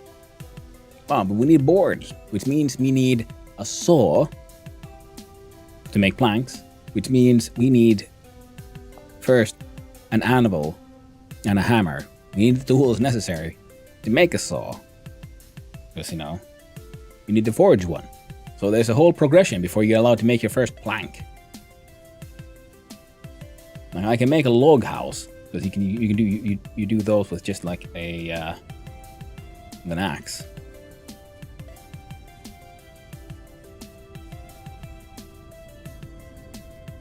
Which reminds me, I'm carrying around with me too many things, and I don't have that many like decent containers for things. But the good thing is we can do, like, for the firewood, don't put your firewood too close to pit kiln open fires, because pit kilns just need some kind of something above them to protect them from the rain, because rain will put fire out, surprisingly.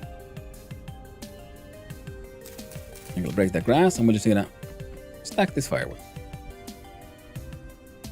Excellent. We had 12, that means we got 2 of these.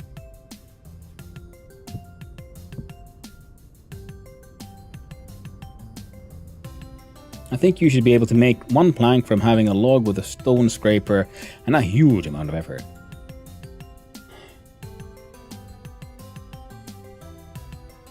I mean, I get what you're saying, but at that point, why would you make a plank? Why not just use logs? Maybe make a log house. I mean, that's the thing. Planks are one of the things that was sort of enabled and made possible by the saw. I mean, yes, you could use a lot of hand, like just elbow grease to make a plank, I guess. But it wouldn't really be worth it. Then you'd have, for the same amount of elbow grease, just better solutions. Like, say, if you want to like just hollow out the piece of log for like a weird little bucket thing or something. But I get your point. But I just try to, what's the word? Gently disagree.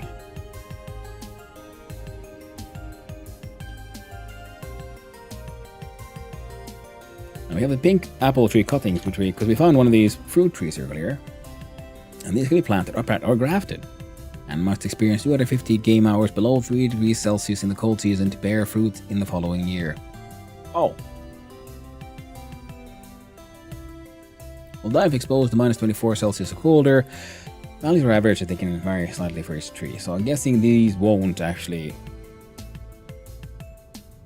Well, I brought these with me to the south where they never gets that... Probably won't be getting that cold, but...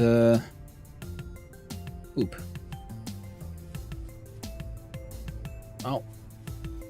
I'll do something with them. Now, thanks to the new and improved wonders of increased stacking, these can nowadays be put on the ground as well. The sticks, I think, were possible already before. My obsidian stones.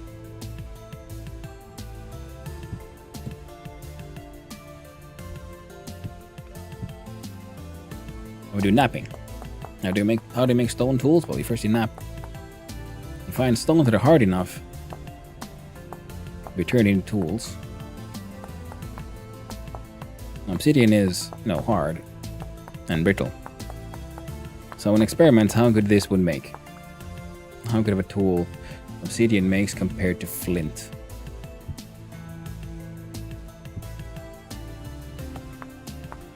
Now I'll be cutting down a bunch of trees, and that's why I'm making multiple axes here. Here again, yeah. Mini games. Now this is how you do crafting. I built a log bookshelf if it would let me. And a log bucket. Yeah. But, it's a game. It needs to have some technology like progression and progression locks designed in. I'm easily 1,000 hours in Vintage Story at this point. All complaints are also with a hearty recommendation of the game. Nice, Carlin. The obsidian is the prettiest, which is the most important. Yeah, that's why I'm like, I found some places where it should appear naturally, so I'm hoping to then get like entire blocks of it. And use those to make interesting things. Oh, right, yeah. Need the sticks, though.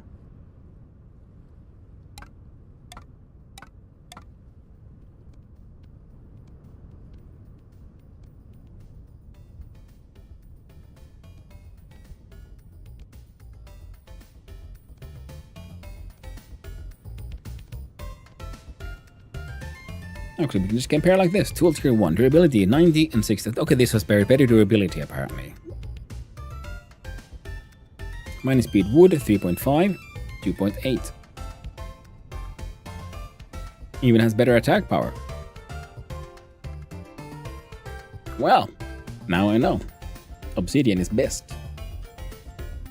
Now, what the heck was I doing? I need to find stones.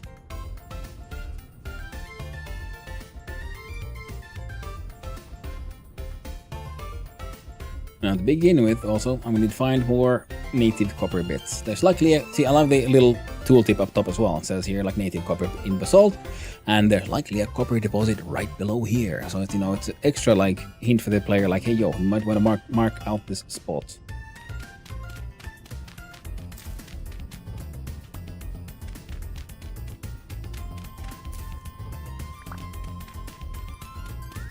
Not that I'd be able to do anything here because I don't have a pickaxe. I just go carried away, as I do. Now what I should do is block it up so I don't fall in the hole and kill myself. Yay, rocks.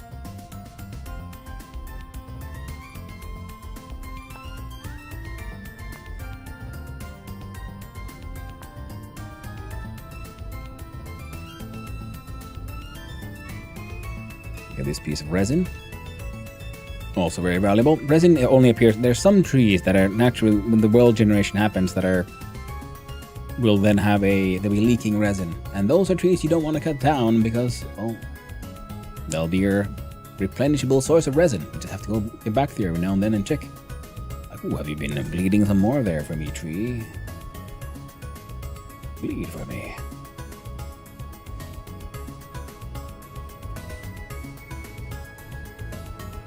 Nope.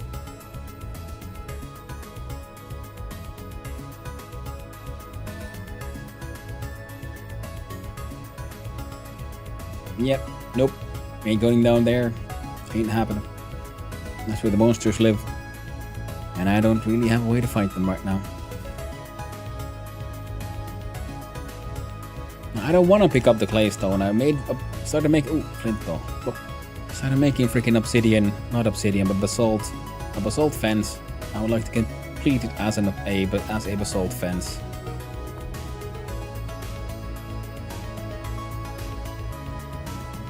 Ooh.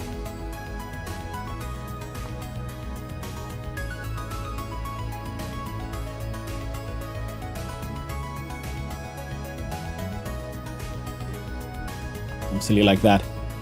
The OST is low-key bomb though, like a old 8-bit soundtrack you hear in old Sega game. Hey, you ever heard it?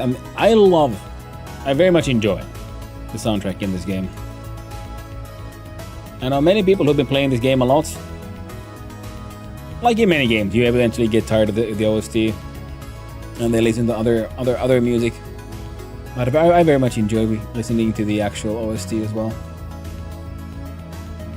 It is wonderful. And it has that sense of, you know, the wilds, adventure, positivity, hope for tomorrow.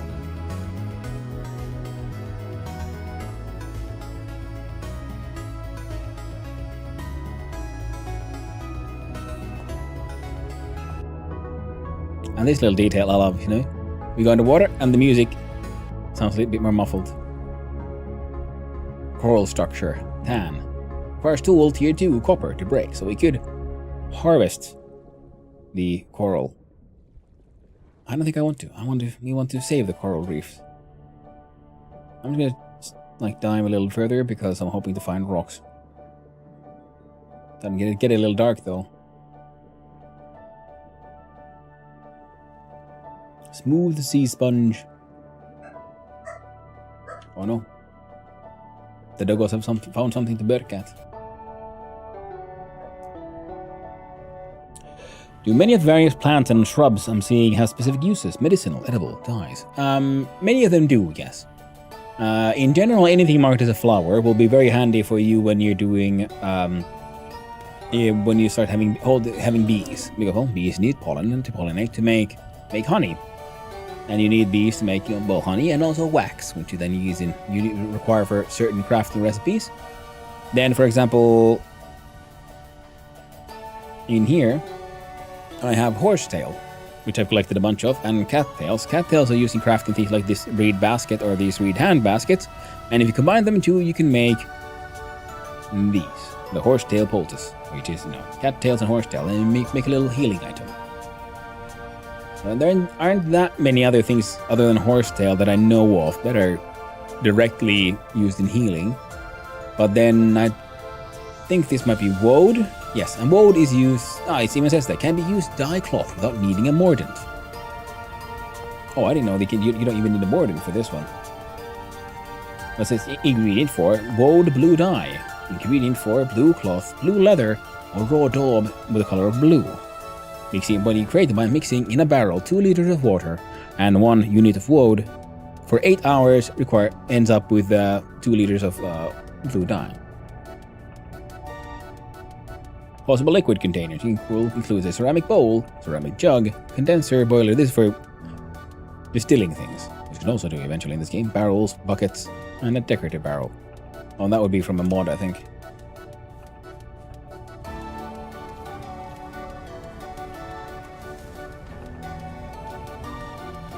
I would have gone that way. I had more claystone. There we go. Obsidian. I mean, it's nice and all. Very handy, actually, now that I know that it's so much more efficient. And obsidian is something that also naturally pretty much occurs only inside basalts. And that's also why this is a neat area, so we can find both of them. Now the stones themselves are a bit like flint. Now flint actually has more uses. Are pretty much only useful for napping. Whereas the entire block, because if you want an entire block of stone, well, it's not like Minecraft where you dig out the... You dig at the block and get in the entire block. No, with a pickaxe you strike on stone. What do you get? Well, you get stones. To get an entire block, well, you have to then remove all blocks around it that were sort of like supporting it, and then it will detach as one entire block of stone, which is also something you need for certain crafting recipes. Ooh, nipsies.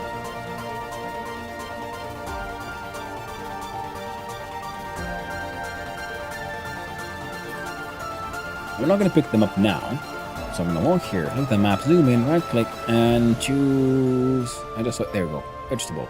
See? Turnips.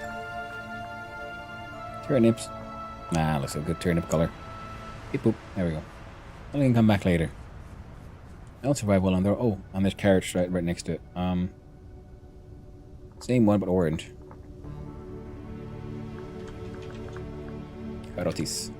Carrots. Man, we can wait for them to... Oh, there we go. And on my location, I use the ore of copper. This one is the only one that's like locked in. I wish there was more we could do. I didn't mark them because I need to pick those up, because to be able to do my very first smelting, I'm going to need 20 pieces smelted, 1 copper ingot. Yeah, 20 pieces pretty much. Which means to pick them up, so there's no marker like, oh.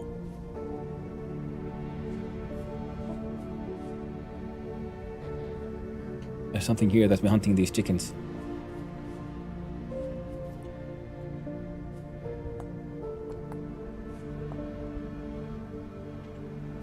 See? Partially eaten by another creature. Then you do a knife, and you have the whole shift and the knife, and then you do a harvest action, and then we'll see, can we get anything from this chicken? We can get some meat. Feathers.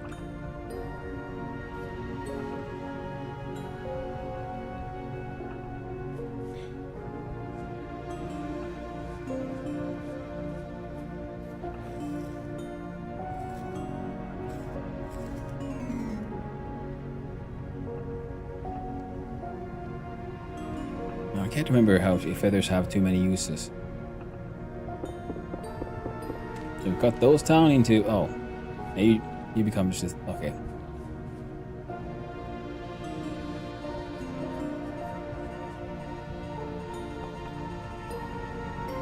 But I heard something weird. You never know, there's all kinds of animals that might be hiding in the underbrush. Some of them might find you tasty. More red clay.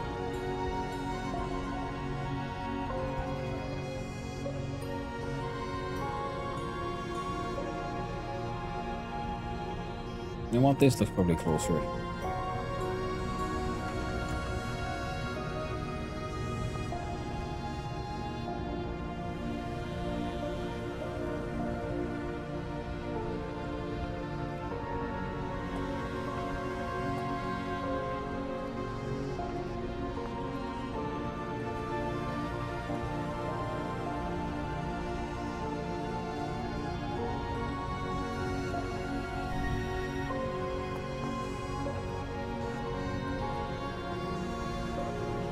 Okay.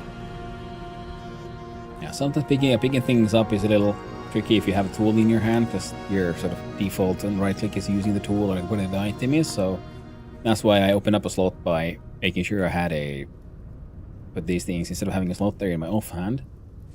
Now I can run around just right click on things.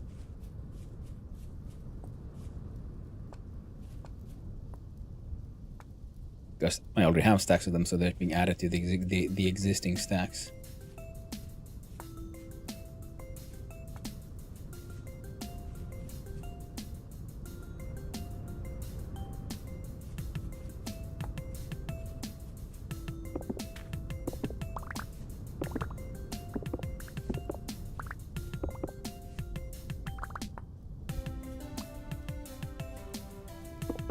love that sound effect.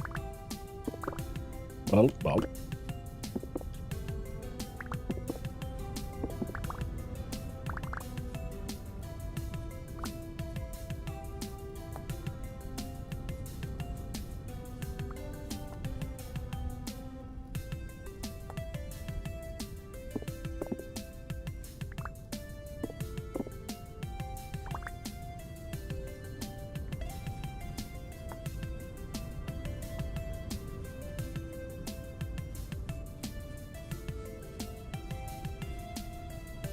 There we go. Almost 2 full stacks. There we go, 2 full stacks of obsidian stone. More than enough.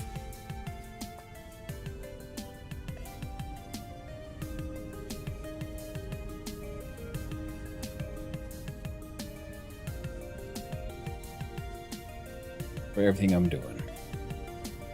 Yeah, that was birch.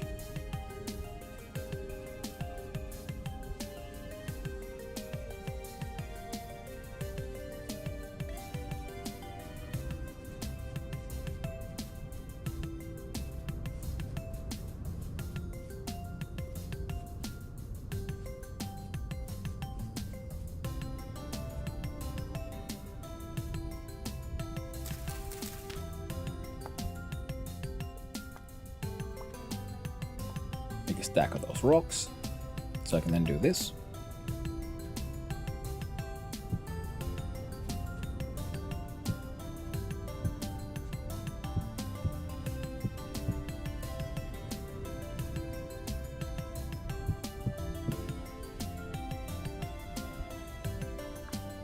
Now, I do believe we have some sort of gate options that are not these large. Fence gate requires planks. Now, rough hewn gate, if you're using sticks and logs. Looks neat enough, but I think the wattle gate requires just sticks and a knife.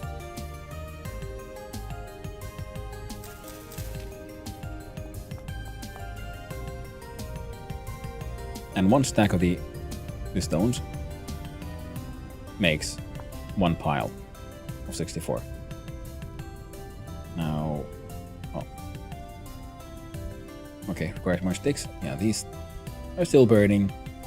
You can also make pit kilns burn faster by using a more efficient fuel, like for example,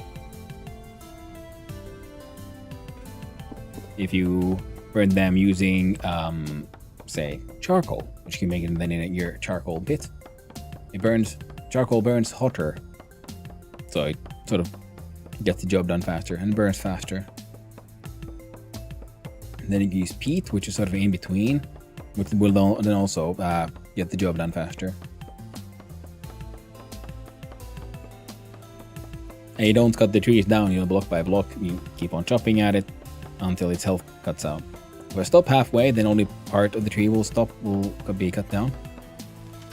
There we go. Tree was unmade. I was kind of hoping for some sticks though, but there we go. 1 stick is better than no stick. There we go. 2 stick. 3 stick. 3 stick was what we hoped for.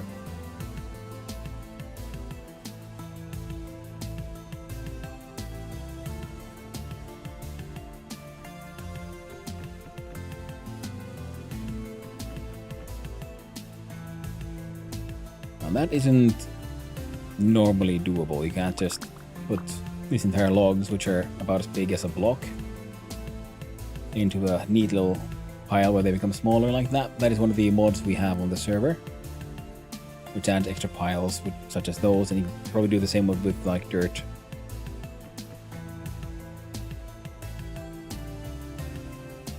Those 3 there. Knife here. Now we have made a wattle gate.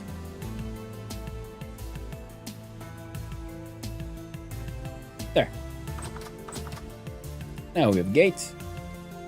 You can also make wattle fence, and also you can make entire walls out of these wattle things, and then you can use the wattle and daub, and then you can like fill those up into like old schooly neat little structures. What all could we do with feathers? Prestige? What can we make? We can make an ink quill or arrows, pretty much. So, and then can be, and some traders will pay money for these.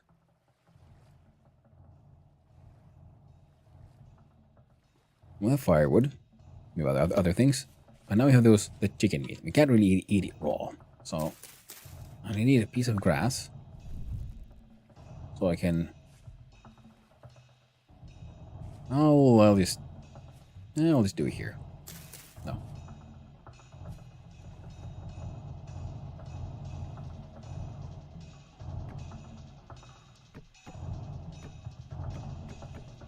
Put that piece of grass. Some firewood now, it is marked as a fire pit. Then I use my burning torch. So that it is lit. Right click. And you'll see I'll put the meat in there. What we see here is getting cooked. It needs cooking temperature 150 Celsius.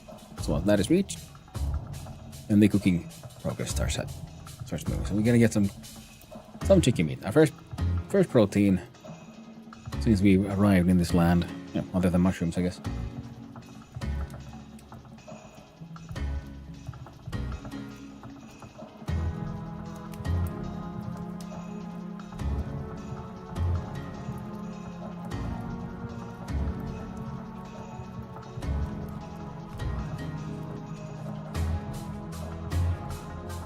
And while all of that cooks,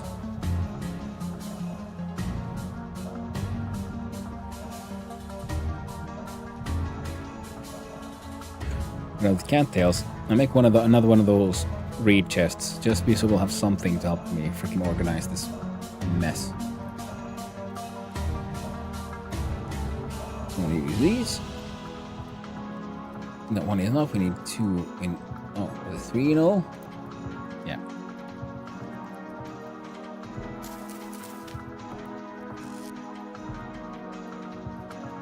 Put my seeds in there. And cattails, I guess. Over 12, we'll hang on to that one. We need this one so we'll know where we stand. The clay might as well go there. Flint axe. The neat part is when this one sort of runs out of durability, it'll automatically start using the next one. So you can like drain multiple tools at once. Take the extra firewood out, so we don't waste the fuel.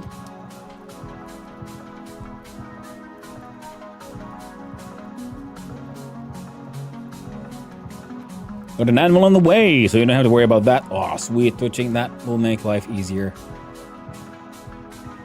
That will definitely make life easier. Now if I just find a little bit more copper, then I can make a pickaxe, and then I can start mining some of these nodes that I've found. There we found some resin. And we got some logs. Walnuts. Let's go cut down a little bit more walnuts. That one looks nice there, so it can stay. I like walnuts. Maple, no. There's a lot of walnut over here. And make sure they're not like resin bearing, if you will.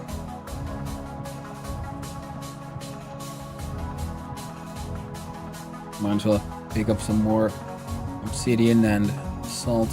Oh, we see it. Oh, that's a big one. Oh, they're connected. So that'll be an ugly fell.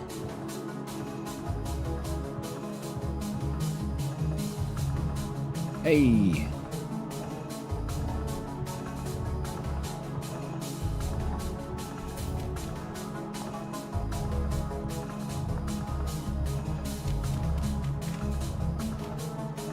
There we go. Thought of getting a saw to make some planks and we'd be set. Yeah, that would be handy. That would most definitely be handy.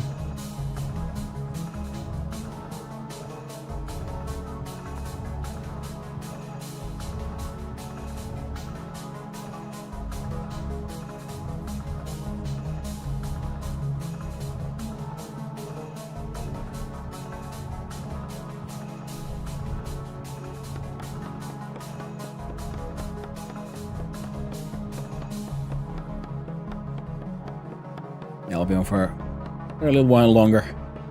See if we can get a start of a nice little walnut log house. Because I do believe I can make some quarter logs. Plus I can see hopefully burn through my remaining flint axes. Because apparently we get obsidian here as option, so there we go.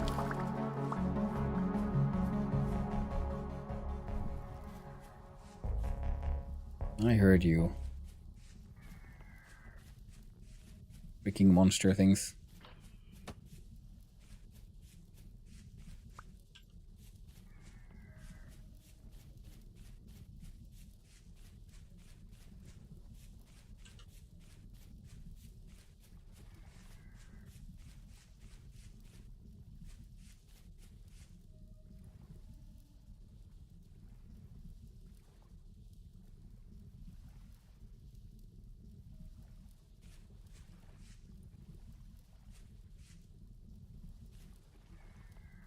Oh, damn.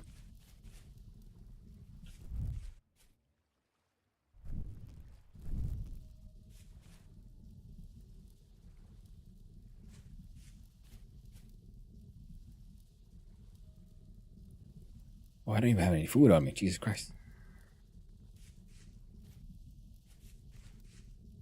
Freaking bolt horn.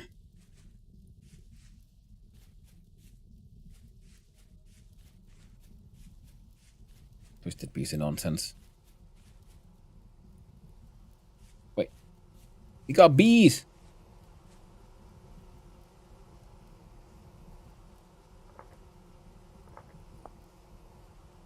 Okay.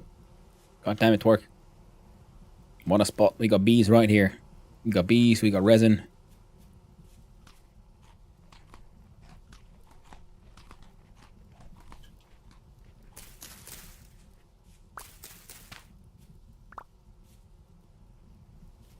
I left that. Oh well, I let that flax grow.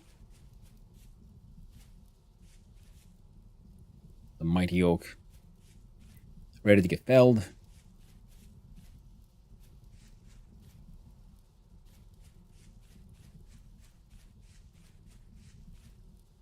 Oh.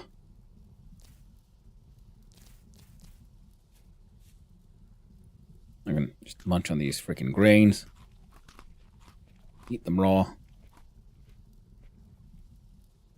Then do some black currant.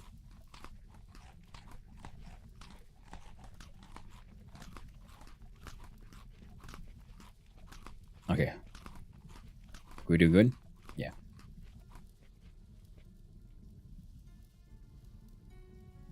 Only 3 more ingots. I need the copper and I can make my own pickaxe.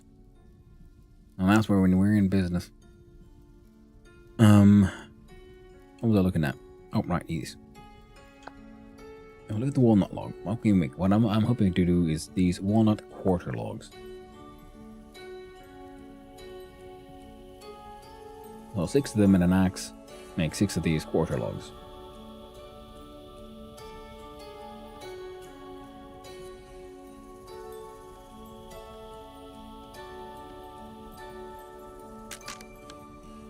There, that axe broke. That's fine.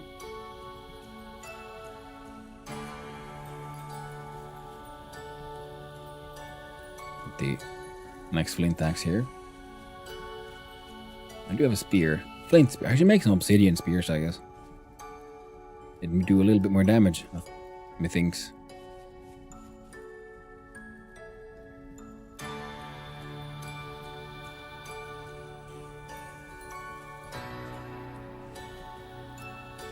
Now, 12 isn't quite enough. Let's see. Let's do some math. So if we want a...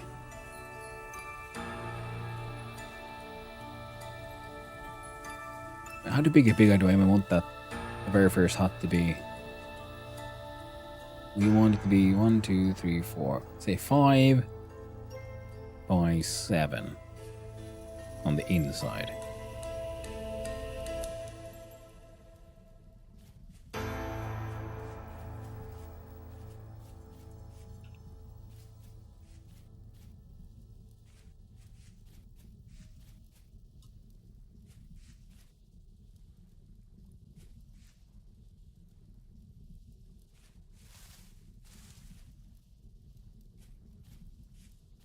I'm trying to listen if I can hear that boat towing. No, I think it bugged off. Bugged off for a while. Ooh, they're done. I'm Mukula, by the way. Smiley face.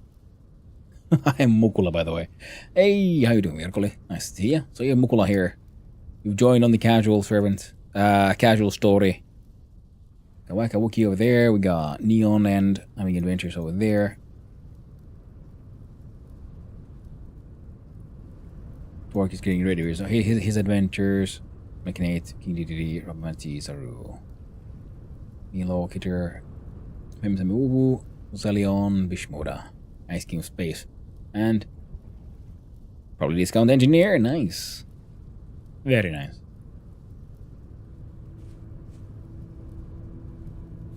Now, some of that clay and more of these rocks we can then make whatchamacallums now. Things. Stuff. Place. Cobblestone. Why do I keep on forgetting what cobblestone is called? Oh well. We'll do this.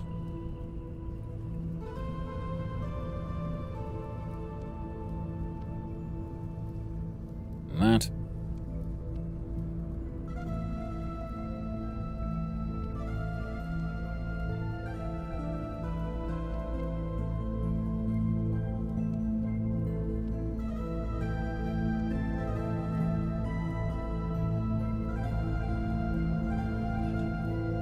That should hopefully get us started.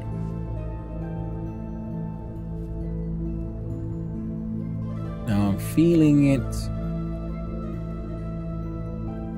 So this turns into our farm. Nice and proper. Especially once we've got some buckets and things. And the house should probably be on the other on this side.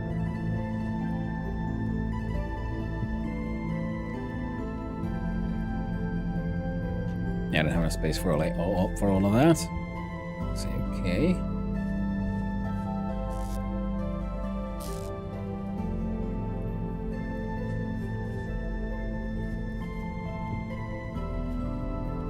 One resin, one stick.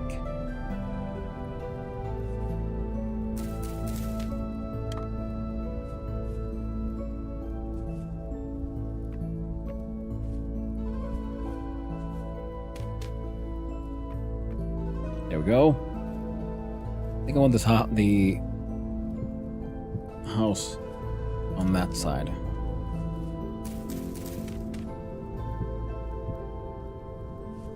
Maybe the first house that we make.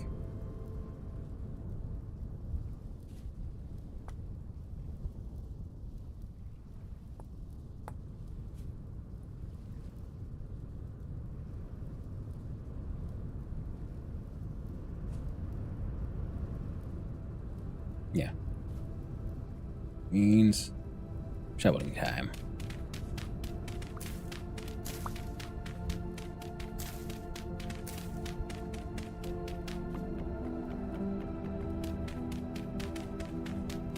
Broke that one down, don't need it.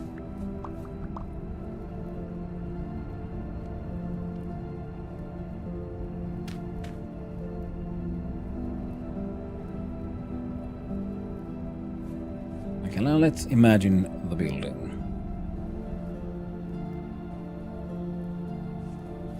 I think it would be... This will be side, so it was 7, right? 3, 4, 5, 6, 7.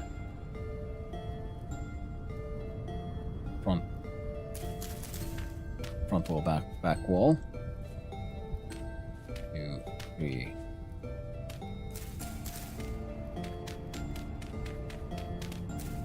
4, 5.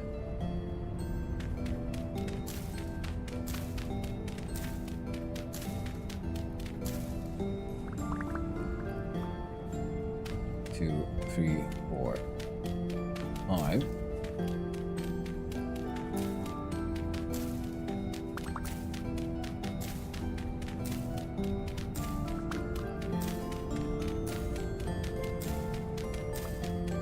Pum pum pum. Oh.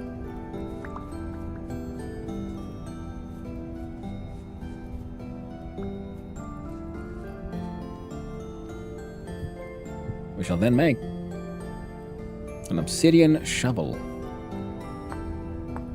Because we're cool like that. All my tools are dark as midnight. Sharp as the tilted lover's tongue. I shall require stick.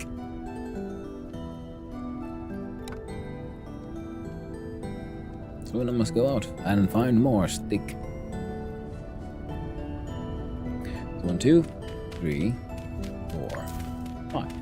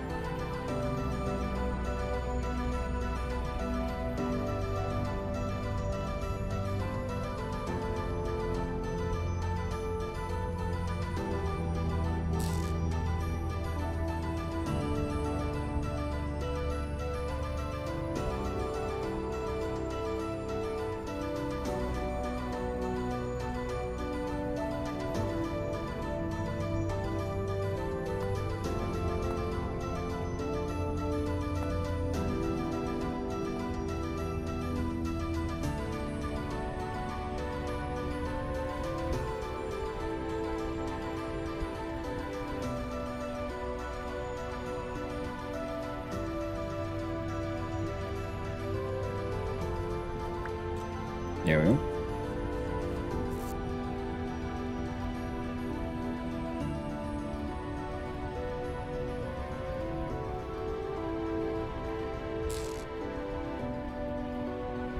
Got 18 salt cobblestone.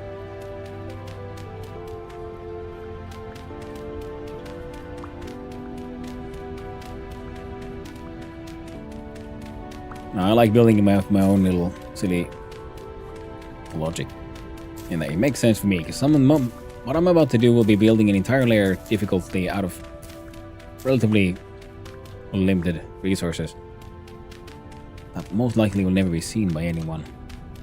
But I want the foot of my house to be made of cobblestone.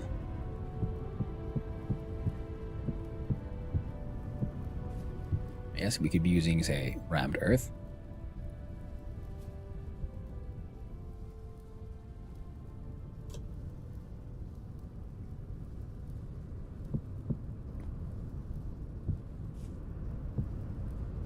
One, two, three, 4.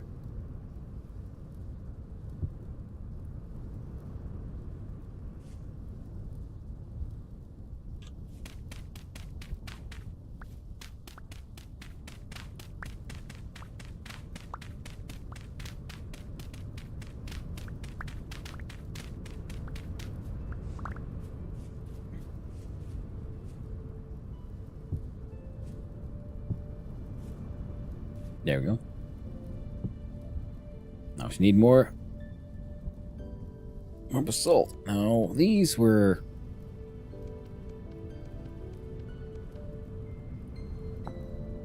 can be turned into packed dirt, straw. Now cob with grass and soil and packed dirt.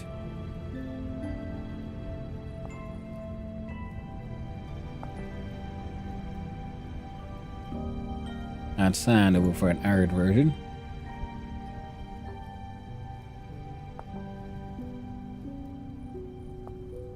Strewn straw. Okay. Neat.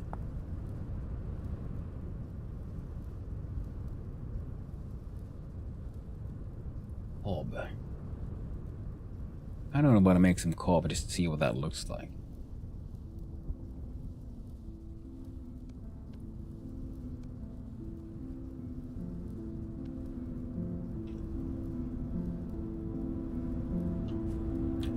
I'll start with this.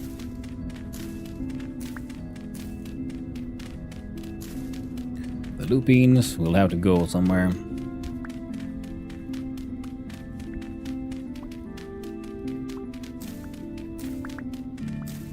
I guess I could go plant them around the...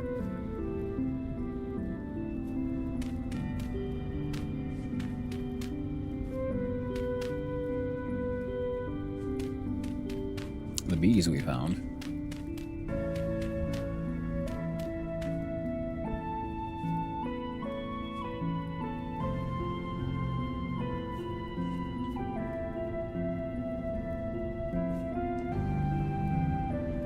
Let's see here. 1, 2, 3, 4, 5, 6, 7. Yeah.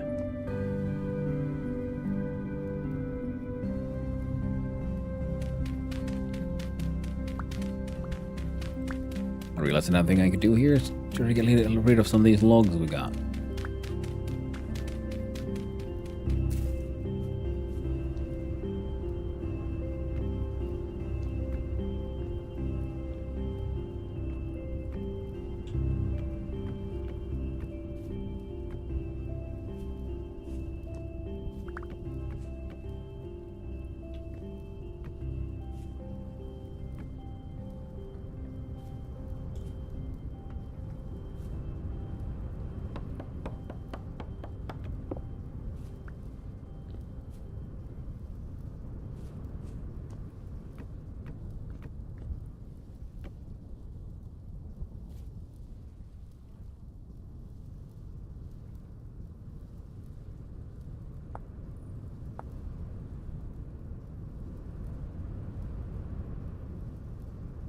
Make it 3 or 5.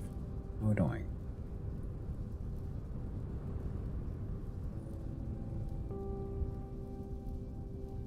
So we put you there.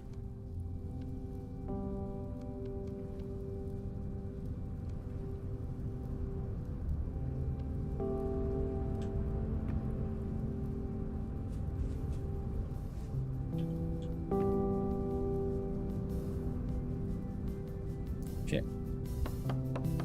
We don't have the wrench tools. We can't rotate stuff. We'll have to.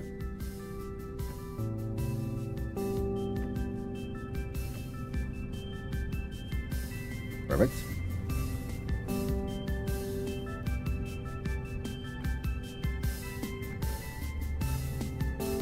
Perfect.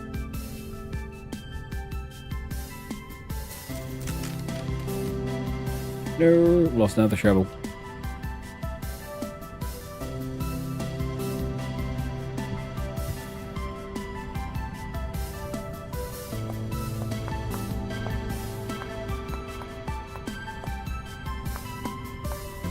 Now, I just realized I don't have the sticks anymore either, so it won't really help.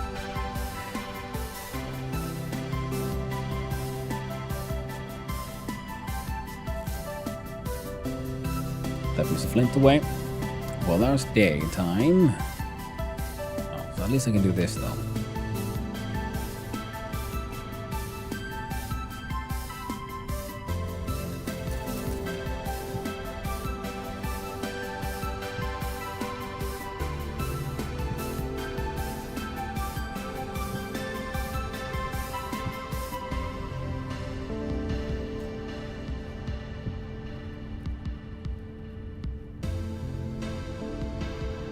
Low-for soil. Gets everywhere.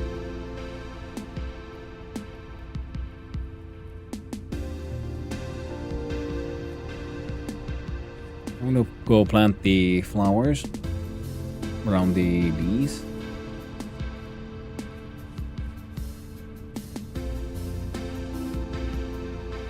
Wait. Empty read skip. What do we need? So that is 1, 2, 3, 4, 5, 6, 12, 3, 4, 5, 6, 16.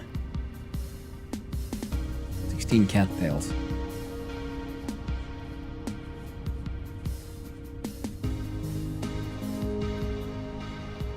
And 2 bits of clay.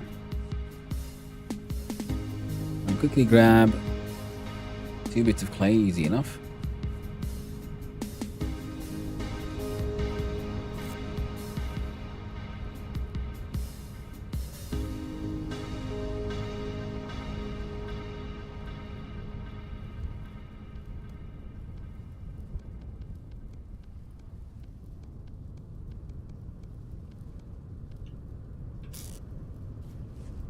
There you go. So now we can start trying to collect our own bees already. Don't even have a house up, but I'm already setting up the skep. And that's what I call progress.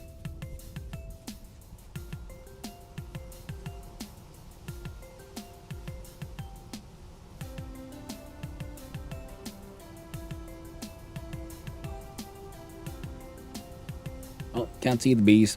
It's okay. Bonk.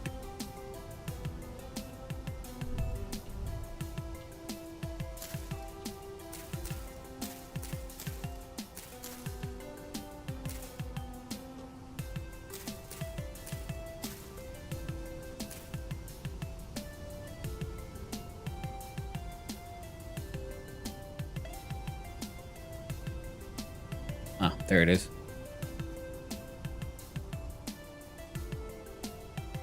I don't have to try to break my way in. That'll have to do. Oh. Hello's getting hungry again.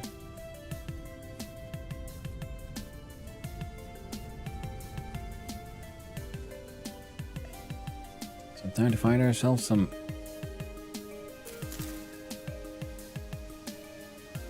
branch leaves.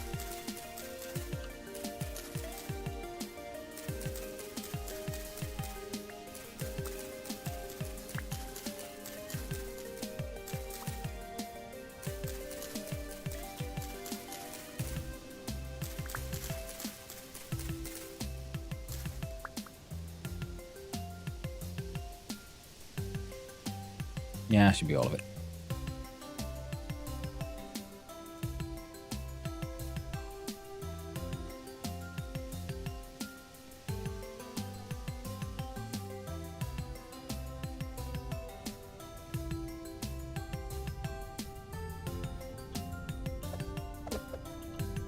Throw those away.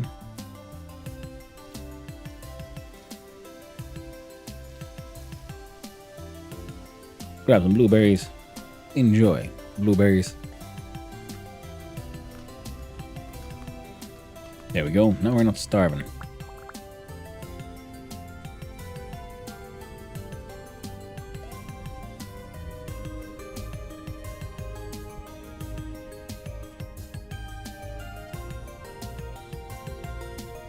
One, two, three, four, five, six, seven.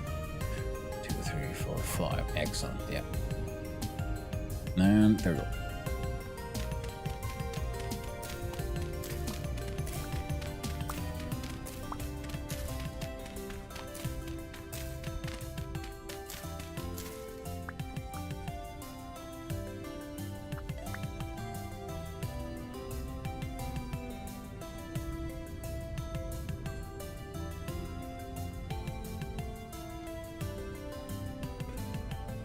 There we go. Right, no. I forgot. We can do these things now.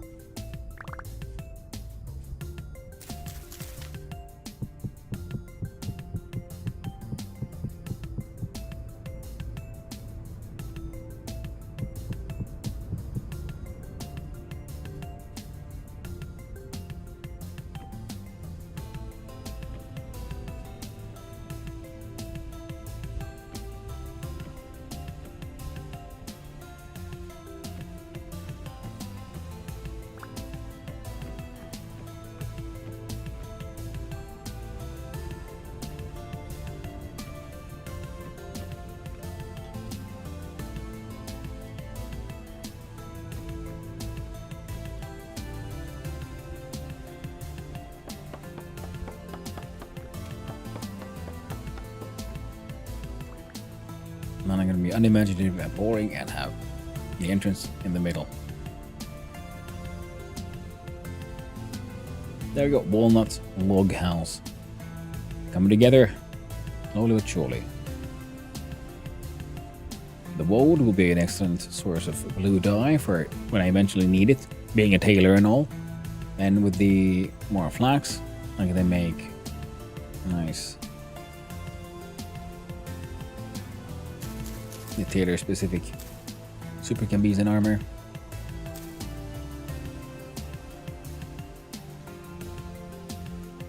Eight out of 9 growing flax. No, don't need them right now, so might as well let those Hopefully sort of grow out a little bit more. Oh, I'm running around with this freaking storage container as well.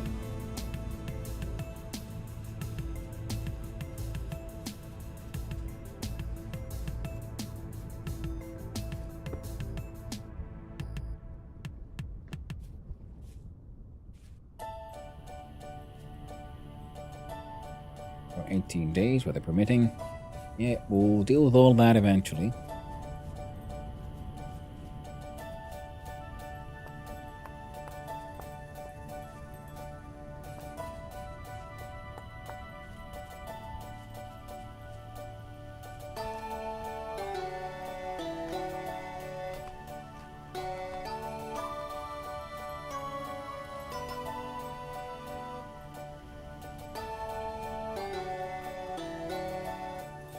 Ah, one of those freaking butthole dimension holes.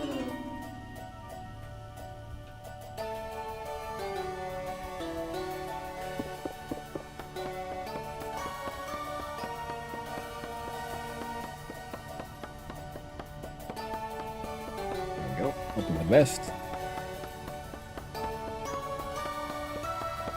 Come on. Come on, you nutty walnut.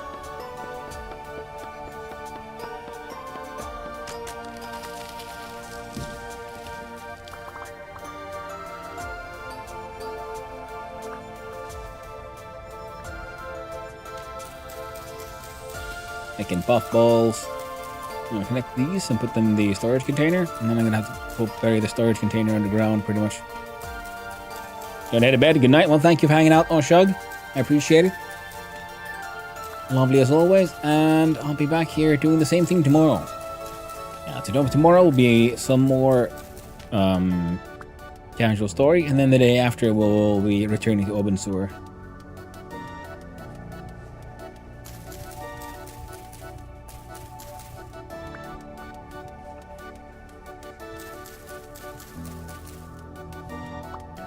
But I hope you get good rest there, Oshug. Whoa. You got our freaking fishies right here. Pink salmon. Awesome. Hopefully see you then.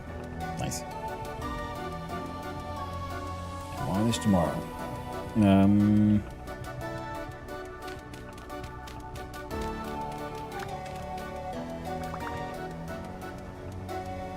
Right. We make... Where's the... ventilation goal?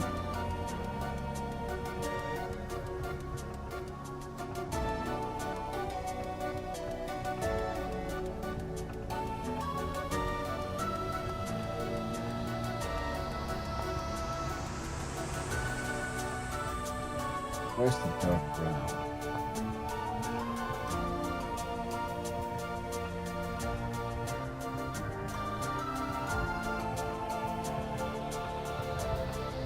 Get rid of some shingles. Effering.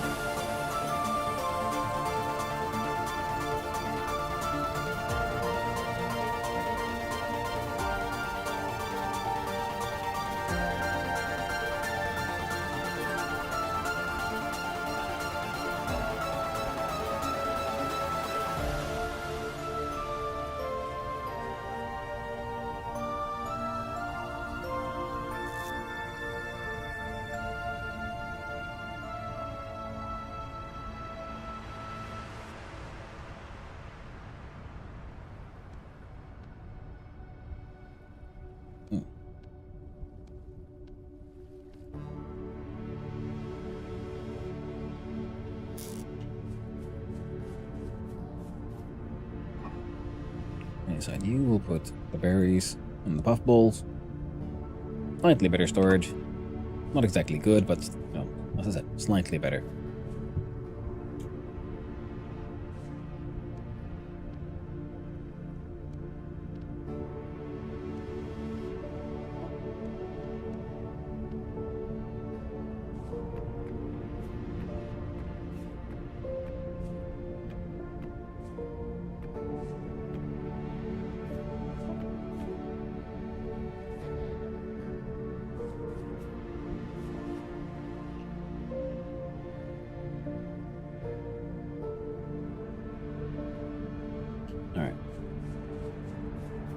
do believe it was in that general direction where we found a whole bunch of extra stones. I do want the floor, the base of the structure freaking done. If nothing else. Oh, there it was, this way.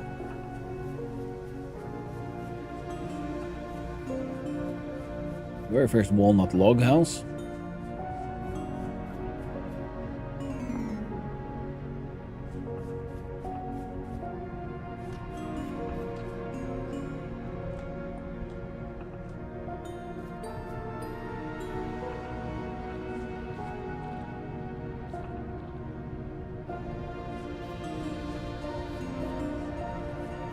That looks like a ruin.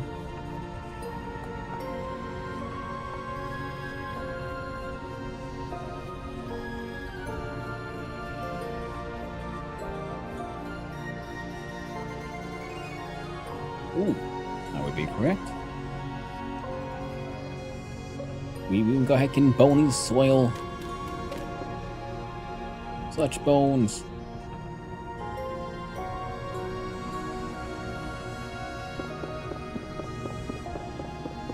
Oh, yeah, we can't normally like cut down stone things. We can these because it's basalt. Cobblestone. So it's like already been made pretty much. Wait, and say okay, yeah, that means that one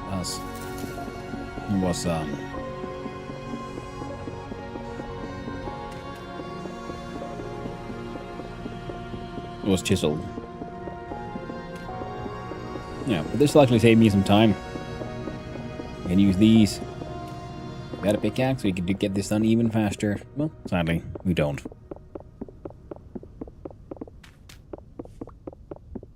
Using the wrong tool for this.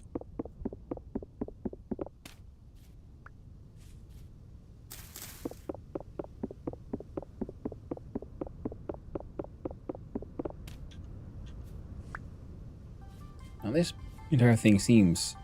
Ooh,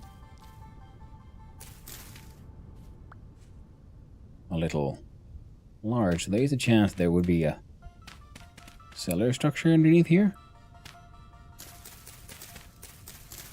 And that's always exciting.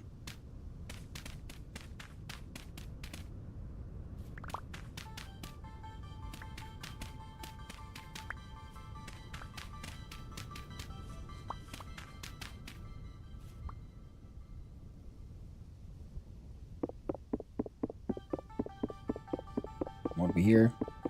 But again, I just want the cobblestone.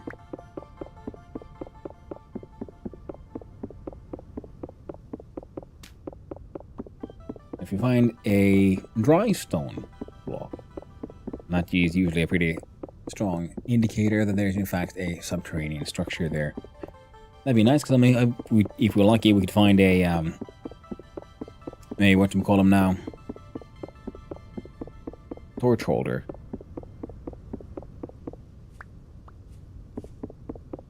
Okay, because then we can get our hands on one of those without blacksmithing, and also the aged torch holders just look nice in my opinion. I enjoy them quite a lot.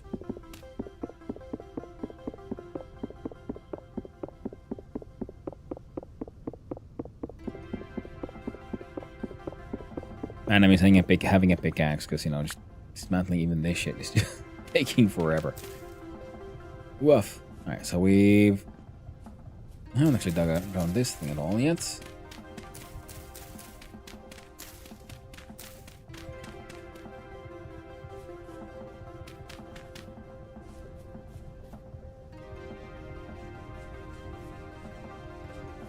And there's another one.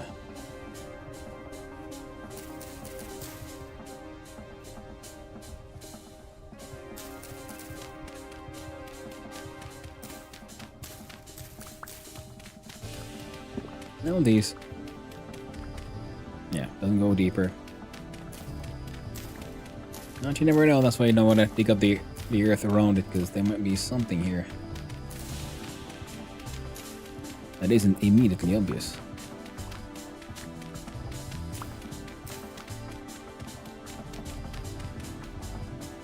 But no, this one was Exactly what it says on the tin. Nothing special here. We'll double check. By breaking up these two things.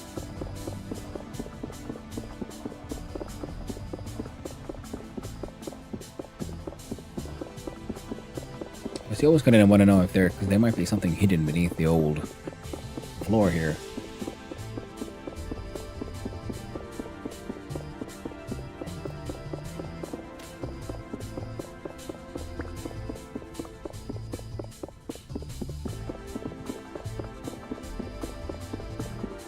Now, 5 by 7. What is that? That is 35. For the floor.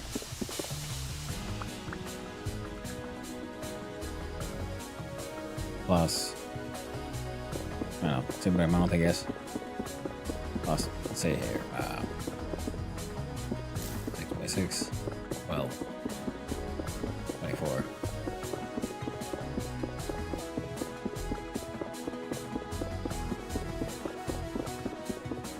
Oh man, it's taking forever. It might be faster if we actually did go and collect the rocks from not too far away. Oh, cobblestone stairs.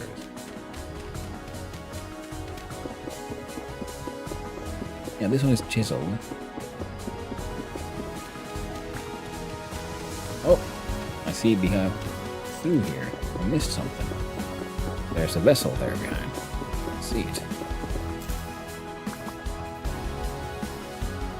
I guess I carried it with that corner. I didn't see it. Oh, there's a side room here with an actual farming vessel, which had a free hand basket, some fibers. I guess that's about it. But there's stairs here.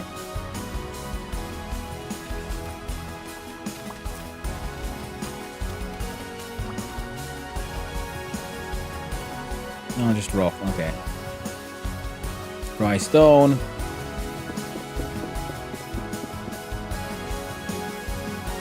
No. Alright,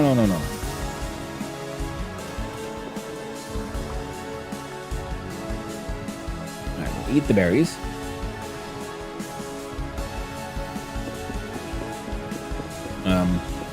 Free stairs. That's nice, I guess. Now, the dry stone is usually what is you find around the cellar structures.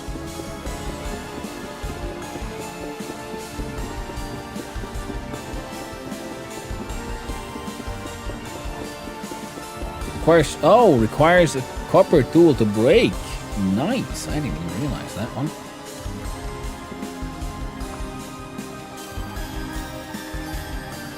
Now there's a chance then that this is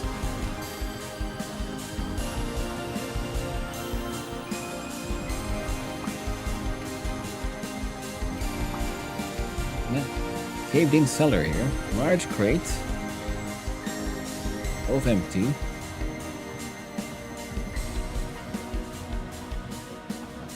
A shatter is broken, and this one is actually usable.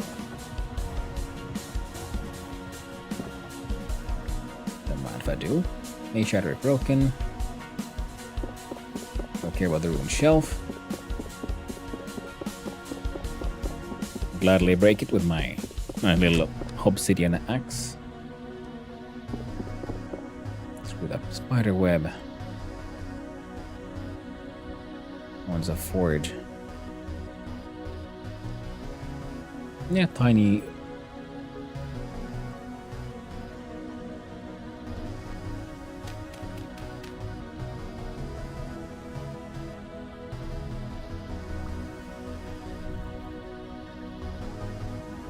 Yeah, nothing too exciting there.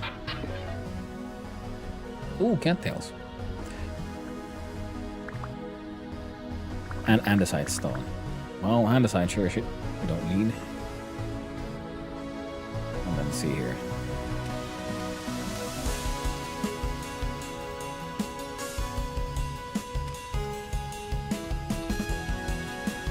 We have 30 basalt cobblestone, 1 free stairs, free chest, some basalt stones. So I'm gonna see if I can collect some more free basalt stones. Wait.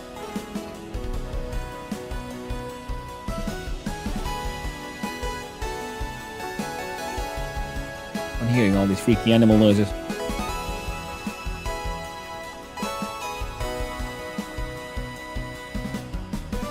Mark these basalt ruins.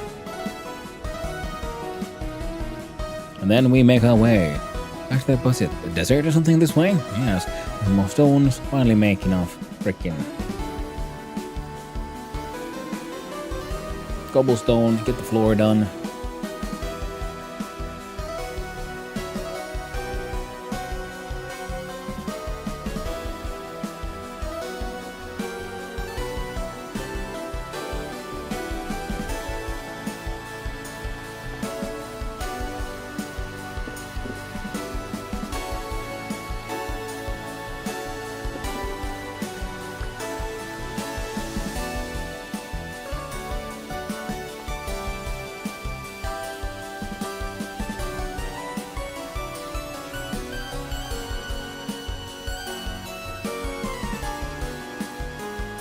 What are these? Dwarf fuse.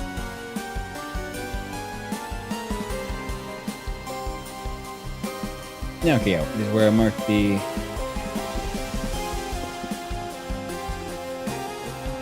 red clay around here.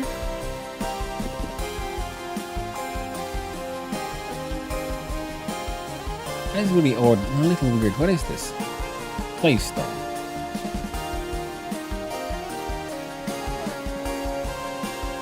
I'm guessing that would be sandstone over there then. Got some basalt stones.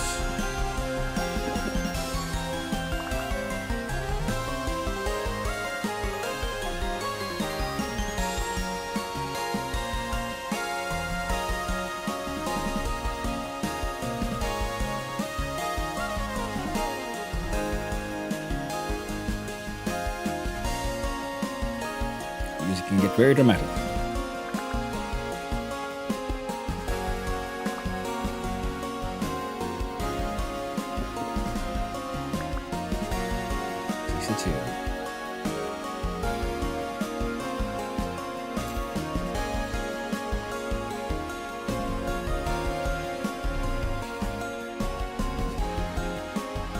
There we go.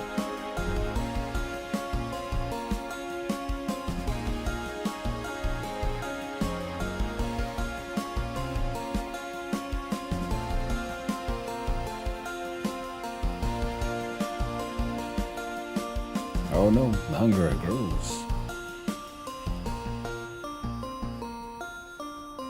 Oh yeah, it's getting worse because I have my torch in my offhand. Wondering for a little bit, like, why is it getting so bad so fast? Oh yeah, that thing. Forgot about that.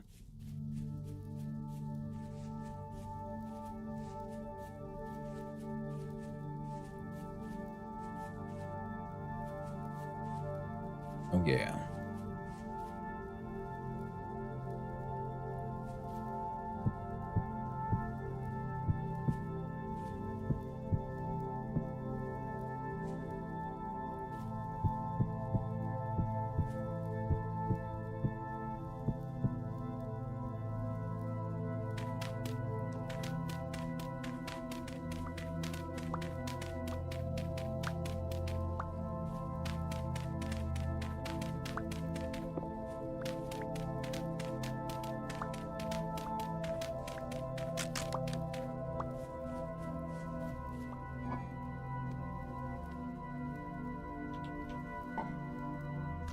Nom nom nom. Eat those berries, man.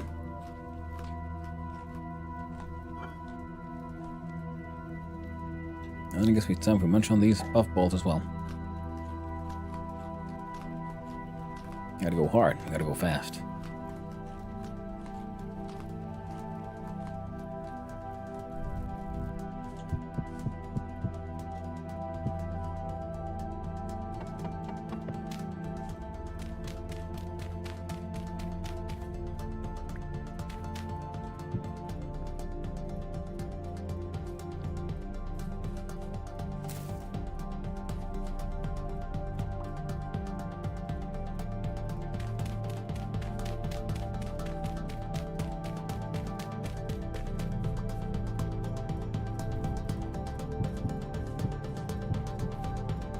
There we go.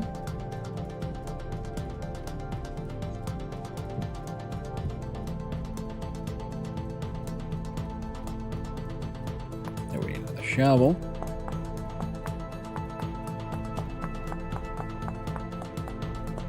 Gotta go start hunting soon, I guess.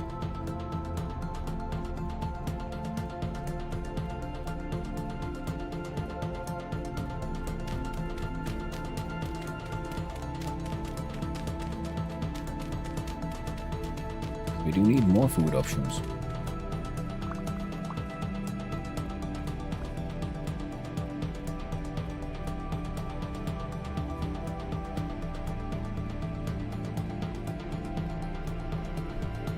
Okay.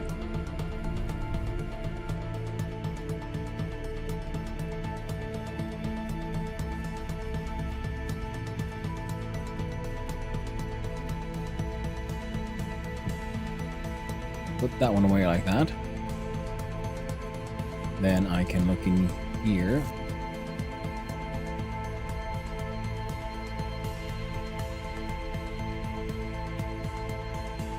And we've got 16.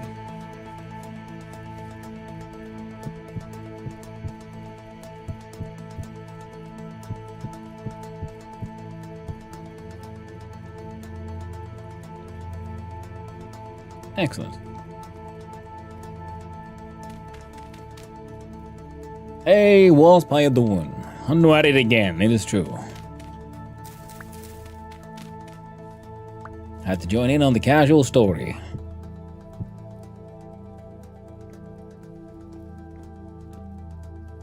Well, that seems like the... Oh, of course. One of these needs to come out.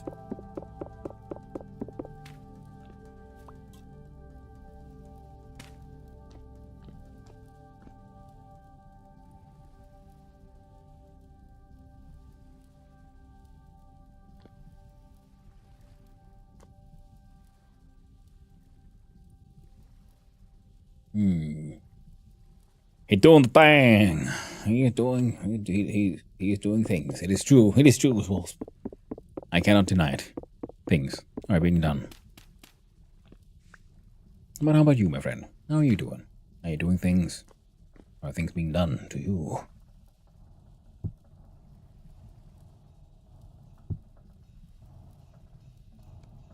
Let's see if I can get this to...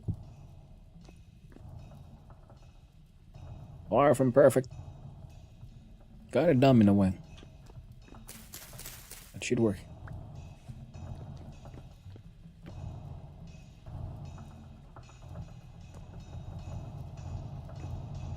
Ah.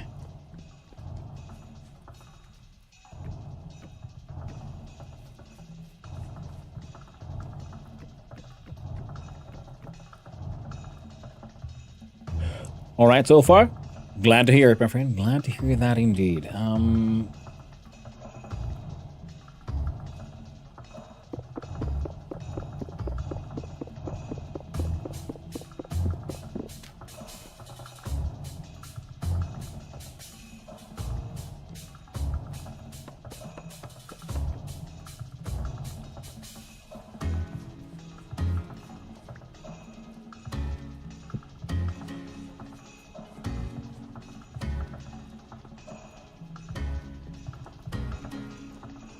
There we go.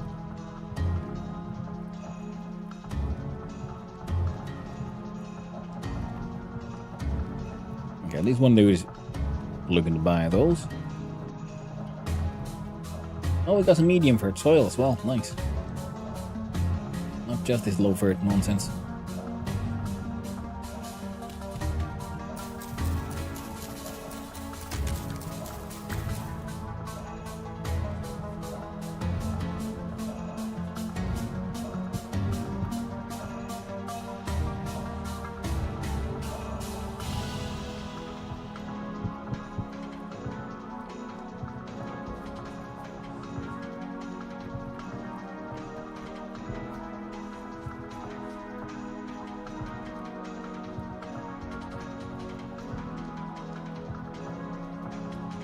I do believe it's something like this. Yes, there we go.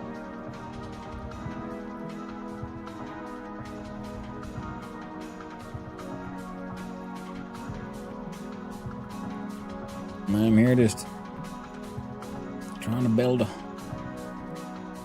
nice log house. Do my best to survive.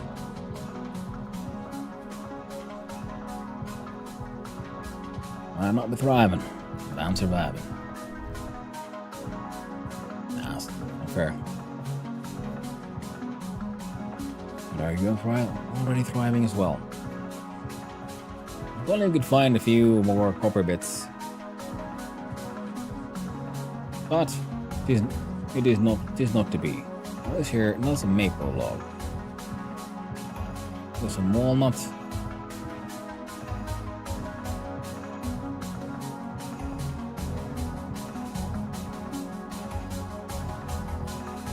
Yes, basalt stones. I hunger for these stones. That should be good enough.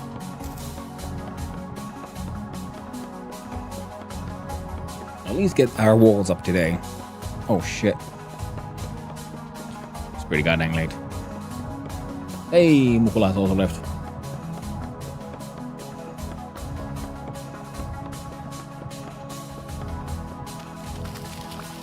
T07.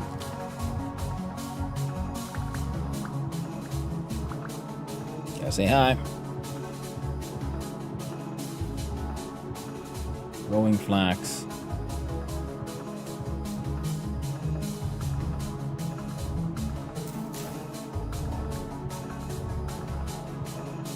That's annoying.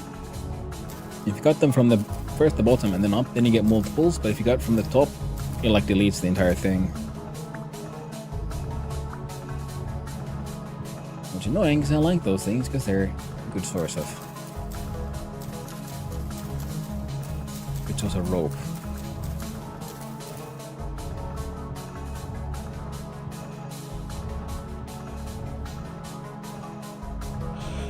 Yeah, doesn't get this game. Never played Minecraft, for example.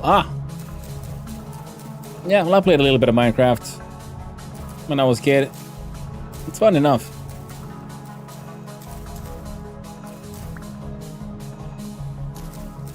But if you're not sure what's going on, maybe you might want to like watch people play it for a little while. Maybe you'll get a little bit of a feel for it. I think it's super fun. And yeah, you have to like choose your own goals. Some people like to like follow there are like quest things. I think the closest trader to the start of the place is a treasure hunter, and he says, "Oh well, if you bring me one of these tin bronze pickaxes, he'll tell you a secret, for like a secret location." And that's sort of like story locations. That's the kind of stuff you want to do. You want to delve deep underground. Well, once you have armor. Look for interesting things.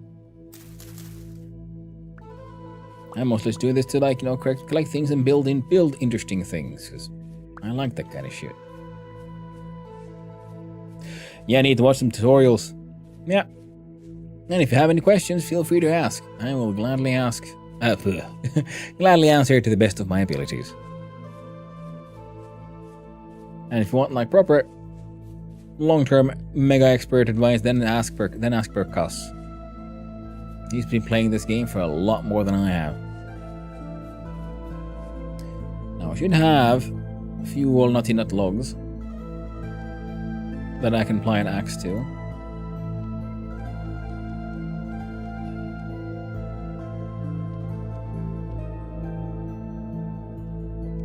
Like on so.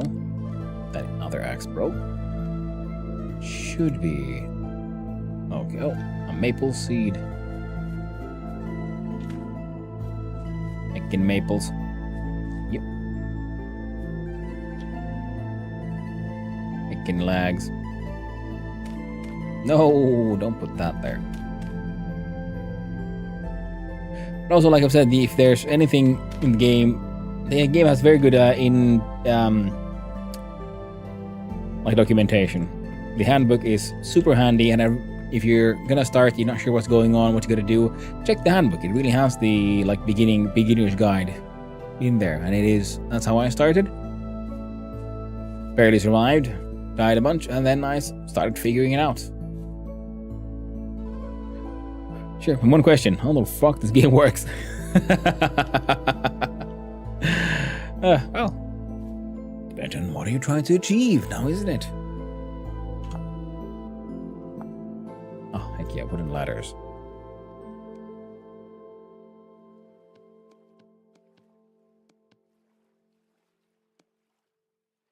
There you go, more than enough.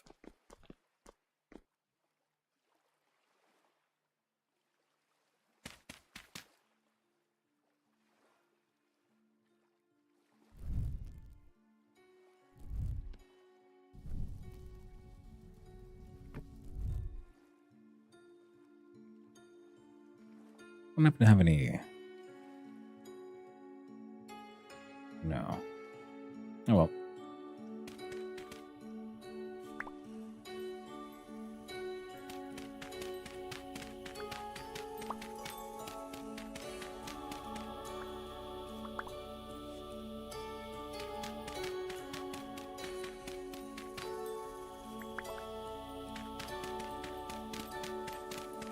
I'm an engineer. I read manuals after she's got.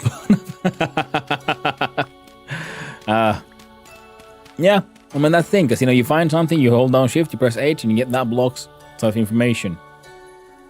So there's a lot of inbuilt, really good inbuilt tools for this one.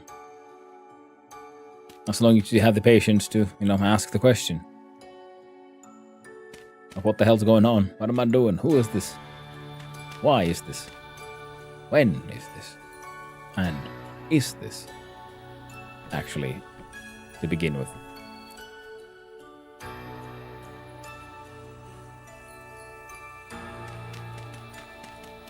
Okay, my dude, we need to go out and hunt down some food.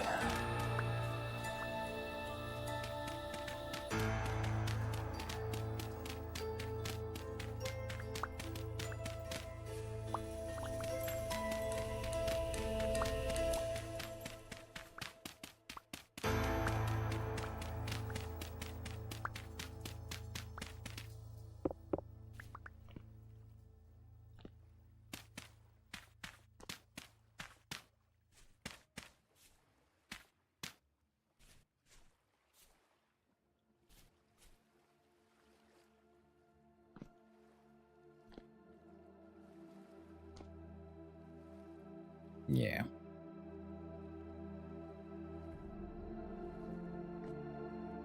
Oh.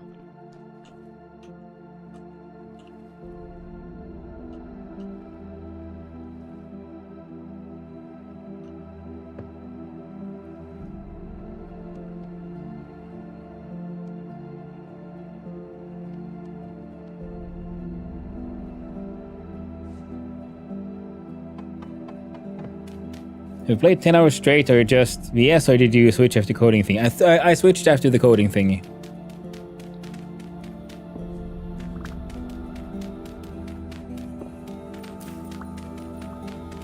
I mean, I have done many 10 plus hour streams of just VS. Yeah, but right now you need to get this house situation relatively sorted.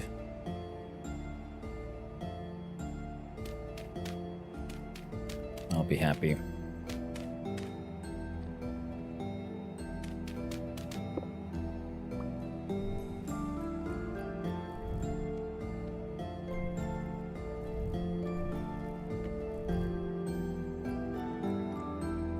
Right.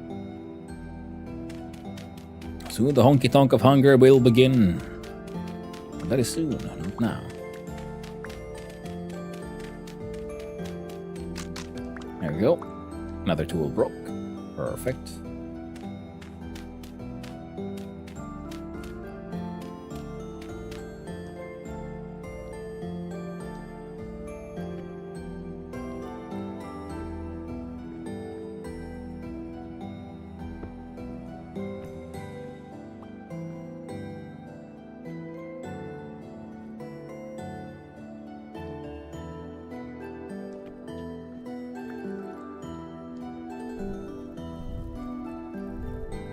There we go.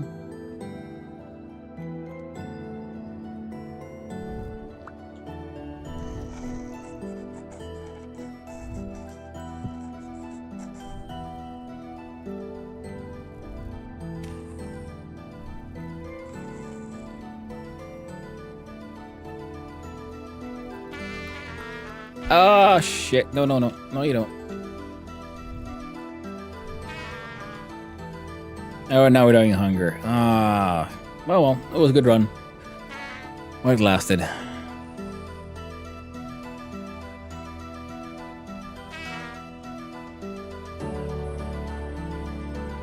Can't fight that thing.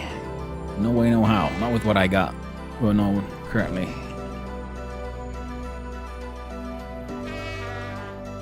And then Minyomi, thank you for the hydrate. Streamer, man. Ah.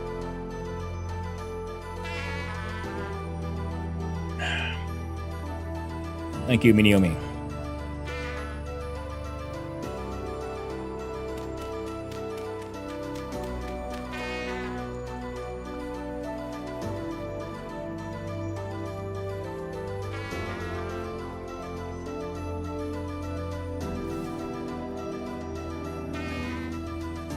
That's a portal right next to my house.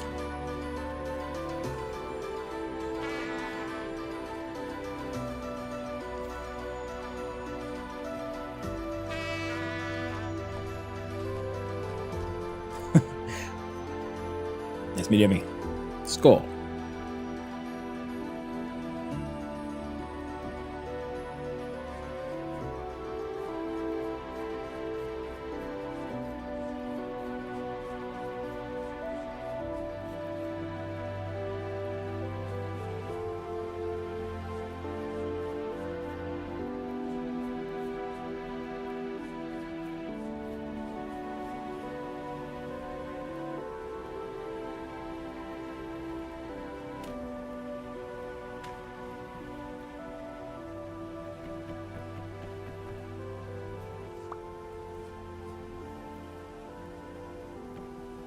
There you go.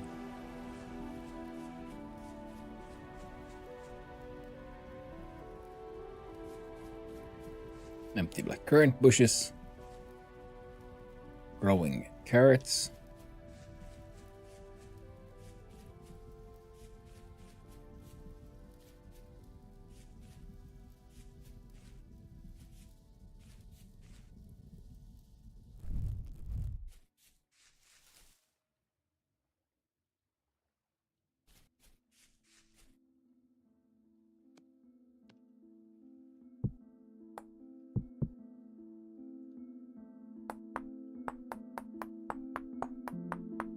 Alright, won't take long. Come on. Just one more quick knife.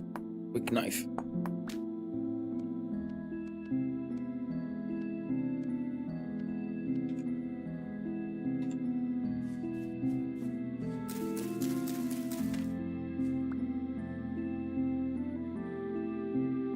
Ah.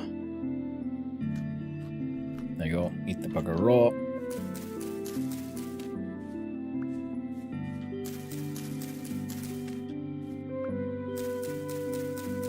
A lot of No Man's Sky recently an expedition. Ooh, cool. I haven't really played that much No Man's Sky since it was relatively new.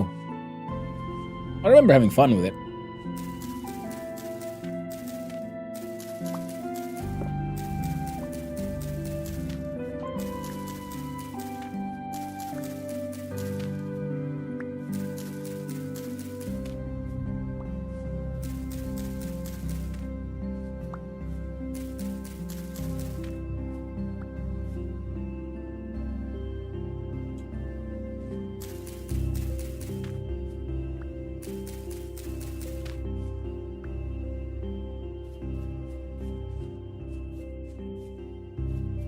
Alright then, so with this we should have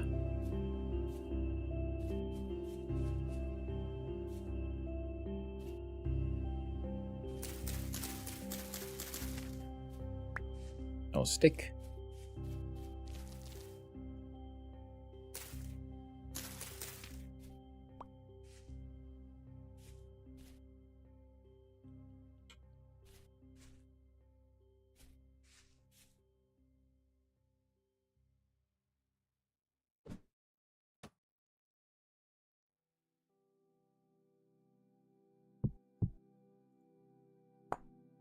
Went too far.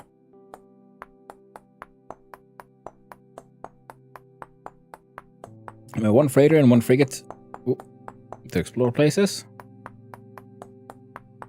as I do quest, but one of them annoying asks me to fish 5 uncommon fish in Glacier World, which is going to take a lot of time. Oof. Guess small ship inside of freighter to land on planets also. Yeah, well, that's the cool part, especially with the new updates and so on, because now you can actually like move around inside the ship, so it feels more like you're actually flying spaceships.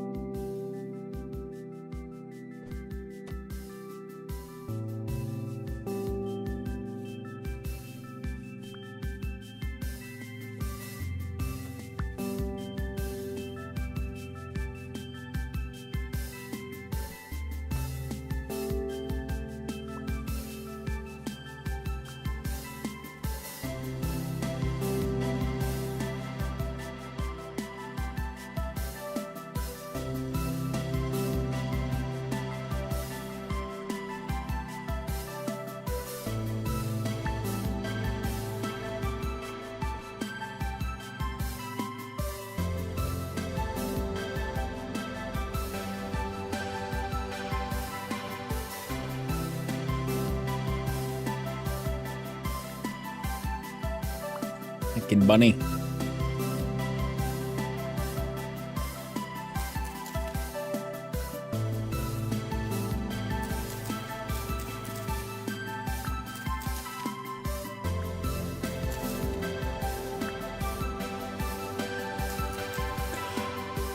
Then the Corvettes, you can customize them, but you cannot enter the frigate. You need to land on top of your ship and teleport to your freighter. Ah. Alright, yeah, the freighters were like even bigger than that. Oh man, I can't remember. The game has had a lot of iterations over the years. A lot of cool upgrades.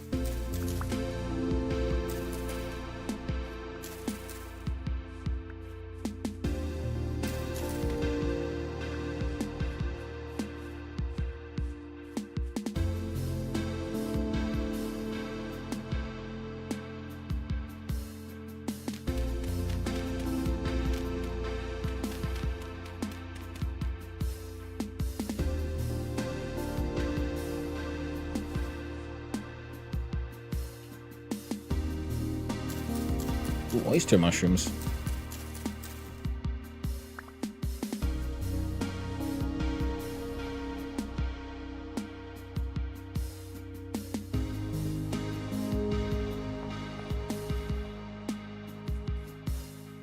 It's good. It's good mushroom country in general. Still cool? Yeah. The customizable ship was fun, especially because you could then, when you stop flying, you're like more or less actively flying the ship instead of like being the ship.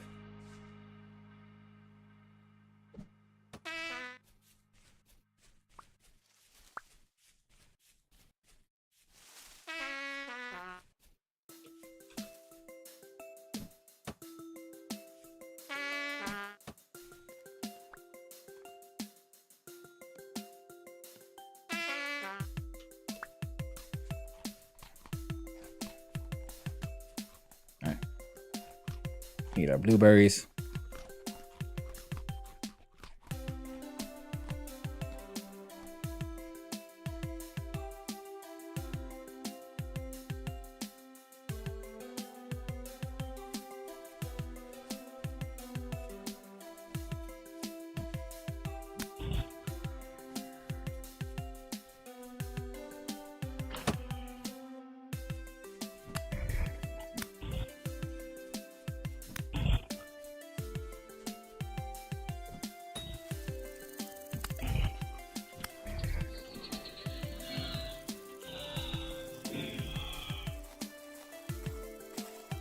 I had nothing. Where'd your friend go? Come here. Come here, you. These guys have got like social anxiety. They're ranged fighters. They don't like it when you get too close. I mean, they'll easily murder me if they realize they had the power. Sadly. I mean, gladly for me, they didn't realize they had the power. Give me the pearl gear. No, give me one of your freaking bows. I mean, arrows. I mean, yeah. Yeah. That's nice, I guess.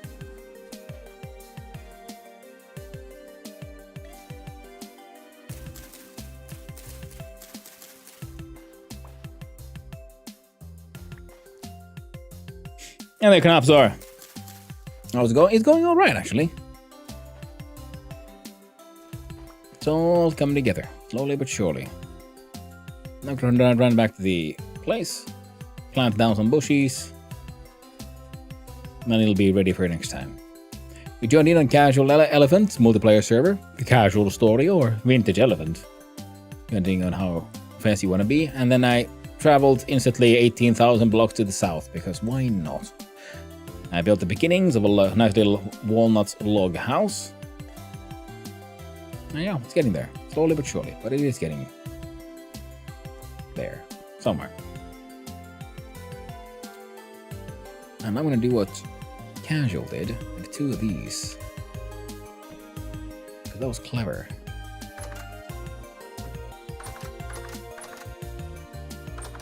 Let's see. Nice little 2-part. Kind of a door. Nice. And how about you, Knapsor? How you doing? Hope you're having a nice day. Right.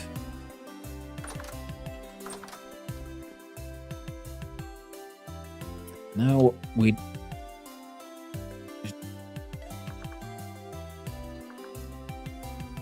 What kind of like trapdoors can we find here? Ruined wooden trapdoor, wooden trapdoors. Well, wooden trapdoors require planks. So we can't make those.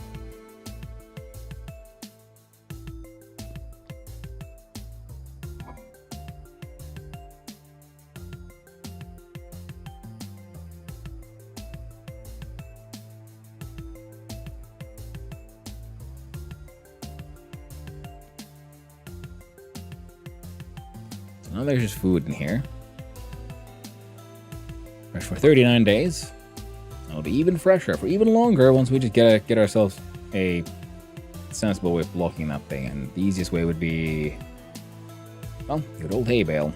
Let's make one.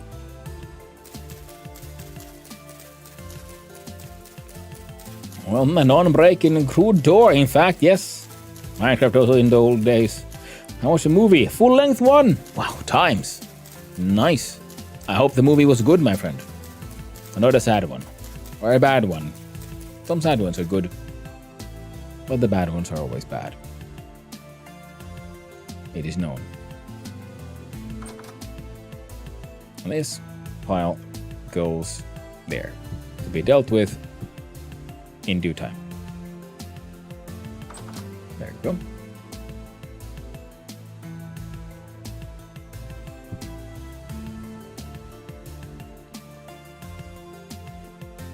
There, now we can in theory make some food in here.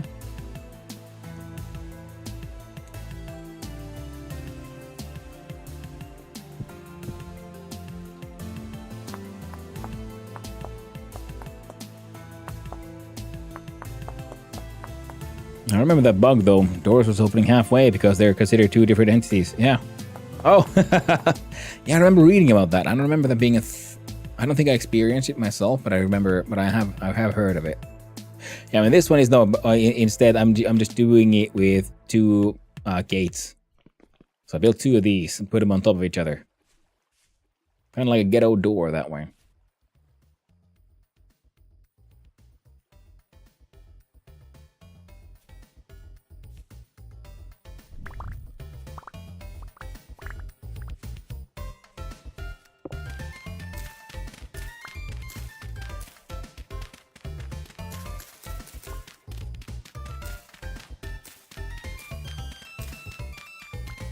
What you're doing? What you're moving knowing it's bad, it somehow gets good though. I mean, that depends. Yeah, there's movies that are so bad they're good, and there's movies that are just bad. Like, you know, the movie says, hey, we'll make you feel this way. Like, hey, cool, I want to feel this way, and then the movie doesn't make you feel that way. You're like, oh man, all it made me feel was disappointment. I'm wasting my time on this silly movie.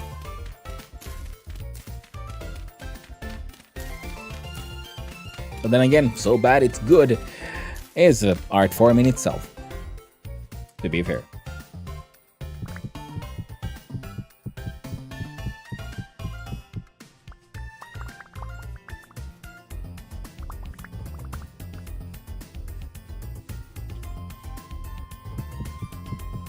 More illegal piles, there we go.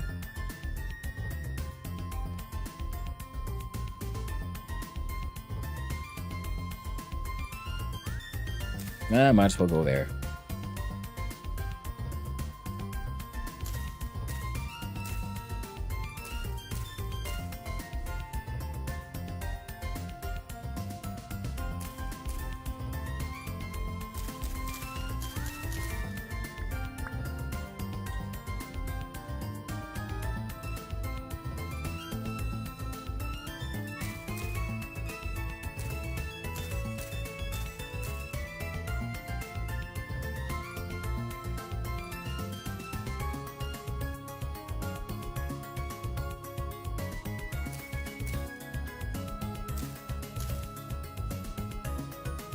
There we go. Should go stacked.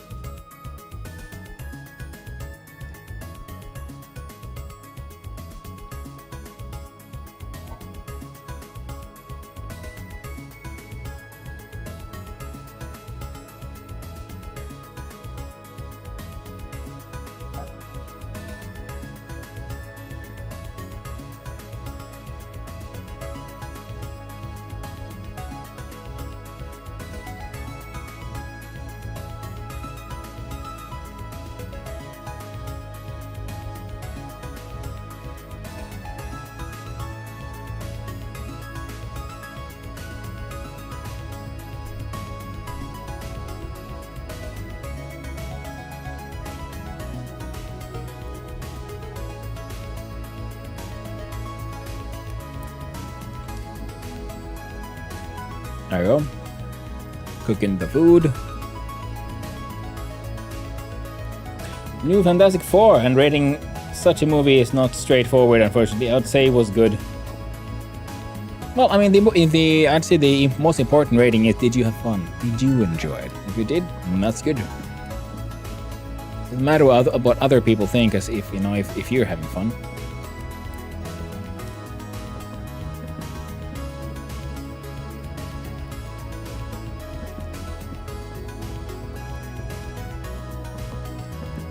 Bonk. There we go.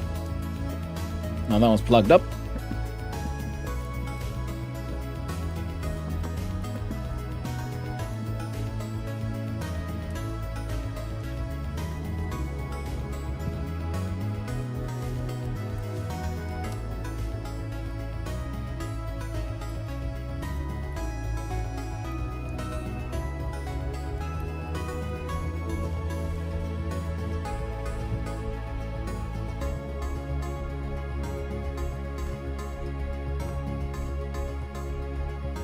I cook the mushroom, we eat the mushroom. We survive.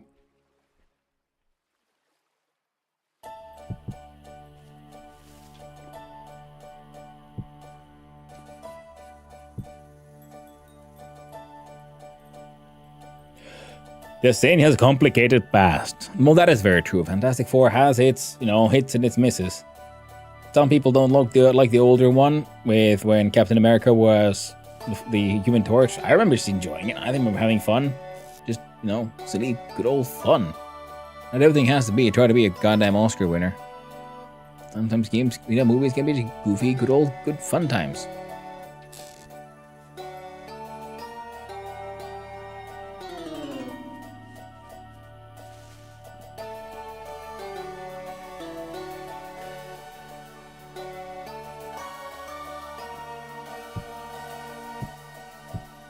There we go.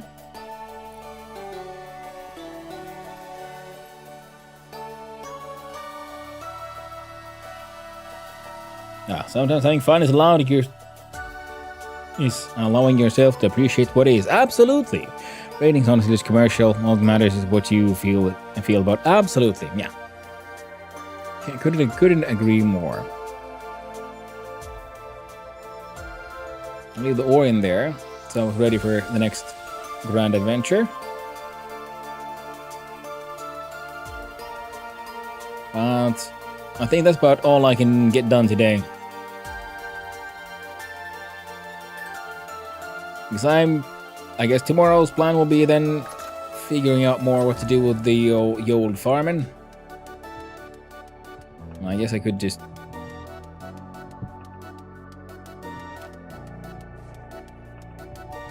plonk that one there.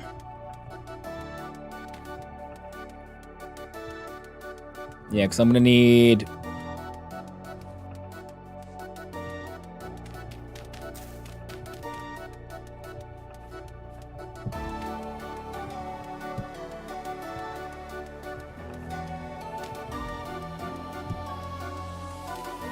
There you go.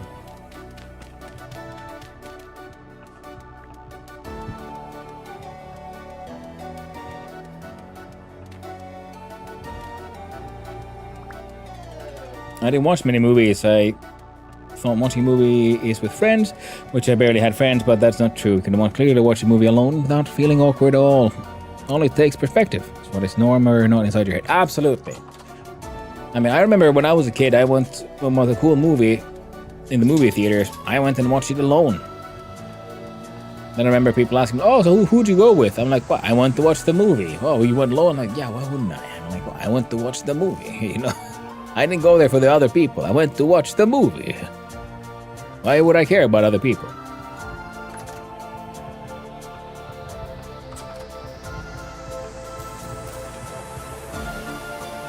Now, people find it weird, but it's normal. Oh, absolutely is. The only people who find it weird are the ones who are themselves, should we say, socially desperate. To be seen, to be heard. What do you mean you went to the social thing all on your own? No, it isn't the social. You must be, it doesn't count if no one sees you do it. Like, what? Not true at all.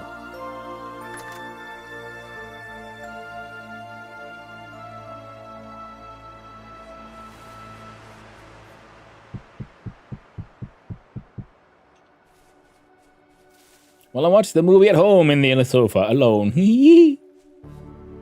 I hope you had a good time. God, why do I keep on doing this?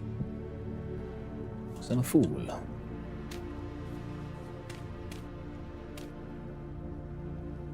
Not a dumbass. Now, the point is I just want all the flax down I can get. This entire thing needs to be reworked in so many ways. But I'm going to need a bucket to make that work. So, we do not have a bucket. We just make do of little nonsense we have.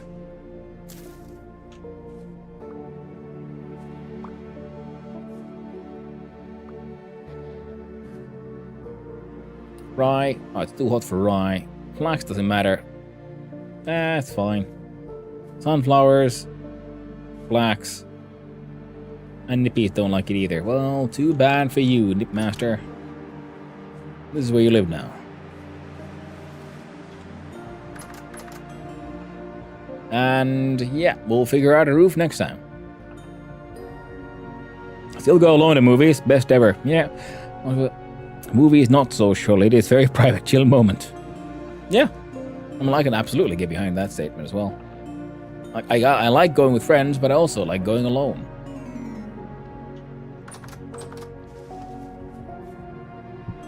Because I have like a couple of old friends, and we like to go to the movies together. Because afterwards, we like then to sit down and discuss the movie, and that is why it's nice. And okay, we just have the fresh memory of this thing. Now we can sit down, have a beer, and just discuss what we saw. Did we like it? Did we not? How did it go? What were we expecting? And that kind of stuff. So for that, I get it. And that's them. Next up is going to restaurants alone and enjoying a fine meal in peace. Well, beef for steal? Yeah, absolutely. Why wouldn't you do that? I've absolutely gone to, restaurants alone to enjoy the good food. I'm like, if I go there with people, I don't talk, I eat. Afterwards, we can maybe talk. But first, food. Do that at fast food places, but you're right, you can do that. Well, absolutely you can, Midiomi. Absolutely. But first to say that, and then I must be off to bed.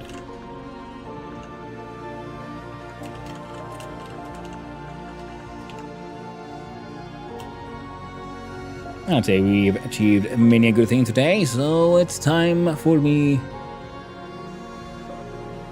to click on the disconnectee. I mean, we got like a nice wall log house started. I'd say that went pretty well. Nice little 10-hour stream again. Got a little out of hand, as it does. Beer alone can be good or bad depending on the mindset you have as you take it, and of course by doing it in a smart way. Well, that's very true. Do of course beer alone, but there's always maze peeps. I say me no, so yeah. I mean that's the thing, yeah, because I mean, yeah, you can also enjoy your beer alone. But I agree, it is the mental state. But then again, isn't that kind of true for everything?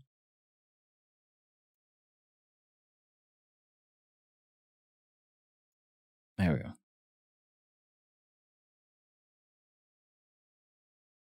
There.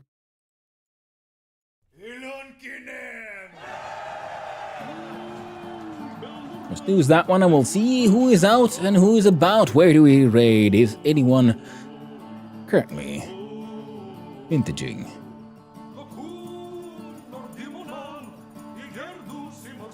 Good night, day. Thank to you. Same to you, Miniomi. Yeah, it's almost 9 p.m. but I got a 5 a.m. wake up, so I should be in bed already. 9 to 5, you know?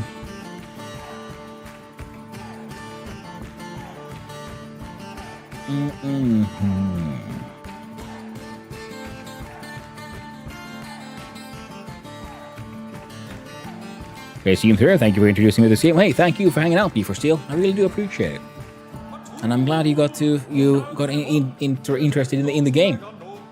And let's see here. How about we raid on out to the Ice King of Space, who is also having a Sunday on the Casual Elephants Vintage Story server. Now, keep it casual, as they say. So we raid off to Ice King of Space. Send the raid that way. Keeping it casual and all that. So thank you all for hanging out. I've had a blast, had a fun day. Game jam went pretty well, in my opinion. Game was silly, but it worked. Hopefully it still works. There'll probably be some game-breaking bug hiding somewhere, but hey, that's how it works out. And then, casual story. What an adventure. We made it so far south, and we have now the beginnings of a base, and from there we're gonna explore out. And hopefully, it won't take too long until we get then joined by Twerk as well. The great Twitching. The Swiss beast, the bluest of orcs, Twitching himself.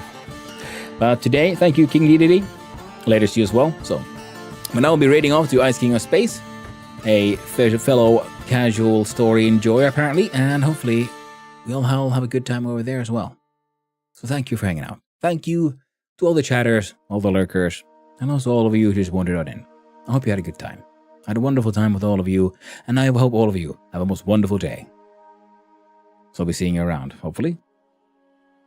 And until then, everyone, stay awesome, stay cool. I'll be seeing you around eventually. Ta-ta. Bye.